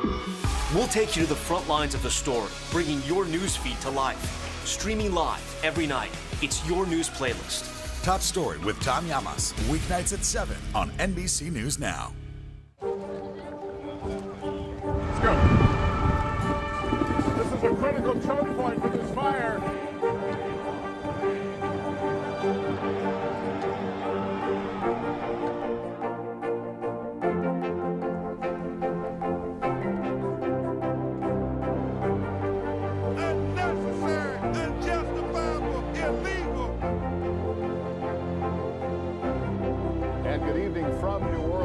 Military operation, witnessing the massive crowds. I admire you both. Nice to really spend some time with you. Appreciate it.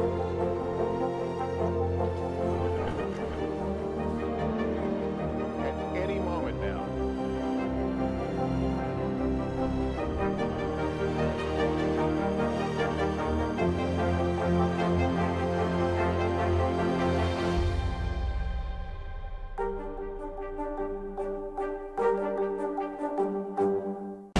Good morning, I'm Savannah Sellers. And I'm Joe Fryer. Another giant leap for mankind. They want folks to shelter in place until this storm pushes through. Traveling to the United States is about to get a lot easier.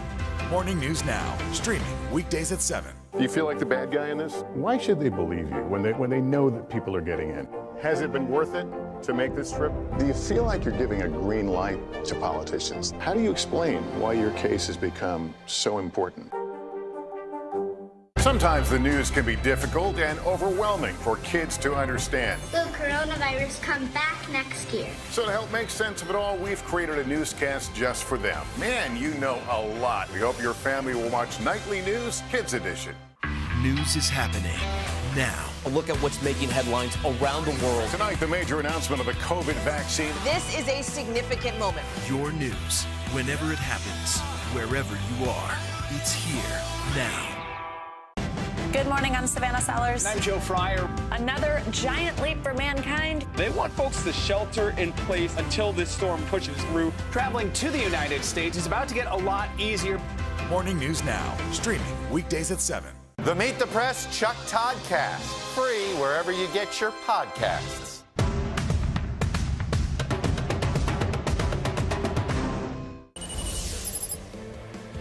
Making news right now, 4 people are dead and a 12-year-old boy is in critical condition after a shootout in Georgia. A gunman opened fire on police officers while they were helping another victim near a highway in Clayton County. One of the officers and the suspect died in that shootout. More than 50 people are homeless after an explosion in Brooklyn. Look at the video here. Surveillance cameras captured the explosion early this morning. The blast started a fire that engulfed 2 neighboring buildings. 6 people were hurt. And a major change is coming to the way New York City handles drug users. The city is opening supervised drug injection sites. The goal here is to curb overdose deaths in the city. People will be able to receive sterile needles as well as medical and social care. 2 locations are now open in Manhattan. President Biden is weighing new requirements for international travelers as concerns grow about the new Omicron variant. We're also learning new details about when former President Trump first tested positive for COVID-19. NBC News White House correspondent Mike Memoli joins us now from the White House for both of those answers. Mike, let's go ahead and begin with the COVID developments. What do we know about the White House's plans for new possible travel restrictions? Well, what's interesting, Morgan, is that we've been expecting to hear from the president laying out at what officials are calling a comprehensive strategy to deal with not just Omicron, but already they were anticipating sort of a winter surge here of coronavirus cases, especially around the holidays. And part of that discussion involves potentially more strict requirements regarding re-entry for international travelers. Now, among the ideas under consideration would be mandatory test 1 day prior to departure, potentially as well a required test 3 days after entry country within the U.S. Now, the Washington Post is also reporting that the administration has been debating a potential 7-day quarantine requirement, but White House officials are emphasizing to us that these are preliminary discussions, that no final decisions have been made. It should be noted that these new requirements would be applicable not just to foreign travelers, but also to U.S. citizens, regardless of your vaccination status. I want to switch gears for a minute, Mike, and talk about that Trump news. Former Trump Chief of Staff Mark Meadows is about to release a new book, and NBC News has not seen it yet, but we're told that Meadows writes that the former president tested positive for COVID 3 days before his first debate with Joe Biden back in 2020. How much does that differ from what we've known up until now? Well, Morgan, I know you spent a lot of time on the campaign trail in 2020, like me. This was such a jarring moment in that campaign. The debate itself was on September 29th, the first debate between then President Trump and candidate Joe Biden. What we know at the time was 3 days later, on October 12th, the White House revealed that President Trump did have the coronavirus. And what Meadows is now revealing is that 6 days earlier, 3 days before the debate, that President Trump received a positive test. In fact, Meadows describes a scene in which he calls for the president to return to the White House before he boarded Air Force One for a planned travel, and he wasn't able to get him back. What we are hearing today is from the former president, who, let me surprise you by reading some of his statement in which he calls this new revelation fake news. He says that, in fact, he had a test that revealed he did not have COVID prior to the debate. So we can expect a back and forth here between Meadows and the president as it relates to what exactly happened. Mike, before I let you go, I do want to talk about the supply chain issues, which continue to really be tough as families really prepare for the holidays. And President Biden, I know, is set to speak on that this afternoon. What do we expect him to say? And what do we expect him to say that's different today? Well, some of what the president's going to discuss is part of what he learned at the meeting that he held at the White House on Monday with some of the CEOs of leading retailers. And the White House really sees this as something of a success story. We know the challenges of the supply chain issues and the concerns that many had about whether the shelves would be stocked, especially for the holidays. And what the White House is saying, what we expect to hear from the president, is that because of the cooperation between the private sector and the government working together, they've really made significant progress in dealing, especially with the volume of containers that needed to be offloaded at some of our biggest ports. Things like the private sector incentivizing off-peak offboarding of these containers, but also the Department of Transportation relaxing some of the regulations to allow truckers to spend more time on the roads. It's a collaboration that they see as playing a big role in at least lessening some of the burdens we were expecting at this point. All right, NBC's Mike Memley there for us at the White House. Mike, as always, thank you. Congressional leaders are scrambling now to avoid a government shutdown. Less than 3 days to go now before funding runs out. And as the clock ticks down, Republicans in Congress may be looking to use vaccine mandates as a negotiating tool. NBC News Capitol Hill correspondent Ali Vitale joins us now. And Ali, it looked initially like Congress was going to avoid a government shutdown. Now that's a bit in doubt, which honestly, if we look back over time, that's not entirely unfamiliar territory for us to be in. But help us understand where the talks stand right now. This is a pretty natural ebb and flow as you get closer to these deadlines. And as you mentioned, Friday at midnight is the deadline for the government to shut down at this point if Congress doesn't intervene by passing some kind of continuous funding resolution. There's debate right now ongoing about how long that resolution would go through, whether it's the end of January or potentially into February. Republicans would like to see it go a little bit further into next year than Democrats would. But when I last talked to the chairman of the Appropriations Committee here in the House, she said she hasn't heard the latest from Republicans on where they stand on this. So that's one piece of it. And then on the other side of it, there are the Republicans within the House Freedom Caucus who just sent a letter to Senate Minority Leader Mitch McConnell, basically saying that they'd like to see him make hay over this issue when it comes to vaccine mandates. Here's a little piece of their letter that I think is really instructive for us as we follow this. They say to McConnell that while the House can move forward on this on their own, they want to see McConnell and Senate Republicans use all procedural tools at their disposal to deny timely passage of the CR unless it prohibits funding in all respects for the vaccine mandates and enforcement thereof. Basically, they're saying shut down the government if we don't get what we want over vaccine mandate funding. But then we have all these unknowns around the Omicron variant, Ali, that we know is already causing a lot of concern in this country. Is there any concern among Republican lawmakers, the Freedom Caucus you just talked about, that this plan could backfire on them? Yeah, look, they probably lack the Republican votes in the Senate to actually do this, but what this could do is gum up the process, and right now, time is of the essence because Friday at midnight gets closer with every passing second that you and I even stand here talking. We know that these conversations are ongoing. I think the separate thread about Omicron is actually not even really in this conversation for Senate Republicans or House Republicans who want to see this happen. Their stance on vaccine mandates has been the same even throughout the variations that we've seen in the virus. All right, we'll see if any change comes about with this new variant. Ali Vitale on Capitol Hill for us. Thank you, Ali.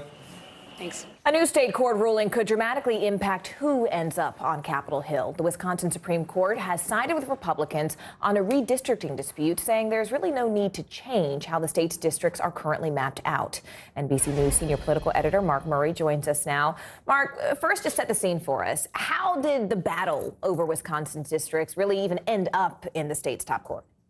Yeah, Morgan, it's important to note that Wisconsin right now has divided political government. The Democrat is the governor of the state, but the legislature is controlled by Republicans. And the Republican-controlled legislature put up a redistricting map that really wasn't changed much from the last 10 years. And the Democratic governor vetoed it. And that ended up sending this to the state Supreme Court. And it's worth noting that there's 7 members of the state Supreme Court, and they are elected by statewide elections, often not necessarily running as Democrats or Republicans, but essentially that much. And Republicans hold a 4-3 majority in that Wisconsin Supreme Court. And that's exactly what the ruling was yesterday, a 4-3 victory for the Republicans. And Mark, I mean, every 10 years after the census, states have to go back and reevaluate the makeup of their districts. Were there any major changes to Wisconsin's population or even its demographics back in 2020? Not a lot of change to the demographics or population, Morgan. And of course, redistricting when it comes to congressional lines does a seat actually end up increasing or decreasing its congressional population? Wisconsin stays equal. And so, to Republicans who wanted to say, hey, we want to have the same map as we had in 2010, 2011, that's an argument on their side. What has changed, though, Morgan, is the political composition of Wisconsin. So in 2011, the last time that you ended up having redistricting, Wisconsin had elected a new Republican governor, had a Republican-controlled legislature, and so they actually, through the redistricting process, made it really Republican-leaning. But since 2011, you ended up having Barack Obama win re-election in Wisconsin. You ended up having Tony Evers, a Democrat, elected as governor in 2018, and Joe Biden ended up winning the state of Wisconsin by just 20,000 votes, the same margin that Donald Trump ended up winning in 2016. And what Democrats are kind of howling about is that this new map congressionally would give Republicans maybe a 6-2 advantage in a state that, as we all know in statewide elections, is pretty much close to even. And just to give us context, Mark, before I let you go briefly, we're seeing these battles over redistricting in several other states. This is not a new battle, right? We were seeing this in North Carolina. We're seeing this in Florida.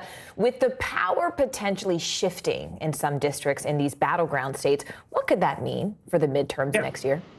Yeah, so if this holds, Morgan, this could be really good news for Republicans in their effort to be able to get the 5 congressional seats that they need to flip to win over the House of Representatives. Now, this isn't maybe the final word. The federal courts might weigh in on this as well. But if this holds, it's good news for Republicans. And we've seen them try to maximize their advantage in places where they have political advantage. On the flip side, Morgan, we do see in Democratic controlled states, and I'm thinking of places like Illinois, Maryland, and New York, Democrats are going to try to wring out as much, they try to make gains for their maps as possible. Overall, Republicans might have just a really minor edge nationwide. And again, that narrow edge, probably all that they need to win those 5, to pick up those 5 House seats. All right, NBC's Mark Murray for us there. Mark, thank you. The House committee investigating the Capitol riot now has key testimony from a member of former President Donald Trump's own party. Georgia's Secretary of State Brad Raffensperger testified before the committee for 4 hours on Tuesday. He detailed a phone call with then-President Trump, who he says asked him to overturn President Biden's win in Georgia. NBCNews.com senior reporter Jane Tim has been tracking this for us. She joins us now. Jane, first, can you remind us what happened in that phone call between President Trump and Georgia's Secretary of State? Yeah, on January 2nd, there was this stunning phone call between then President Donald Trump and Secretary of State in Georgia, Brad Raffensperger, and some of his top officials, where Trump essentially tries to get him to overturn the election results. He lost in that state by 12,000 votes, a very close presidential contest, and says he's looking for those votes. Just, we need to find 11,000 votes. He repeatedly advanced false conspiracy theories about the election, about Dominion voting machines. And these officials tried to dispel these falsehoods and explain what had actually happened, which was a pretty clean election down there. But this was a sort of stunning phone call that later came out. It was recorded and was released to the media later. And it reveals quite a lot about what the president was thinking. So, Jane, then fast forward to present day. What do we know about Raffensperger's choosing to cooperate with the committee's investigation? What kind of additional information did he have?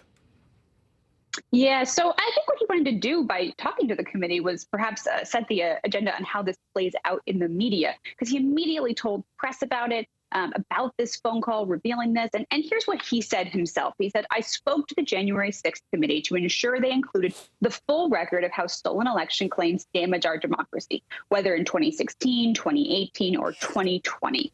While liberals in Washington, D.C. remain focused on Trump, conservatives should focus on the kitchen table issues that really matter to the American people." Now, remember that Raffensperger is facing a primary challenge essentially because he defended the results of the election in 2020. He's facing a Trump-endorsed challenger from the right. So I think what we're seeing here is him likening what happened back then to other Democrats, saying sort of all politics. I think it is important to note that what happened with President Trump saying that the election was stolen in 2020 is a little bit different than Stacey Abrams talking about voter suppression in 2018, which I do think is what he is referencing in this statement. But context matters, but still definitely trying to control the message here. So we had this activity with Raffensperger yesterday.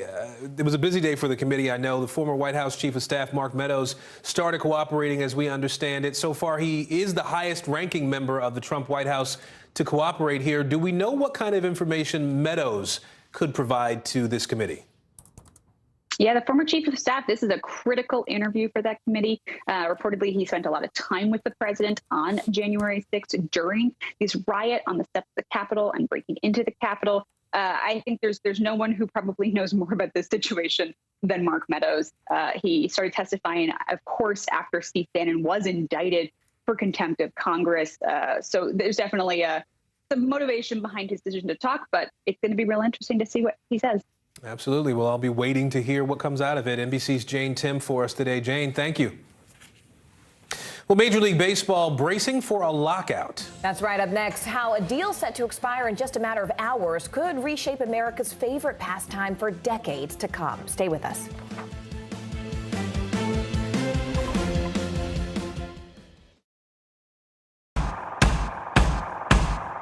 News is happening now. Look at what's making headlines around the world. Right now on Morning News Now. Tonight, the major announcement of the COVID vaccine. And this is a significant moment. Your news, whenever it happens, wherever you are, it's here now.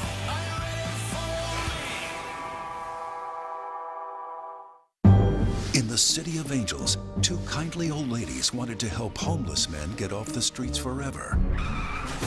And so they did. Listen to The Thing About Helen and Olga, the new podcast from Dateline and Keith Morrison. Still to come in the Channel 2 News. Well, the waters are certainly receding now. Still too close to call. Lester Holt reporting from the Ground Zero, as it's being referred to. It is, in fact, the taste of freedom. The Haitian people know a little something about resiliency. What's the biggest risk right now? Some of the troops who have been proud. I want to welcome you to the first presidential debate. In fact, we've been told we can't go any farther. You were some resilient folks. Let me get a hint.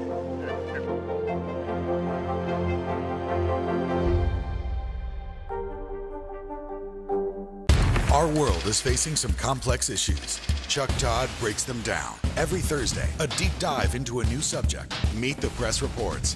All episodes of Season 3 are now available on demand on Peacock. Let's go. This is a critical choke point for this fire.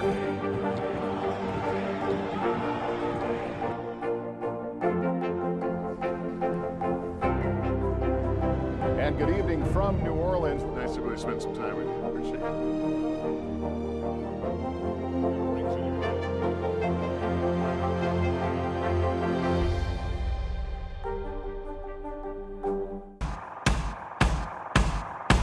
news is happening now.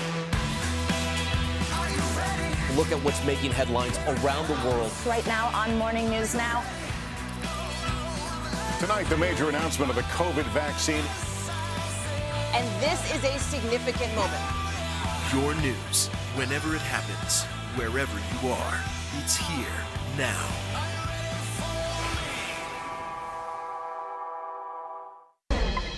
LA Lakers star LeBron James could be on the bench for the next week and a half due to the NBA's COVID health and safety protocols. Well, it's not clear yet whether LeBron tested positive himself or if he had close contact with someone else who tested positive. The four-time champion says he's asymptomatic but will be out for up to 10 days unless he tests negative twice, at least 24 hours apart. James has in fact been vaccinated, and if he is indeed COVID positive, he would be one of the few breakthrough cases that have struck NBA players and staff. And speaking of sports, America's pastime might be hitting the dugout. The labor agreement between Major League Baseball players and team owners is on track to expire at midnight. The issue on the table could impact the world of professional sports for decades. NBC News correspondent Morgan Chesky joins us now from Irving, Texas, where negotiations are currently underway. Morgan, first off, what are the key issues on the table for players and the owners here? Yeah, Morgan, great question. There are several, and as of right now, there has been little to no compromise between the Major League Baseball organization and the Players Union, which have been meeting in a conference room at the Four Seasons here in Irving, Texas, over the last several days. They'll be doing that again today, but there are really 5 key sticking points here that have been brought to the table by both sides that, of course, none of these have currently been agreed on. I want to talk about 2 of the primary ones that have generated some of the most interest so far in these discussions, and that is service time before free agency and the playoff format. Now, the players say that right now they feel beholden to their teams for too long. They're trying to shorten the amount of time they could be on a roster before qualifying to become a free agent. And then on the other side, Major League Baseball would like to extend the playoff format so that more teams are able to go. Players, on the other hand, feel like that would be unfair to them as it relates to potential salary incentives. And so right now, there's been little to no movement over the last several meetings that have been taking place here. And they have until 11:59 Eastern time to reach some sort of compromise before that lockout goes into effect. Morgan? And give us a sense, Morgan. I mean, we've seen some big contracts agreed to in the past few days. Did these deals get done because of the labor uncertainty? And what about players who aren't yet signed? What will they do? Yeah, well, that could be a unique sticking point here. We have seen some of the biggest acquisitions just in the last week or so, particularly by the Texas Rangers. But if this lockout goes into effect, what could happen is if you are a team looking to shore up your roster for the upcoming season, you're unable to do so. No trades could happen. And so a lot of these teams who are trying to kind of strategize in order to potentially be a playoff contender might be forced to sit on their hands, players as well, if they're looking to switch teams. And so that will happen starting with this lockout. 2 of the highest profile trades that have happened. Corey Seager, $325 million, wow. A 10-year deal coming to the Texas Rangers. That may be just good timing. It also may not be no accident, as a lot of teams are highly aware of the fact that should this lockout go into effect, they would have to wait until a compromise is reached by both sides. Morgan? Chesky, we've got to pick up a side gig playing baseball, man. Wow. All right. I appreciate you, Morgan. My brain's a little blown right now. Thanks. Well, golf fans around the world are still coming to terms with the news from Tiger Woods. He says his days of playing professional golf full-time are likely behind him. Woods made his first public appearance since his devastating car accident earlier this year. He opened up about his recovery and his future. Here's NBC News correspondent Miguel Almaguer. Tiger Woods pictured smiling and back on the course, making his first public appearance since that near-fatal accident in February, which severely injured his right leg. I feel I'm lucky to be alive, but also still have the limb. How realistic was amputation? Was that really discussed? It was on the table. Woods opening up about his recovery, saying the compound fracture left him bedridden for 3 months. Eventually, I got to a point where they could wheelchair me outside safely, and I could feel the sun. That was like a was a milestone. But the golfer shut down questions about the day of the devastating crash.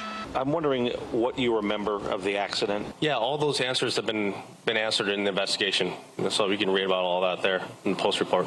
Police say the golfer was traveling at nearly double the speed limit when his SUV flipped and slammed into a tree. Woods later undergoing surgery to stabilize his right leg. On Tuesday, the 15-time major winner at times resigned. I won't have the opportunity to practice, given the condition of my leg. And that's okay, and I'm at peace with that. I've made the climb enough times. While Woods is hopeful he'll play in select tournaments in the future, doctors say a return would be tough, but not impossible. Many doubted we'd ever see it. Woods is no stranger to a comeback. His improbable Masters win in 2019 came after 4 back surgeries. Now with his swing already on the mend, all eyes are on Tiger to defy the odds again. A celebrity doctor is making a big pivot to politics. That's right. Just after the break, why Dr. Oz's controversial comments on the pandemic could actually be a deciding factor as he enters a high-stakes midterm Senate race. Stay with us.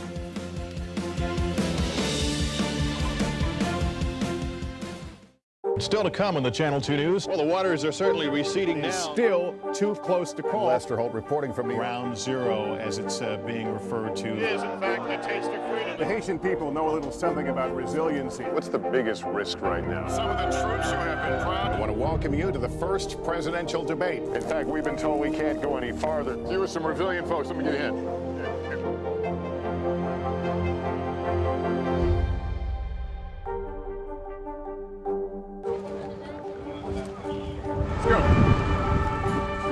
This is a critical choke point for this fire.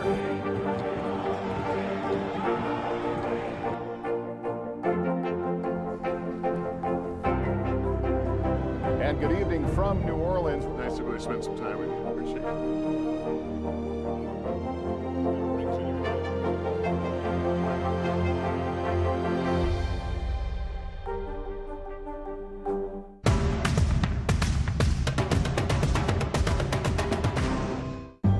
In the City of Angels, 2 kindly old ladies wanted to help homeless men get off the streets forever.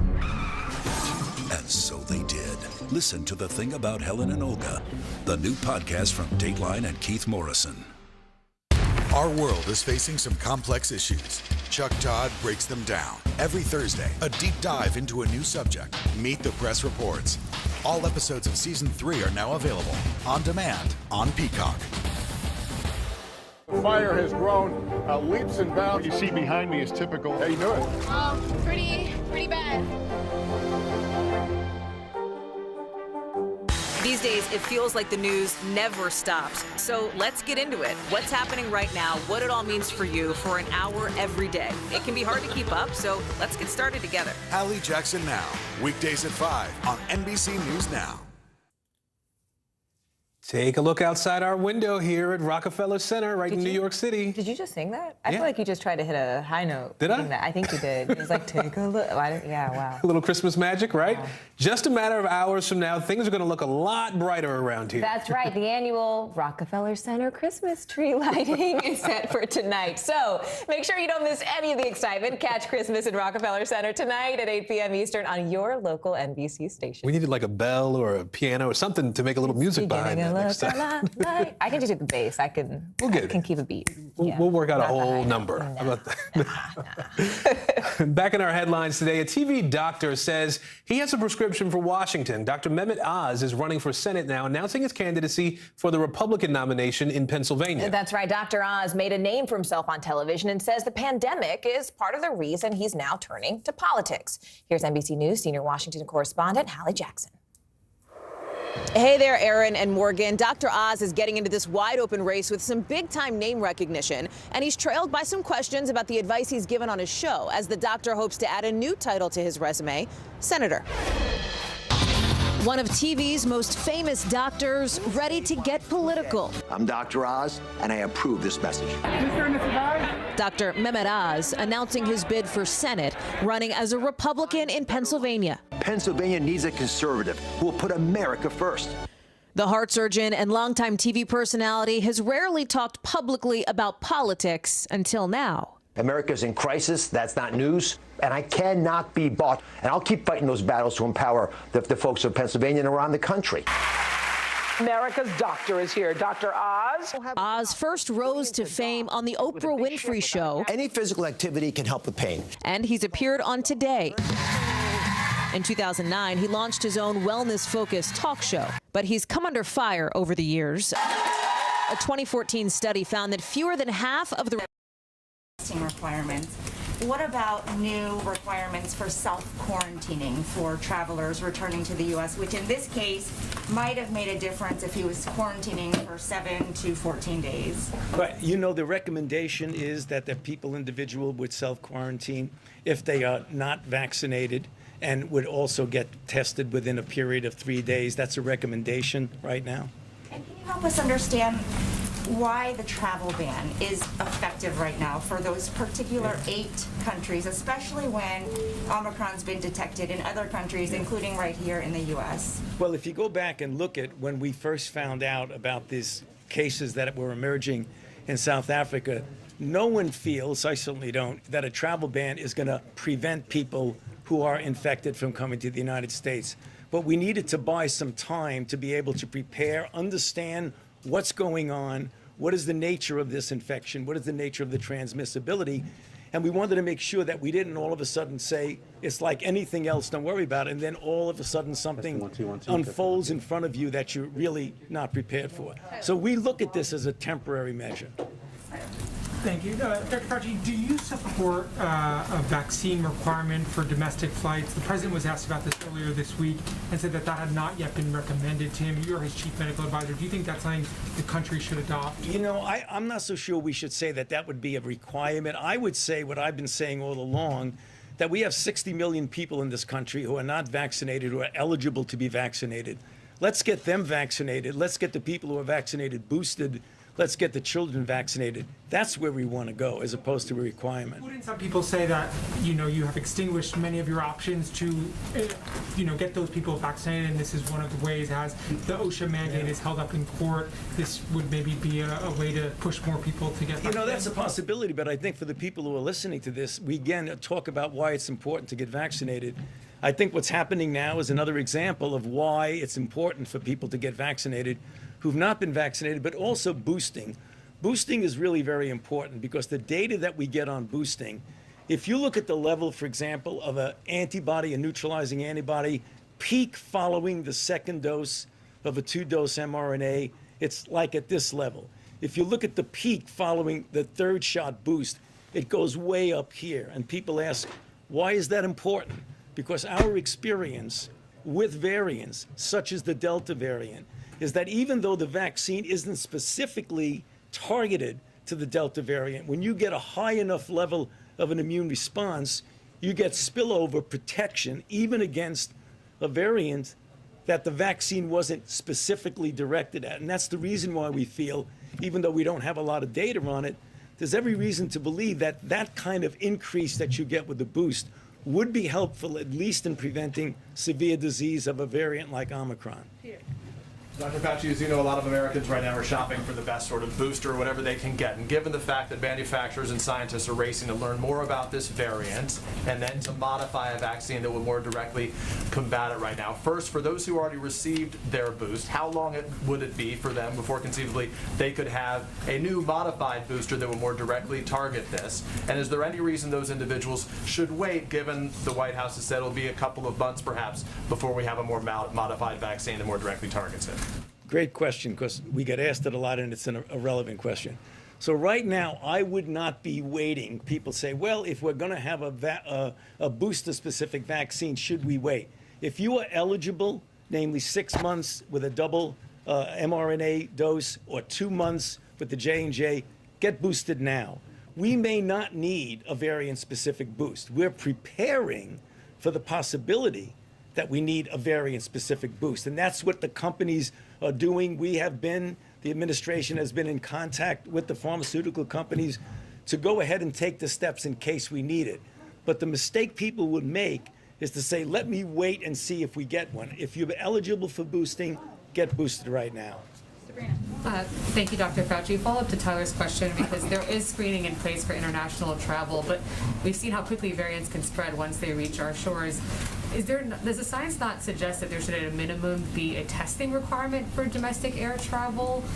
And if not, why not?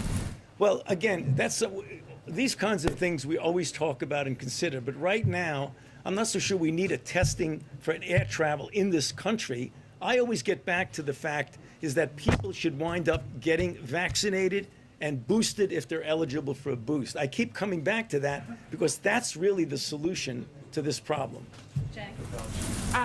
Two quick ones. Moderna executives have said in the past couple of days that this variant appears threatening and may demand new vaccines. What do you make of those remarks that seem a lot more alarmist than the administration's view or other vaccine makers? Well, I know that we don't have enough information right now. As you know, and we've said this, that the profile of the molecular profile of the kinds of mutations that you see would suggest, A, that it might be more transmissible, and that it might elude some of the protection of vaccines. But we don't know that now. We don't know what the constellation of mutations are actually going to be. We have to be prepared that there's going to be a diminution in protection, which is the reason why I keep getting back over and over again and say why it's so important to get boosted. But I think any declaration of what will or will not happen with this variant, it is too early to say. And I think we need to be careful because I know you're going to be reading a lot of tweets and a lot of comments about this. We're really very early in the process. Say that this proves more transmissible but less virulent than Delta. Would there be any public health benefit to furthering its spread by lifting travel restrictions, for example, so it can outcompete the Delta variant?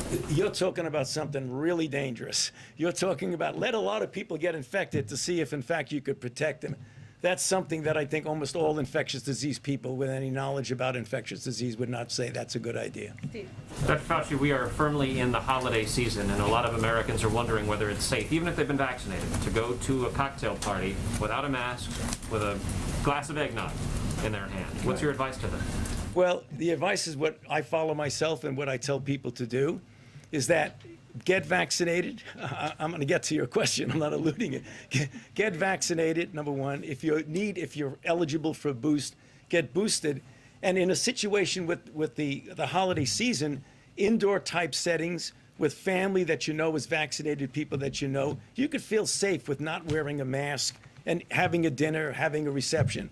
But when you are in a public congregate setting, in which you do not know the status of the vaccination of the people involved, it is very prudent to wear a mask, and that's what I do. Despite the eggnog? Thank you. Well, you know, obviously, I mean, unless you have a special kind of mask that I don't know about, the fact is, sure, when you're eating and when you're drinking, take the mask down, but to the extent possible, keep it on when you're in an indoor congregate setting. Dr. Fauci, as you advised the president about the possibility of new testing requirements for people coming into this country, does that include everybody? The answer is yes, because you know that the new regulation, if you want to call it that, is that anybody and everybody who's coming into the country needs to get a test within 24 hours of getting on the plane to come here. Well, what about people who don't take a plane and just these border crossers coming in huge numbers? You know, that's a different issue. For example, when you talk, we still have Title 42 with regard to protection at the border. So there are protections at the border that you don't have the capability, as you know, of somebody getting on a plane, getting checked, looking at a passport. We don't have that there. But we can get some degree of mitigation. Is there something to do to test these people somewhere else? There is testing at the border under certain circumstances, as you know. Michael. Doctor, two questions. First, for folks in California, I know this is only one case, but what's your message to them should they be particularly concerned?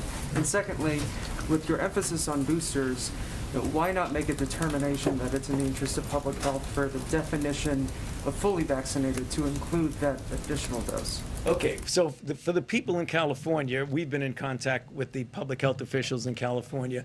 I'm not sure exactly what they're going to say, but I'm pretty sure they're going to say just do all of the mitigation, all of the things that we have been talking about up to now. For those who've not been doing that, start doing that. For those who have been, continue doing that. And then in terms of making a determination that fully vaccinated. Again, there's the official determination of what something is for a variety of reasons. For example, employment and getting vaccinated. What is the definition? That will stay that way. For optimal protection, I'm talking about what your personal effort to be optimally protected. That's why I say we should all get boosters. What about in terms of the mandate? Like, you have a vaccine mandate. Right. At what point does the booster become part of the mandate? Yeah, I can't answer that right now, but I know that for the time being, the official definition of fully vaccinated is 2. But do you see that changing? We keep having these variants. We're concerned about them. It could You're change. concerned? It could change. It could change, yes. Do you recommend it change? Well, I don't know. Let's see what rolls out now. I mean, I know if I say it's going to change, it's going to get spread out. That's it. We don't know right now whether it should change, but it might. Question on quarantine for international visitors. Do you think international visitors, when they arrive in the issue, quarantine for 7 days, regardless of vaccination status? Well, you know, there are certain requirements for people who are, you're talking about foreign visitors? Yes. Yeah. Going forward. Obviously, if they are, they have to get tested within 24 hours. And when they come back, if they're not vaccinated, they have to be in quarantine. They're recommended for quarantine and recommended to get a test within 3 days. Even if they are vaccinated, Yes. I'm sorry. If they are vaccinated, should they quarantine? Well, again, we're going to get confused here. You're talking about United States citizens, or you're talking about anybody that comes into the country from anywhere. I'm not sure what that's going to be. I think we'll have to just check with the CDC. Karen. Yeah. Thanks, Jen. Dr. Fauci, there are reports that in a new book, former President Trump's chief of staff, Mark Meadows, says that the then president, tested positive for COVID 3 days before the debate with President Biden. Were you aware of that positive test at the time? And do you think, given what Meadows says, that he put then candidate Biden at risk at that debate? Well, I certainly was not aware of his test positivity or negativity. And do you think he put President Biden? I'm not going to specifically talk about who put who at risk, but I would say, as I've said, not only for an individual, but for everybody, that if you test positive, you should be quarantining yourself. Dr. Fauci, just to follow on that quickly, if I may. President Trump's doctor, who you worked with at the time, Dr. Sean Conley, was aware of that, according to Mark Meadows, who you also worked with during that time. And yet, former President Trump continued to go out in public events. Based on your medical advice, is that something that you would have recommended if he had tested positive? Well, I would recommend to anyone, whether it's the president or any of my patients or any of the people that I deal with, that if you test positive, you should be prudent and quarantine yourself. Christian. Dr. Fauci. Christian. Dr. Fauci, with all due respect, there's 0 case of COVID, of Omicron case in Zimbabwe, in Namibia, in Lesotho, in Mozambique. What justify imposing a travel ban on countries that have 0 case of the Omicron variant? You know, that's a very good question, an important question, and we did struggle with that, but we wanted to see if we could bide time temporarily. So I do hope that this gets sorted out and lifted before it has any significant impact on your country. Go ahead. I think we have to keep going so we can have more people. Thank you, Dr. Fauci. Go ahead.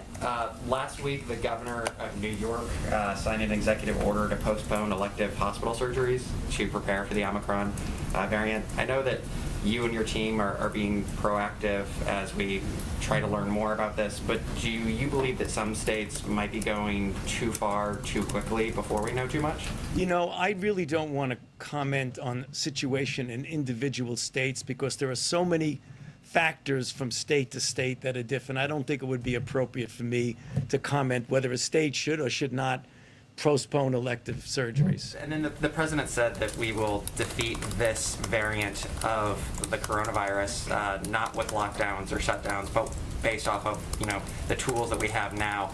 Is there anything that we are, taking into this new variant experience based off of some of the adverse effects of some of those lockdowns? I mean, we just passed, I think, 100,000 overdose deaths for the first time ever. Yeah, I mean, first of all, we always discuss things that we might do to better our preparation, better our response. That's something we discuss every single day. But right now, what I've always said, and I'll continue to say, let's utilize and implement the tools that we have, because if we had done that, if we had the overwhelming majority of people in this country vaccinated and those who needed to be boosted, our vulnerability would be much less than it is right now. Brian, last one, then we gotta let him go. Dr. Fauci, what do you see as an end game? In the 1918 flu pandemic, it eventually evolved till it was less lethal. But there are those who are saying that we're never going to get that far with this virus because we need more people vaccinated. What do you see as the end game? I mean, the end game, which we hope and I think will occur, is that as we get more people vaccinated, not only in this country, but globally, we will see a situation where viruses will not have the opportunity, what they have right now, is to essentially freely distribute and freely circulate in society, both domestic society and global society.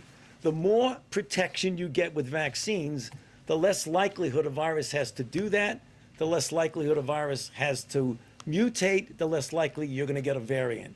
So one of the things that we need to do about our long end game is to do the things we've been saying every single day, not only for ourselves, but internationally. And you know, we have done a lot and will continue to do a lot to get low and middle income countries vaccinated. Oh, absolutely. I mean, yeah, I mean, there's no doubt that this will end. I promise you that. This will end. Thank you, Dr. Fauci. Sir, we have to let Dr. Fauci go. I appreciate you. Thank you for coming. I appreciate it. Not additional details, but they're going to be doing a press conference in California where they may have additional details to share. I know we have a bit of a crowded day today, so we'll get to as many people as possible, and we'll let people know when they need to gather. So just a couple of light things at a couple of few things at the top. I'm sure everyone saw the red ribbon on the North Portico marking World AIDS Day, honoring the 36 million people, including 700,000 Americans who've lost their lives due to HIV/AIDS.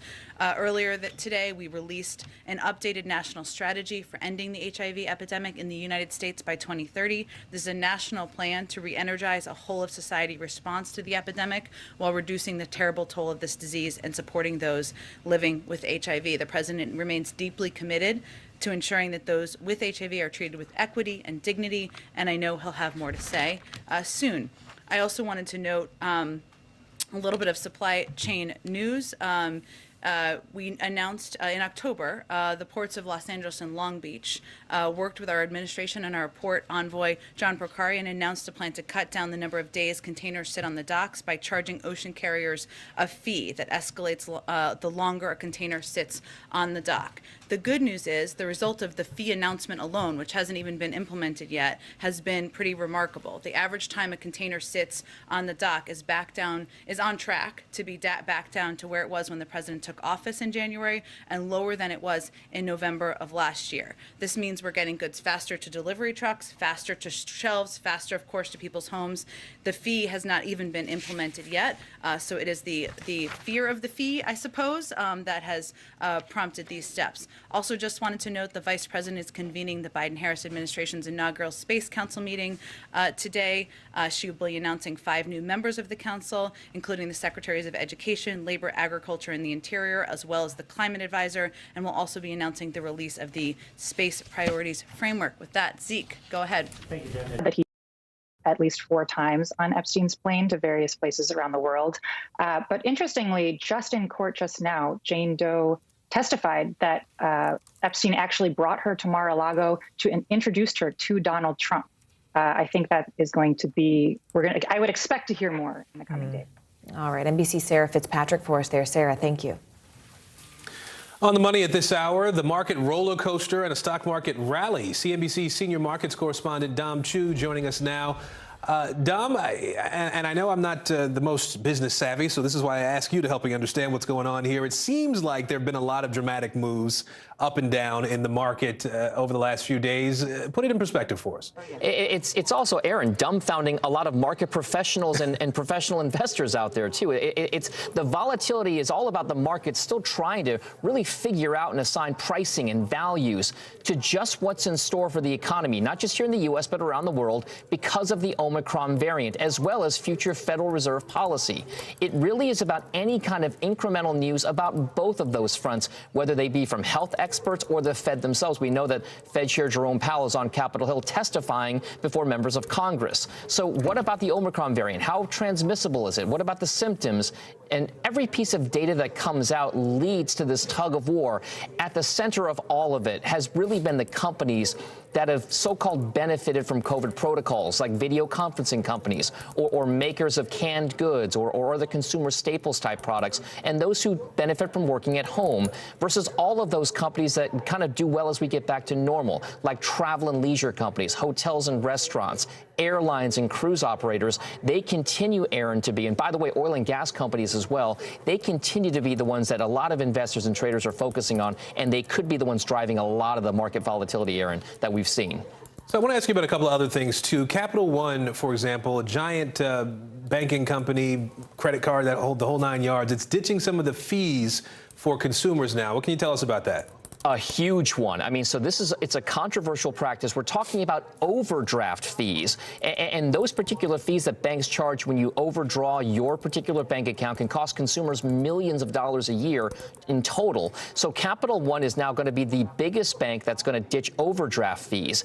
It's the largest U.S. bank yet to kind of end that practice in the industry of charging customers those fees, which could range from anywhere from about $20 to $40 each time, for allowing some of those transactions that really exceed a balance. So if you do that, the move is going to cost an estimated $150 million in lost revenue for Capital One.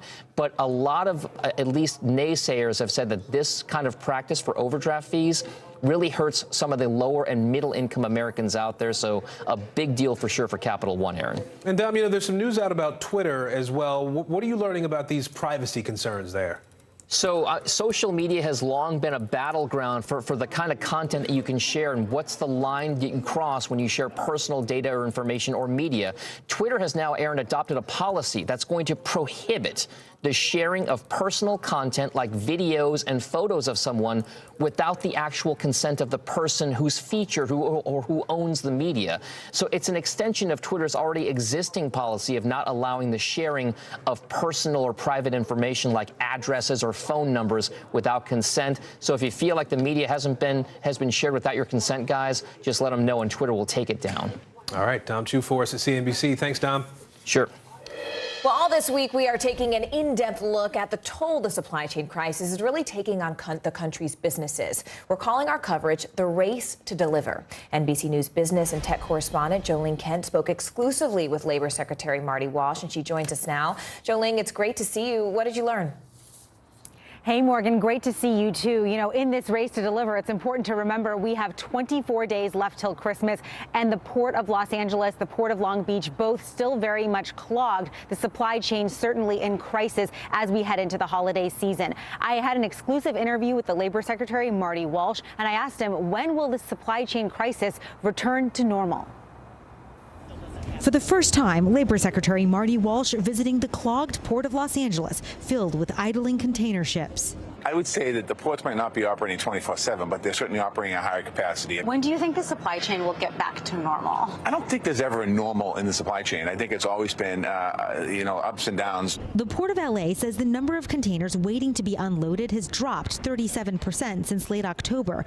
But Fed Chief Jerome Powell laying out new fears brought on by the Omicron variant. Greater concerns about the virus could reduce people's willingness to work in person, which would slow progress in the labor market and intensify supply chain disruptions. How are you as Labor Secretary going to incentivize people to keep going back to work? Well, I think the biggest thing is as we figure out the new variants, we just need to continue to stress people getting vaccinated, getting boosted, wearing masks, being careful. But it's more than that for small business owner Kiwa Narula.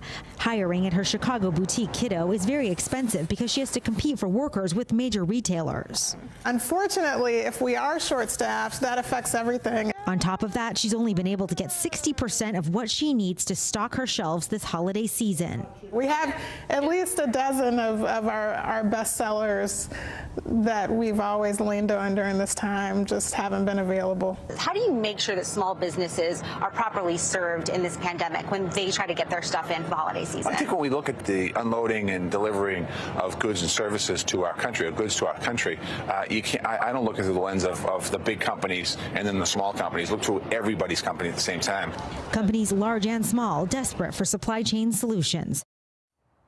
Now, you see there that Secretary Welch didn't say when he expects the supply chain to be back to normal, as it were, or anything better than it already is now. Yes, you are seeing some relief at the ports, more ships going through. You also heard Walmart's CEO say the same thing in his meeting with President Biden earlier this week. But certainly a big challenge ahead of the holiday season, especially as people stare down that deadline of December 15th for ground shipping to get your stuff in time for Christmas, while they're also facing out-of-stock messages online. Those out-of-stock messages are up almost 20%, Morgan. I've seen so many of them. Jolene, Ken, thank you so Yes. much for explaining it all. We appreciate it. Well, as retailers struggle with supply chain issues and shortages, some companies are looking at innovative ways to ensure consumers get what they need ahead of the holidays. NBC News investigative and consumer correspondent Vicky Nguyen takes a look at the technology that Walmart is rolling out as it hopes to keep up with the holiday demand. Hey, Aaron and Morgan, robots, drones, driverless trucks. It may look like science fiction, but it's all part of a revolution responding to how we shop. So come along as we show you how mega chain Walmart is automating to get you what you want in record time. Santa's elves getting a robotic boost this holiday as retailers ready themselves for massive online sales. The National Retail Federation predicts holiday spending could reach a record high of $859 billion, up more than 10% from last year. But labor shortages and shipping delays are threatening delivery times. To combat the rush, companies like Amazon and Best Buy are offering Black Friday deals earlier than ever. So what is one of the country's largest retailers doing to handle demand? I'm here in Arkansas for an exclusive look at how Walmart is rolling out new technology to keep store shelves stocked and get deliveries to you by land and in the air. Watch this, a truck without anyone behind the wheel. It's in action right now in Arkansas and Louisiana, moving products from Walmart warehouses to stores. Gatik Trucks co-founder and chief engineer Apeksha Kamavat says these trucks run 12 hours a day, 7 days a week. Tell me about the technology on this vehicle that helps make it safe. Yeah, so we have different kinds of sensors placed all around the vehicle, giving a 360-degree coverage. This includes LiDARs, radars, cameras. Once loaded, they set out on pre-programmed routes, up to 10 miles, making right turns wherever possible. Only an engineer sits in the passenger seat in case of an emergency. 5 minutes and 1.5 miles later, it arrives to be unloaded. What about the safety record? So we have been doing this for multiple years now on this fixed route. We have a complete 100% safety record, no incidents. From the road to robots, we're now inside one of Walmart's high-tech fulfillment centers, connected to the back of an existing store. When you place an online order, first a human packs everything. Then robots sort the orders and send them down a chute. Finally, an associate takes the order to the customer's waiting vehicle for curbside pickup or loads onto a truck for home delivery. Walmart, like other retailers, is also using drone technology, now available within 1 mile of some stores in Arkansas. With me now is Mom Christina Hedges, and we are going to try out this drone delivery. What are you expecting today? Today we're expecting some wipes and some diapers and a couple pouches for the little guy. Within half an hour of the order being placed, nicely done. Perfect. Tom Ward is a senior vice president overseeing the last mile of delivery at Walmart. It's about bringing greater speed and convenience to our customers. What do you say to people who are worried that all of these robots and these driverless vehicles are taking away from the need for human workers? You know, as we bring these new propositions to life, they're not necessarily a replacement, they're an addition. Overall, does it add jobs to the Walmart workforce? You know, we've added 150,000 new jobs to the business this year. So we are adding tens of thousands of new positions to supplement the technology, not just in the stores, but across our entire supply chain to help serve customers better. No question, the revolution in shopping is coming. And by the looks of what's happening this holiday, some of it is already here. So what about the carbon footprint from all of these deliveries? While Walmart says addressing the environmental impact is a top priority, they point out they use electric vehicles and drones. And consider this, 90% of Americans live within 10 miles of a Walmart. So having these additional delivery options means products are closer and traveling shorter distances with less packaging. Back to you.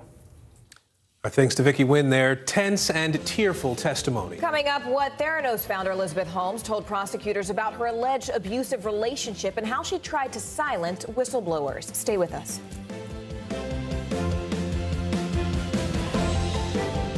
Still to come on the Channel 2 News. Well, the waters are certainly receding now. Still too close to call. Lester Holt reporting from Ground Zero, as it's being referred to. It is, in fact, a taste of freedom. The Haitian people know a little something about resiliency. What's the biggest risk right now? Some of the troops who have been proud. I want to welcome you to the first presidential debate. In fact, we've been told we can't go any farther. You with some resilient folks, let me get in.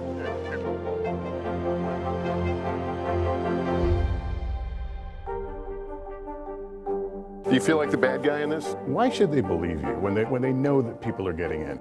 Has it been worth it to make this trip? Do you feel like you're giving a green light to politicians? How do you explain why your case has become so important? Let's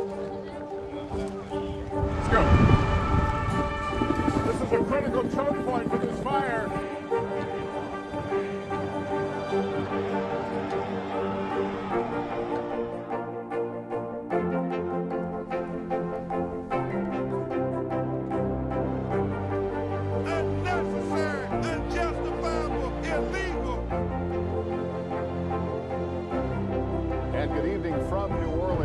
Military operation, witnessing the massive crowds. I admire you both.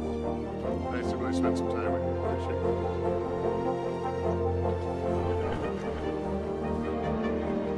At any moment now.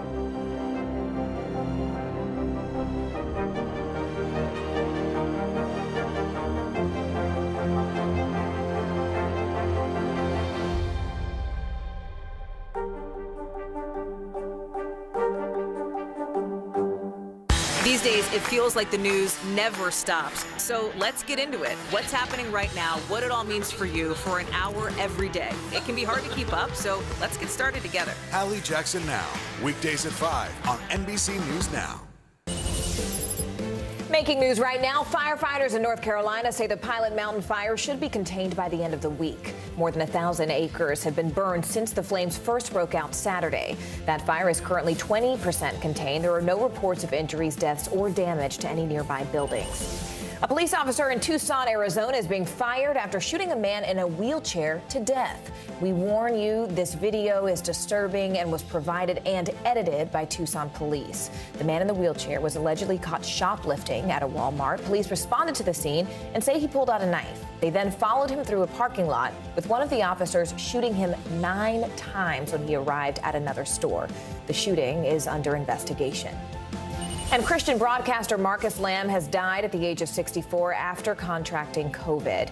He was the co-founder and CEO of the conservative Christian Daystar television network. He was a vocal opponent of COVID vaccines.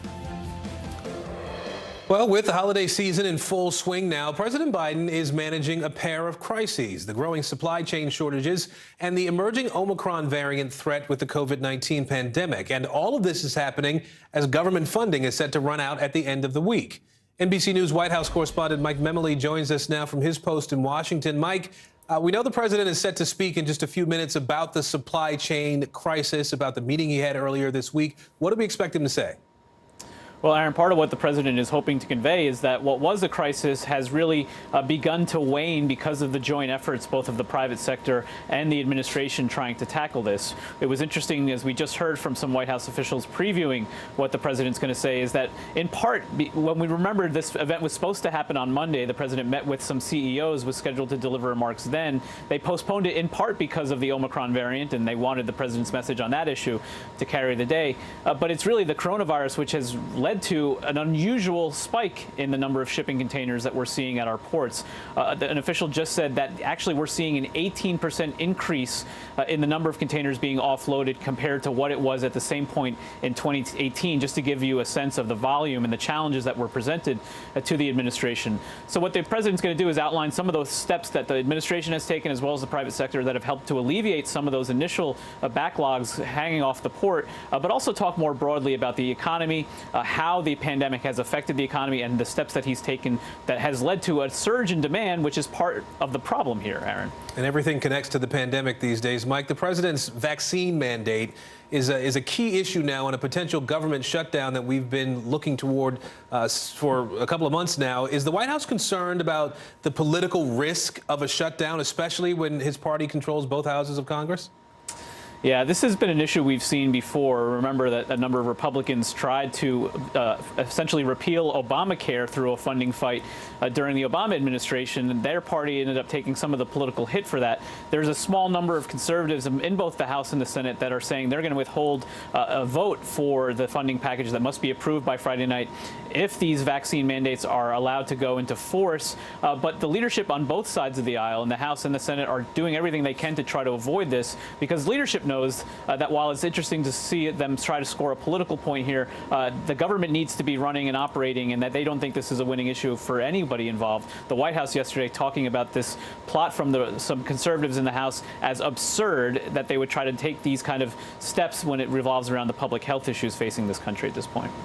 And Mike, there is also the international issues that we've seen around the Omicron variant in particular, and looking at the fact that flights have been stopped coming from southern Africa, and there's talk about potentially an expansion of some of the restrictions around the Omicron variant. Are you getting any more from the White House about what may be coming down the line in the next hours or days? Yeah, of course, we're going to hear from the president tomorrow. He was already planning to announce sort of ways the administration was going to approach an anticipated winter surge in cases here. Obviously, the fact that Omicron has emerged is adding to the level of concern and preparation from the White House. And one of the steps that they've been looking into is potentially increasing some of the testing requirements on not just international travelers coming into the U.S., but American citizens who have been able to avoid some of these tests as well. One of the steps under consideration would be requiring anybody, regardless of your vaccine status, to have a test within 1 day of departure, potentially also requiring then another test 3 to 4 days after arrival. One of the more significant steps that has been discussed, but at this point administration officials stress has not yet been agreed to, would be a mandatory quarantine for anybody coming from overseas. We know the president authorized the ban of travel from some of those countries in southern Africa where Omicron was believed to be at its highest. There's already been a move from France, interestingly, to undo that ban.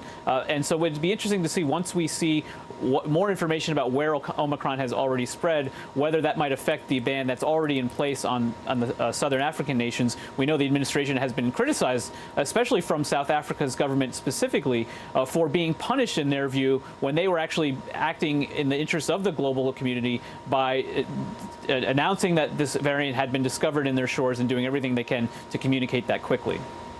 Mike Bemeley at the White House for us today. Mike, we appreciate you. Thanks. Thank you. Theranos founder Elizabeth Holmes will return to the hot seat next week after being cross-examined by the prosecution Tuesday. Holmes was grilled on several topics, including her relationship with Theranos former COO Sunny Balwani. She was also asked about her alleged efforts to stop a whistleblower from going to the Wall Street Journal. Holmes is facing multiple federal fraud charges, including knowingly misleading investors about the company's blood testing capabilities. She faces up to 20 years in prison if she's convicted. CNBC correspondent Yasmin Khorram is outside the courthouse in San Jose, California for us. Also with us, NBC News legal analyst Danny Cevallos. Yasmin, I want to start with you on this. What are some of the key moments, key takeaways during the cross-examination yesterday? Aaron, Elizabeth Holmes was under cross-examination for nearly 6 hours yesterday. She appeared at times evasive, at times flustered. The most damning thing we learned yesterday was that not only did Elizabeth Holmes add the logos of these drug makers onto the Theranos reports that she handed out to investors and business partners, she also doctored some of the language in these reports. This is very damning evidence. This is as close to a smoking gun as you can get in this case. Elizabeth Holmes also admitted that she mishandled the Wall Street Journal investigation that led to the downfall of Theranos. She told the jury that she personally went to the owner of the Journal and Theranos investor, Rupert Murdoch, and asked him to quash that story. That obviously was unsuccessful. The Journal went on to publish their report in October of 2015, and that's really what set into motion the downfall of Theranos. Aaron? Danny, we also heard a line of questioning about the relationship between Holmes and Belwani from the prosecution yesterday. Do you have any sort of logic as to why that was such an extensive part of the prosecution yesterday? Do you see that as potentially something that might backfire with a jury? Absolutely. The prosecution had to cover this issue because, after all, part of Elizabeth Holmes' defense is the empty chair defense. She's pointing to the empty chair where Sunny Balwani should be sitting and saying, hey, that's the real bad guy here. Sure, I was the CEO, but I was under the sway of Sunny Balwani, an older, more experienced businessman.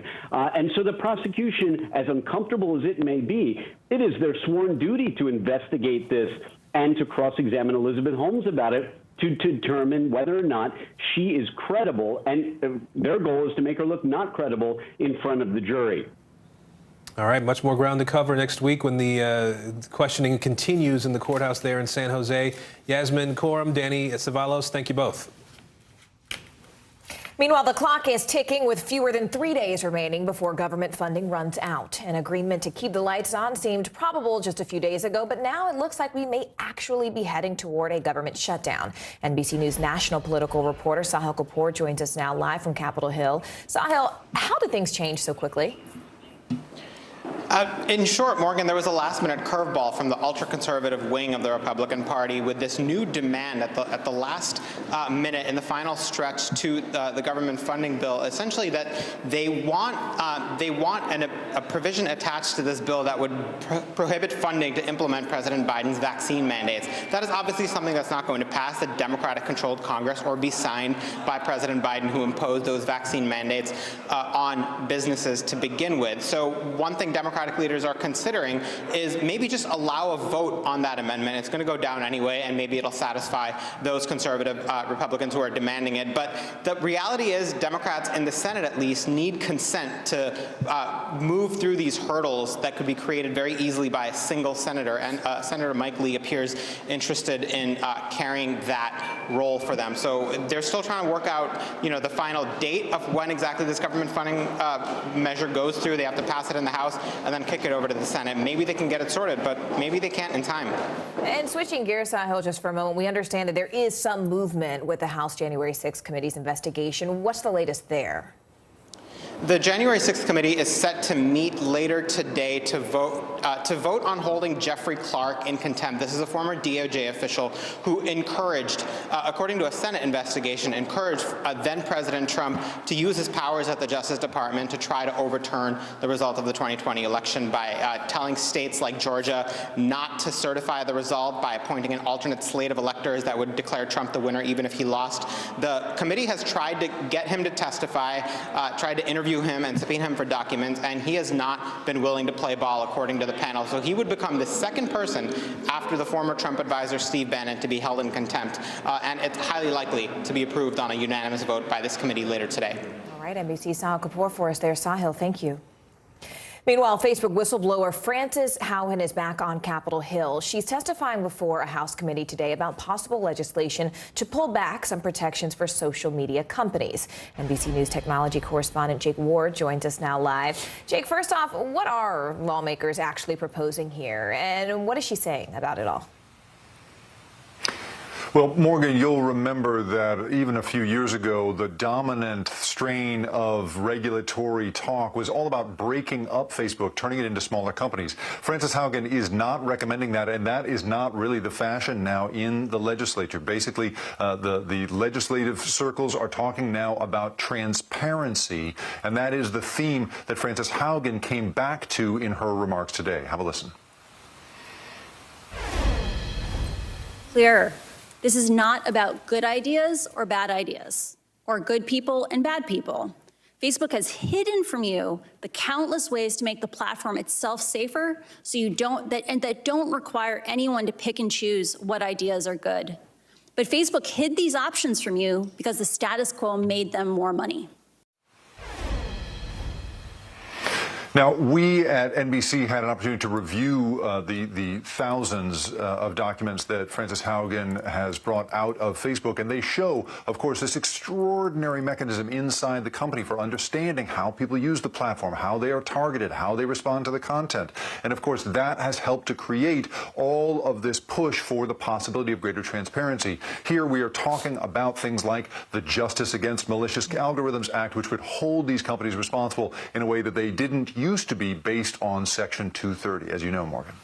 Jake, give us a sense here. I mean, what would happen if free speech protections for social media companies like Facebook were actually removed? Well, this is the great question of our time, right? The whole concept of social media and of the internet has been that the companies that put our ideas out there are not responsible for those ideas. They are just a neutral platform on which they happen. That is the essence of the Section 230 protections. What we're talking about here is the possibility of actually showing that these companies would be responsible in some bigger, deeper way if their algorithms are targeting people in a way that is reckless or dangerous, or bringing particular kind of content that is considered dangerous or reckless. That's the idea that's being floated here. But of course, as you know, Congress and the House are incredibly divided politically right now, and the motivation of each side of the aisle in pursuing this is very different. Conservatives talk about the censorship of conservative voices. Democrats are talking about safety and free speech. And so how this would actually play out, it's not really clear. But one thing we do know is Frances Haugen, a former data scientist for Facebook, believes firmly that those companies need to be held more responsible and made more transparent than they have been before, Morgan. All right, NBC's Jake Ward with the latest. Jake, thank you. We're following breaking news now in a story we brought you at the top of the hour. A fourth teenager has now died following Tuesday's school shooting in Oxford, Michigan. Let's bring back in NBC News correspondent Shaquille Brewster. Shaq, bring us up to speed. What have you learned? New Omicron variant of the coronavirus, and we're here today to talk about and announce that here in the city and county of San Francisco, under the University of California, San Francisco, and our partnership with the Department of Public Health, using the latest of technology, we have discovered our first case, not only here in San Francisco, but the entire country. And I wanted to, at this time, introduce Dr. Grant Colfax to talk about the specifics and what that means in terms of what we need to do as a city. Dr. Colfax. Thank you, Mayor Breed. Good morning, everybody, and thank you, Mayor Breed, for your ongoing leadership during this pandemic. And I want to thank our partners at UCSF, especially Dr. Charles Chu and his team, who worked so quickly to sequence this specimen. And I'd also like to thank our testing partner at Color, Dr. Scott Topper. Both are here today. And of course, my partner in our emergency response, Dr. Mary Ellen Carroll. All of us have been working furiously for the last 24 hours with our federal and state partners at CDC and at the State Department of Health to determine whether this is indeed the first case of Omicron that has been detected, and that has indeed been the result of our work overnight. I want to acknowledge our health officer, outstanding health officer, Dr. Susan Phillip, for her outstanding work. Her team worked really hard to ensure that we got this information as quickly as possible. But I also want to emphasize that this is not a surprise. For those of you who have been following this, we knew that Omicron was going to be here. We thought it was already here. We just hadn't detected it yet. So this is cause for concern, but it is also certainly not a cause for us to panic. We are prepared here in the city for this. With regard to the case itself, the person recently traveled to South Africa and developed symptoms upon their return, and they did the right thing and got tested and reported their travel history. They had received a full dose of the Moderna vaccine, but no booster. They had mild symptoms and thankfully have now recovered. Contacts have and are being notified by the health department. And again, here's what we know now. San Francisco is relatively well positioned to respond to variants. Our vaccine rate is high. More boosters are going into arms every day. 5 to 11-year-olds are getting vaccinated at a rapid uptake. Our masking and vaccine requirements are among some of the most stringent in the country. These efforts have been very effective in helping us slow the spread of the virus. And there's still a lot we do not know about Omicron. We don't know how infectious it is, although there is a strong likelihood that it is more infectious than Delta. We don't know how sick it will make people, but that is being studied furiously right now across the world. And we don't know yet how effective, fully effective the vaccines are in protecting against transmission or serious cases of illness and hospitalizations due to Omicron. But most experts that I have spoken to believe that the vaccines will still be of critical importance in protecting ourselves, our families, and our community.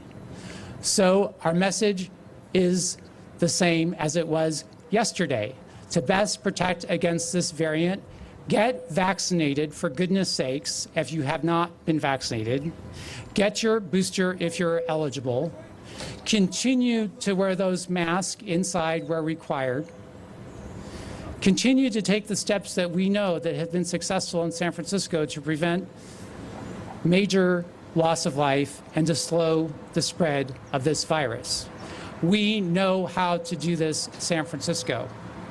At this time, we do not anticipate changing any of our health orders or changing any current restrictions or imposing new restrictions on activity in San Francisco. We're obviously following these developments very closely. We will share additional information as we have it. And again, get vaccinated, get your booster, wear the mask, and for goodness sakes, it's been a long, almost 24 months now. Please have a great holiday season with your family. And now I'd like to turn it over to Dr. Chu, our great partner in sequencing the virus, and again, whose team worked so hard over the night to make sure that we got this information as quickly as possible. Thank you.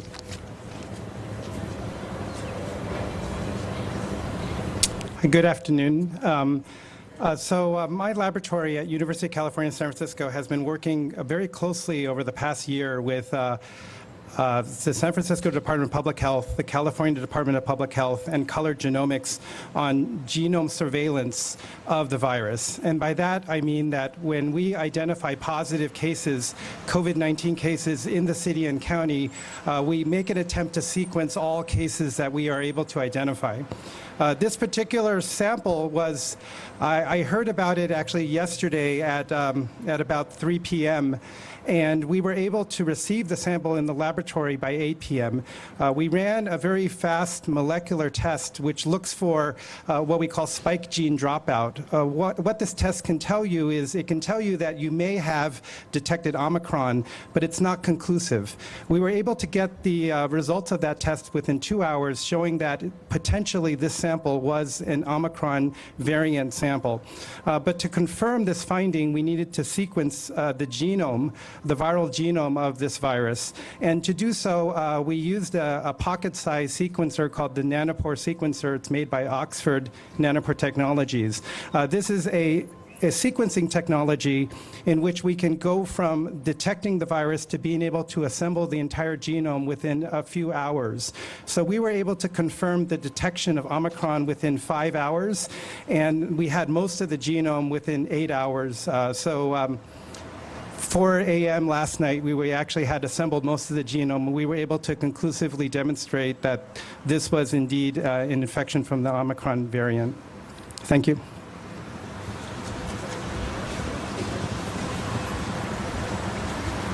Thank you. I think the overall message to the public is to get vaccinated because we know that we have a number of challenges that continue to persist with the COVID-19 virus, and what this means is we want to make sure that people get vaccinated. So at this time, if anyone has any questions, please let me know. You have been served. Any questions? $1 million.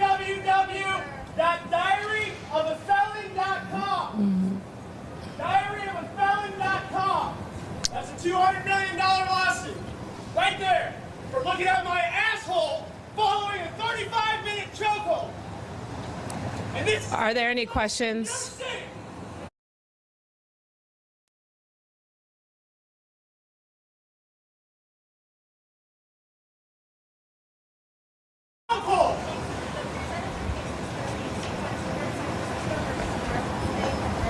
I'll let Dr. Colfax answer that question. Dr. Colfax?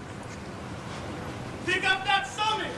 I'm sorry, I heard about sequencing, but I didn't quite hear the details of the question. I'll try to answer what I take the character of the question to be, which is we're continuing to work with Color, with Dr. Chu's lab, with the state to sequence the samples. We work with a number of partners in doing that. No, I'm not. I want you to get away from me. I'm not breaking any laws. I can be as loud as I want. So generally, we're sampling more in San Francisco, and it depends on the site. So with our partnership at UCSF and the Latino Task Force at the 24th and Cap site, all those samples are being sequenced, and then I'll turn to Color to have them answer what % of their samples are being sequenced. But I think the key thing is with the sequencing right now at the state level, the turnaround time is considerable. So that's why we really wanted to run this sample locally as quickly as possible. So as you know, across the nation and across the state and locally, we're continuing to ensure that we sequence specimens as quickly as possible. But again, I think the point is, Omicron is here. We knew it was here. I don't want us to get, overly focused on when's the next case coming, when's the next case going to be detected. We should all be acting as hopefully we were yesterday, which is that Omicron is here. We need to get those vaccines and boosters, get tested if you have symptoms or you know that you've been exposed, and continue to wear those masks. And I don't know if Color has more to add. Dr. Topper. So Color Health provides most of the infrastructure that's used by the city of San Francisco and the state of California to execute their programs to defend against COVID. We work very closely with the COVIDnet network as well as Dr. Chu's lab at UCSF to make residual samples available for sequencing. So almost 100% of the samples the positive samples that are identified in San Francisco and in California are being routed for sequencing. My name is Scott Topper. I'm Vice President of Clinical Operations at Color.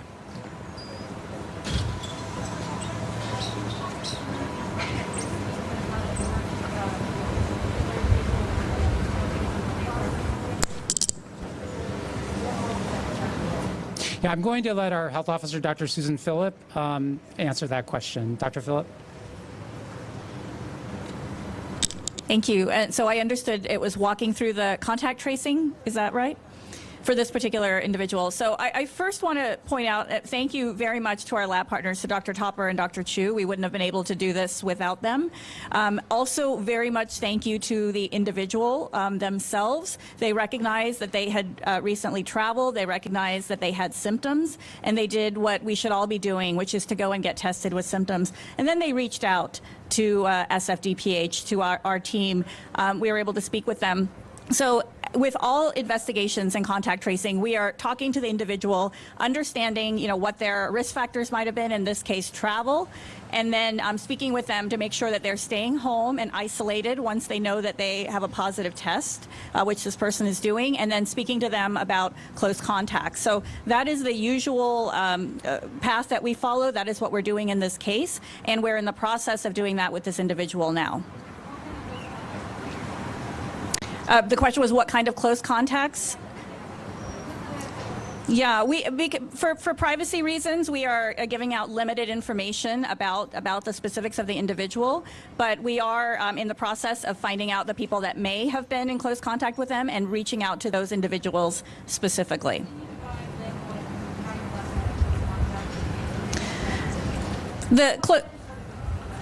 The general definition of a close contact is someone who has been within 6 feet for 15 minutes or more. That is the definition that has not yet changed.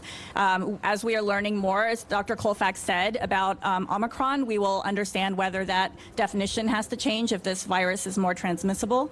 And so that is generally what we ask people about. We most often will ask about other people residing in the home, because as with other viruses, it's really the length of time and the closeness of being with someone. So that is all in process now.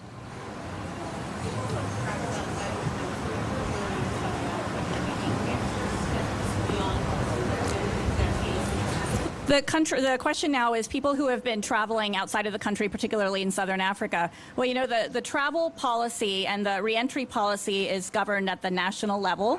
And so we know that there is a restriction on non-citizens traveling. We also understand from our CDC colleagues that additional steps and requirements will be coming into place. As of now, people are required to have a negative test within 72 hours of travel back. And we likely will be hearing more in the coming days with Omicron of additional steps that people will be asked to take pre and post travel. How'd they come up with the name Omicron?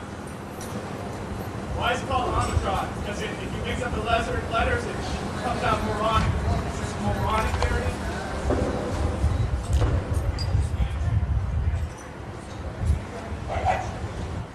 variant. The question was about age. We're again not giving specific information. This was a previously healthy individual.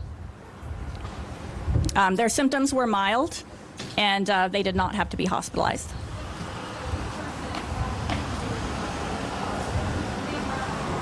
Mayor, do you condone 35-minute chokeholds? Yes, this person was aware of the news of Omicron, and that's why they appropriately reached out after they returned from travel, and then had their positive test result through the Color Laboratory. They got their result and then reached out to public health.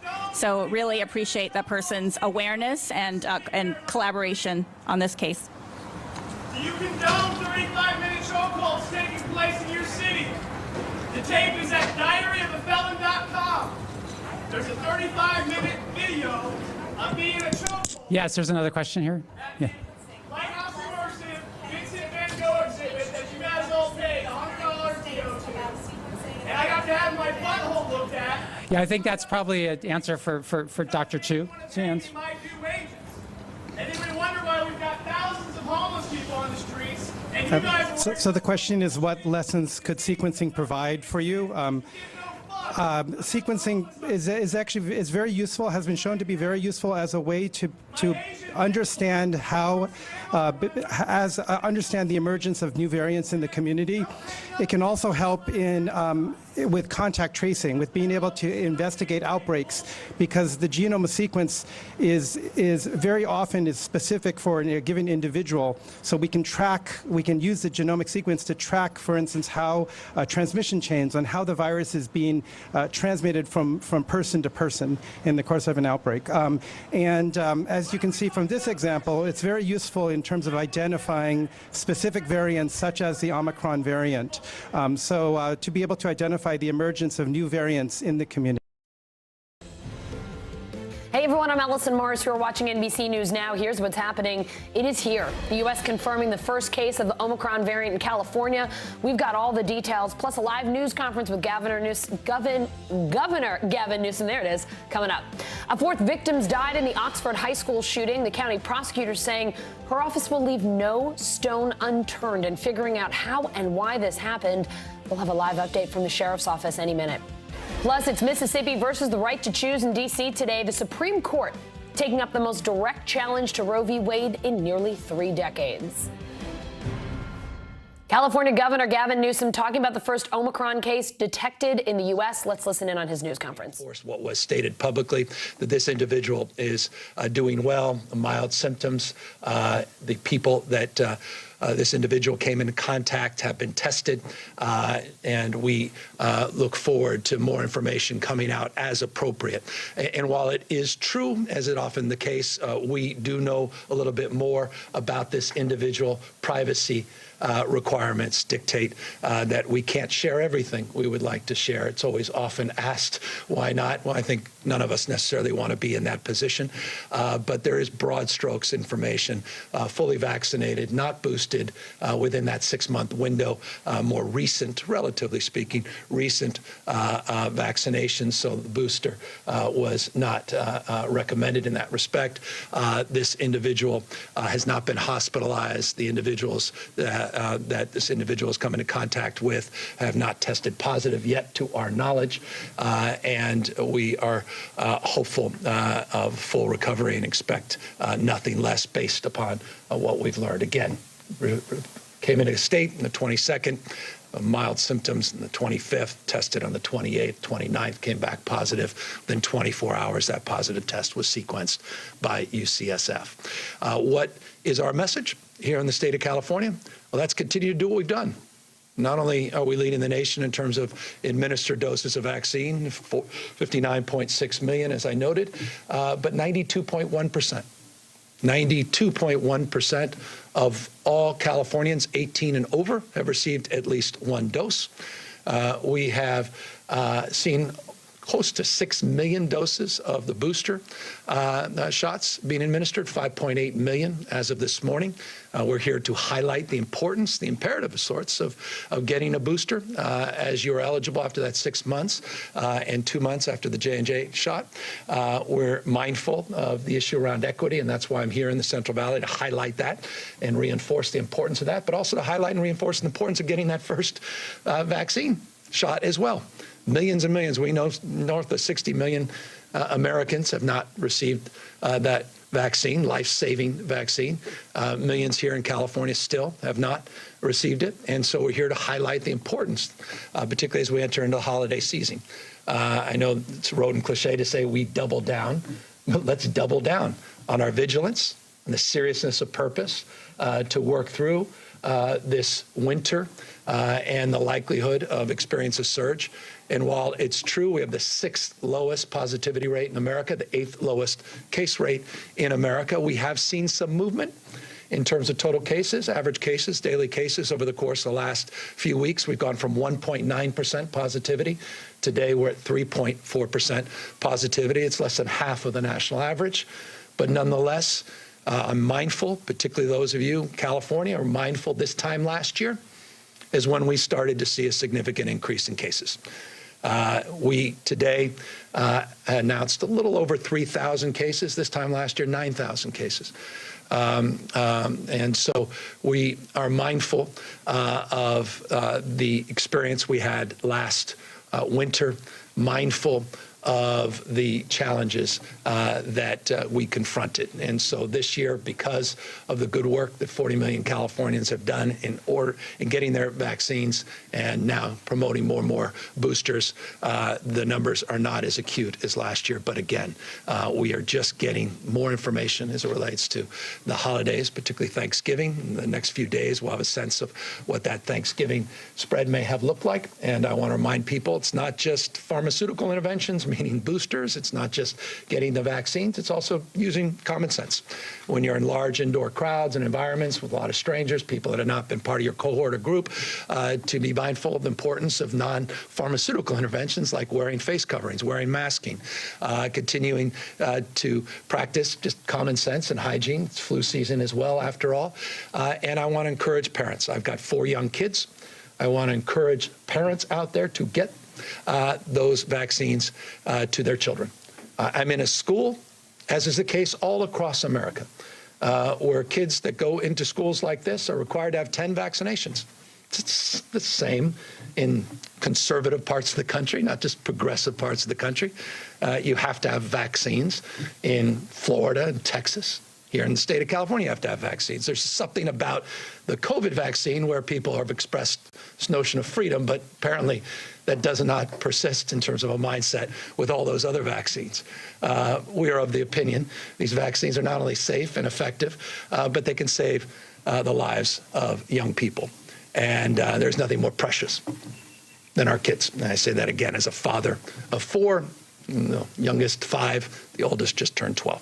And so they have begun, 2 of them. Another 2 are scheduled to get their vaccines. And I encourage all of you that are parents to get your kids vaccinated as well. 609,000 doses of vaccine have been administered to those 5 to 11 in the state of California. And I hope people are mindful.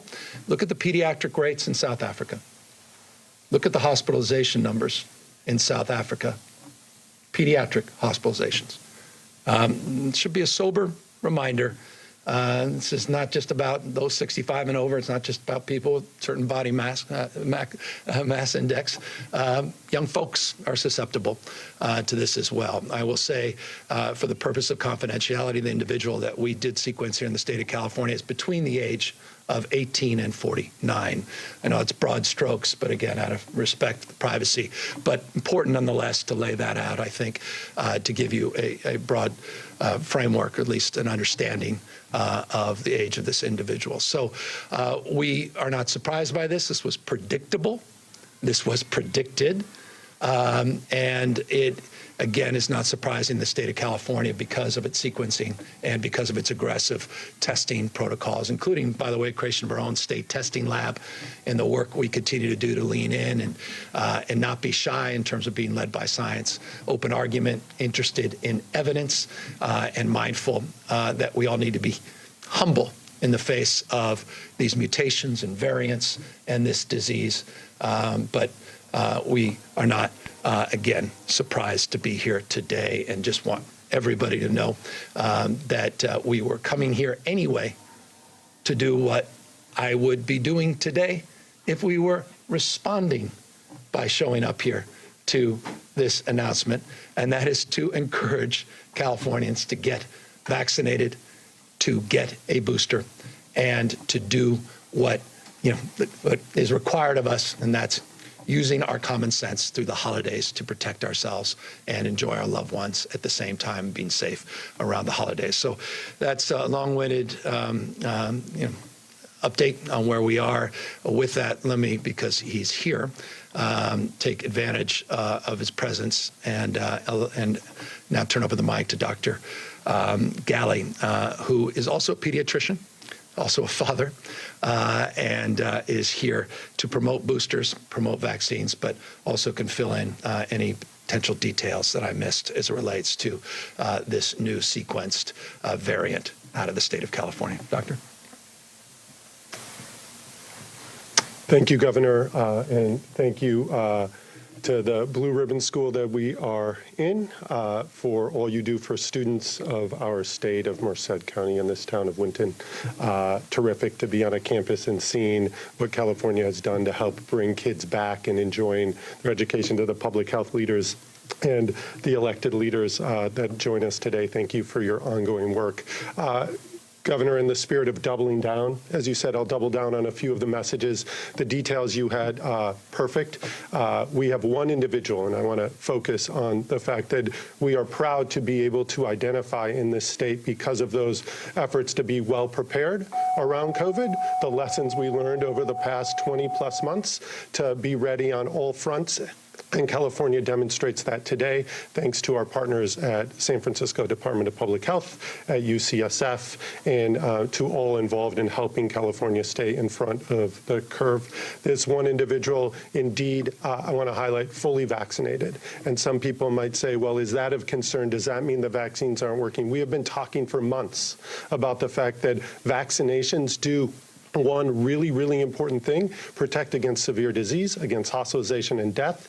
And the evidence that an individual with Omicron, identified by sequencing, actually has mild symptoms, is improving, I think is a testimony to the importance of the vaccinations. We have a lot more to learn about Omicron. We have a lot more to learn about the effect and impact the vaccinations will have, whether it's more virulent, whether it affects kids more than prior strains, the Delta or others.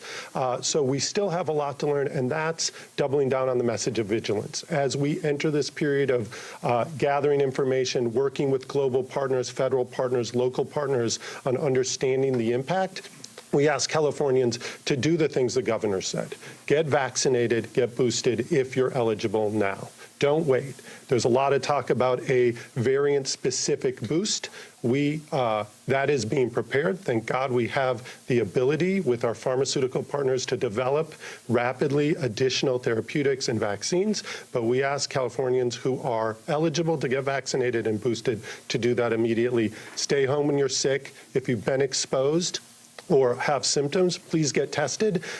Through many people's efforts, we have robust testing across the state. It is available. It is with immediate results, and you can know whether those symptoms are indeed COVID fairly rapidly. Protect yourself, protect those around you. And then really doubling down on the message of when you're indoor places with people you don't know, crowded gatherings, please wear your mask, consider it, make sure that mask fits well. It doesn't do any good on your chin, doesn't do any good when it's wide and open, so please work on getting a well-fitted mask. Work with public health if you are positive. Help identify those individuals who might be close contacts so that we can make sure that they're safe and those around them are safe as well. So as we enter this period of uncertainty, it is not a time to panic, of course. We haven't panicked in California in quite some time because we have done a lot to prepare, but we will continue to be vigilant. And I thank you, Governor, and many others who've helped us be in a place to be prepared, whether that's around having PPE and broad supply for our state, making sure we have testing, making sure our hospitals in the Central Valley in particular are well supported and staffed, because they, even though while we're in the Central Valley, just mentioned that the hospitalization levels in the Central Valley did not come down as much in other regions. They are still deeply impacted, not just from COVID, but from other illnesses as well. So we will continue to support the healthcare delivery system through partnerships, ensuring that supplies and staff and space are available so that if we need those services, that they're available for Californians. So I think just really important to emphasize that we will continue to monitor the status of the case that was identified in San Francisco, those close contacts, hoping and expecting that we will continue to see that individual recover, being able to additionally look across our state and track for other infections if they do emerge in our state. Emphasize again, this was in a traveler. This was in somebody who was in South Africa. So everything aligns that it's not unexpected that we actually do have a case here in California.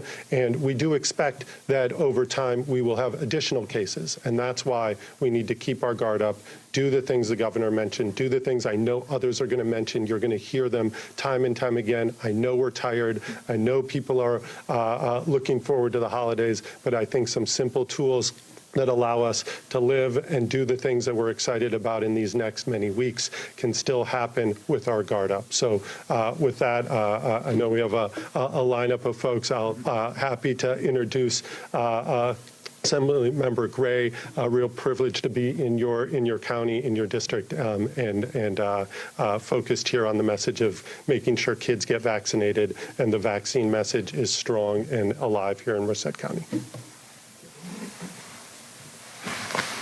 Good afternoon. Patel, she is an NBC News and MSNBC medical contributor. We're going to ask her some questions now about this first Omicron case detected in the U.S. in California. We were just listening to Governor Gavin Newsom and a pediatrician there as well talking about that case. So, Dr. Patel, as we understand, this person tested positive for COVID on Monday, was fully vaccinated.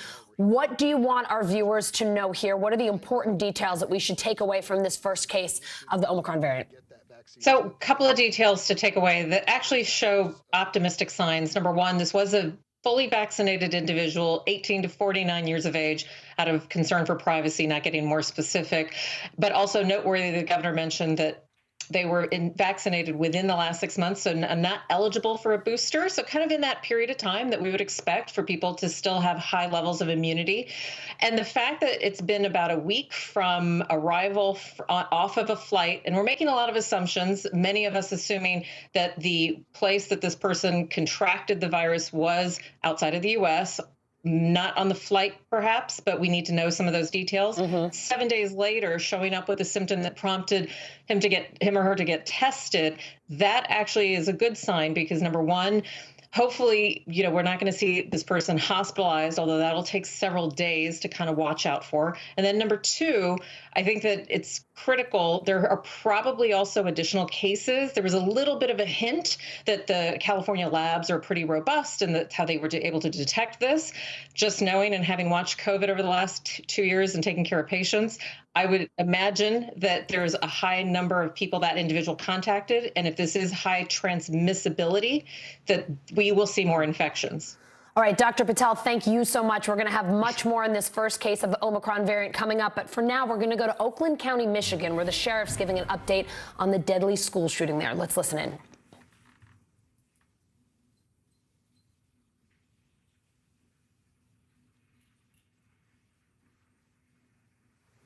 From Children's Village direct to the court will occur, and we are asking and joining the prosecutor to ask the judge that this individual be transferred to the Oakland County Jail from Children's Village. So we hope that the judge rules on that as well. I'd like to update you on some of the information. This is still evolving, right? It's a crime scene. We've still got a ton of interviews to do, video to review, documents to review, search warrants that have been completed that have to be examined in terms of content and items that were seized. So sometimes things evolve. When I said last night that he had 7 rounds left, he actually had 18. 7 were in his pocket that were loose. So he had an additional rounds in an actual magazine. Excuse me. So he had a total of 18 live rounds left. We have recovered 30 spent shell casings at this point by processing the scene, meaning he fired more than 30 shots. More to the point, again, I think it highlights the fact that with this much ammunition still with him, 18 live rounds, the quick actions of the school and the lockdown, as well as the deputies getting in and going to the sound, going to the danger, saved lives. That doesn't minimize the loss or the tragedy, but it's important that we continue to look for ways to prevent these, and if they ever tragically happen, how we can mitigate and reduce that tragedy. The suspect, we believe, at this point now had 3 15-round magazines. 2 were initially recovered by investigators, and after a thorough forensic examination of the crime scene, which went until 5:30 this morning, another magazine was recovered. As I mentioned, the crime scene was searched and processed until 5:30 this morning and has now been turned back to Oxford schools. We're coordinating counseling and therapist efforts with Care House to assist all Oxford community schools. And we also have an offer for a crisis team from the FBI, and we're grateful for that assistance. I would remind and encourage anyone, whether they were there or feel traumatized by the event, it is strength to seek help, not weakness. That trauma affects people in dramatic and sad ways, and asking people for help, seeking a therapist or a counselor or a chaplain is an important step to process such a tragedy. Also, I want to clear up some of the incorrect information that keeps circulating. Social media keeps ginning up a great deal of false information. A video was disseminated rather widely that showed the students in a classroom and depicted someone knocking on the door, and pretty much the allegation was that that was the suspect. We've now been able to determine that was not the suspect. Excuse me, more than likely it was one of our plainclothes detectives, and he may have been talking, bro, in a conversational manner to try to bring them down from the crisis, to say, come on, bro, let's get out of the classrooms, let's get you outside, let's get you, that kind of comment. The suspect, we have now confirmed by analyzing all of the video from the time it began to the time we took him into custody, never knocked on a door. So the other thing that we are seeing, that we have heard on social media was that, again, we were notified about this threat in advance. False. The threat that we were notified in advance was one from November 11th that actually we did investigate, and it was determined to be from Georgia, not Oakland County, and had no relationship to Oxford schools and was cleared as such. That is continuing to be cross-populated to this event. It has nothing to do with this event. So people are posting, I called the sheriff's office about a threat. It was a different set of circumstances that had nothing to do with this individual or the facts at hand. There were two events that happened fairly close proximity in timelines and the locations to Oxford.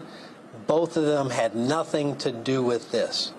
We received no information about this individual prior to the shooting. We also were told that the school had some information or some contact with the individual. We had no information from the schools, but we have since learned that the schools did have contact with the student the day before and the day of the shooting for behavior in the classroom that they felt was concerning. In fact, the parents were brought in the morning of the shooting and had a face-to-face meeting with the school. The content of that meeting obviously is part of the investigation, but we did not learn of that meeting nor of the content of that meeting until after the shooting and during this investigation. So please, I remind everyone, be wary of social media and what's spread, because it's hurtful to the community, it's hurtful to the victims, and it spreads false, sad misinformation.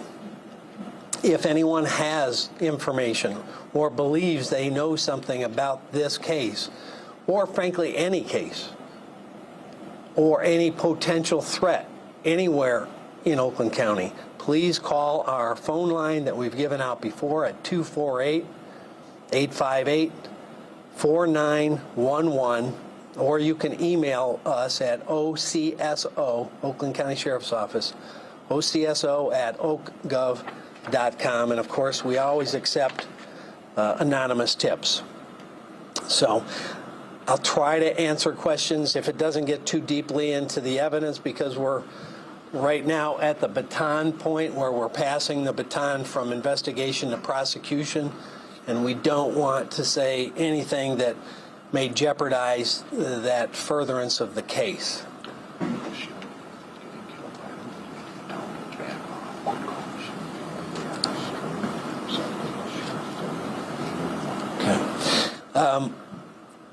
Secondly, one of the victims' families has been getting a great deal of contact from the media. They don't want to talk to the media, and they're feeling bombarded in this unbelievable moment of pain. So we would ask you to leave the family members that lost loved ones alone. And the father describes it. That's his core. The father described it as wolves at the door, and they're dealing with the loss of a child. Let's not victimize them again, please.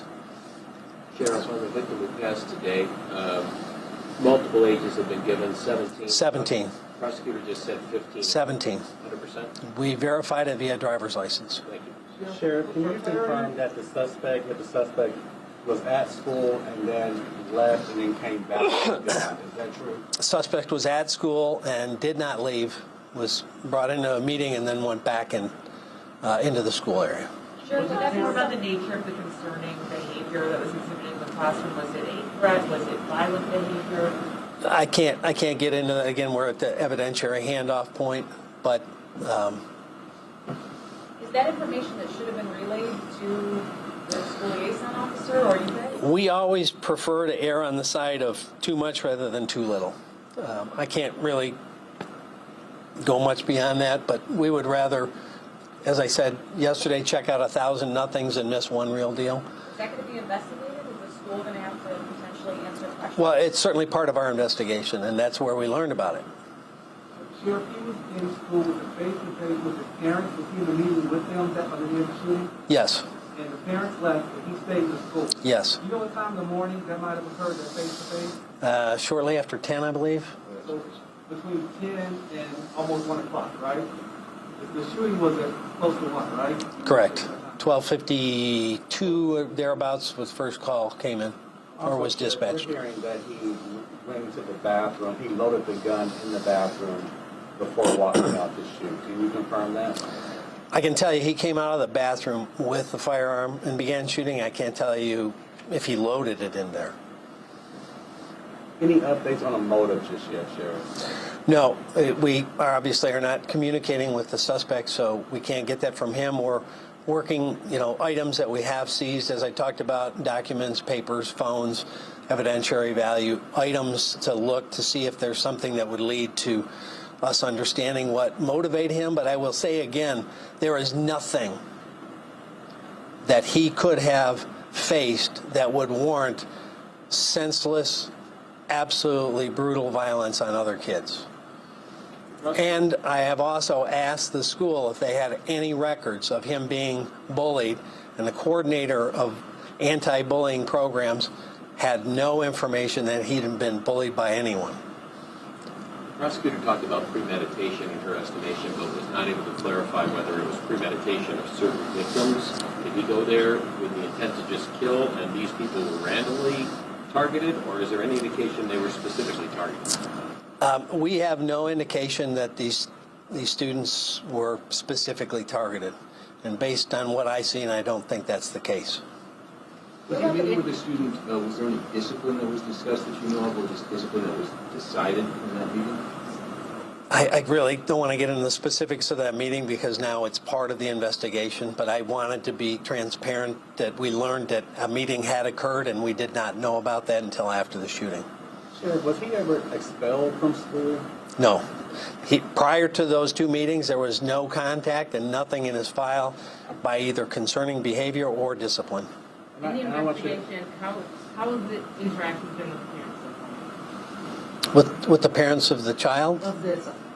Yeah, well, they've apparently hired an attorney, so we're not talking to the child or the parents. I understand you're saying that threats were not reported to your office, but as you go through the sort of digital evidence and the writings, how clear or specific were threats that you might be making? Is it just generally violent language or clear specific threats? Yeah, I really don't want to get into ultimately what will be disclosed at trial and what we're cover in terms of documented evidence. In debunking social media misinformation, can you address some of the rumors about a countdown being displayed on one of the social media accounts, something that was ticking down to the day? That's the first I've heard of it right now. So again, there's so much out on social media that we've spent a lot of time investigating and finding there was nothing to it and debunking, and it's causing us a great deal of resources, and it's causing the victims more harm and more hurt. Is there any indication that the suspect had been treated for a mental health condition or was seeking treatment for a mental health condition at this point? We have no information about that. Sheriff, what was his proximity to the victim? Was he within, if the kids walking down the hall? Very close. He was very close as opposed to... Very close. Very close. Sheriff, I know all of this happened within like 5 minutes, but is there like a timeline that you can give us as far as where the shooting started and the direction or the avenue that he took? Again, I don't want to get too awfully specific into the actual elements. He came out of the bathroom, began shooting, moved through hallways and back through hallways, and was apprehended in the hallway. Never went into a room. He was in the hallway the whole time. And I have one more question, Sheriff. Did he ever spend any time in a mental facility at all? Do we know that? Not that I'm aware of. Are you aware of the shooter going to a gun range in the days before the event to train with the weapon or get familiar with it? We're told by different people that he had. There's some social media posts that allege that. We have not had the ability to verify at this point if there was a range or if that happened. And that's, again, I mean, understand the scope of this. The school has almost 1,800 students. And so everybody that was in school that day, we have to contact to see if they saw, heard, or knew anything. And we have to review every bit of video footage from all of the cameras in that building, which there is an extensive camera system thanks to the proactive work of Oxford Schools. And I'll also say on the proactive side, we've worked with Oxford Schools. Our liaison taught them in Alice. That saved lives. And after going through the scene last night and seeing it in a very non-rushed fashion, those practices were used and they saved lives. Desks were upturned, doors were barricaded, doors were actually hit by gunfire, and so were barricades. But the doors were safe. So that behavior, that training, and those protocols saved lives. When was the last time there was training at that school? Was it for teachers or? I believe it was just prior to COVID, maybe 2018. Sheriff, you talked at length last night, today, about the training. 2019, 2018, somewhere in there. Forgive me. You talked at length last night today about the training of your team, of the kids going through drills, but no mention about gun legislation, maybe trying to do things upstream to prevent these types of occurrences. The prosecutor talked about it half hour ago. Do you have anything you want to share in your view in regards to whether that? Yeah, I mean, I think I have the feeling a lot of law enforcement has. We have a whole lot of gun laws that are meant to hold criminals accountable when they commit a crime, when they use a gun, when they carry a gun illegally, and they're not utilized today. And that's one of our constant concerns around the country. I'm head of government affairs for Major County Sheriffs of America, and we see this across the nation. We catch somebody illegally with a gun, and it's pled down to a misdemeanor, and they're out. We've had people, that have been charged with gun crimes 3 and 4 times. I believe the surest way to get a handle on holding people accountable when they're doing things illegally with a gun is to punish them. And that's not happening in many communities across America today. There is a NICS background check when you go in to attempt to purchase a firearm that requires you to go through this. There is a huge number of people that are prohibited from buying that firearm, that are caught by the system, that are never prosecuted for trying. We have gun laws in place. We're not holding people accountable.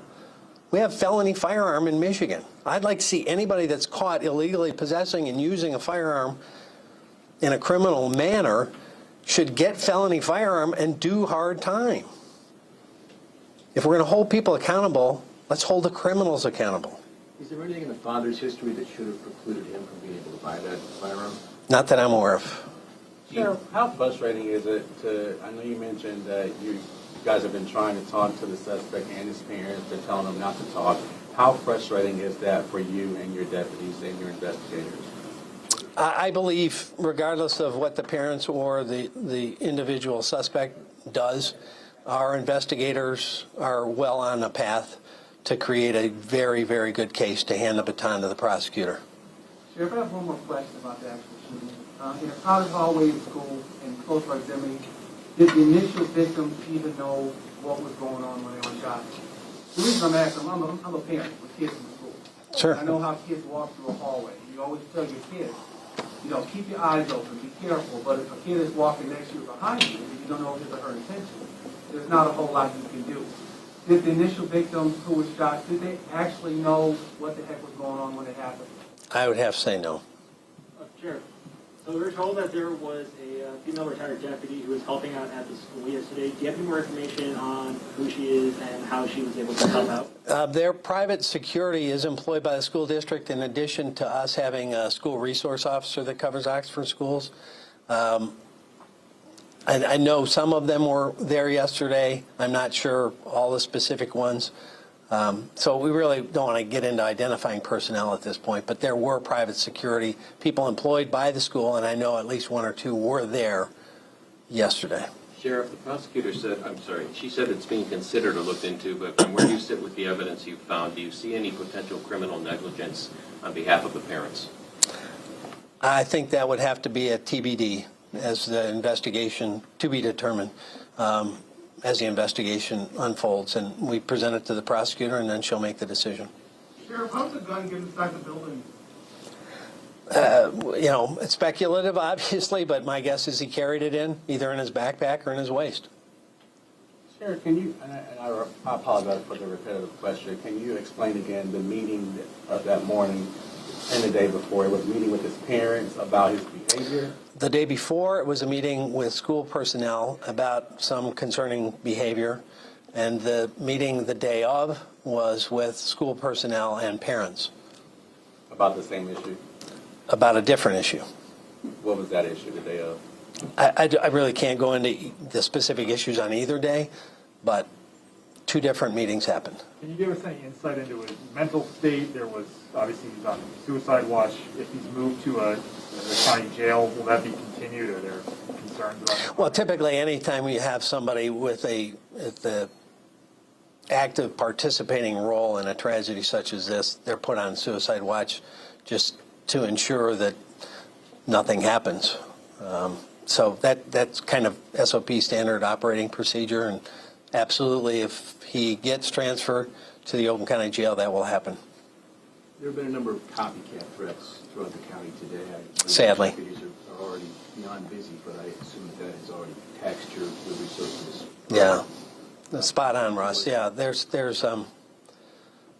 it's some weird anomaly. Every time something like this happens in the country, there's a whole bunch of copycat threats and texts and pictures, and it really burdens law enforcement all across the nation. We're actually in schools today investigating what we think are part of that incredibly disturbing trend. And that's again, it raises the level of anxiety of parents, students, and teachers in schools that had nothing to do with this individual incident, but are now feeling very much anxious and tied to it. And that's how it broadens this whole anxiety and depression that many parents and students are feeling. And it's incredibly disturbing. And so when those kids or whoever we find out call in or do these text false threats, you know, as you've seen us in the past, we attempt to get charges on them. Even if it's not a credible threat, the mere threat is a crime. And if you make a threat, we're going to seek charges. Again, apologies on the redundancy. No evidence of bullying from where you sit right now, correct? I specifically myself asked the school district. They had no information in any of their records that he had been bullied, and we have had no information brought to our attention from any other source that he had been bullied. Sheriff, the prosecutor said that the suspect may have been planning the shooting for a while. Do you know if the FBI was aware of any of this prior to?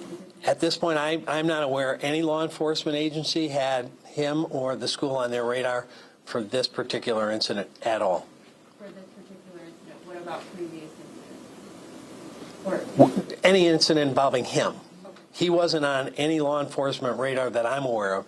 Certainly not ours. We had no communication about him or about anything that was pending, and I haven't heard from any law enforcement agency that they did. Was the suspect a gamer? Did he have any video games? Apparently, he was interested in games. I can't really comment on what those were at this point. That obviously is something that will be looked at as well. Sheriff, is the belief that he took the gun illegally or was given the gun illegally? That part of the investigation. In any event, he had the gun illegally, took the gun illegally into a school, and used the gun in an illegal and murderous fashion. So we've got a whole bunch of charges already, regardless of how he came into possession of it. Any clarity you can give on his familiarity with weapons, perhaps gun range use, etc., in terms of his background and familiarity with guns? I don't know much beyond what we saw in evidence in the school, and that will be part of the investigation, obviously. With this particular weapon, it's our understanding it was purchased 4 days ago, so this particular weapon probably not a huge amount of familiarity with. But over the years, other weapons? That's part of the investigation. What's your perspective on the terrorism charge, the impact of that message it sends to the community? I agree 100%. You know, if you weren't hit by a bullet, doesn't mean you weren't terrorized that day and won't have nightmares about it the rest of your life. Whether you're a parent, a teacher, or a student in that class. You know, going through that building in the wee hours of this morning, Looking at the disarray in the classrooms and the backpacks strewn across the floor, that had to have been an absolutely terrorizing moment in anyone's life. I don't care if you're an adult or a child. How much more time do you expect on processing at the school itself? Are you pretty much done? We're pretty much wrapped up with the physical processing in the school, not necessarily the evidence that we obtained from it. There's a search warrant executed at the parents' house. Are there additional properties that you're looking at that require similar searches? We did seize some property at the house, and our detectives are going through it. So I think I mentioned this before. We've got a lot of different bundles here that we're fortunate to have under our own roof. We have our own crime lab, so they're processing things as it relates to the scene and items that were seized there. We have computer crimes looking at any kind of digital evidence, including his phone.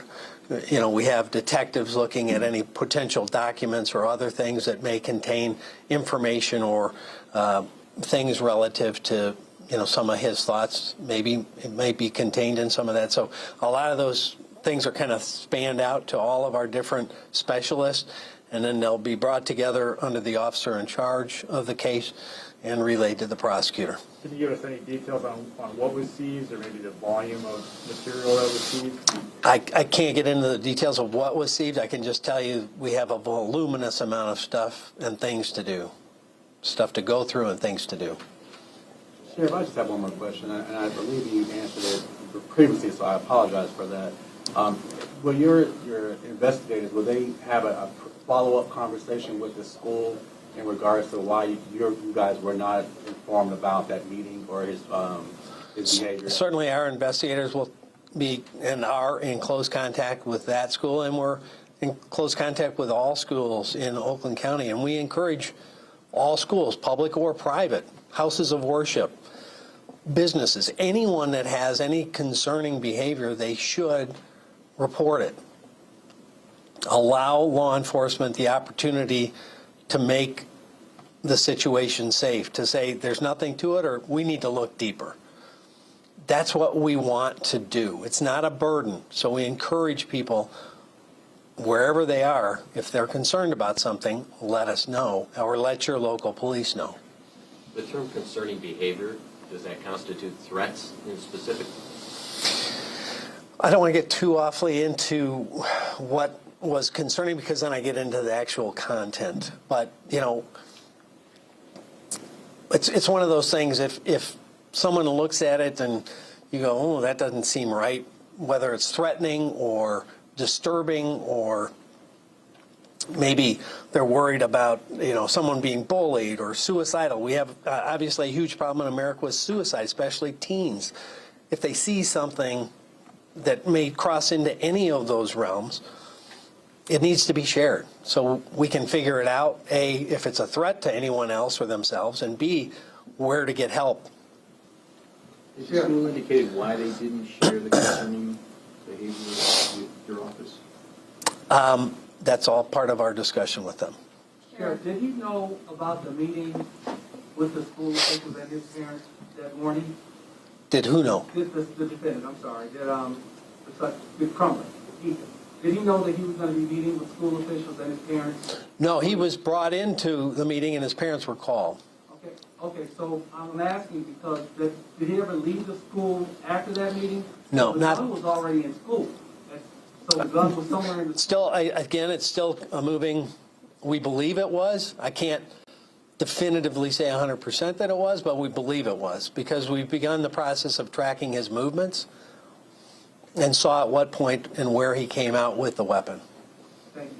Sheriff, do you think that some type of red flag law could have helped prevent this crime at all? Or I don't even know if something like that even exists for a minor. Like, could guns have been taken away from the parent's home? Or You know, I don't necessarily think so. I think the most important thing is to share information, because, I mean, for anything, whether what you're talking about or a different process, you have to share. You have to say, this seems concerning, can you look into it? And with or without that, we would, and say, hey, what's going on? What are you seeing? What are you hearing? What have you seen? and try to determine where it's coming from and where it might lead. You may have mentioned this, but for the private security you previously mentioned, were they affiliated with the school or? Yes.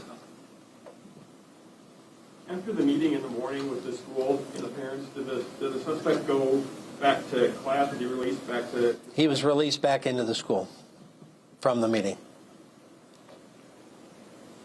Do you have any video of where he retrieved the weapon from, like a locker or somewhere? Again, the first time we saw the weapon actually in evidence was when he came out of the bathroom. So, every other moment in time, it wasn't observed. So whether it was concealed on his person or in a backpack or hidden somewhere in the restroom, that is all part of the investigation if we can determine. There's been some discussion of metal detectors in schools and whether that would have prevented him from being able to smuggle weapons inside the building. Yeah. What are your thoughts on that? The vast majority of schools in America do not have weapons or metal detectors.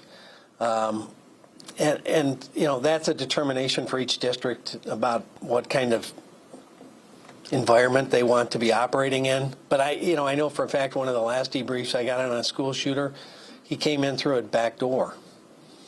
Somebody was going out and he came in, walked in with a firearm and began shooting. So, there's tragically nothing foolproof in a world where you have people that want to hurt other people. But again, the best preventive path that we've seen that has worked is to make sure everyone talks about something they've seen, heard, or witnessed so it can get looked into, to put training and protocols in place. In fact, that situation that I just mentioned where somebody came in a door that was a non-traditional door, they had radios as a school system all around the building, and anyone in the school was empowered to put the school into lockdown. And so a groundskeeper or a janitor, I can't remember his actual position, saw the person with a firearm going in the school and called it out on the radio. The school went into lockdown. They still had, I believe, 1 or 2 students killed, but everybody else was in lockdown, and the police were able to get there before any more perished. So processes, training, communication, that's some of the best paths that we've seen in terms of success. Sheriff, will you be releasing any video footage from inside the school? No, at this point that would become a handoff to the prosecutor for evidence.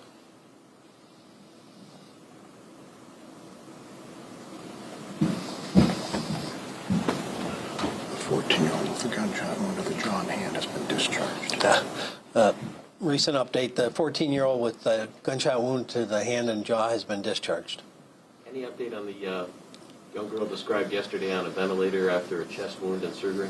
I think she's still... She's off the ventilator now. She's off the ventilator, but she's still critical. Yeah. Yeah. Thank you. Yeah. Did you mention a time for the arraignment? It's probably happening almost as we speak. It's going to be a video arraignment. So the detective's driving in person to the district court where he's going to swear to the warrant. Then they're going to connect via video and arraign the suspect to that court. Just so we're straight, can you relay the names of the folks that are still hospitalized in critical conditions? No, we're not naming the victims that are hospitalized. I mean, even the ones that are deceased, were sad to hear that they've been negatively impacted. We had hoped that it'd be uplifting and supportive rather than focusing attention that they don't want. At any point in the video, did anybody try to disarm him, or were people just running from him? Nothing I saw tells me that, and I'm not sure that we have any information on that front that has come to me. So the part I saw, there was no attempt. But obviously, when you've got somebody very close firing a weapon, that's not almost anybody's natural response to go towards it other than police and military, and that's with extensive training.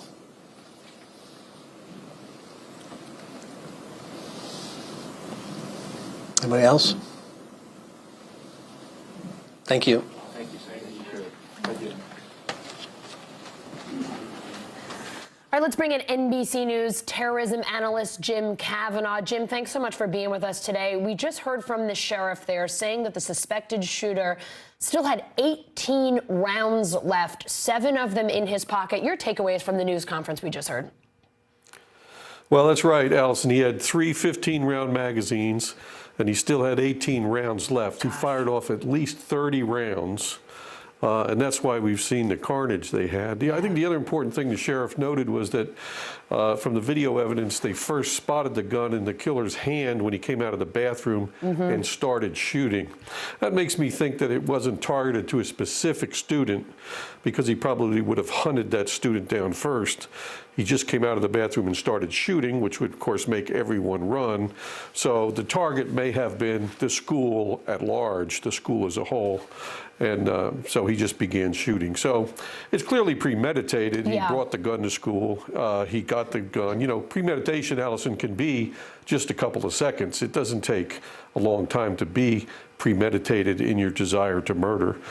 So they have a very solid case, regardless of whether he wants to talk or not. Jim, there's a video on social media that shows a group of students hiding from what they think is the shooter. You've said that they did very, very well reacting to the situation. What was so smart about what they did, and what can other students, other parents learn from what they did in this obviously terrifying situation? Yeah, they were absolutely excellent. And we've seen this video on NBC News, an Instagram photo from inside a classroom. There's a knock on the door. The voice says it's the police. The students inside are skeptical. They were so right, and they were so smart. From what the sheriff told us, it turned out it was a deputy. But nevertheless, they weren't sure. And so they did the exact right thing. They did not open that door. And then they even escaped out the window, which was another good move, because you always want to get away if you can. So they should be saluted, and everybody should take a lesson here. The way to do this is to not open a door when someone says it's law enforcement. You want to verify. Now, how do you do that? Well, you might hear 2 or 3 voices outside, and you might hear police radio outside. And you might ask the officer to slip an ID card under the door and stay away from the door. Another way to do it is to ask for the officer's name. I'm Detective Johnson, okay? You dial 911 and say, you know, this is a student, I'm in classroom 5. It's a guy outside of classroom 5, says he's Detective Johnson. I want to know if he really is. And 911 will tell you, and then you can open the door. And it doesn't hurt to wait a few minutes. In a business, in a school, this is a lesson these kids have taught. You know, we talk about it all the time on air, but here these kids did it, and so people should learn from that. They were excellent. They did an excellent job. Jim, they were so incredibly calm. I was blown away by the fact that one of them even said, wait a minute, he said, bro, that doesn't sound to me like something an authority would say. Really cool, calm heads in a terrifying situation. I want to ask you a question about the shooter, the suspected shooter, and the charges he's facing. This is a 15-year-old suspected shooter charged as an adult, not just with murder here, but also terrorism. The prosecutor is saying that terrorism charge is because of the people who had to run and hide. How significant is that charge to you as a terrorism analyst? I'd love your take here. Yeah, well, I'm glad they're doing it because everybody in the school was terrorized. There's a lot of wounded people, too, and they may have debilitating injuries for life. It scares the whole community. And what the DA's doing here, Allison, he's loading them up. Yeah. And, you know, it's not going to be a better charge than the 4 murders. I mean, that's going to be the premier to load them up. But they're loading them up with everything but the kitchen sink. They're throwing the library at him. And he's going to be in jail for the rest of his life and on the 4 murders alone. So, yes, throw it all out there. You know, it might work for him in a plea deal. These defendants that don't want to talk, of course, the attorney's giving them that advice, which he should, his attorney should. But, you know, I've had many cases like this. The guy's caught so red-handed, so cold-blooded. I mean, you have witnesses, you have video, you have the gun, you have the ammo. I mean, there's no mystery. There's no mystery here. If he never says a word to the detectives, there's no mystery. And this case will not be lost. It will be a conviction because the proof is overwhelming. It's just a horrible day for Oakland County and Oxford High. But like you said, and the journalists covering this, what a great job by the kids. I thought it was brilliant. I want to echo what you said when they said, bro doesn't sound right to me. Listen, you kids were great, and you saved lives. Everybody by locking down. Smart money all the way. Yeah, smart kids. If we're looking for any positive out of this horrible situation, it was those level-headed kids in that awful, awful, awful situation. Jim, thanks for being here. We're going to head back to Michigan because the 15-year-old suspected shooter is about to be arraigned. Let's listen in the courthouse. Depicted a video made by him the night before the incident, wherein he talked about shooting and killing students the next day at Oxford High School. Further, a journal was recovered from Ethan's backpack, also detailing his desire to shoot up a school to include murdering students. A preliminary review of social media accounts indicate that Ethan Crumbley had access to a firearm and he practiced with a 6-hour handgun. Thank you. And I just would ask the people, because these individuals weren't specifically identified by name. Is that because they are minors? Does that need to be done as it relates to each particular victim? They are in the complaint and warrant, but obviously not sworn to by the officer here. Judge, they are listed in the complaint and warrant, and at this stage, I'd ask Lieutenant Willis to name those individuals so that he swears he was consistent with our complaint and warrant. Thank you. So if you can just go through each one, one by one, starting with obviously, well, actually with count 1, which indicates the terrorism causing death. Okay. Do you have a copy of the complaint and warrant? I do, Your Honor. Okay.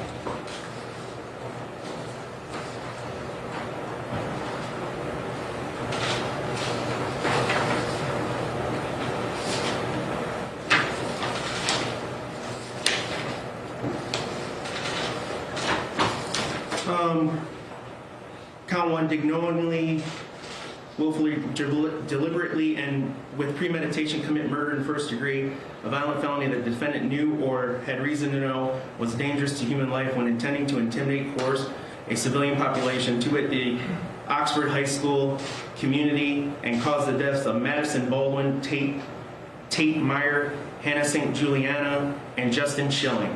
Okay, thank you. And then you have 4 counts of homicide first degree. If you could just indicate those individuals that are deceased. Yes, ma'am. So the deceased are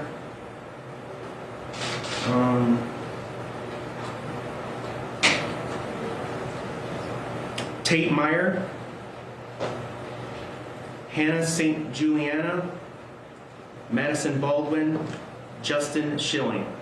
And then assault with intent to murder. There, it looks like there's 7 victims. Is that correct? Yes, Your Honor. Okay, if you could, those are the people that received gunshot wounds. If you could just indicate those individuals to be consistent with the complaint and warrant. Yes, Your Honor. Elijah Mueller. Hang on just a minute. Let me make sure we've got everybody. The first one I have for count 6 is Phoebe Author. Is that, I'm looking at the complaint and warrant. Yes, Your Honor. I'm going off my notes. I apologize. Okay, just look at the, if you could just do me a favor, no problem. Just look at the complaint and warrant. It's really, it should be real easy. See, it says count 6. Yep.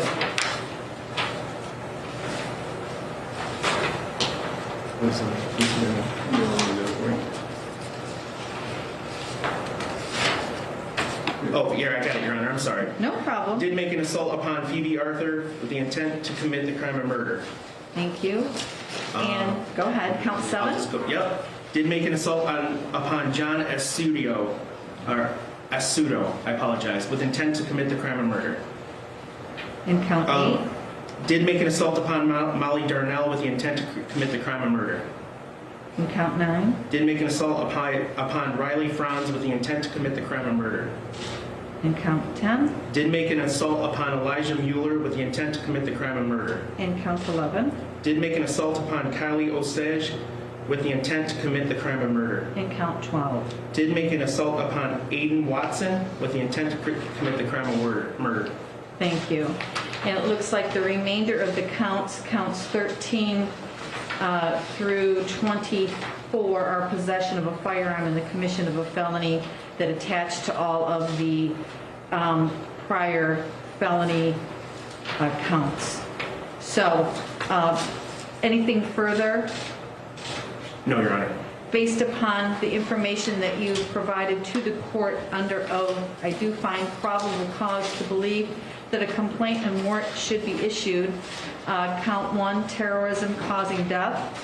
Count 2, 3, 4, and 5, homicide and murder in the first degree. Count 6, 7, 8, 9, 10, 11, and 12, assault with intent to murder.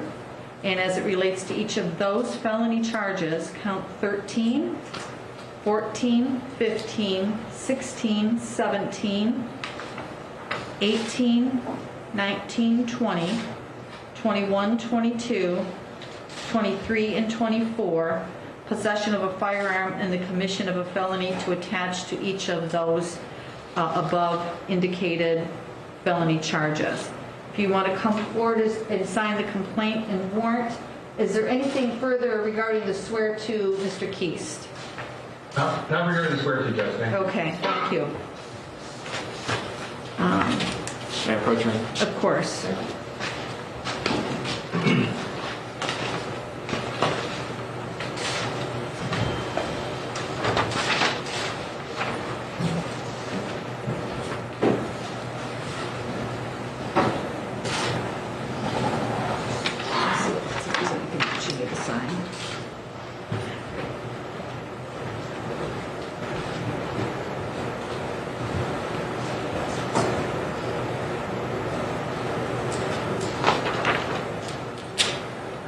And then the warrant.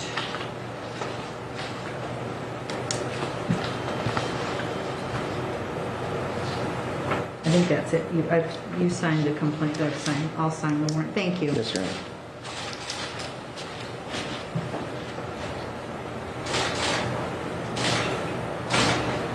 Okay, it's my understanding that we may be able to arraign Mr. Crumley today. Do we have, I'll ask my law clerk if we can get him from, oh, here it looks like Children's Village. We'll have him brought in.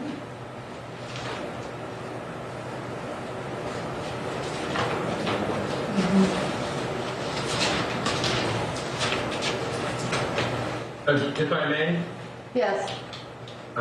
Because the defendant is a juvenile under MCR 6.907, the prosecuting attorney must make a good faith effort for the juvenile's parents to be notified of the arraignment. I do believe that Ms.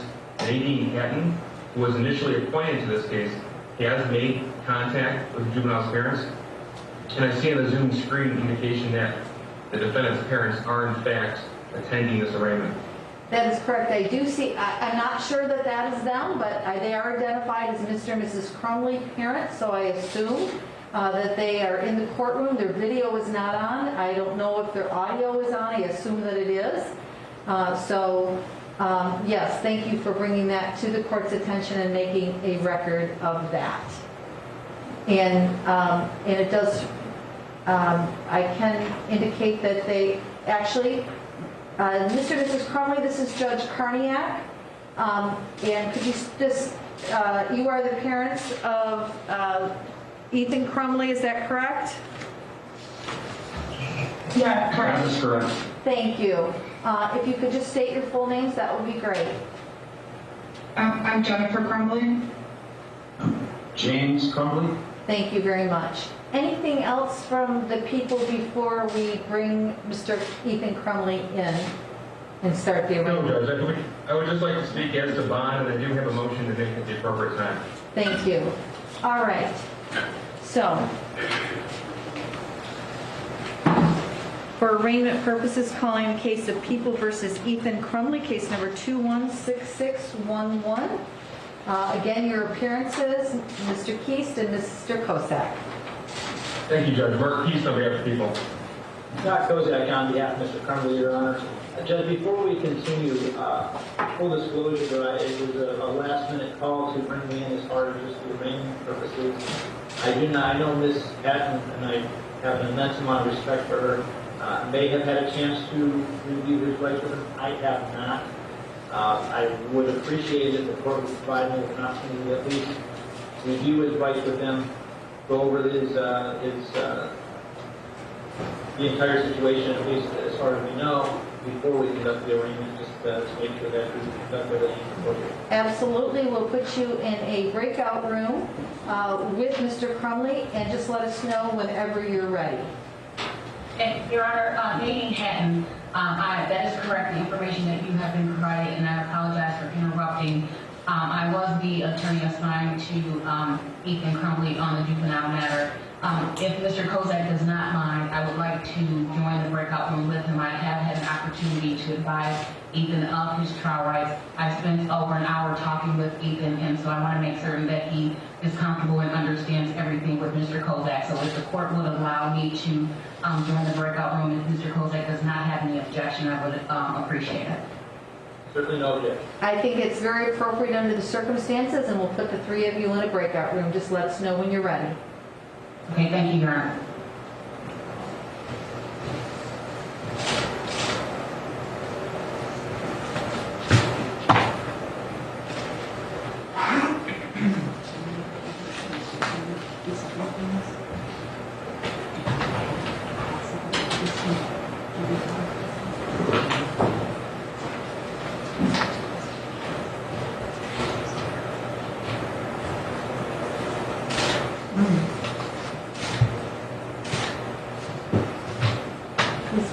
Is Patton in there? She can't be in there?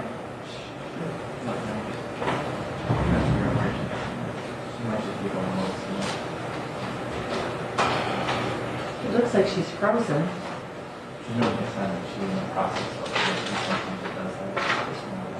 All right. Once she goes into the breakout room, we'll just take a brief break. We'll make sure that she gets in there.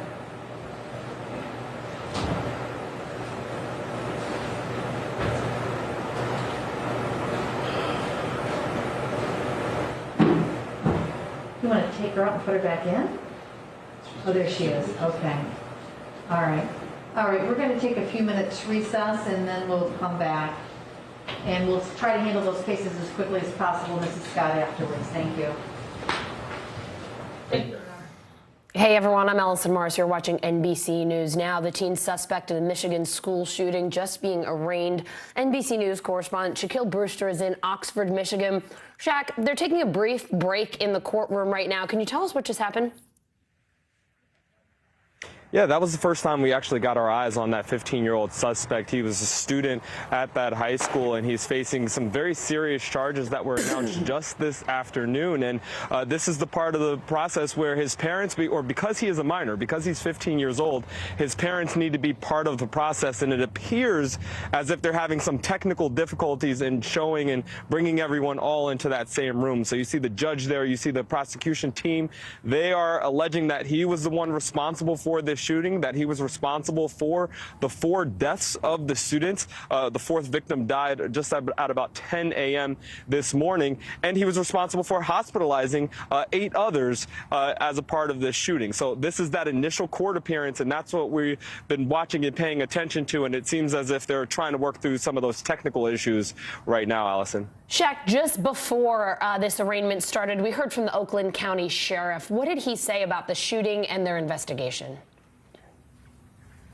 Well, he actually made some pretty significant news in their investigation. You know, they are still waiting, and they're still trying to see if they can find a motive. But going through some of the surveillance video in the school, talking to some of the school officials, they've been able to paint a better picture than we've gotten up to this point. For one, they said that the suspect had a meeting with school officials the day before the shooting. Then, the morning of the shooting, hours before the shooting started, the suspect had a meeting with his parents parents and school officials. So 2 meetings with school officials, one involving his parents, and then hours later, that is when they allege he opened fire. I want you to listen to a little bit of what else we heard from the sheriff as he announced, or as he went through and gave some more information on the investigation just a couple of minutes ago. Much ammunition still with him, 18 live rounds, the quick actions of the school and the lockdown, as well as the deputies getting in and going to the sound, going to the danger, saved lives. That doesn't minimize the loss or the tragedy. You know, one point that he underscored, and you heard him touch on it right there, is the idea that this could have been so much worse. They say they recovered 3 15-round cartridges of ammunition essentially on him. He had some unspent ammunition even on his person, so this could have been much worse. He says that because of those lockdown procedures that so many schools across this country have been practicing for years now, and this school has been practicing in that they've been well versed on, because of those lockdown procedures, he believes it saved more lives and prevented this tragedy from becoming something even much worse. Allison? Shaq, anything else? What else should we know about the alleged shooter tonight?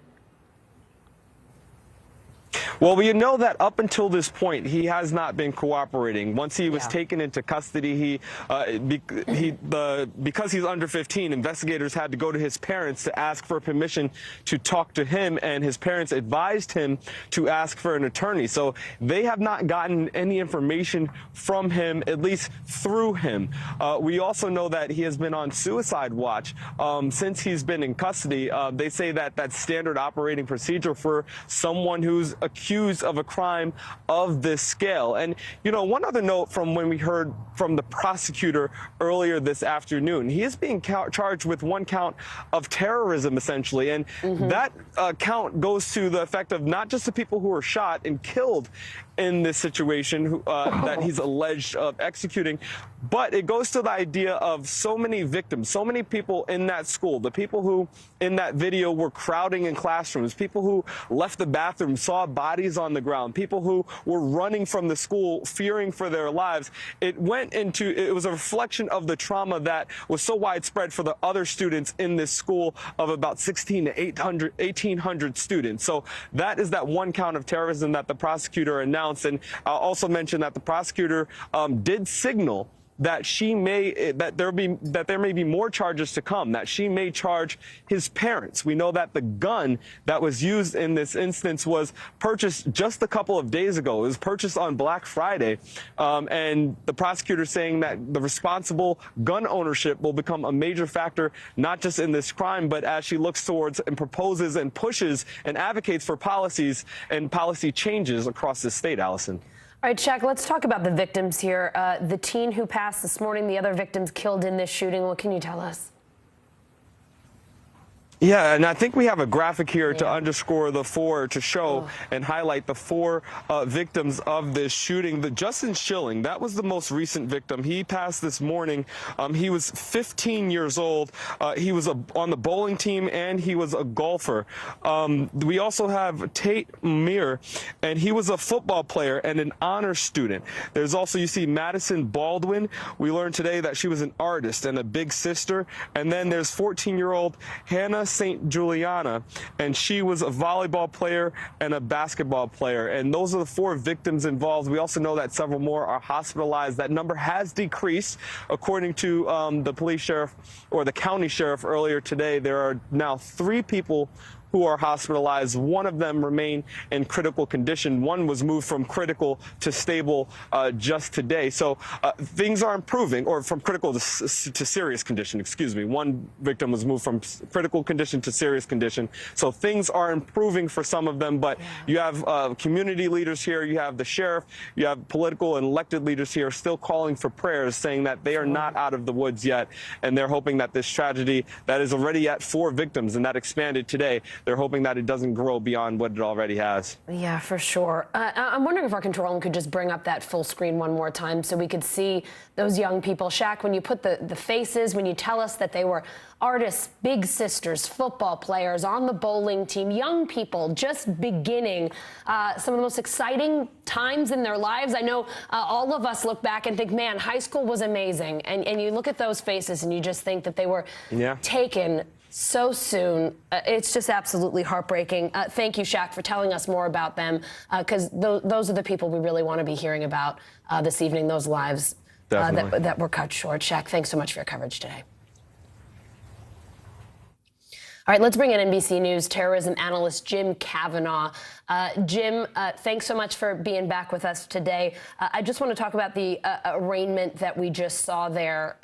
They're having to take a break. Seems like there are some technical issues trying to arraign, which for our viewers who want to understand what's going on is charging the suspected shooter in this case.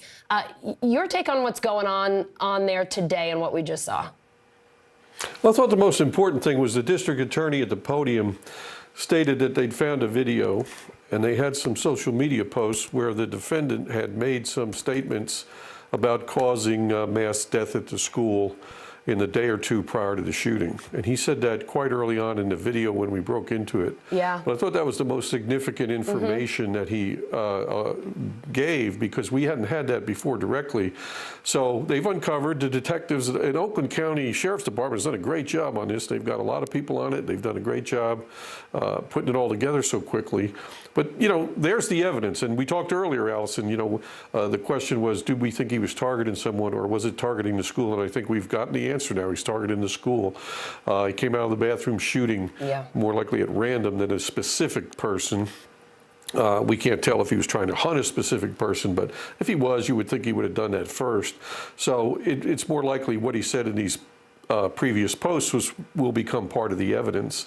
And then, of course, we saw his counsel, his attorney, trying to meet with him and his parents, maybe to get a private hour together to go over some of the issues. But this is you know, America's criminal justice system at work. It's the sausage making of criminal justice, the initial appearance, the arraignment, the acceptance of a plea. It's the formalities of justice, and they have to go on for all of our rights and for due process. But like we talked, Allison, there's no mystery here. I mean, he's on video, multiple witnesses. They got the gun, they got the magazines. It's a horrific case, and I salute you for showcasing these victims. It's just heartbreaking up there for this. Heartbreaking for Oakland County and Michigan, really, for America. It's terrible losing these young people. It's awful. Jim, I want to take this back just a short time ago, because we may have some viewers who are just joining us in this 4 o'clock hour who didn't see the sheriff's news conference, who didn't hear when we had you on just a short time ago talking about what's been happening here. I want to get your takeaways from that sheriff's news conference when they were saying just about the amount of ammunition they found, the bullets that were still on the suspected shooter's person in his pockets. Some more of your takeaways from what the sheriff said about what they have discovered in the last 24 hours or so as they were processing this. Right. So they found 3 15-round magazines. He had a Sig Sauer. That's the manufacturer of the gun. They're made in Austria. A Sig Sauer semi-automatic pistol. Well, we carried Sig Sauer pistols in ATF. I still have one. It was a 9mm. It carries normally about 15 rounds in it. He had 3 15-round magazines, but he also had 18 live rounds recovered. The sheriff said they found 30 spent rounds. So he was shooting wildly in there. I mean, he was shooting everyone. We have 4 dead, 7 others wounded, and many of his 30 rounds missed. But he was firing. And of course, it only takes a couple of seconds to drop a magazine and reload another magazine. And so he was clearly stuck in the hallway because of the lockdown procedures that they have. And they've practiced those, and everybody barricaded. And so he had victims, sadly, and he killed 4 and wounded 7 more.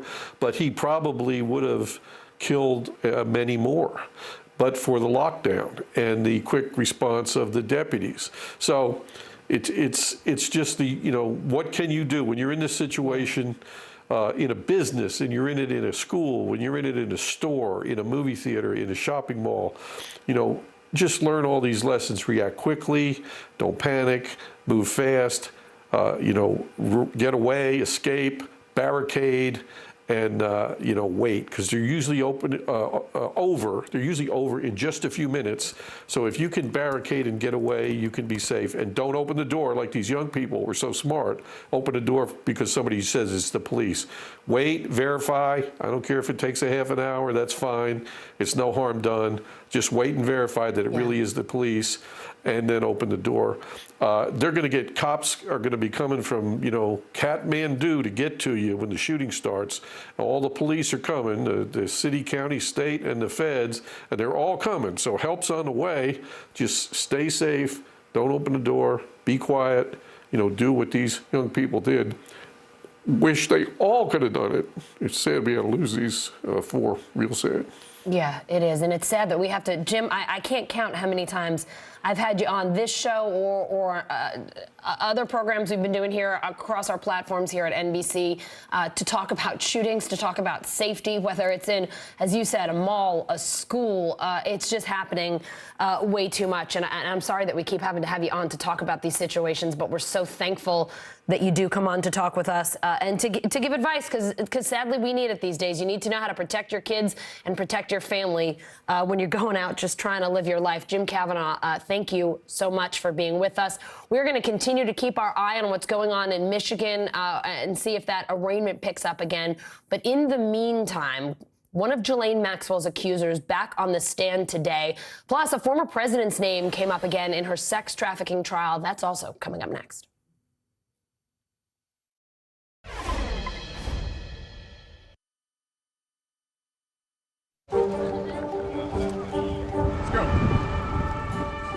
This is a critical choke point for this fire.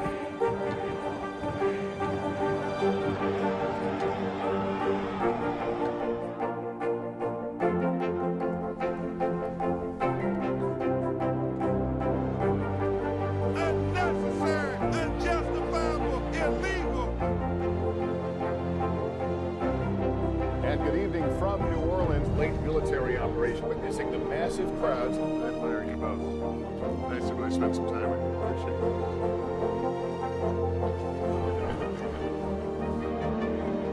At any moment now.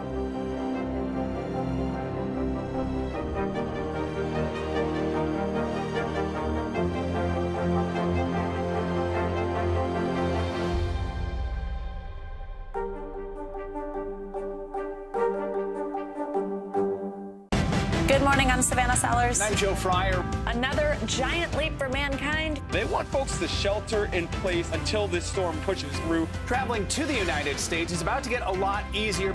Morning News Now, streaming weekdays at 7. Our world is facing some complex issues. Chuck Todd breaks them down. Every Thursday, a deep dive into a new subject. Meet the Press Reports. All episodes of Season 3 are now available on demand on Peacock. Let's go. This is a critical choke point for this fire.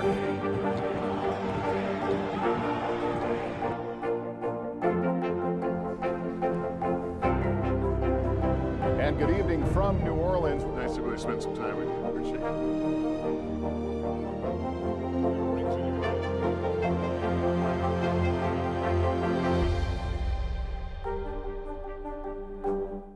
News is more than a headline. It informs, it inspires, and it still matters. To cover it, you have to be in it. And that's what we're gonna do. Every night, we take you to the front lines of the story, where it's actually happening, with NBC News journalists on the ground from all over the world. We cover what you need to know and bring your newsfeed to life. In primetime and streaming live, it's your news playlist every night. Top Story with Tom Llamas, weeknights at 7 on NBC News Now. Still to come on the Channel 2 News. Well, the waters are certainly receding now. Still too close to call. Lester Holt reporting from Ground Zero, as it's being referred to. It is, in fact, a taste of freedom. The Haitian people know a little something about resiliency. What's the biggest risk right now? Some of the troops who have been proud. I want to welcome you to the first presidential debate. In fact, we've been told we can't go any farther. You with some resilient folks. Let me get in.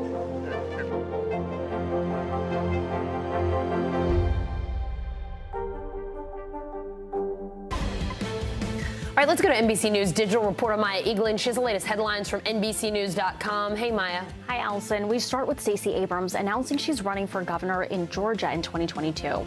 The Democrat saying on Twitter, quote, "I'm running for governor because opportunity in our state shouldn't be determined by zip code, background, or access to power." In Atlanta, City Councilman Andre Dickens will become the city's next mayor after winning a runoff race against Felicia Moore. Dickens' campaign focused on combating rising crime in the city. The most expensive city in the world is Tel Aviv, Israel, topping this year's worldwide cost of living report and beating out cities like Paris and Hong Kong. New York was the priciest U.S. city on the list. Singapore is getting close to vaccinating all eligible residents against COVID-19. The vaccination rate there has risen to 96%, and no cases of the Omicron variant have been detected there yet. And a new exhibit honoring Princess Diana is on display in LA, Chicago, and New York starting today. The installation is also narrated by Anwar Hussein, the longest-serving British royal photographer. Allison, back to you. All right, Maya, thank you so much. The first of 4 accusers back on the stand today at Ghislaine Maxwell's sex trafficking trial. Maxwell's attorney is cross-examining a woman known as Jane. NBC News correspondent for investigations Tom Winter has the latest from the courthouse.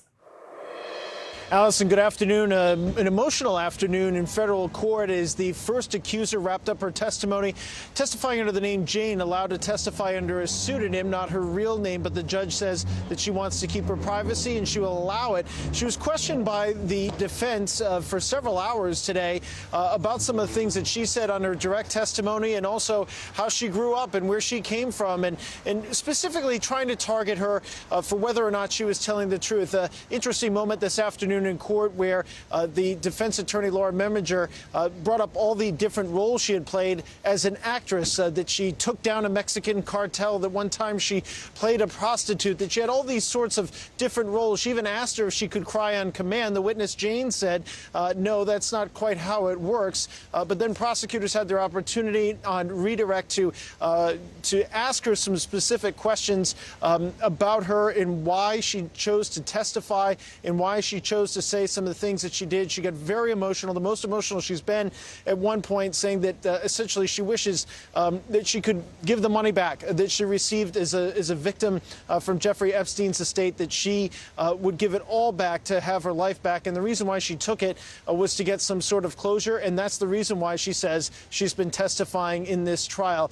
Coming up here in the next couple of minutes, we expect to hear from her brother, also testifying under a pseudonym, who can help speak to, according to prosecutors, some of the statements that Jane made to him over the years about what happened with Jeffrey Epstein, about what happened with Ghislaine Maxwell. All right, now to the latest in the pandemic. Nearly 24 countries, including the U.S., confirming cases of the Omicron variant. That's according to the Director General of the World Health Organization. Let's bring in NBC News foreign correspondent Matt Bradley. Matt, you're in the U.K., where at least 22 Omicron cases have been reported. What's the latest there? What are they doing in the United Kingdom to contain this spread? Well, we just heard from Sajid Javid, who's the Secretary of Health, that you don't need to cancel your Christmas party this year. So, this is one of the things that the UK government is really kind of trying to have it both ways. They're trying to take precautions, and they definitely don't want to commit the mistake of not doing enough early enough, which we've seen time and time again over the last 2 years. But they also don't want to alarm people because the Boris Johnson government has really tried their best to restore faith with a successful vaccination program. And they've said that they're really not going to go back to lockdowns. They're not going to go back to, in this case, canceling Christmas parties. They have taken a few precautions in just the last couple of days, including really ramping up that booster program. They've lowered the age for boosters from 40 to 18, and they've shortened the time since the time you get your last vaccination to the time you're supposed to get your booster from 6 months to 3 months. So they're trying to make a lot of precautions, or take precautions. They're trying to show that they're getting out in front of the new variant, but at the same time trying to reassure the public. Yeah, Allison? a public that's growing increasingly nervous, that's for sure. Matt, the World Health Organization also agreeing today to start negotiating an international pact, as they're calling it, to prevent and control future pandemics. What do you know about that plan? What does that mean exactly? Yeah, I mean, this is sort of like an international treaty. So what we're starting to hear is that this would be essentially an intellectual property sharing exercise, so that in the future, data would be shared more easily across boundaries and borders. Genome sequencing of viruses would be more easily shared between scientists all around the world. This is something that we're learning from this pandemic. And it really was just a coincidence, Allison, that this whole thing opened up, this conference, which is only the second time the World Health Organization has had a conference like this. It just opened up on Monday, just as all of that energy around the Omicron variant started getting going. And what we heard from the head of the World Health Organization, which is what we've heard time and time again, was that this variant is what you reap what you sow, basically, because the rich world wasn't spreading vaccines, which is something that this treaty is supposed to address, spreading vaccines and sharing vaccines around the world. That's what gave rise to this Omicron variant, because that's what we saw. So much of these new cases of Omicron coming out of Southern Africa, where vaccination rates are very low. All right, Matt Bradley in London, thank you so much for your reporting today. We've been talking about what's going on with the Omicron variant across the world. Let's talk about what's happening here in the U.S. The first confirmed case of the Omicron variant in the United States. NBC News White House correspondent Monica Alba is on the North Lawn with the latest from the Biden administration. So, Monica, Dr. Fauci confirming the first case of the Omicron variant. It is in California. What did he say about it at the White House press briefing today? And remember that for several days now, Allison, Dr. Fauci, President Biden, other top health experts and people studying this had said this was likely, that it was predicted and predictable, that given how many cases we've now seen in other countries, that likely this first case of the Omicron variant would be discovered in the United States. But we're getting a lot more details from Dr. Fauci himself about the individual who did test positive for the strain. And it was someone who had just returned from South Africa last week and lives in Northern California. Here are the other crucial details that the chief medical advisor to the president provided earlier today in a White House press briefing. The individual was a traveler who returned from South Africa on November the 22nd and tested positive on November the 29th. The individual is self-quarantining, and all close contacts have been contacted, and all close contacts thus far have tested negative. The individual was fully vaccinated and experienced mild symptoms, which are improving at this point. We knew that it was just a matter of time before the first case of Omicron would be detected in the United States. Notably there, Dr. Fauci emphasizing that this person was fully vaccinated. But when he was asked earlier whether the person had received a booster or not, Dr. Fauci said it was his impression that the person had not received a third shot. And so that is why the Biden administration in particular, and Dr. Fauci, you hear him talk about it at every opportunity, they're now stressing all Americans who have gotten vaccinated once they're eligible to definitely get in line for that booster, because they do believe that will offer some level of protection, Allison, against this new variant. But they also caveat that with there's still a lot we don't know and a lot that needs to be studied. They hope to have answers in the next week or two on that front. All right, Monica, let's talk about travel. The Biden administration considering new testing requirements for travelers. What are you hearing about the options on the table this afternoon?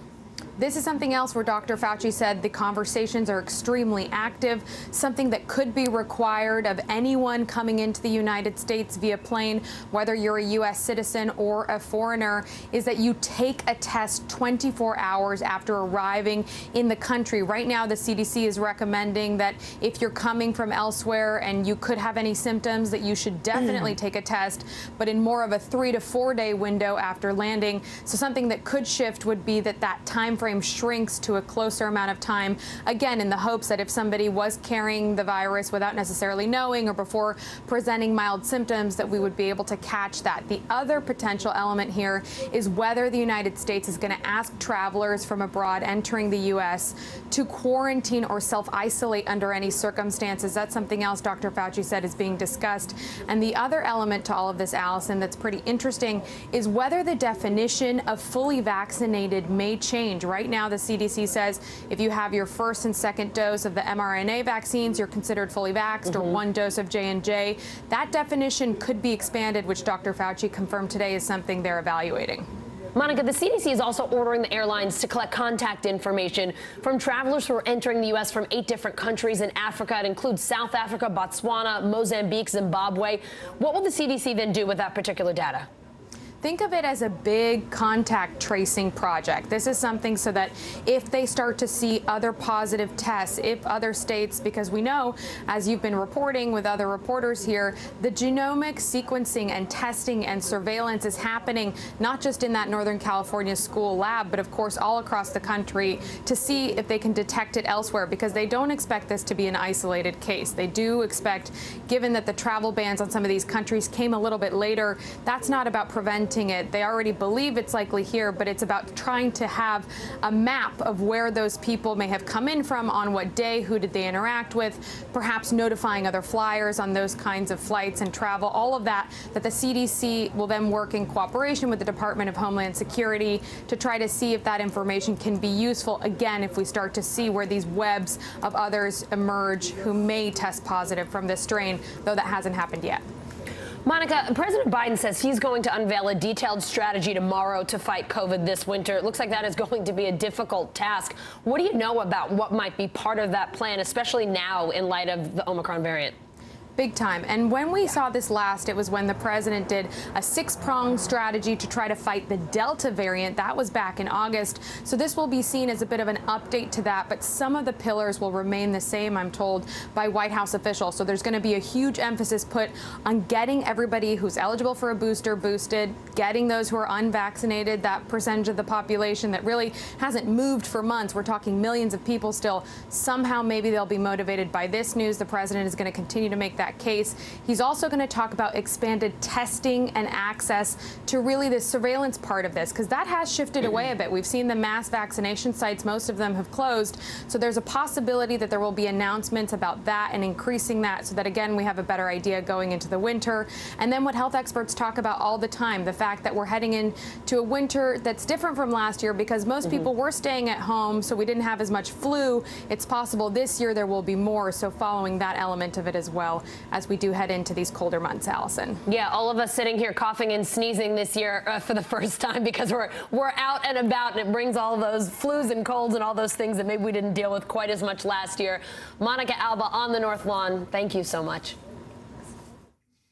All right, let's bring in NBC News medical contributor Dr. Ebony Jade Hilton. She is the medical director and co-founder of Good Stock Consulting. Oh, Dr. Hilton, do we have a lot of questions for you? The first case of the Omicron variant identified in the U.S. It is in California. Here's what Governor Gavin Newsom said about it this afternoon.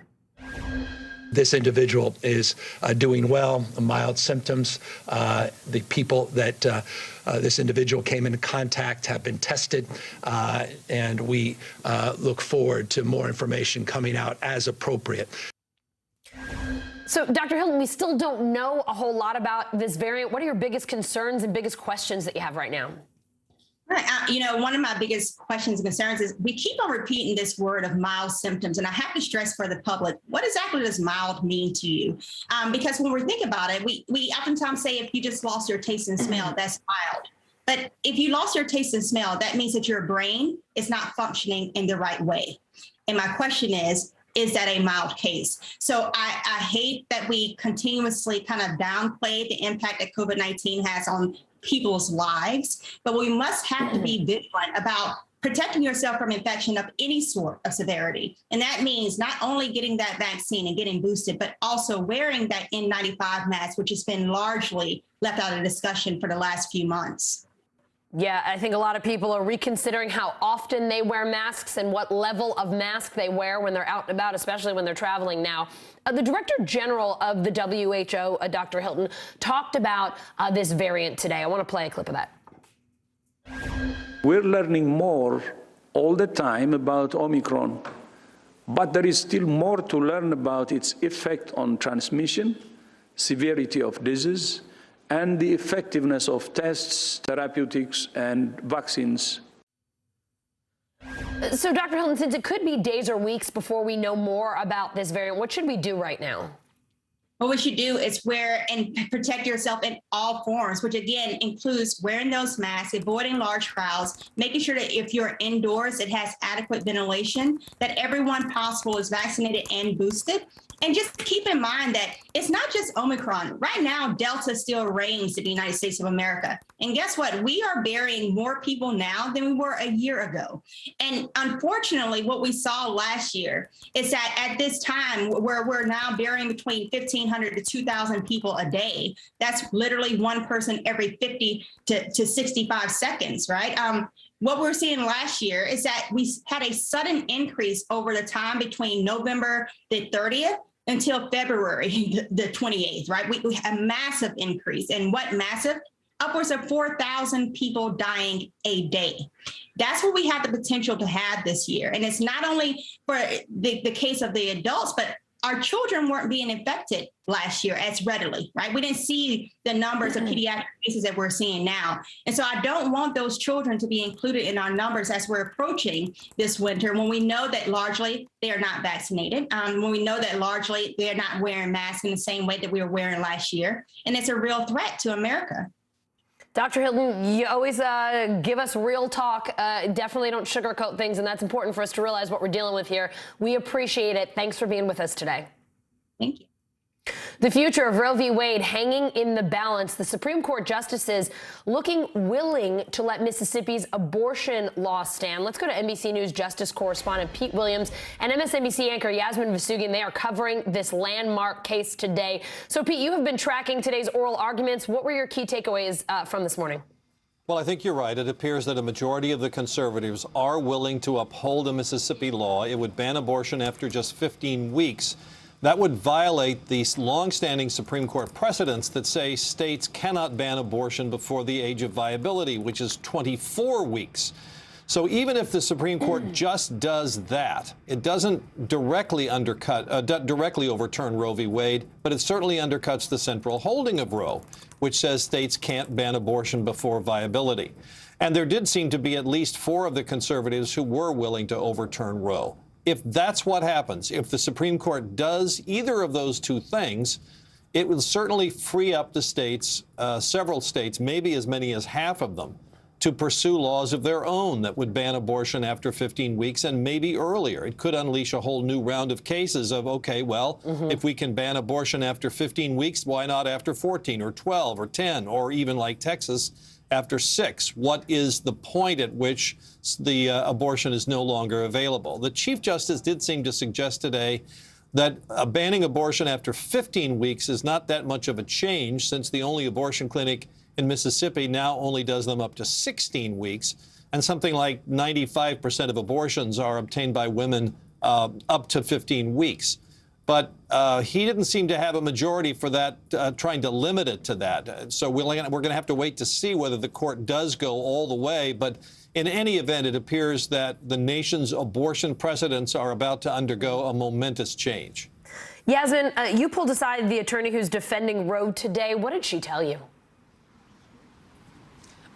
That it is an incredibly momentous, historic day. This was actually her second time arguing in front of the Supreme Court. The last time was when they were in person, and Justice Ginsburg was actually sitting on the bench, and it was kind of a surreal moment to be interviewing this attorney who just argued in front of the Supreme Court, and this rally, this major rally with hundreds of folks outside, both anti and pro-abortion rights, just outside the Supreme Court. And I asked her about the weight on her shoulders in arguing for the Center for Reproductive Rights in front of the Supreme Court, and how this decision could feasibly change the course of Roe v. Wade for time to come. And here's what she had to say about that.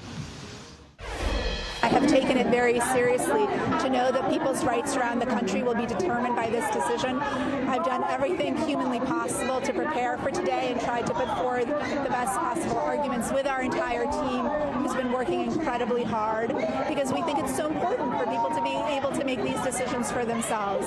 How can the government decide for us whether to have a child and when to have a child, or how many children to have? So we've tried to do everything that we can, understanding how serious and critical this is for people around the country. She also mentioned to me the questioning from Justice Kavanaugh. Would it, in fact, be neutral to put the decision in the hands of the state? And she actually went so far as to say no to Justice Kavanaugh because, in fact, that takes away the rights of women, which is deemed lawful by the Constitution. Allison. Pete, Justice Sotomayor talked about the political implications of the court's decision. I'd like to play part of what she said. The Senate sponsor said, we're doing it because we have new justices on the Supreme Court. Will this institution survive the stench that this creates in the public perception that the Constitution and its reading are just political acts? I don't see how it is possible. Pete, could you tell us a little bit more about Justice Sotomayor's concerns and what some of the other justices said about this? Well, she was asking that question of the Solicitor General from Mississippi, but it's clear that she's really talking to the other justices.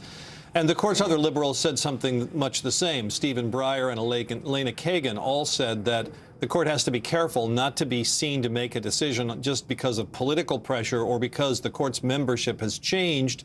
That was their message to the other justices. Remember, oral argument is the first time the justices actually talk to each other about a case. So oftentimes their comments are really directed at their colleagues, and that certainly seemed to be the case with her and what the other liberals said, but there are only 3 out of the 9. Yasmin, I want to go back to you before we wrap here. What are you hearing from anti- and pro-abortion activists outside the Supreme Court? I know there have been tons of folks out there throughout the day. Tons of folks. And what's interesting is, as Pete was saying, the justices were speaking to each other inside the court. There are also folks speaking to each other outside the Supreme Court as well, folks on both sides of the issue, really. I spoke to a woman who heads up Student Right for Life. And I asked her about a scenario that I saw in the state of Louisiana as I was covering the situation in Texas, right? The situation in Texas, which bans abortions after 66 weeks. Or when a fetal heartbeat is, or when a heartbeat is detected. And I said, what if a single mom who already has children at home wants to seek out an abortion because she feels as if it's the responsible thing for her to do? And I want to play for you her answer, Allison, followed up by the director of Jackson Women's Health, and her answer to that exact same question and the response that the Student for Life gave. Take a listen. We say to her, and we do this in the pro-life movement every day, we say, you are strong enough to choose both, and we stand ready and willing to help you, and here are the resources for us to stand with you and help get you connected with the care you need. I think they're out of touch with reality, with what's really going on in certain areas of the world, especially in these southern states. I think they're completely out of touch with that. They don't know, nor are they trying to find out what's really going on. These people aren't coming into these neighborhoods. These people aren't spending time with these people, real time with these people, to see what they're dealing with every day.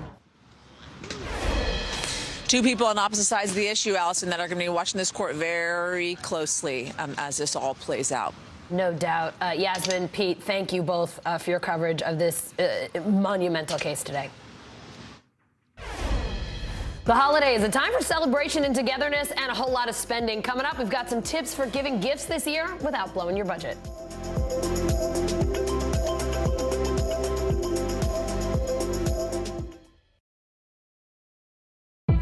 It's an issue dividing communities and influencing elections across the country.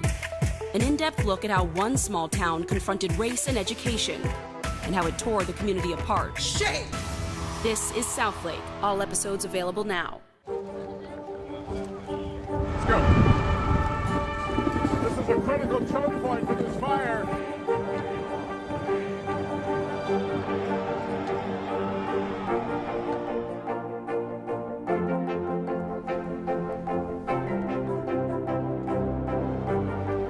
Unnecessary, unjustifiable, illegal.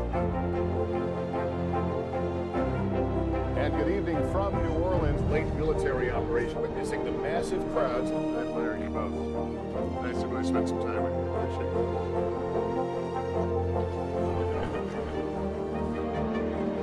At any moment now.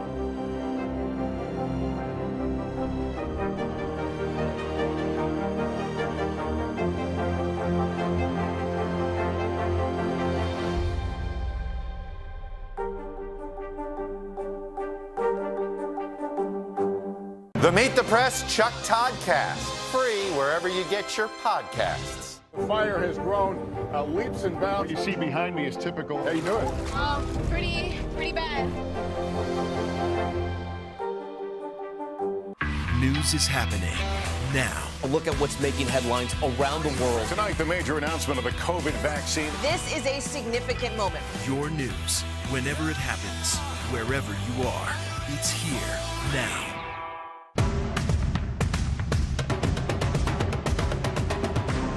The fire has grown leaps and bounds. What you see behind me is typical. How you doing? Pretty bad.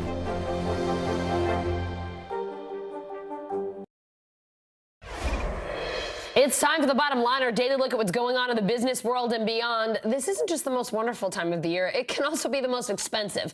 Americans planning to spend just about $1,000 on gifts and holiday items this year, according to the National Retail Federation, which actually doesn't sound that bad, but we know that can escalate quickly. CNBC senior personal finance correspondent Sharon Epperson here now with some ideas to help you keep on budget. So, Sharon, this is the first time a lot of families might be gathering in bigger numbers. That puts some pressure on you to buy for more people. How do you keep your holiday spirit from costing you a fortune and from turning that, say, $997 into twice that? Exactly. Well, the first thing you have to do is plan and budget. Of course, those are words that people don't often take heed to, but they need to this holiday season. You know, it's really important to figure out who you're going to be buying gifts for, but also what else you're doing during the holiday season. Again, people are out and about more. You may be traveling. How much is that going to cost? You may be going out to dinner or trying to have a gathering outside of your home. How much is that going to cost? Factor in all of that. Always look for deals. Always look for coupons. Never buy anything that is full price. That is always my motto.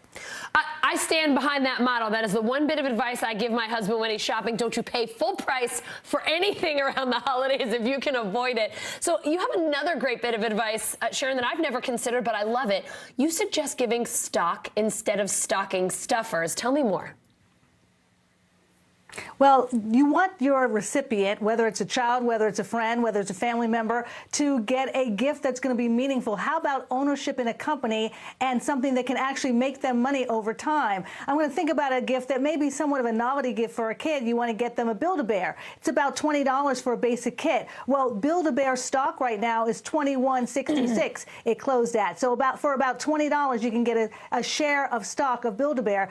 It was $5 in January. So not that you're going to see a 400% return next year on that, but you may see more of a return on buying a share of stock of a company like that than you will on a toy that's going to be used for a little while or then just sit under the bed for years to come. The other thing to think about is you can go to a company like UniqueStockGifts.com, and that's a service that will allow you to buy one share, and then they'll send you a certificate so you can present something very nice to the recipient. Or you could, if you're going to buy stock over time, you may want to open an account, a custodial account for a kid at a discount brokerage firm so that you can buy stock over time. But the main thing is you're teaching this child or anyone about the benefit of owning the company and actually making money on that. Sharon, I love this idea. I was just talking with my husband about what to give our godson for Hanukkah. He might hate this because he likes gadgets, but I think we might send him some stock this year and see what he thinks about it, see if we could teach him a little bit about the markets. If it doesn't work out, you know, I'll go to the toy store next year. Any other financially savvy gift ideas this holiday? What other advice do you have up your sleeve? Well, you know, I think one of the best gifts you can give is to give to a charity, because there are so many in need. And of course, we're getting bombarded with perhaps emails or mail solicitations from various charities, and there may be some that you really love. Well, you can get a big tax break this year for that. $300, up to $300 you can write off immediately. If you're a couple, $600, write it off immediately. You don't have to itemize. You can still take the standard deduction and get a tax break on your charitable contribution. Sharon, you always have awesome advice for us. Thanks for helping us keep things under control this holiday season. It's tough to do. Appreciate it. The world's biggest retailer testing out some new technology to make sure you get your holiday gifts on time. NBC News investigative and consumer correspondent Vicky Nguyen takes a look. Hey, Allison, robots, drones, driverless trucks. It may look like science fiction, but it's all part of a revolution responding to how we shop. So come along as we show you how mega chain Walmart is automating to get you what you want in record time. Santa's elves getting a robotic boost this holiday as retailers ready themselves for massive online sales. The National Retail Federation predicts holiday spending could reach a record high of $859 billion, up more than 10% from last year. But labor shortages and shipping delays are threatening delivery times. To combat the rush, companies like Amazon and Best Buy are offering Black Friday deals earlier than ever. So what is one of the country's largest retailers doing to handle demand? I'm here in Arkansas for an exclusive look at how Walmart is rolling out new technology to keep store shelves stocked and get deliveries to you by land and in the air. Watch this, a truck without anyone behind the wheel. It's in action right now in Arkansas and Louisiana, moving products from Walmart warehouses to stores. Gatik Trucks co-founder and chief engineer Apeksha Kamavat says these trucks run 12 hours a day, 7 days a week. Tell me about the technology on this vehicle that helps make it safe. Yeah, so we have different kinds of sensors placed all around the vehicle, giving a 360-degree coverage. This includes LiDARs, radars, cameras. Once loaded, they set out on pre-programmed routes, up to 10 miles, making right turns wherever possible. Only an engineer sits in the passenger seat in case of an emergency. 5 minutes and 1.5 miles later, it arrives to be unloaded. What about the safety record? So we have been doing this for multiple years now on this fixed route. We have a complete 100% safety record, no incidents. From the road to robots, we're now inside one of Walmart's high-tech fulfillment centers, connected to the back of an existing store. When you place an online order, first a human packs everything. Then robots sort the orders and send them down a chute. Finally, an associate takes the order to the customer's waiting vehicle for curbside pickup or loads onto a truck for home delivery. Walmart, like other retailers, is also using drone technology, now available within 1 mile of some stores in Arkansas. With me now is Mom Christina Hedges, and we are going to try out this drone delivery. What are you expecting today? Today we're expecting some wipes and some diapers and a couple pouches for the little guy. Within half an hour of the order being placed, nicely done. Perfect.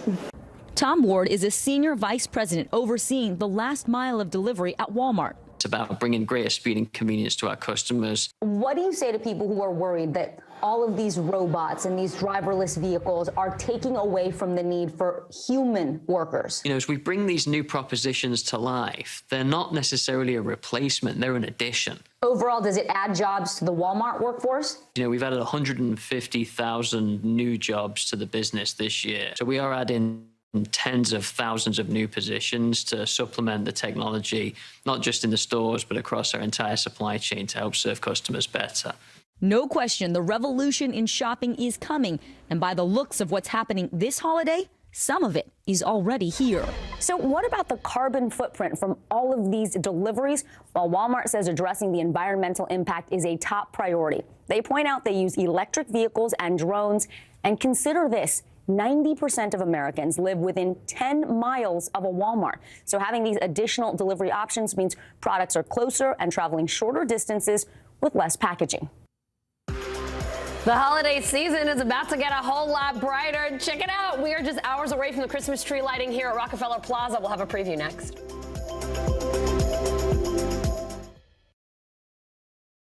The Meet the Press Chuck Todd Cast, free wherever you get your podcasts.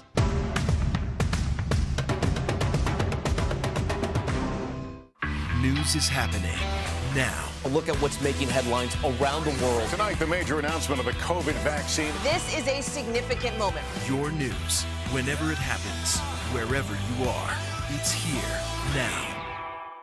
News is more than a headline. It informs, it inspires, and it still matters. To cover it, you have to be in it. And that's what we're going to do. Every night, we take you to the front lines of the story, where it's actually happening, with NBC News journalists on the ground from all over the world. We cover what you need to know and bring your newsfeed to life. In primetime and streaming live, it's your news playlist every night. Top Story with Tom Llamas, weeknights at 7 on NBC News Now. The Meet the Press Chuck Todd Cast, free wherever you get your podcasts. The Rockefeller Center Christmas tree getting lit tonight. Tourists and New Yorkers alike can't wait. Take a look.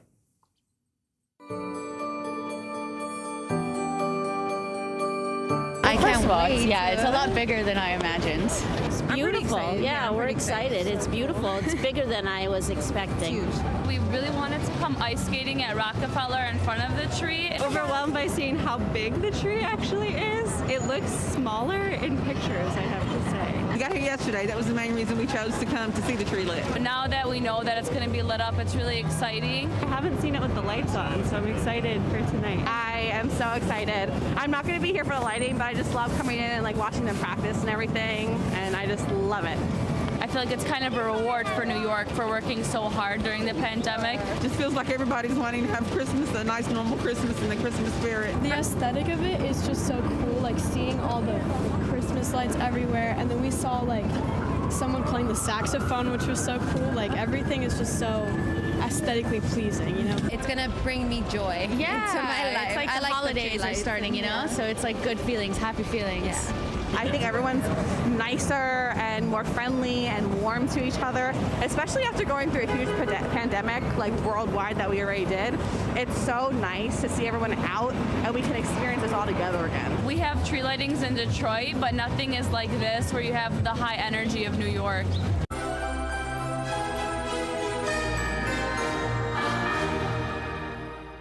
That does it for us. Hallie Jackson starts now.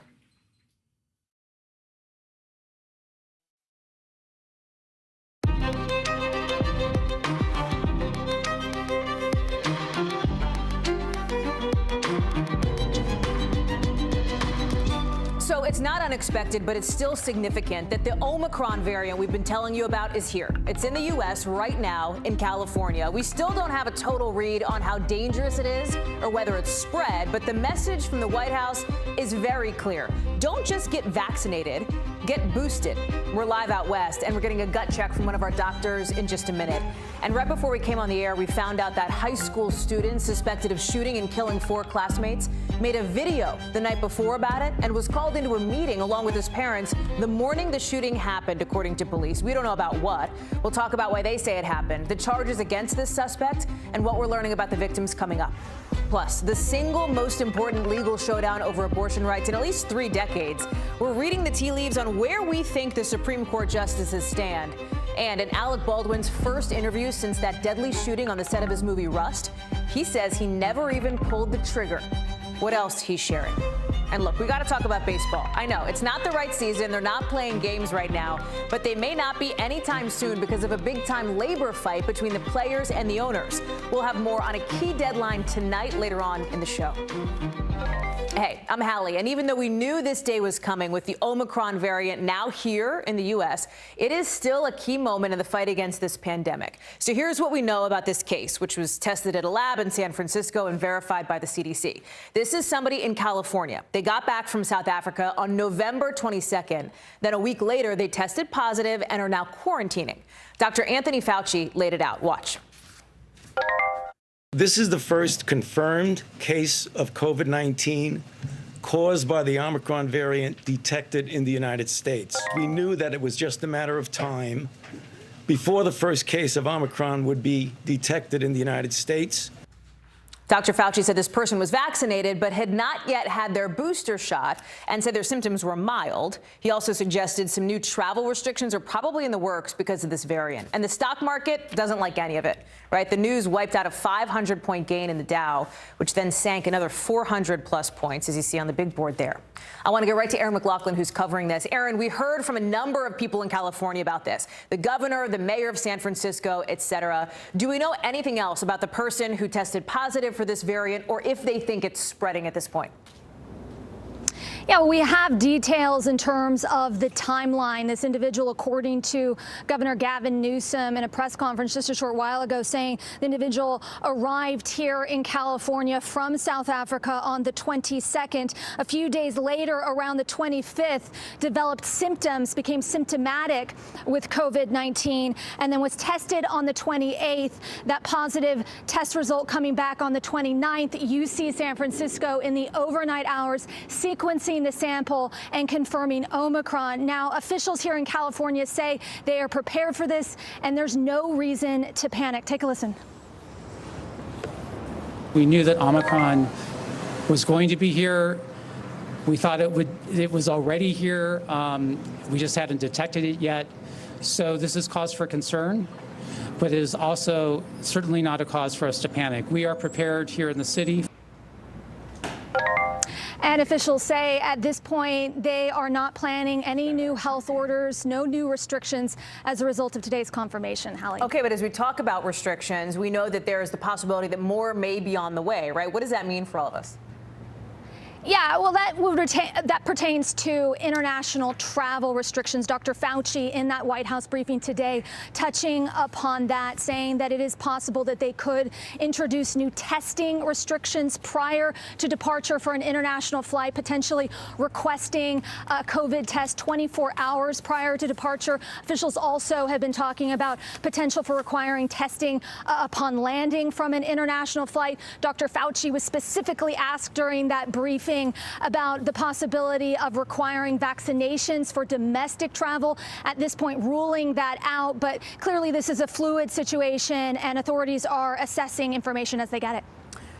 Erin McLaughlin. Erin, thank you so much. I appreciate you reporting for us. I know you've been busy there in California covering all of these developments just after they broke a few hours ago. I want to bring in Dr. Kavita Patel for what I call the gut check, and that's what I need from you, Dr. Patel, the reality check, right? What, if anything, do we need to do differently now that Omicron is here, besides not freak out?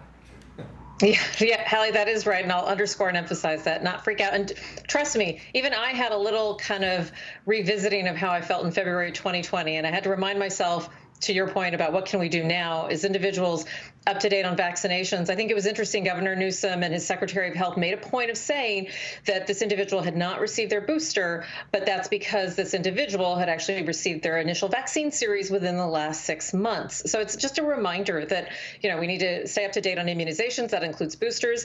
I think it also does just make you cautious about where you go. If you're in a crowded place with a bunch of people, you don't know their vaccine status, higher likelihood, Hallie, if this is more infectious than Delta, that it could be an opportunity to spread it, and I would avoid those situations for now. So those are the best things we can do. That is really helpful, I think, guidance to hear from you. I want to talk about this booster thing, right? Because we heard that over and over again from top health officials today. Get your booster shot, get your booster shot. Explain why that is so important, right? Explain why that, because it's not as though the booster is specifically tweaked for this variant, right?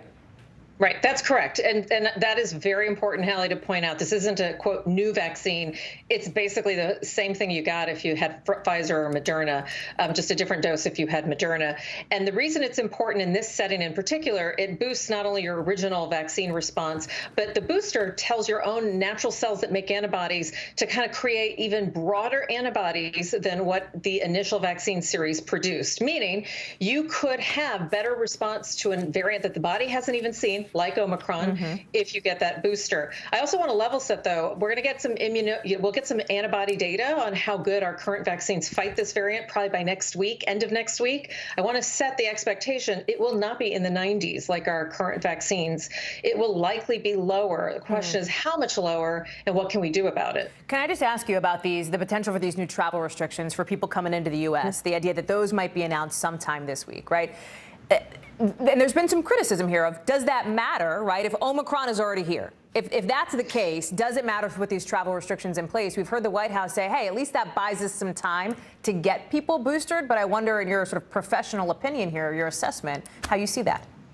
Yeah, there's no scientific evidence that travel restrictions, meaning limiting incoming or kind of limiting outgoing travel, will actually have an effect, especially now that we know it's here, which we always had that inkling. But what I think could be incredibly helpful, which we've also heard inklings of from the administration, is doing that testing. It's right now 3 days before you leave from an outside U.S. country. This could be narrowing that to 24 hours before you leave. And you could use a rapid test, Hallie, but it has to be proctored, meaning somebody else has to watch you get it and make sure you're doing it properly and look at the results. I think you could also expect potentially to see backside when you land in the United States, potentially testing requirements, and even more controversial would be quarantine requirements. If this individual who landed on the 22nd had actually quarantined, who knows what could have been prevented and tested, might have caught it earlier. A lot of coulda, shoulda right now, but that could be more helpful than anything. Dr. Kavita Patel, it's always great to have you on. Appreciate your time. Thanks for being with us tonight. Thank you. So right as we were getting ready to come on the air for the show, we watched the student accused of shooting and killing 4 classmates in Michigan Tuesday in court. for an arraignment, some of it virtual, on charges including first-degree murder and terrorism. It happened right after we found out from police that he apparently made a video the night before the shooting, wrote about it in a journal, and then the morning it happened had been called into a meeting along with his parents for what police called concerning behavior. I want to show you, by the way, these are his parents watching that arraignment from their car. And listen, on this show, it's really important for us not to lose sight of the victims here, the students who were killed, 4 of them now, after 17-year-old Justin Schilling died this morning. Hannah St. Juliana was just 14 years old. Tate Meyer, a 16-year-old linebacker for the school's football team, was killed, as was Madison Baldwin. She was 17. She was supposed to graduate this spring. 3 other students are in the hospital now, and 4 other people, including a teacher, have been treated and released. I want to go to Shaq Brewster in Michigan with today's developments. And Shaq, we'll get into the charges. We'll get into the rest of that in a second. But talk about this update from the sheriff on the investigation. He says the shooter is still not cooperating, but there were these, these, quote, concerning behaviors that were enough for him to be called into basically the school office the day before the shooting, the morning of the shooting, right? That's exactly right. And we got a pretty extensive update from the county sheriff earlier today. And while he denied any idea that the shooter or suspected shooter was familiar to them, that he was on law enforcement radar at all, he did say that he was on the radar of school officials, that he had meetings, or excuse me, the suspected shooter had meetings with school officials as recently as this week. Listen to what the sheriff said about that. The schools did have contact with the student the day before and the day of the shooting for behavior in the classroom that they felt was concerning. In fact, the parents were brought in the morning of the shooting and had a face-to-face meeting with the school. That face-to-face meeting happened hours before this 15-year-old sophomore is alleged or accused of then opening fire at around 1 p.m. just yesterday, Hallie. There's a lot of video evidence that they've been going through. This investigation is going to go on for some time, but we learned a lot just in that update today. As we talk about video, Shaq, I'm going to ask my control room to pull up this piece of video that made the rounds on social media, right? It is scary to watch. It is scary for the students who are in this video. But the sheriff is saying, hey, it's not actually what you think it is. I want to play that, and then I'm going to ask you about it. Let me see if we can roll that here. Sheriff's office. It's safe to come out. Yeah, he said it's safe to come out. Now, we're not willing to take that risk right now. I can't hear you. We're not taking that risk right now. Okay, well, come to the door and look at my bag, bro. No. Yeah, bro. He said bro. He said bro. Red flag. And at that point, Shaq, you see the kids, they run. The rest of the video shows them basically going out a window or a door leading into a courtyard or leading outside. The sheriff says, listen, there is some misinformation. The shooter never actually knocked on a door.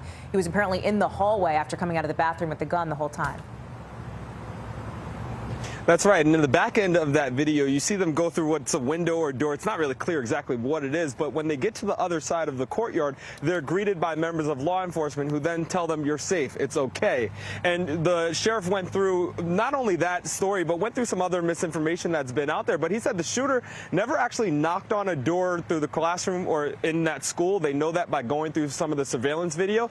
They did say while he never knocked on any doors, there were some bullet holes, or there were evidence of gunfire into some of the doors of the classroom. And one thing that you heard the sheriff do was underscore and almost celebrate the lockdown procedures that have become so accustomed to students, not just here in Michigan, but really all around the country. He said had that lockdown not happened, then more lives likely or possibly would have been lost, Hallie. Yeah, he said possibly the person knocking and that you heard on that video might have been another officer who was trying to kind of connect and use relatable language with the students in the room.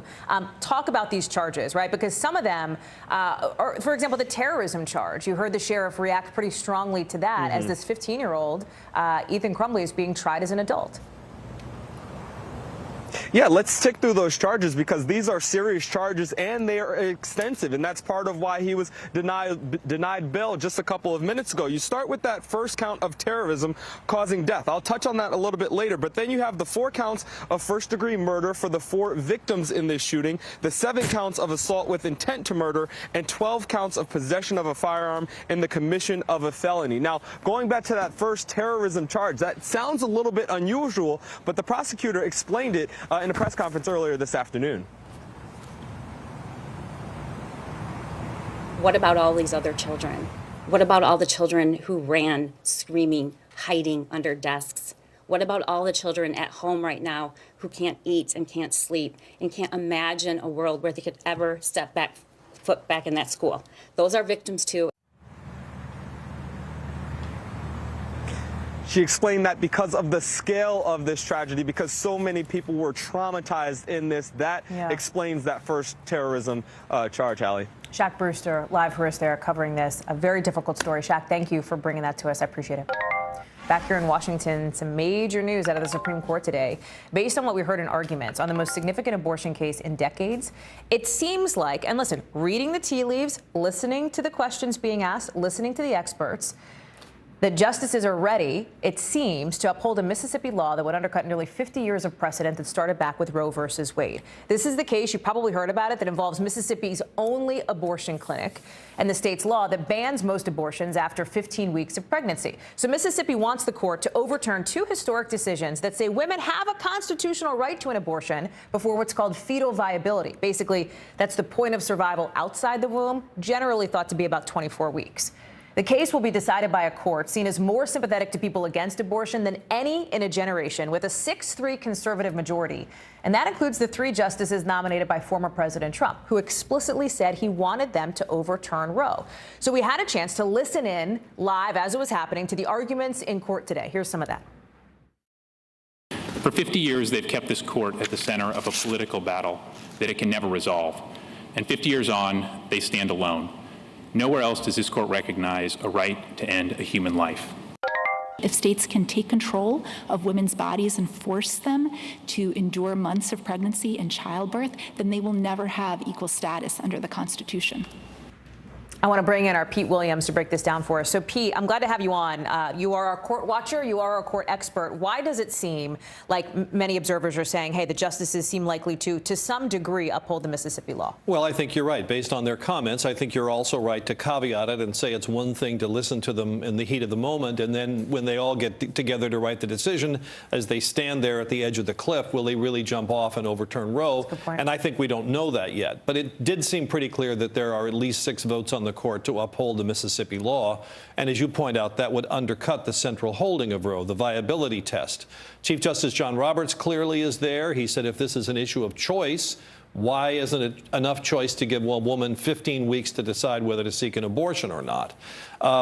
Then the question is, will they go the whole way? But even if they undercut Roe simply by ending the viability standard, I mean, 2 things about that. Number one is, as Julie Rickleman, the lawyer for the Center for Constitutional Rights, representing the Mississippi Clinic, said today, well, then what's the end point? If the next state comes in and says 14 weeks and then 12 and then 6, like Texas, how does the court draw the line there? Of course, some of the justices would draw the line at 0. They think that no abortion should be allowed. The second thing is, if the court does even overturn Roe or even just limit it by upholding the Mississippi law, that doesn't ban abortion nationwide, but it does free up the states to make their own decisions, and about half of them would make abortion illegal. And they already, many of them have these provisions in place. It would basically be triggered if that would happen. Now, some of the laws are based explicitly on overturning Roe, so it's not entirely clear to us how many of those actually would come into effect. But if you undercut the central holding of Roe, I'm sure the states will want to give it a shot. One of the interesting things was listening to the way that the justices were talking with each other, I think, today, and in some instances it seemed trying to send a message with what they were saying that reached well beyond, you know, the Supreme Court there. I want to play a quick line from Justice Sotomayor, who we should note is a supporter of abortion rights. Watch. Will this institution survive the stench that this creates in the public perception that the Constitution and its reading are just political acts? I don't see how it is possible. I mean, survive the stench. She's like really using some language here. So it was framed as a question to the Solicitor General from Mississippi, but that is an example of how the justices are talking to each other. And the court's other 2 liberals, Elena Kagan and Stephen Breyer, made a similar point. They both said we can't make this decision seem like we're changing our minds about this only because there's new members of the court now or there's a lot of political pressure. So how will they frame the decision to make it look like it's not political? You know, many of the justices on both sides were saying thing before this term started, sort of knowing what the stakes were. Right. We're not a political body. We're not just politicians in robes. But so this will be a real chore for them. Mississippi actually changed its argument in some ways after the makeup of the court was changed from what it initially had been, though. I mean, they identified the political shift in this court and took that tactic. Right. The Mississippi applied for the court to take the case when Ruth Bader Ginsburg was still a justice and said, don't worry, you don't have to overturn Roe. Then when Amy Coney Barrett came on the court and they submitted their briefs, they said, OK, let's get with it. Let's overturn Roe. Right. We should talk about here, too. I think it's really important to not lose sight of what you said, that they're not deciding this tonight. They're not deciding this tomorrow, right? They're going to walk up, as you said, to the edge of the cliff, look over. We are likely to not know the results of this and the decision that they make probably until June. Fair? Oh, yeah. We will not know the end of this story for several more months, at least 6 months. Something this controversial will go through several drafts, and we're not going to see it until much before the end of the term. And by the way, I don't know when we're going to see the Texas case, because if the court does say that the central holding of Roe doesn't apply anymore, well, that does play into the Texas law a little bit, even though that case is about the structure of the law. Can a state structure a law so that state officials don't, it's basically freelancing out to freelancers to enforce the law. Can you do that? Right. That's the law that would essentially ban most abortions, almost all abortions in Texas after 6 weeks. Not would, but is. Right. Currently in place, which is before most women know they're pregnant. And as you point out, has this statute that would allow private citizens to enforce the law, not state officials. Yes. We should still be hearing from them on that? Well, you would think that we would get that decision on a fast track because they hurried up the argument and held it very quickly. But I don't know to what extent are these two now bound together, and we're not going to get them until both at the end. We could conceivably get the Texas case first, because it is strictly not about abortion right. It is strictly about the structure, the mechanism of it. Yeah. I could talk with you for 45 more minutes, Pete, about all things court related. I'll wait in the parking lot. Thank you so much, sir. Appreciate your time. We got other news coming into us, including that supply chain crisis.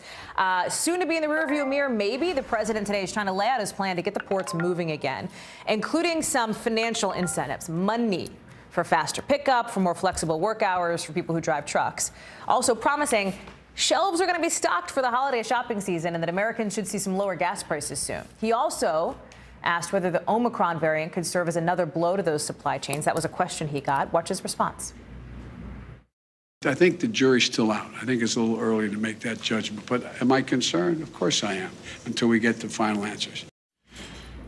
NBC's Monica Alba is posted up for us at the White House. Mon, it's great to have you on the show. Thank you. Listen, these are remarks that we thought we were going to hear from the president a couple days ago.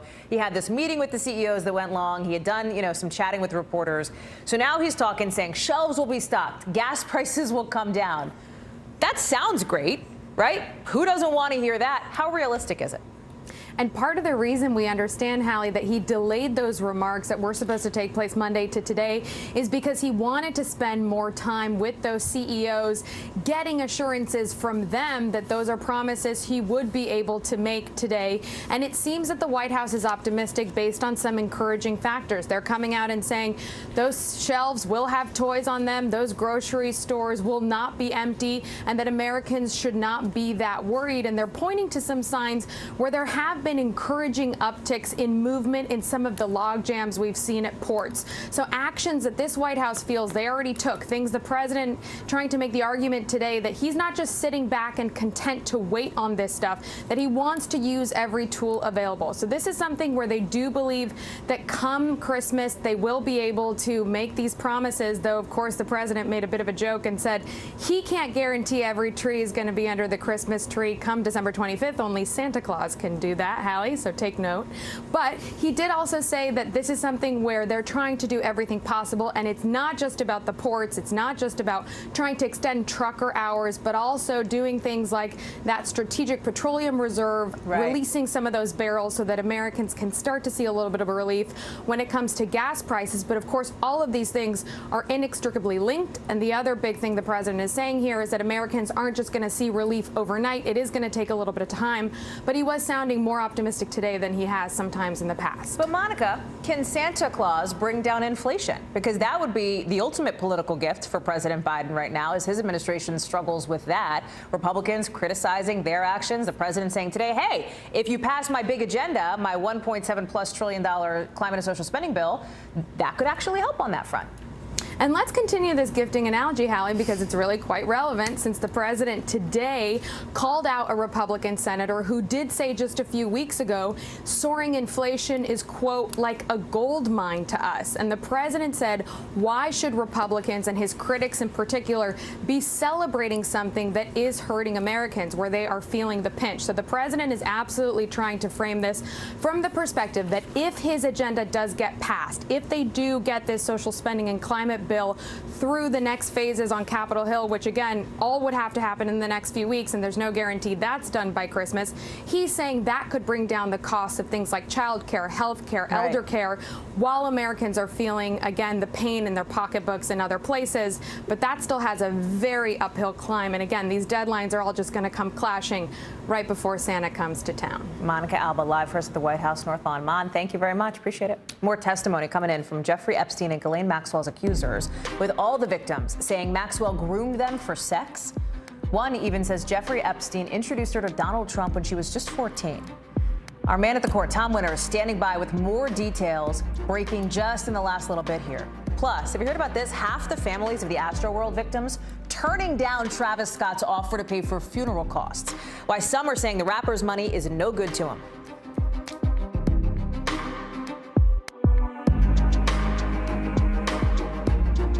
Fire has grown leaps and bounds. What you see behind me is typical. How you doing? Pretty bad.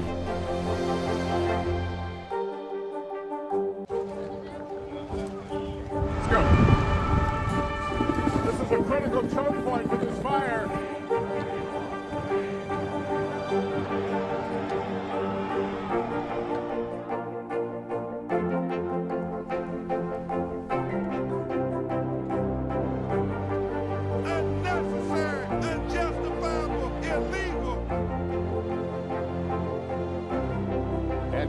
From New Orleans, late military operation, witnessing the massive crowds. I admire you both.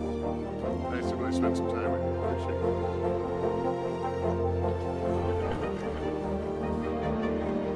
At any moment now.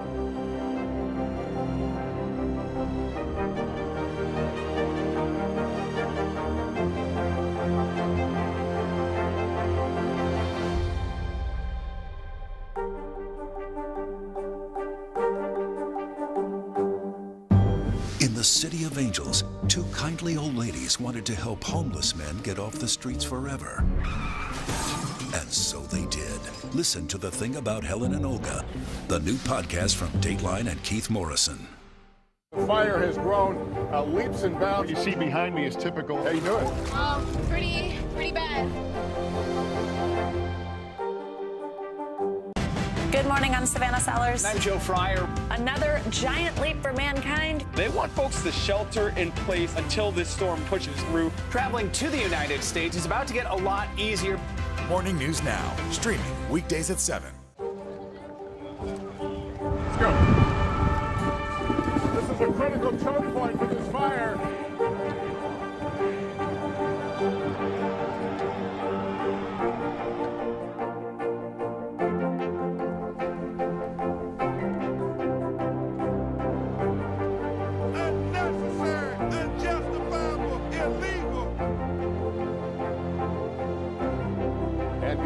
From New Orleans, late military operation, witnessing the massive crowds. I admire you both. Nice to really spend some time with you. Appreciate it.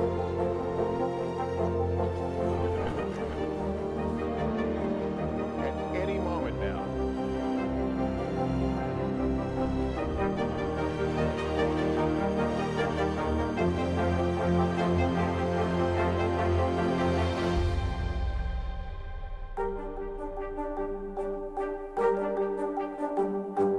The fire has grown leaps and bounds. What you see behind me is typical. How you doing?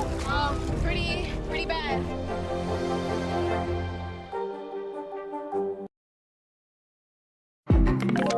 We We've been talking about the Ghislaine Maxwell trial that's happening now on day 3. And now we're hearing from the first Epstein accuser to speak in the case for the second day. And this time it was under cross-examination. Ghislaine Maxwell's lawyer tried to punch holes in this accuser's testimony today, saying it didn't match what she told the government in interviews from 2019. You also heard more testimony today about Epstein's famous friends, with this accuser, Jane, that's a pseudonym, also saying she met former President Trump at Mar-a-Lago when she was just 14. Back in 2019, you might remember Mr. Trump said he knew Epstein like everybody in Palm Beach knew him, adding that he was not a fan. Tom Winter has been on this story. Tom, I understand you have just walked away from a news conference that happened like literally as we were on the air for the show with somebody, I believe, a relative of Jane, right, of the woman who's been on the stand for the last couple days. Actually, Hallie, yeah, there was a little bit of confusion in that. It was actually Kevin Maxwell, who's the brother of Ghislaine Maxwell, who's standing trial. He spoke. It was the first time we saw him at court today. He was with his sister, obviously Ghislaine Maxwell's sister. She did not speak, but Kevin Maxwell just coming out to say, look, he appreciated that he was finally able to say hello to his sister. He says it was the first time in 500 days, over 500 days, that he's been able to speak with her. Thank the marshals for at least allowing him to say hello and see how she was doing. He says that he has faith in the U.S. legal system. He's upset about the conditions that Maxwell is being held in. It's something she's complained about often in court papers and through her defense attorneys. She's been held, obviously, since her arrest, Hallie, but he said he wouldn't be commenting further on the proceedings out of respect for the U.S. legal system. So that's what we just heard from him. As far as testimony, you know, you hit it right on the head. The cross-examination today going after really the memory, or trying to go after the memory of Jane, the first accuser who was called to the stand yesterday afternoon. Her cross-examination lasted through lunch, lasted after lunch today. A couple of points that the defense was trying to get to is this idea that she told federal investigators one thing, which was summarized in notes, not recorded, told them one thing, and then later testified yesterday to something else on redirect to federal prosecutors asking her about that and about any potential discrepancies, essentially saying, look, over time, she says she felt more comfortable talking to prosecutors about certain events and certain things that happened. She got very emotional, the most emotional she's been throughout the entirety of her testimony, Hallie, talking about how the fact that essentially, if she could, she would give back the money she got from the Epstein Victims Compensation Fund. She hoped that today's testimony and this would provide closure and allow her to move beyond this very long chapter in her life. One of the things we've been hearing about, even over the last several days, has been, you know, these high-profile friends, basically, or high-profile people who knew Jeffrey Epstein. And Jane testified she was on a flight with Prince Andrew, met Donald Trump at Mar-a-Lago, that there wasn't any inappropriate behavior. I think, Tom, you've reached out to the former president's office for any comment, right? Anything there? Right. NBC News has reached out to the former president's office for comment to ask them about that interaction, if the president remembers it or has any sort of statement. Obviously, if we get that, we'll be happy to share that and pass it along. We have not heard back from the president yet. As you know, Hallie, very well, he's issued a number of statements the last few days. His name coming up at trial yesterday, obviously coming up here again today. It's important to remember the context in which this was asked. It wasn't really clear to us why the defense was asking these questions. They said, look, did you remember going to Mar-a-Lago, being driven by Epstein in this green special sports car to Mar-a-Lago to meet the president? She says yes, but she didn't describe if the meeting occurred, what, if anything, the president said. And there was certainly no allegation that the president did anything improper. And I think it's important to note that context. I think that's important. I'm glad you did. Real quick, Tom, we're still going to hear from, I think, at least 3 other accusers in this trial, right? That's exactly correct. So we just wrapped up testimony before coming out to speak with you today with the ex-boyfriend of Jane, who testified to some of the things that Jane told him while they were dating in the mid-2000s to early 20-teens. So some of his statements appear to corroborate some of the things that Jane told the jury yesterday and today. We do expect to hear 3 more accusers today. A little bit of foundation testimony at the end of the day. A person who worked at the music school that Jane says she was at when she first met Epstein. Hallie. Tom Winter, live for us there outside court. Tom, really glad to have you back tonight to walk us through all that. Appreciate it. Half the families who lost loved ones during the Astroworld concert last month are rejecting Travis Scott's offer to pay for their funerals. Listen to this. The attorney for the family of the youngest victim, 9-year-old Ezra Blunt, responded to Scott's offer, saying, in part, your client's offer is declined. saying his journey ahead will be painful. He must face and hopefully see that he bears some of the responsibility for this tragedy. He goes on to say, quote, Mr. Scott must respect the fact that his pain and his devastation pale to Treston's, Ezra Blunt's father, to Ezra's mom, and to the other victims. Blunt was one of 10 people who died when fans rushed the stage when Scott performed at the Astroworld Festival. More than 120 lawsuits have been filed on that front. Coming up, support for Peng Shuai is still coming in, this time from the Women's Tennis Association, suspending tournaments in China because they're so worried about the safety of the tennis star. So is this a decision that's going to actually help her? Plus, a new development in that movie set shooting where a cinematographer was killed in October. A new search warrant could tell us how live ammo ended up on the set of Rust and into the gun fired by Alec Baldwin.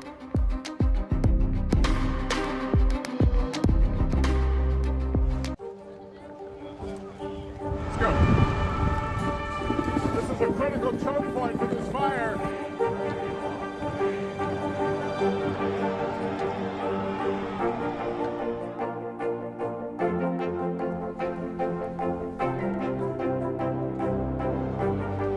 Unnecessary, unjustifiable, illegal. And good evening from New Orleans. Late military operation witnessing the massive crowds. I admire you both. Nice to really spend some time with you. Appreciate it.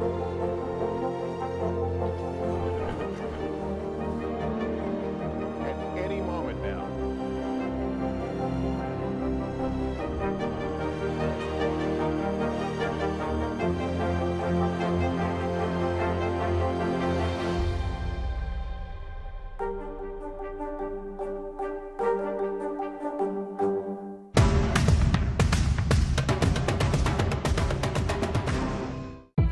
It's an issue dividing communities and influencing elections across the country. An in-depth look at how one small town confronted race and education and how it tore the community apart. Shame! This is Southlake. All episodes available now. Sometimes the news can be difficult and overwhelming for kids to understand. Will coronavirus come back next year? So to help make sense of it all, we've created a newscast just for them. Man, you know a lot. We hope your family will watch Nightly News Kids Edition.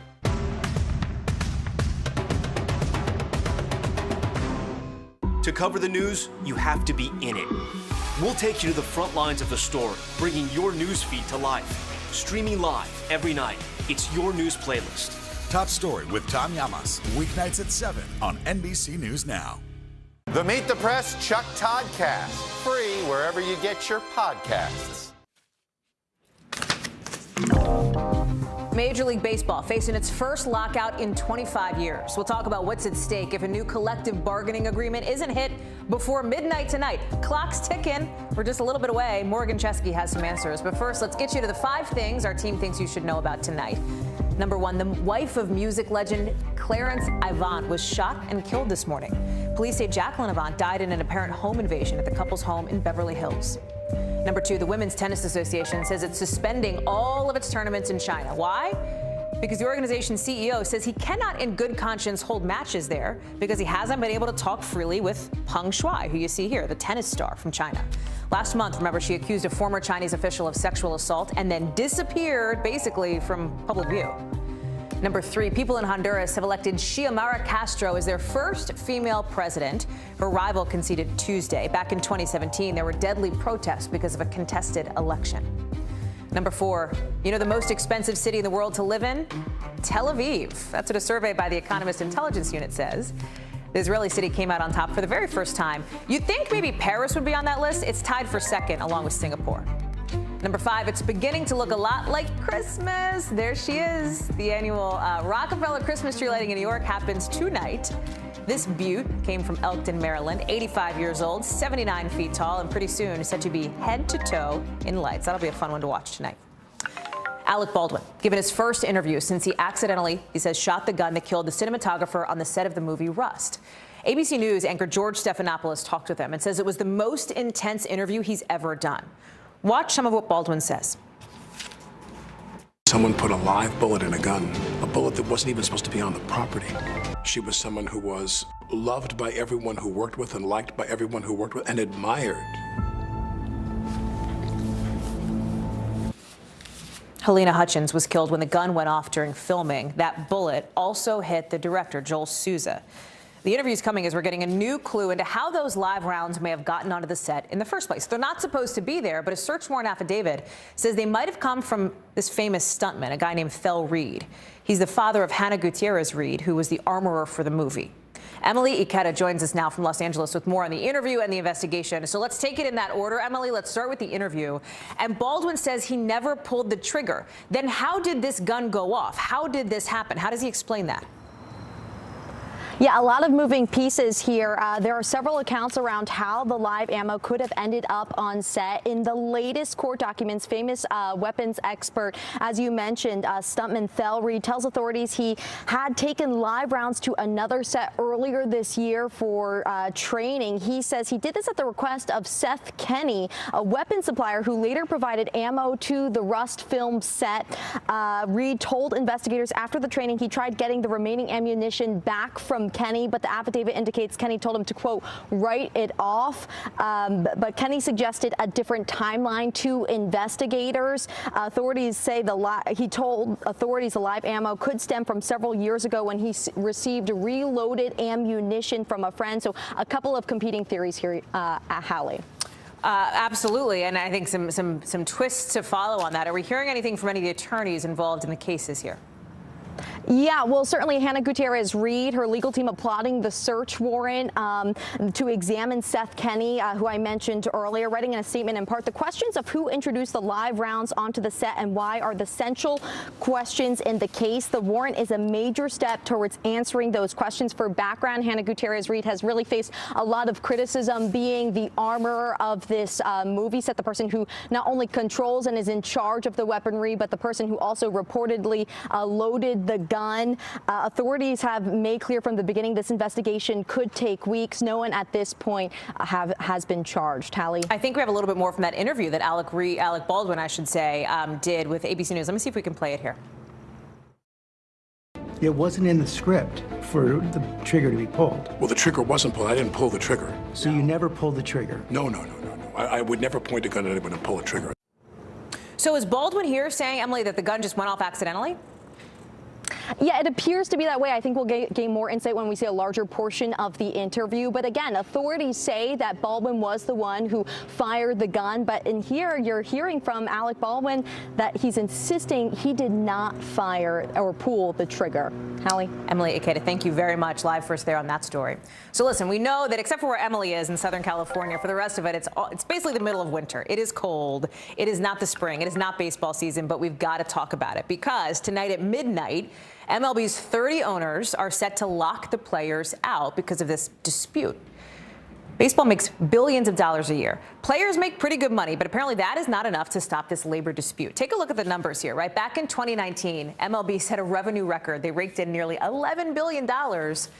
And salaries for the players, listen, by like real world standards, you'd love to be a baseball player. Your typical player, your run-of-the-mill bench guy probably makes more than $1 million. But the salaries for those guys have gone down, while money for stars like Max Scherzer have gone way, way up. Even with all of this, right, they're about to close the industry down. There's about to be this lockout. And right now, these players and those billionaire owners seem to, despise each other. There's not a lot of trust. For the first time in more than 25 years, this could even threaten some games. Morgan Chesky is in Texas, where owners and union leaders have been negotiating. All right, Morgan, baseball is still making money. The players are making money. Look at all these contracts that have been handed out in just this past week alone, right? Max Scherzer is the eyeball-popping one, but it's nearly $900 million, as you look at it here, to just 5 guys. And the values for these franchises are going way up, too. So what, my friend, is the problem here, right? Why is there a sticking point between the owners and the players? Yeah, well, there's several sticking points here, Hallie. And as of today, these discussions that were happening inside a Four Seasons conference room, not too far away from where I'm standing, sources have described as having little to no compromise going forward. And that means if that happens, that lockout's happening at 11:59 tonight Eastern time, effectively locking any trades or any team activity. We'll talk about that in a little bit. The major sticking points here are really 5 key things that we've been focusing on. The players want to to lower the free agency at age 29 and a half or after 5 years of service time, whichever comes first. Players also want to become arbitration eligible after 2 seasons rather than 3. And meanwhile, the MLB wants to expand to a 12-team postseason with leagues realigned to 2 divisions each. There's also a luxury tax threshold raised from $210 million to $240 million. And as you can see right there, they want to have a universal designated hitter. We've seen too many pitchers swing at air too many times. They're trying to make it more competitive, more enjoyable for everyone to watch. So those are some of the key sticking points here. The list really does go on, but I think the key thing to take away right now is that they've been having these conversations for hours now inside this conference room, and there's been little to no compromise as of right now. At what point, listen, spring training is still a couple months away. At what point do we have to worry that we're not going to see like spring training games, we're not going to see regular season games? Are we still weeks away from that yet?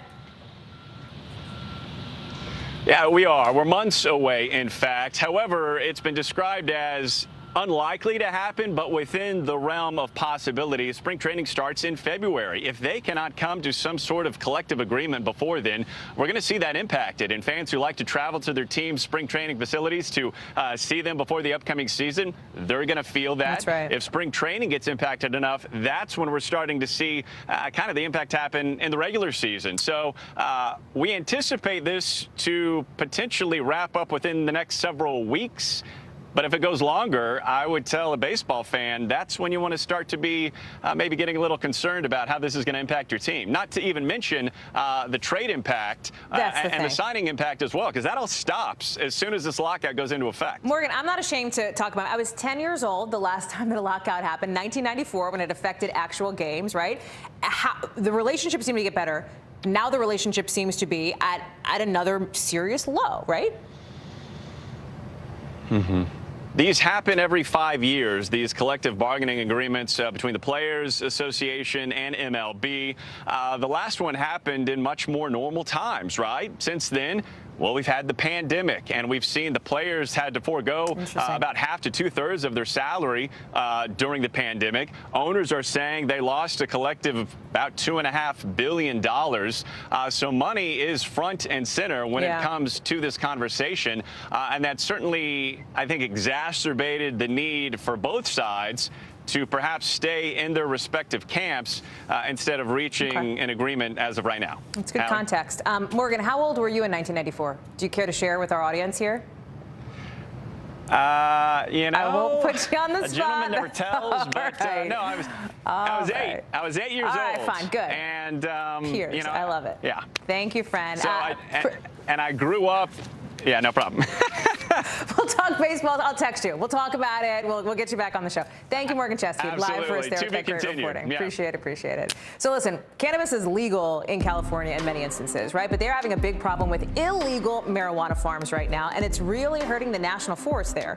You've got drug traffickers leaving behind trash, guns, and oh, by the way, poison. Cynthia McFadden went to one. She's going to tell us what she saw in our backstory.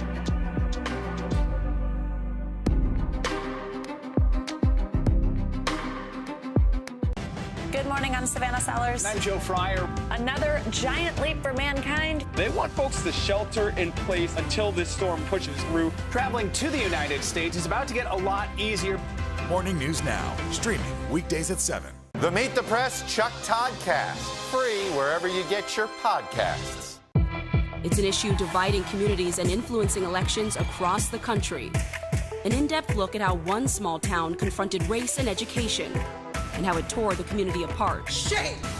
This is Southlake. All episodes available now.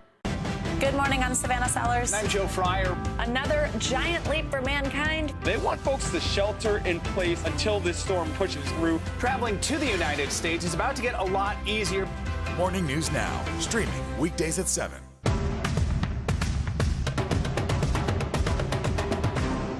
Still to come on the Channel 2 News. Well, the waters are certainly receding now. Still too close to call. Lester Holt reporting from Ground Zero, as it's being referred to. It is, in fact, the taste of freedom. The Haitian people know a little something about resiliency. What's the biggest risk right now? Some of the troops who have been proud. I want to welcome you to the first presidential debate. In fact, we've been told we can't go any farther. Here are some resilient folks. Let me get a hint.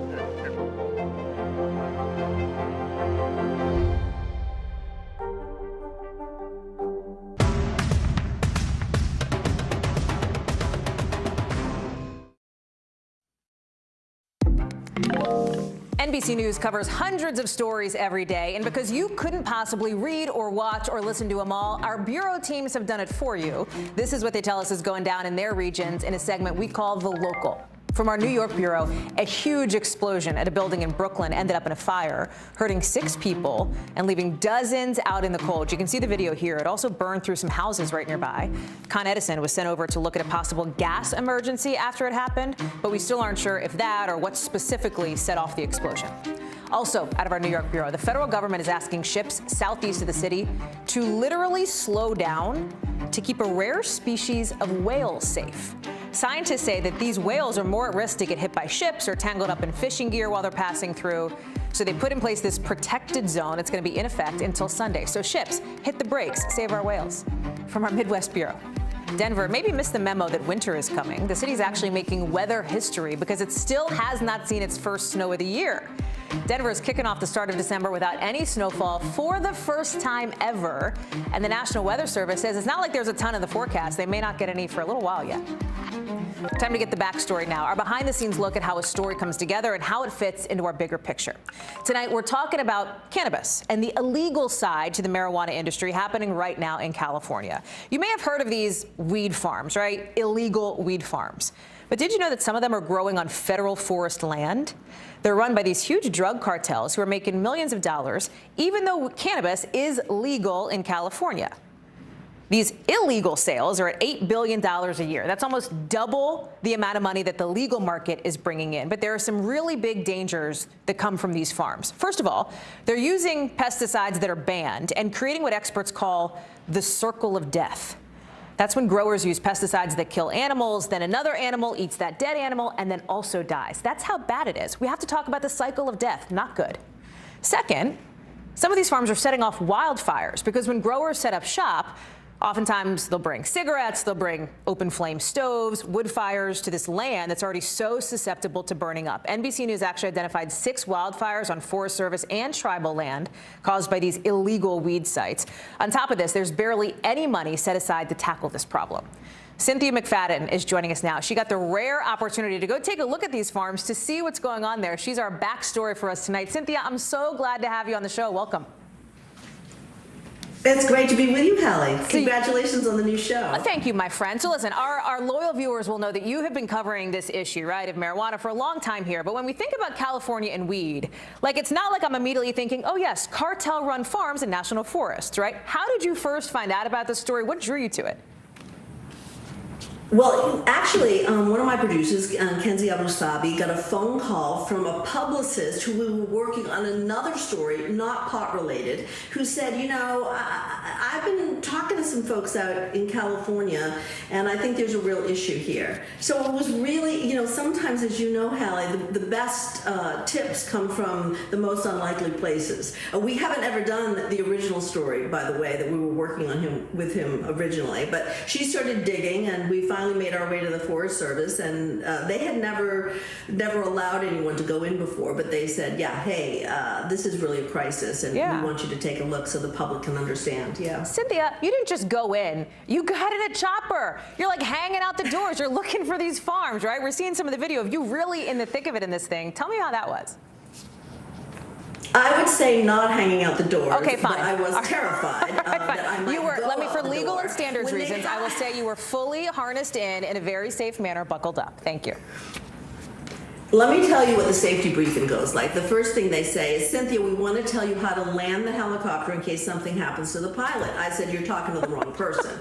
Then they say, oh, by this way, make sure you don't have a pen or a phone or anything because there are no doors. If something goes out the window, it goes into the rotor and you crash.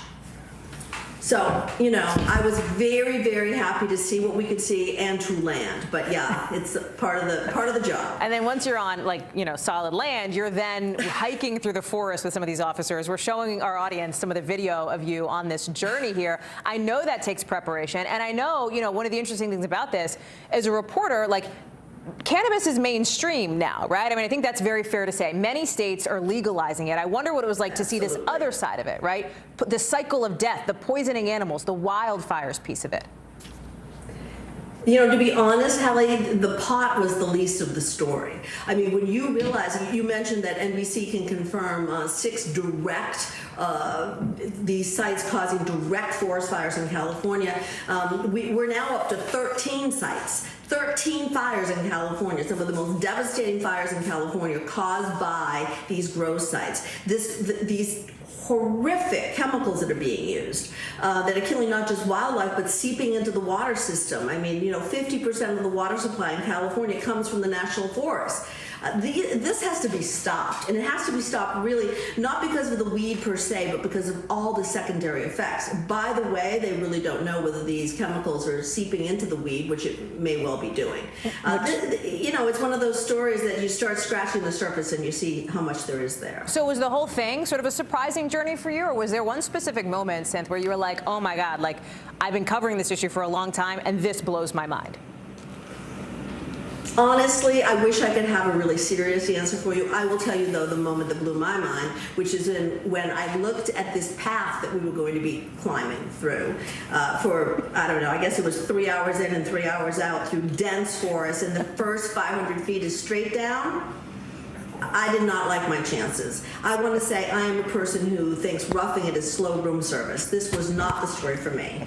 But you do what has to be done. They applauded at the end because they were so sure that I was never going to make it. I made it. I did it. It was not pretty. We had to take out a lot of video of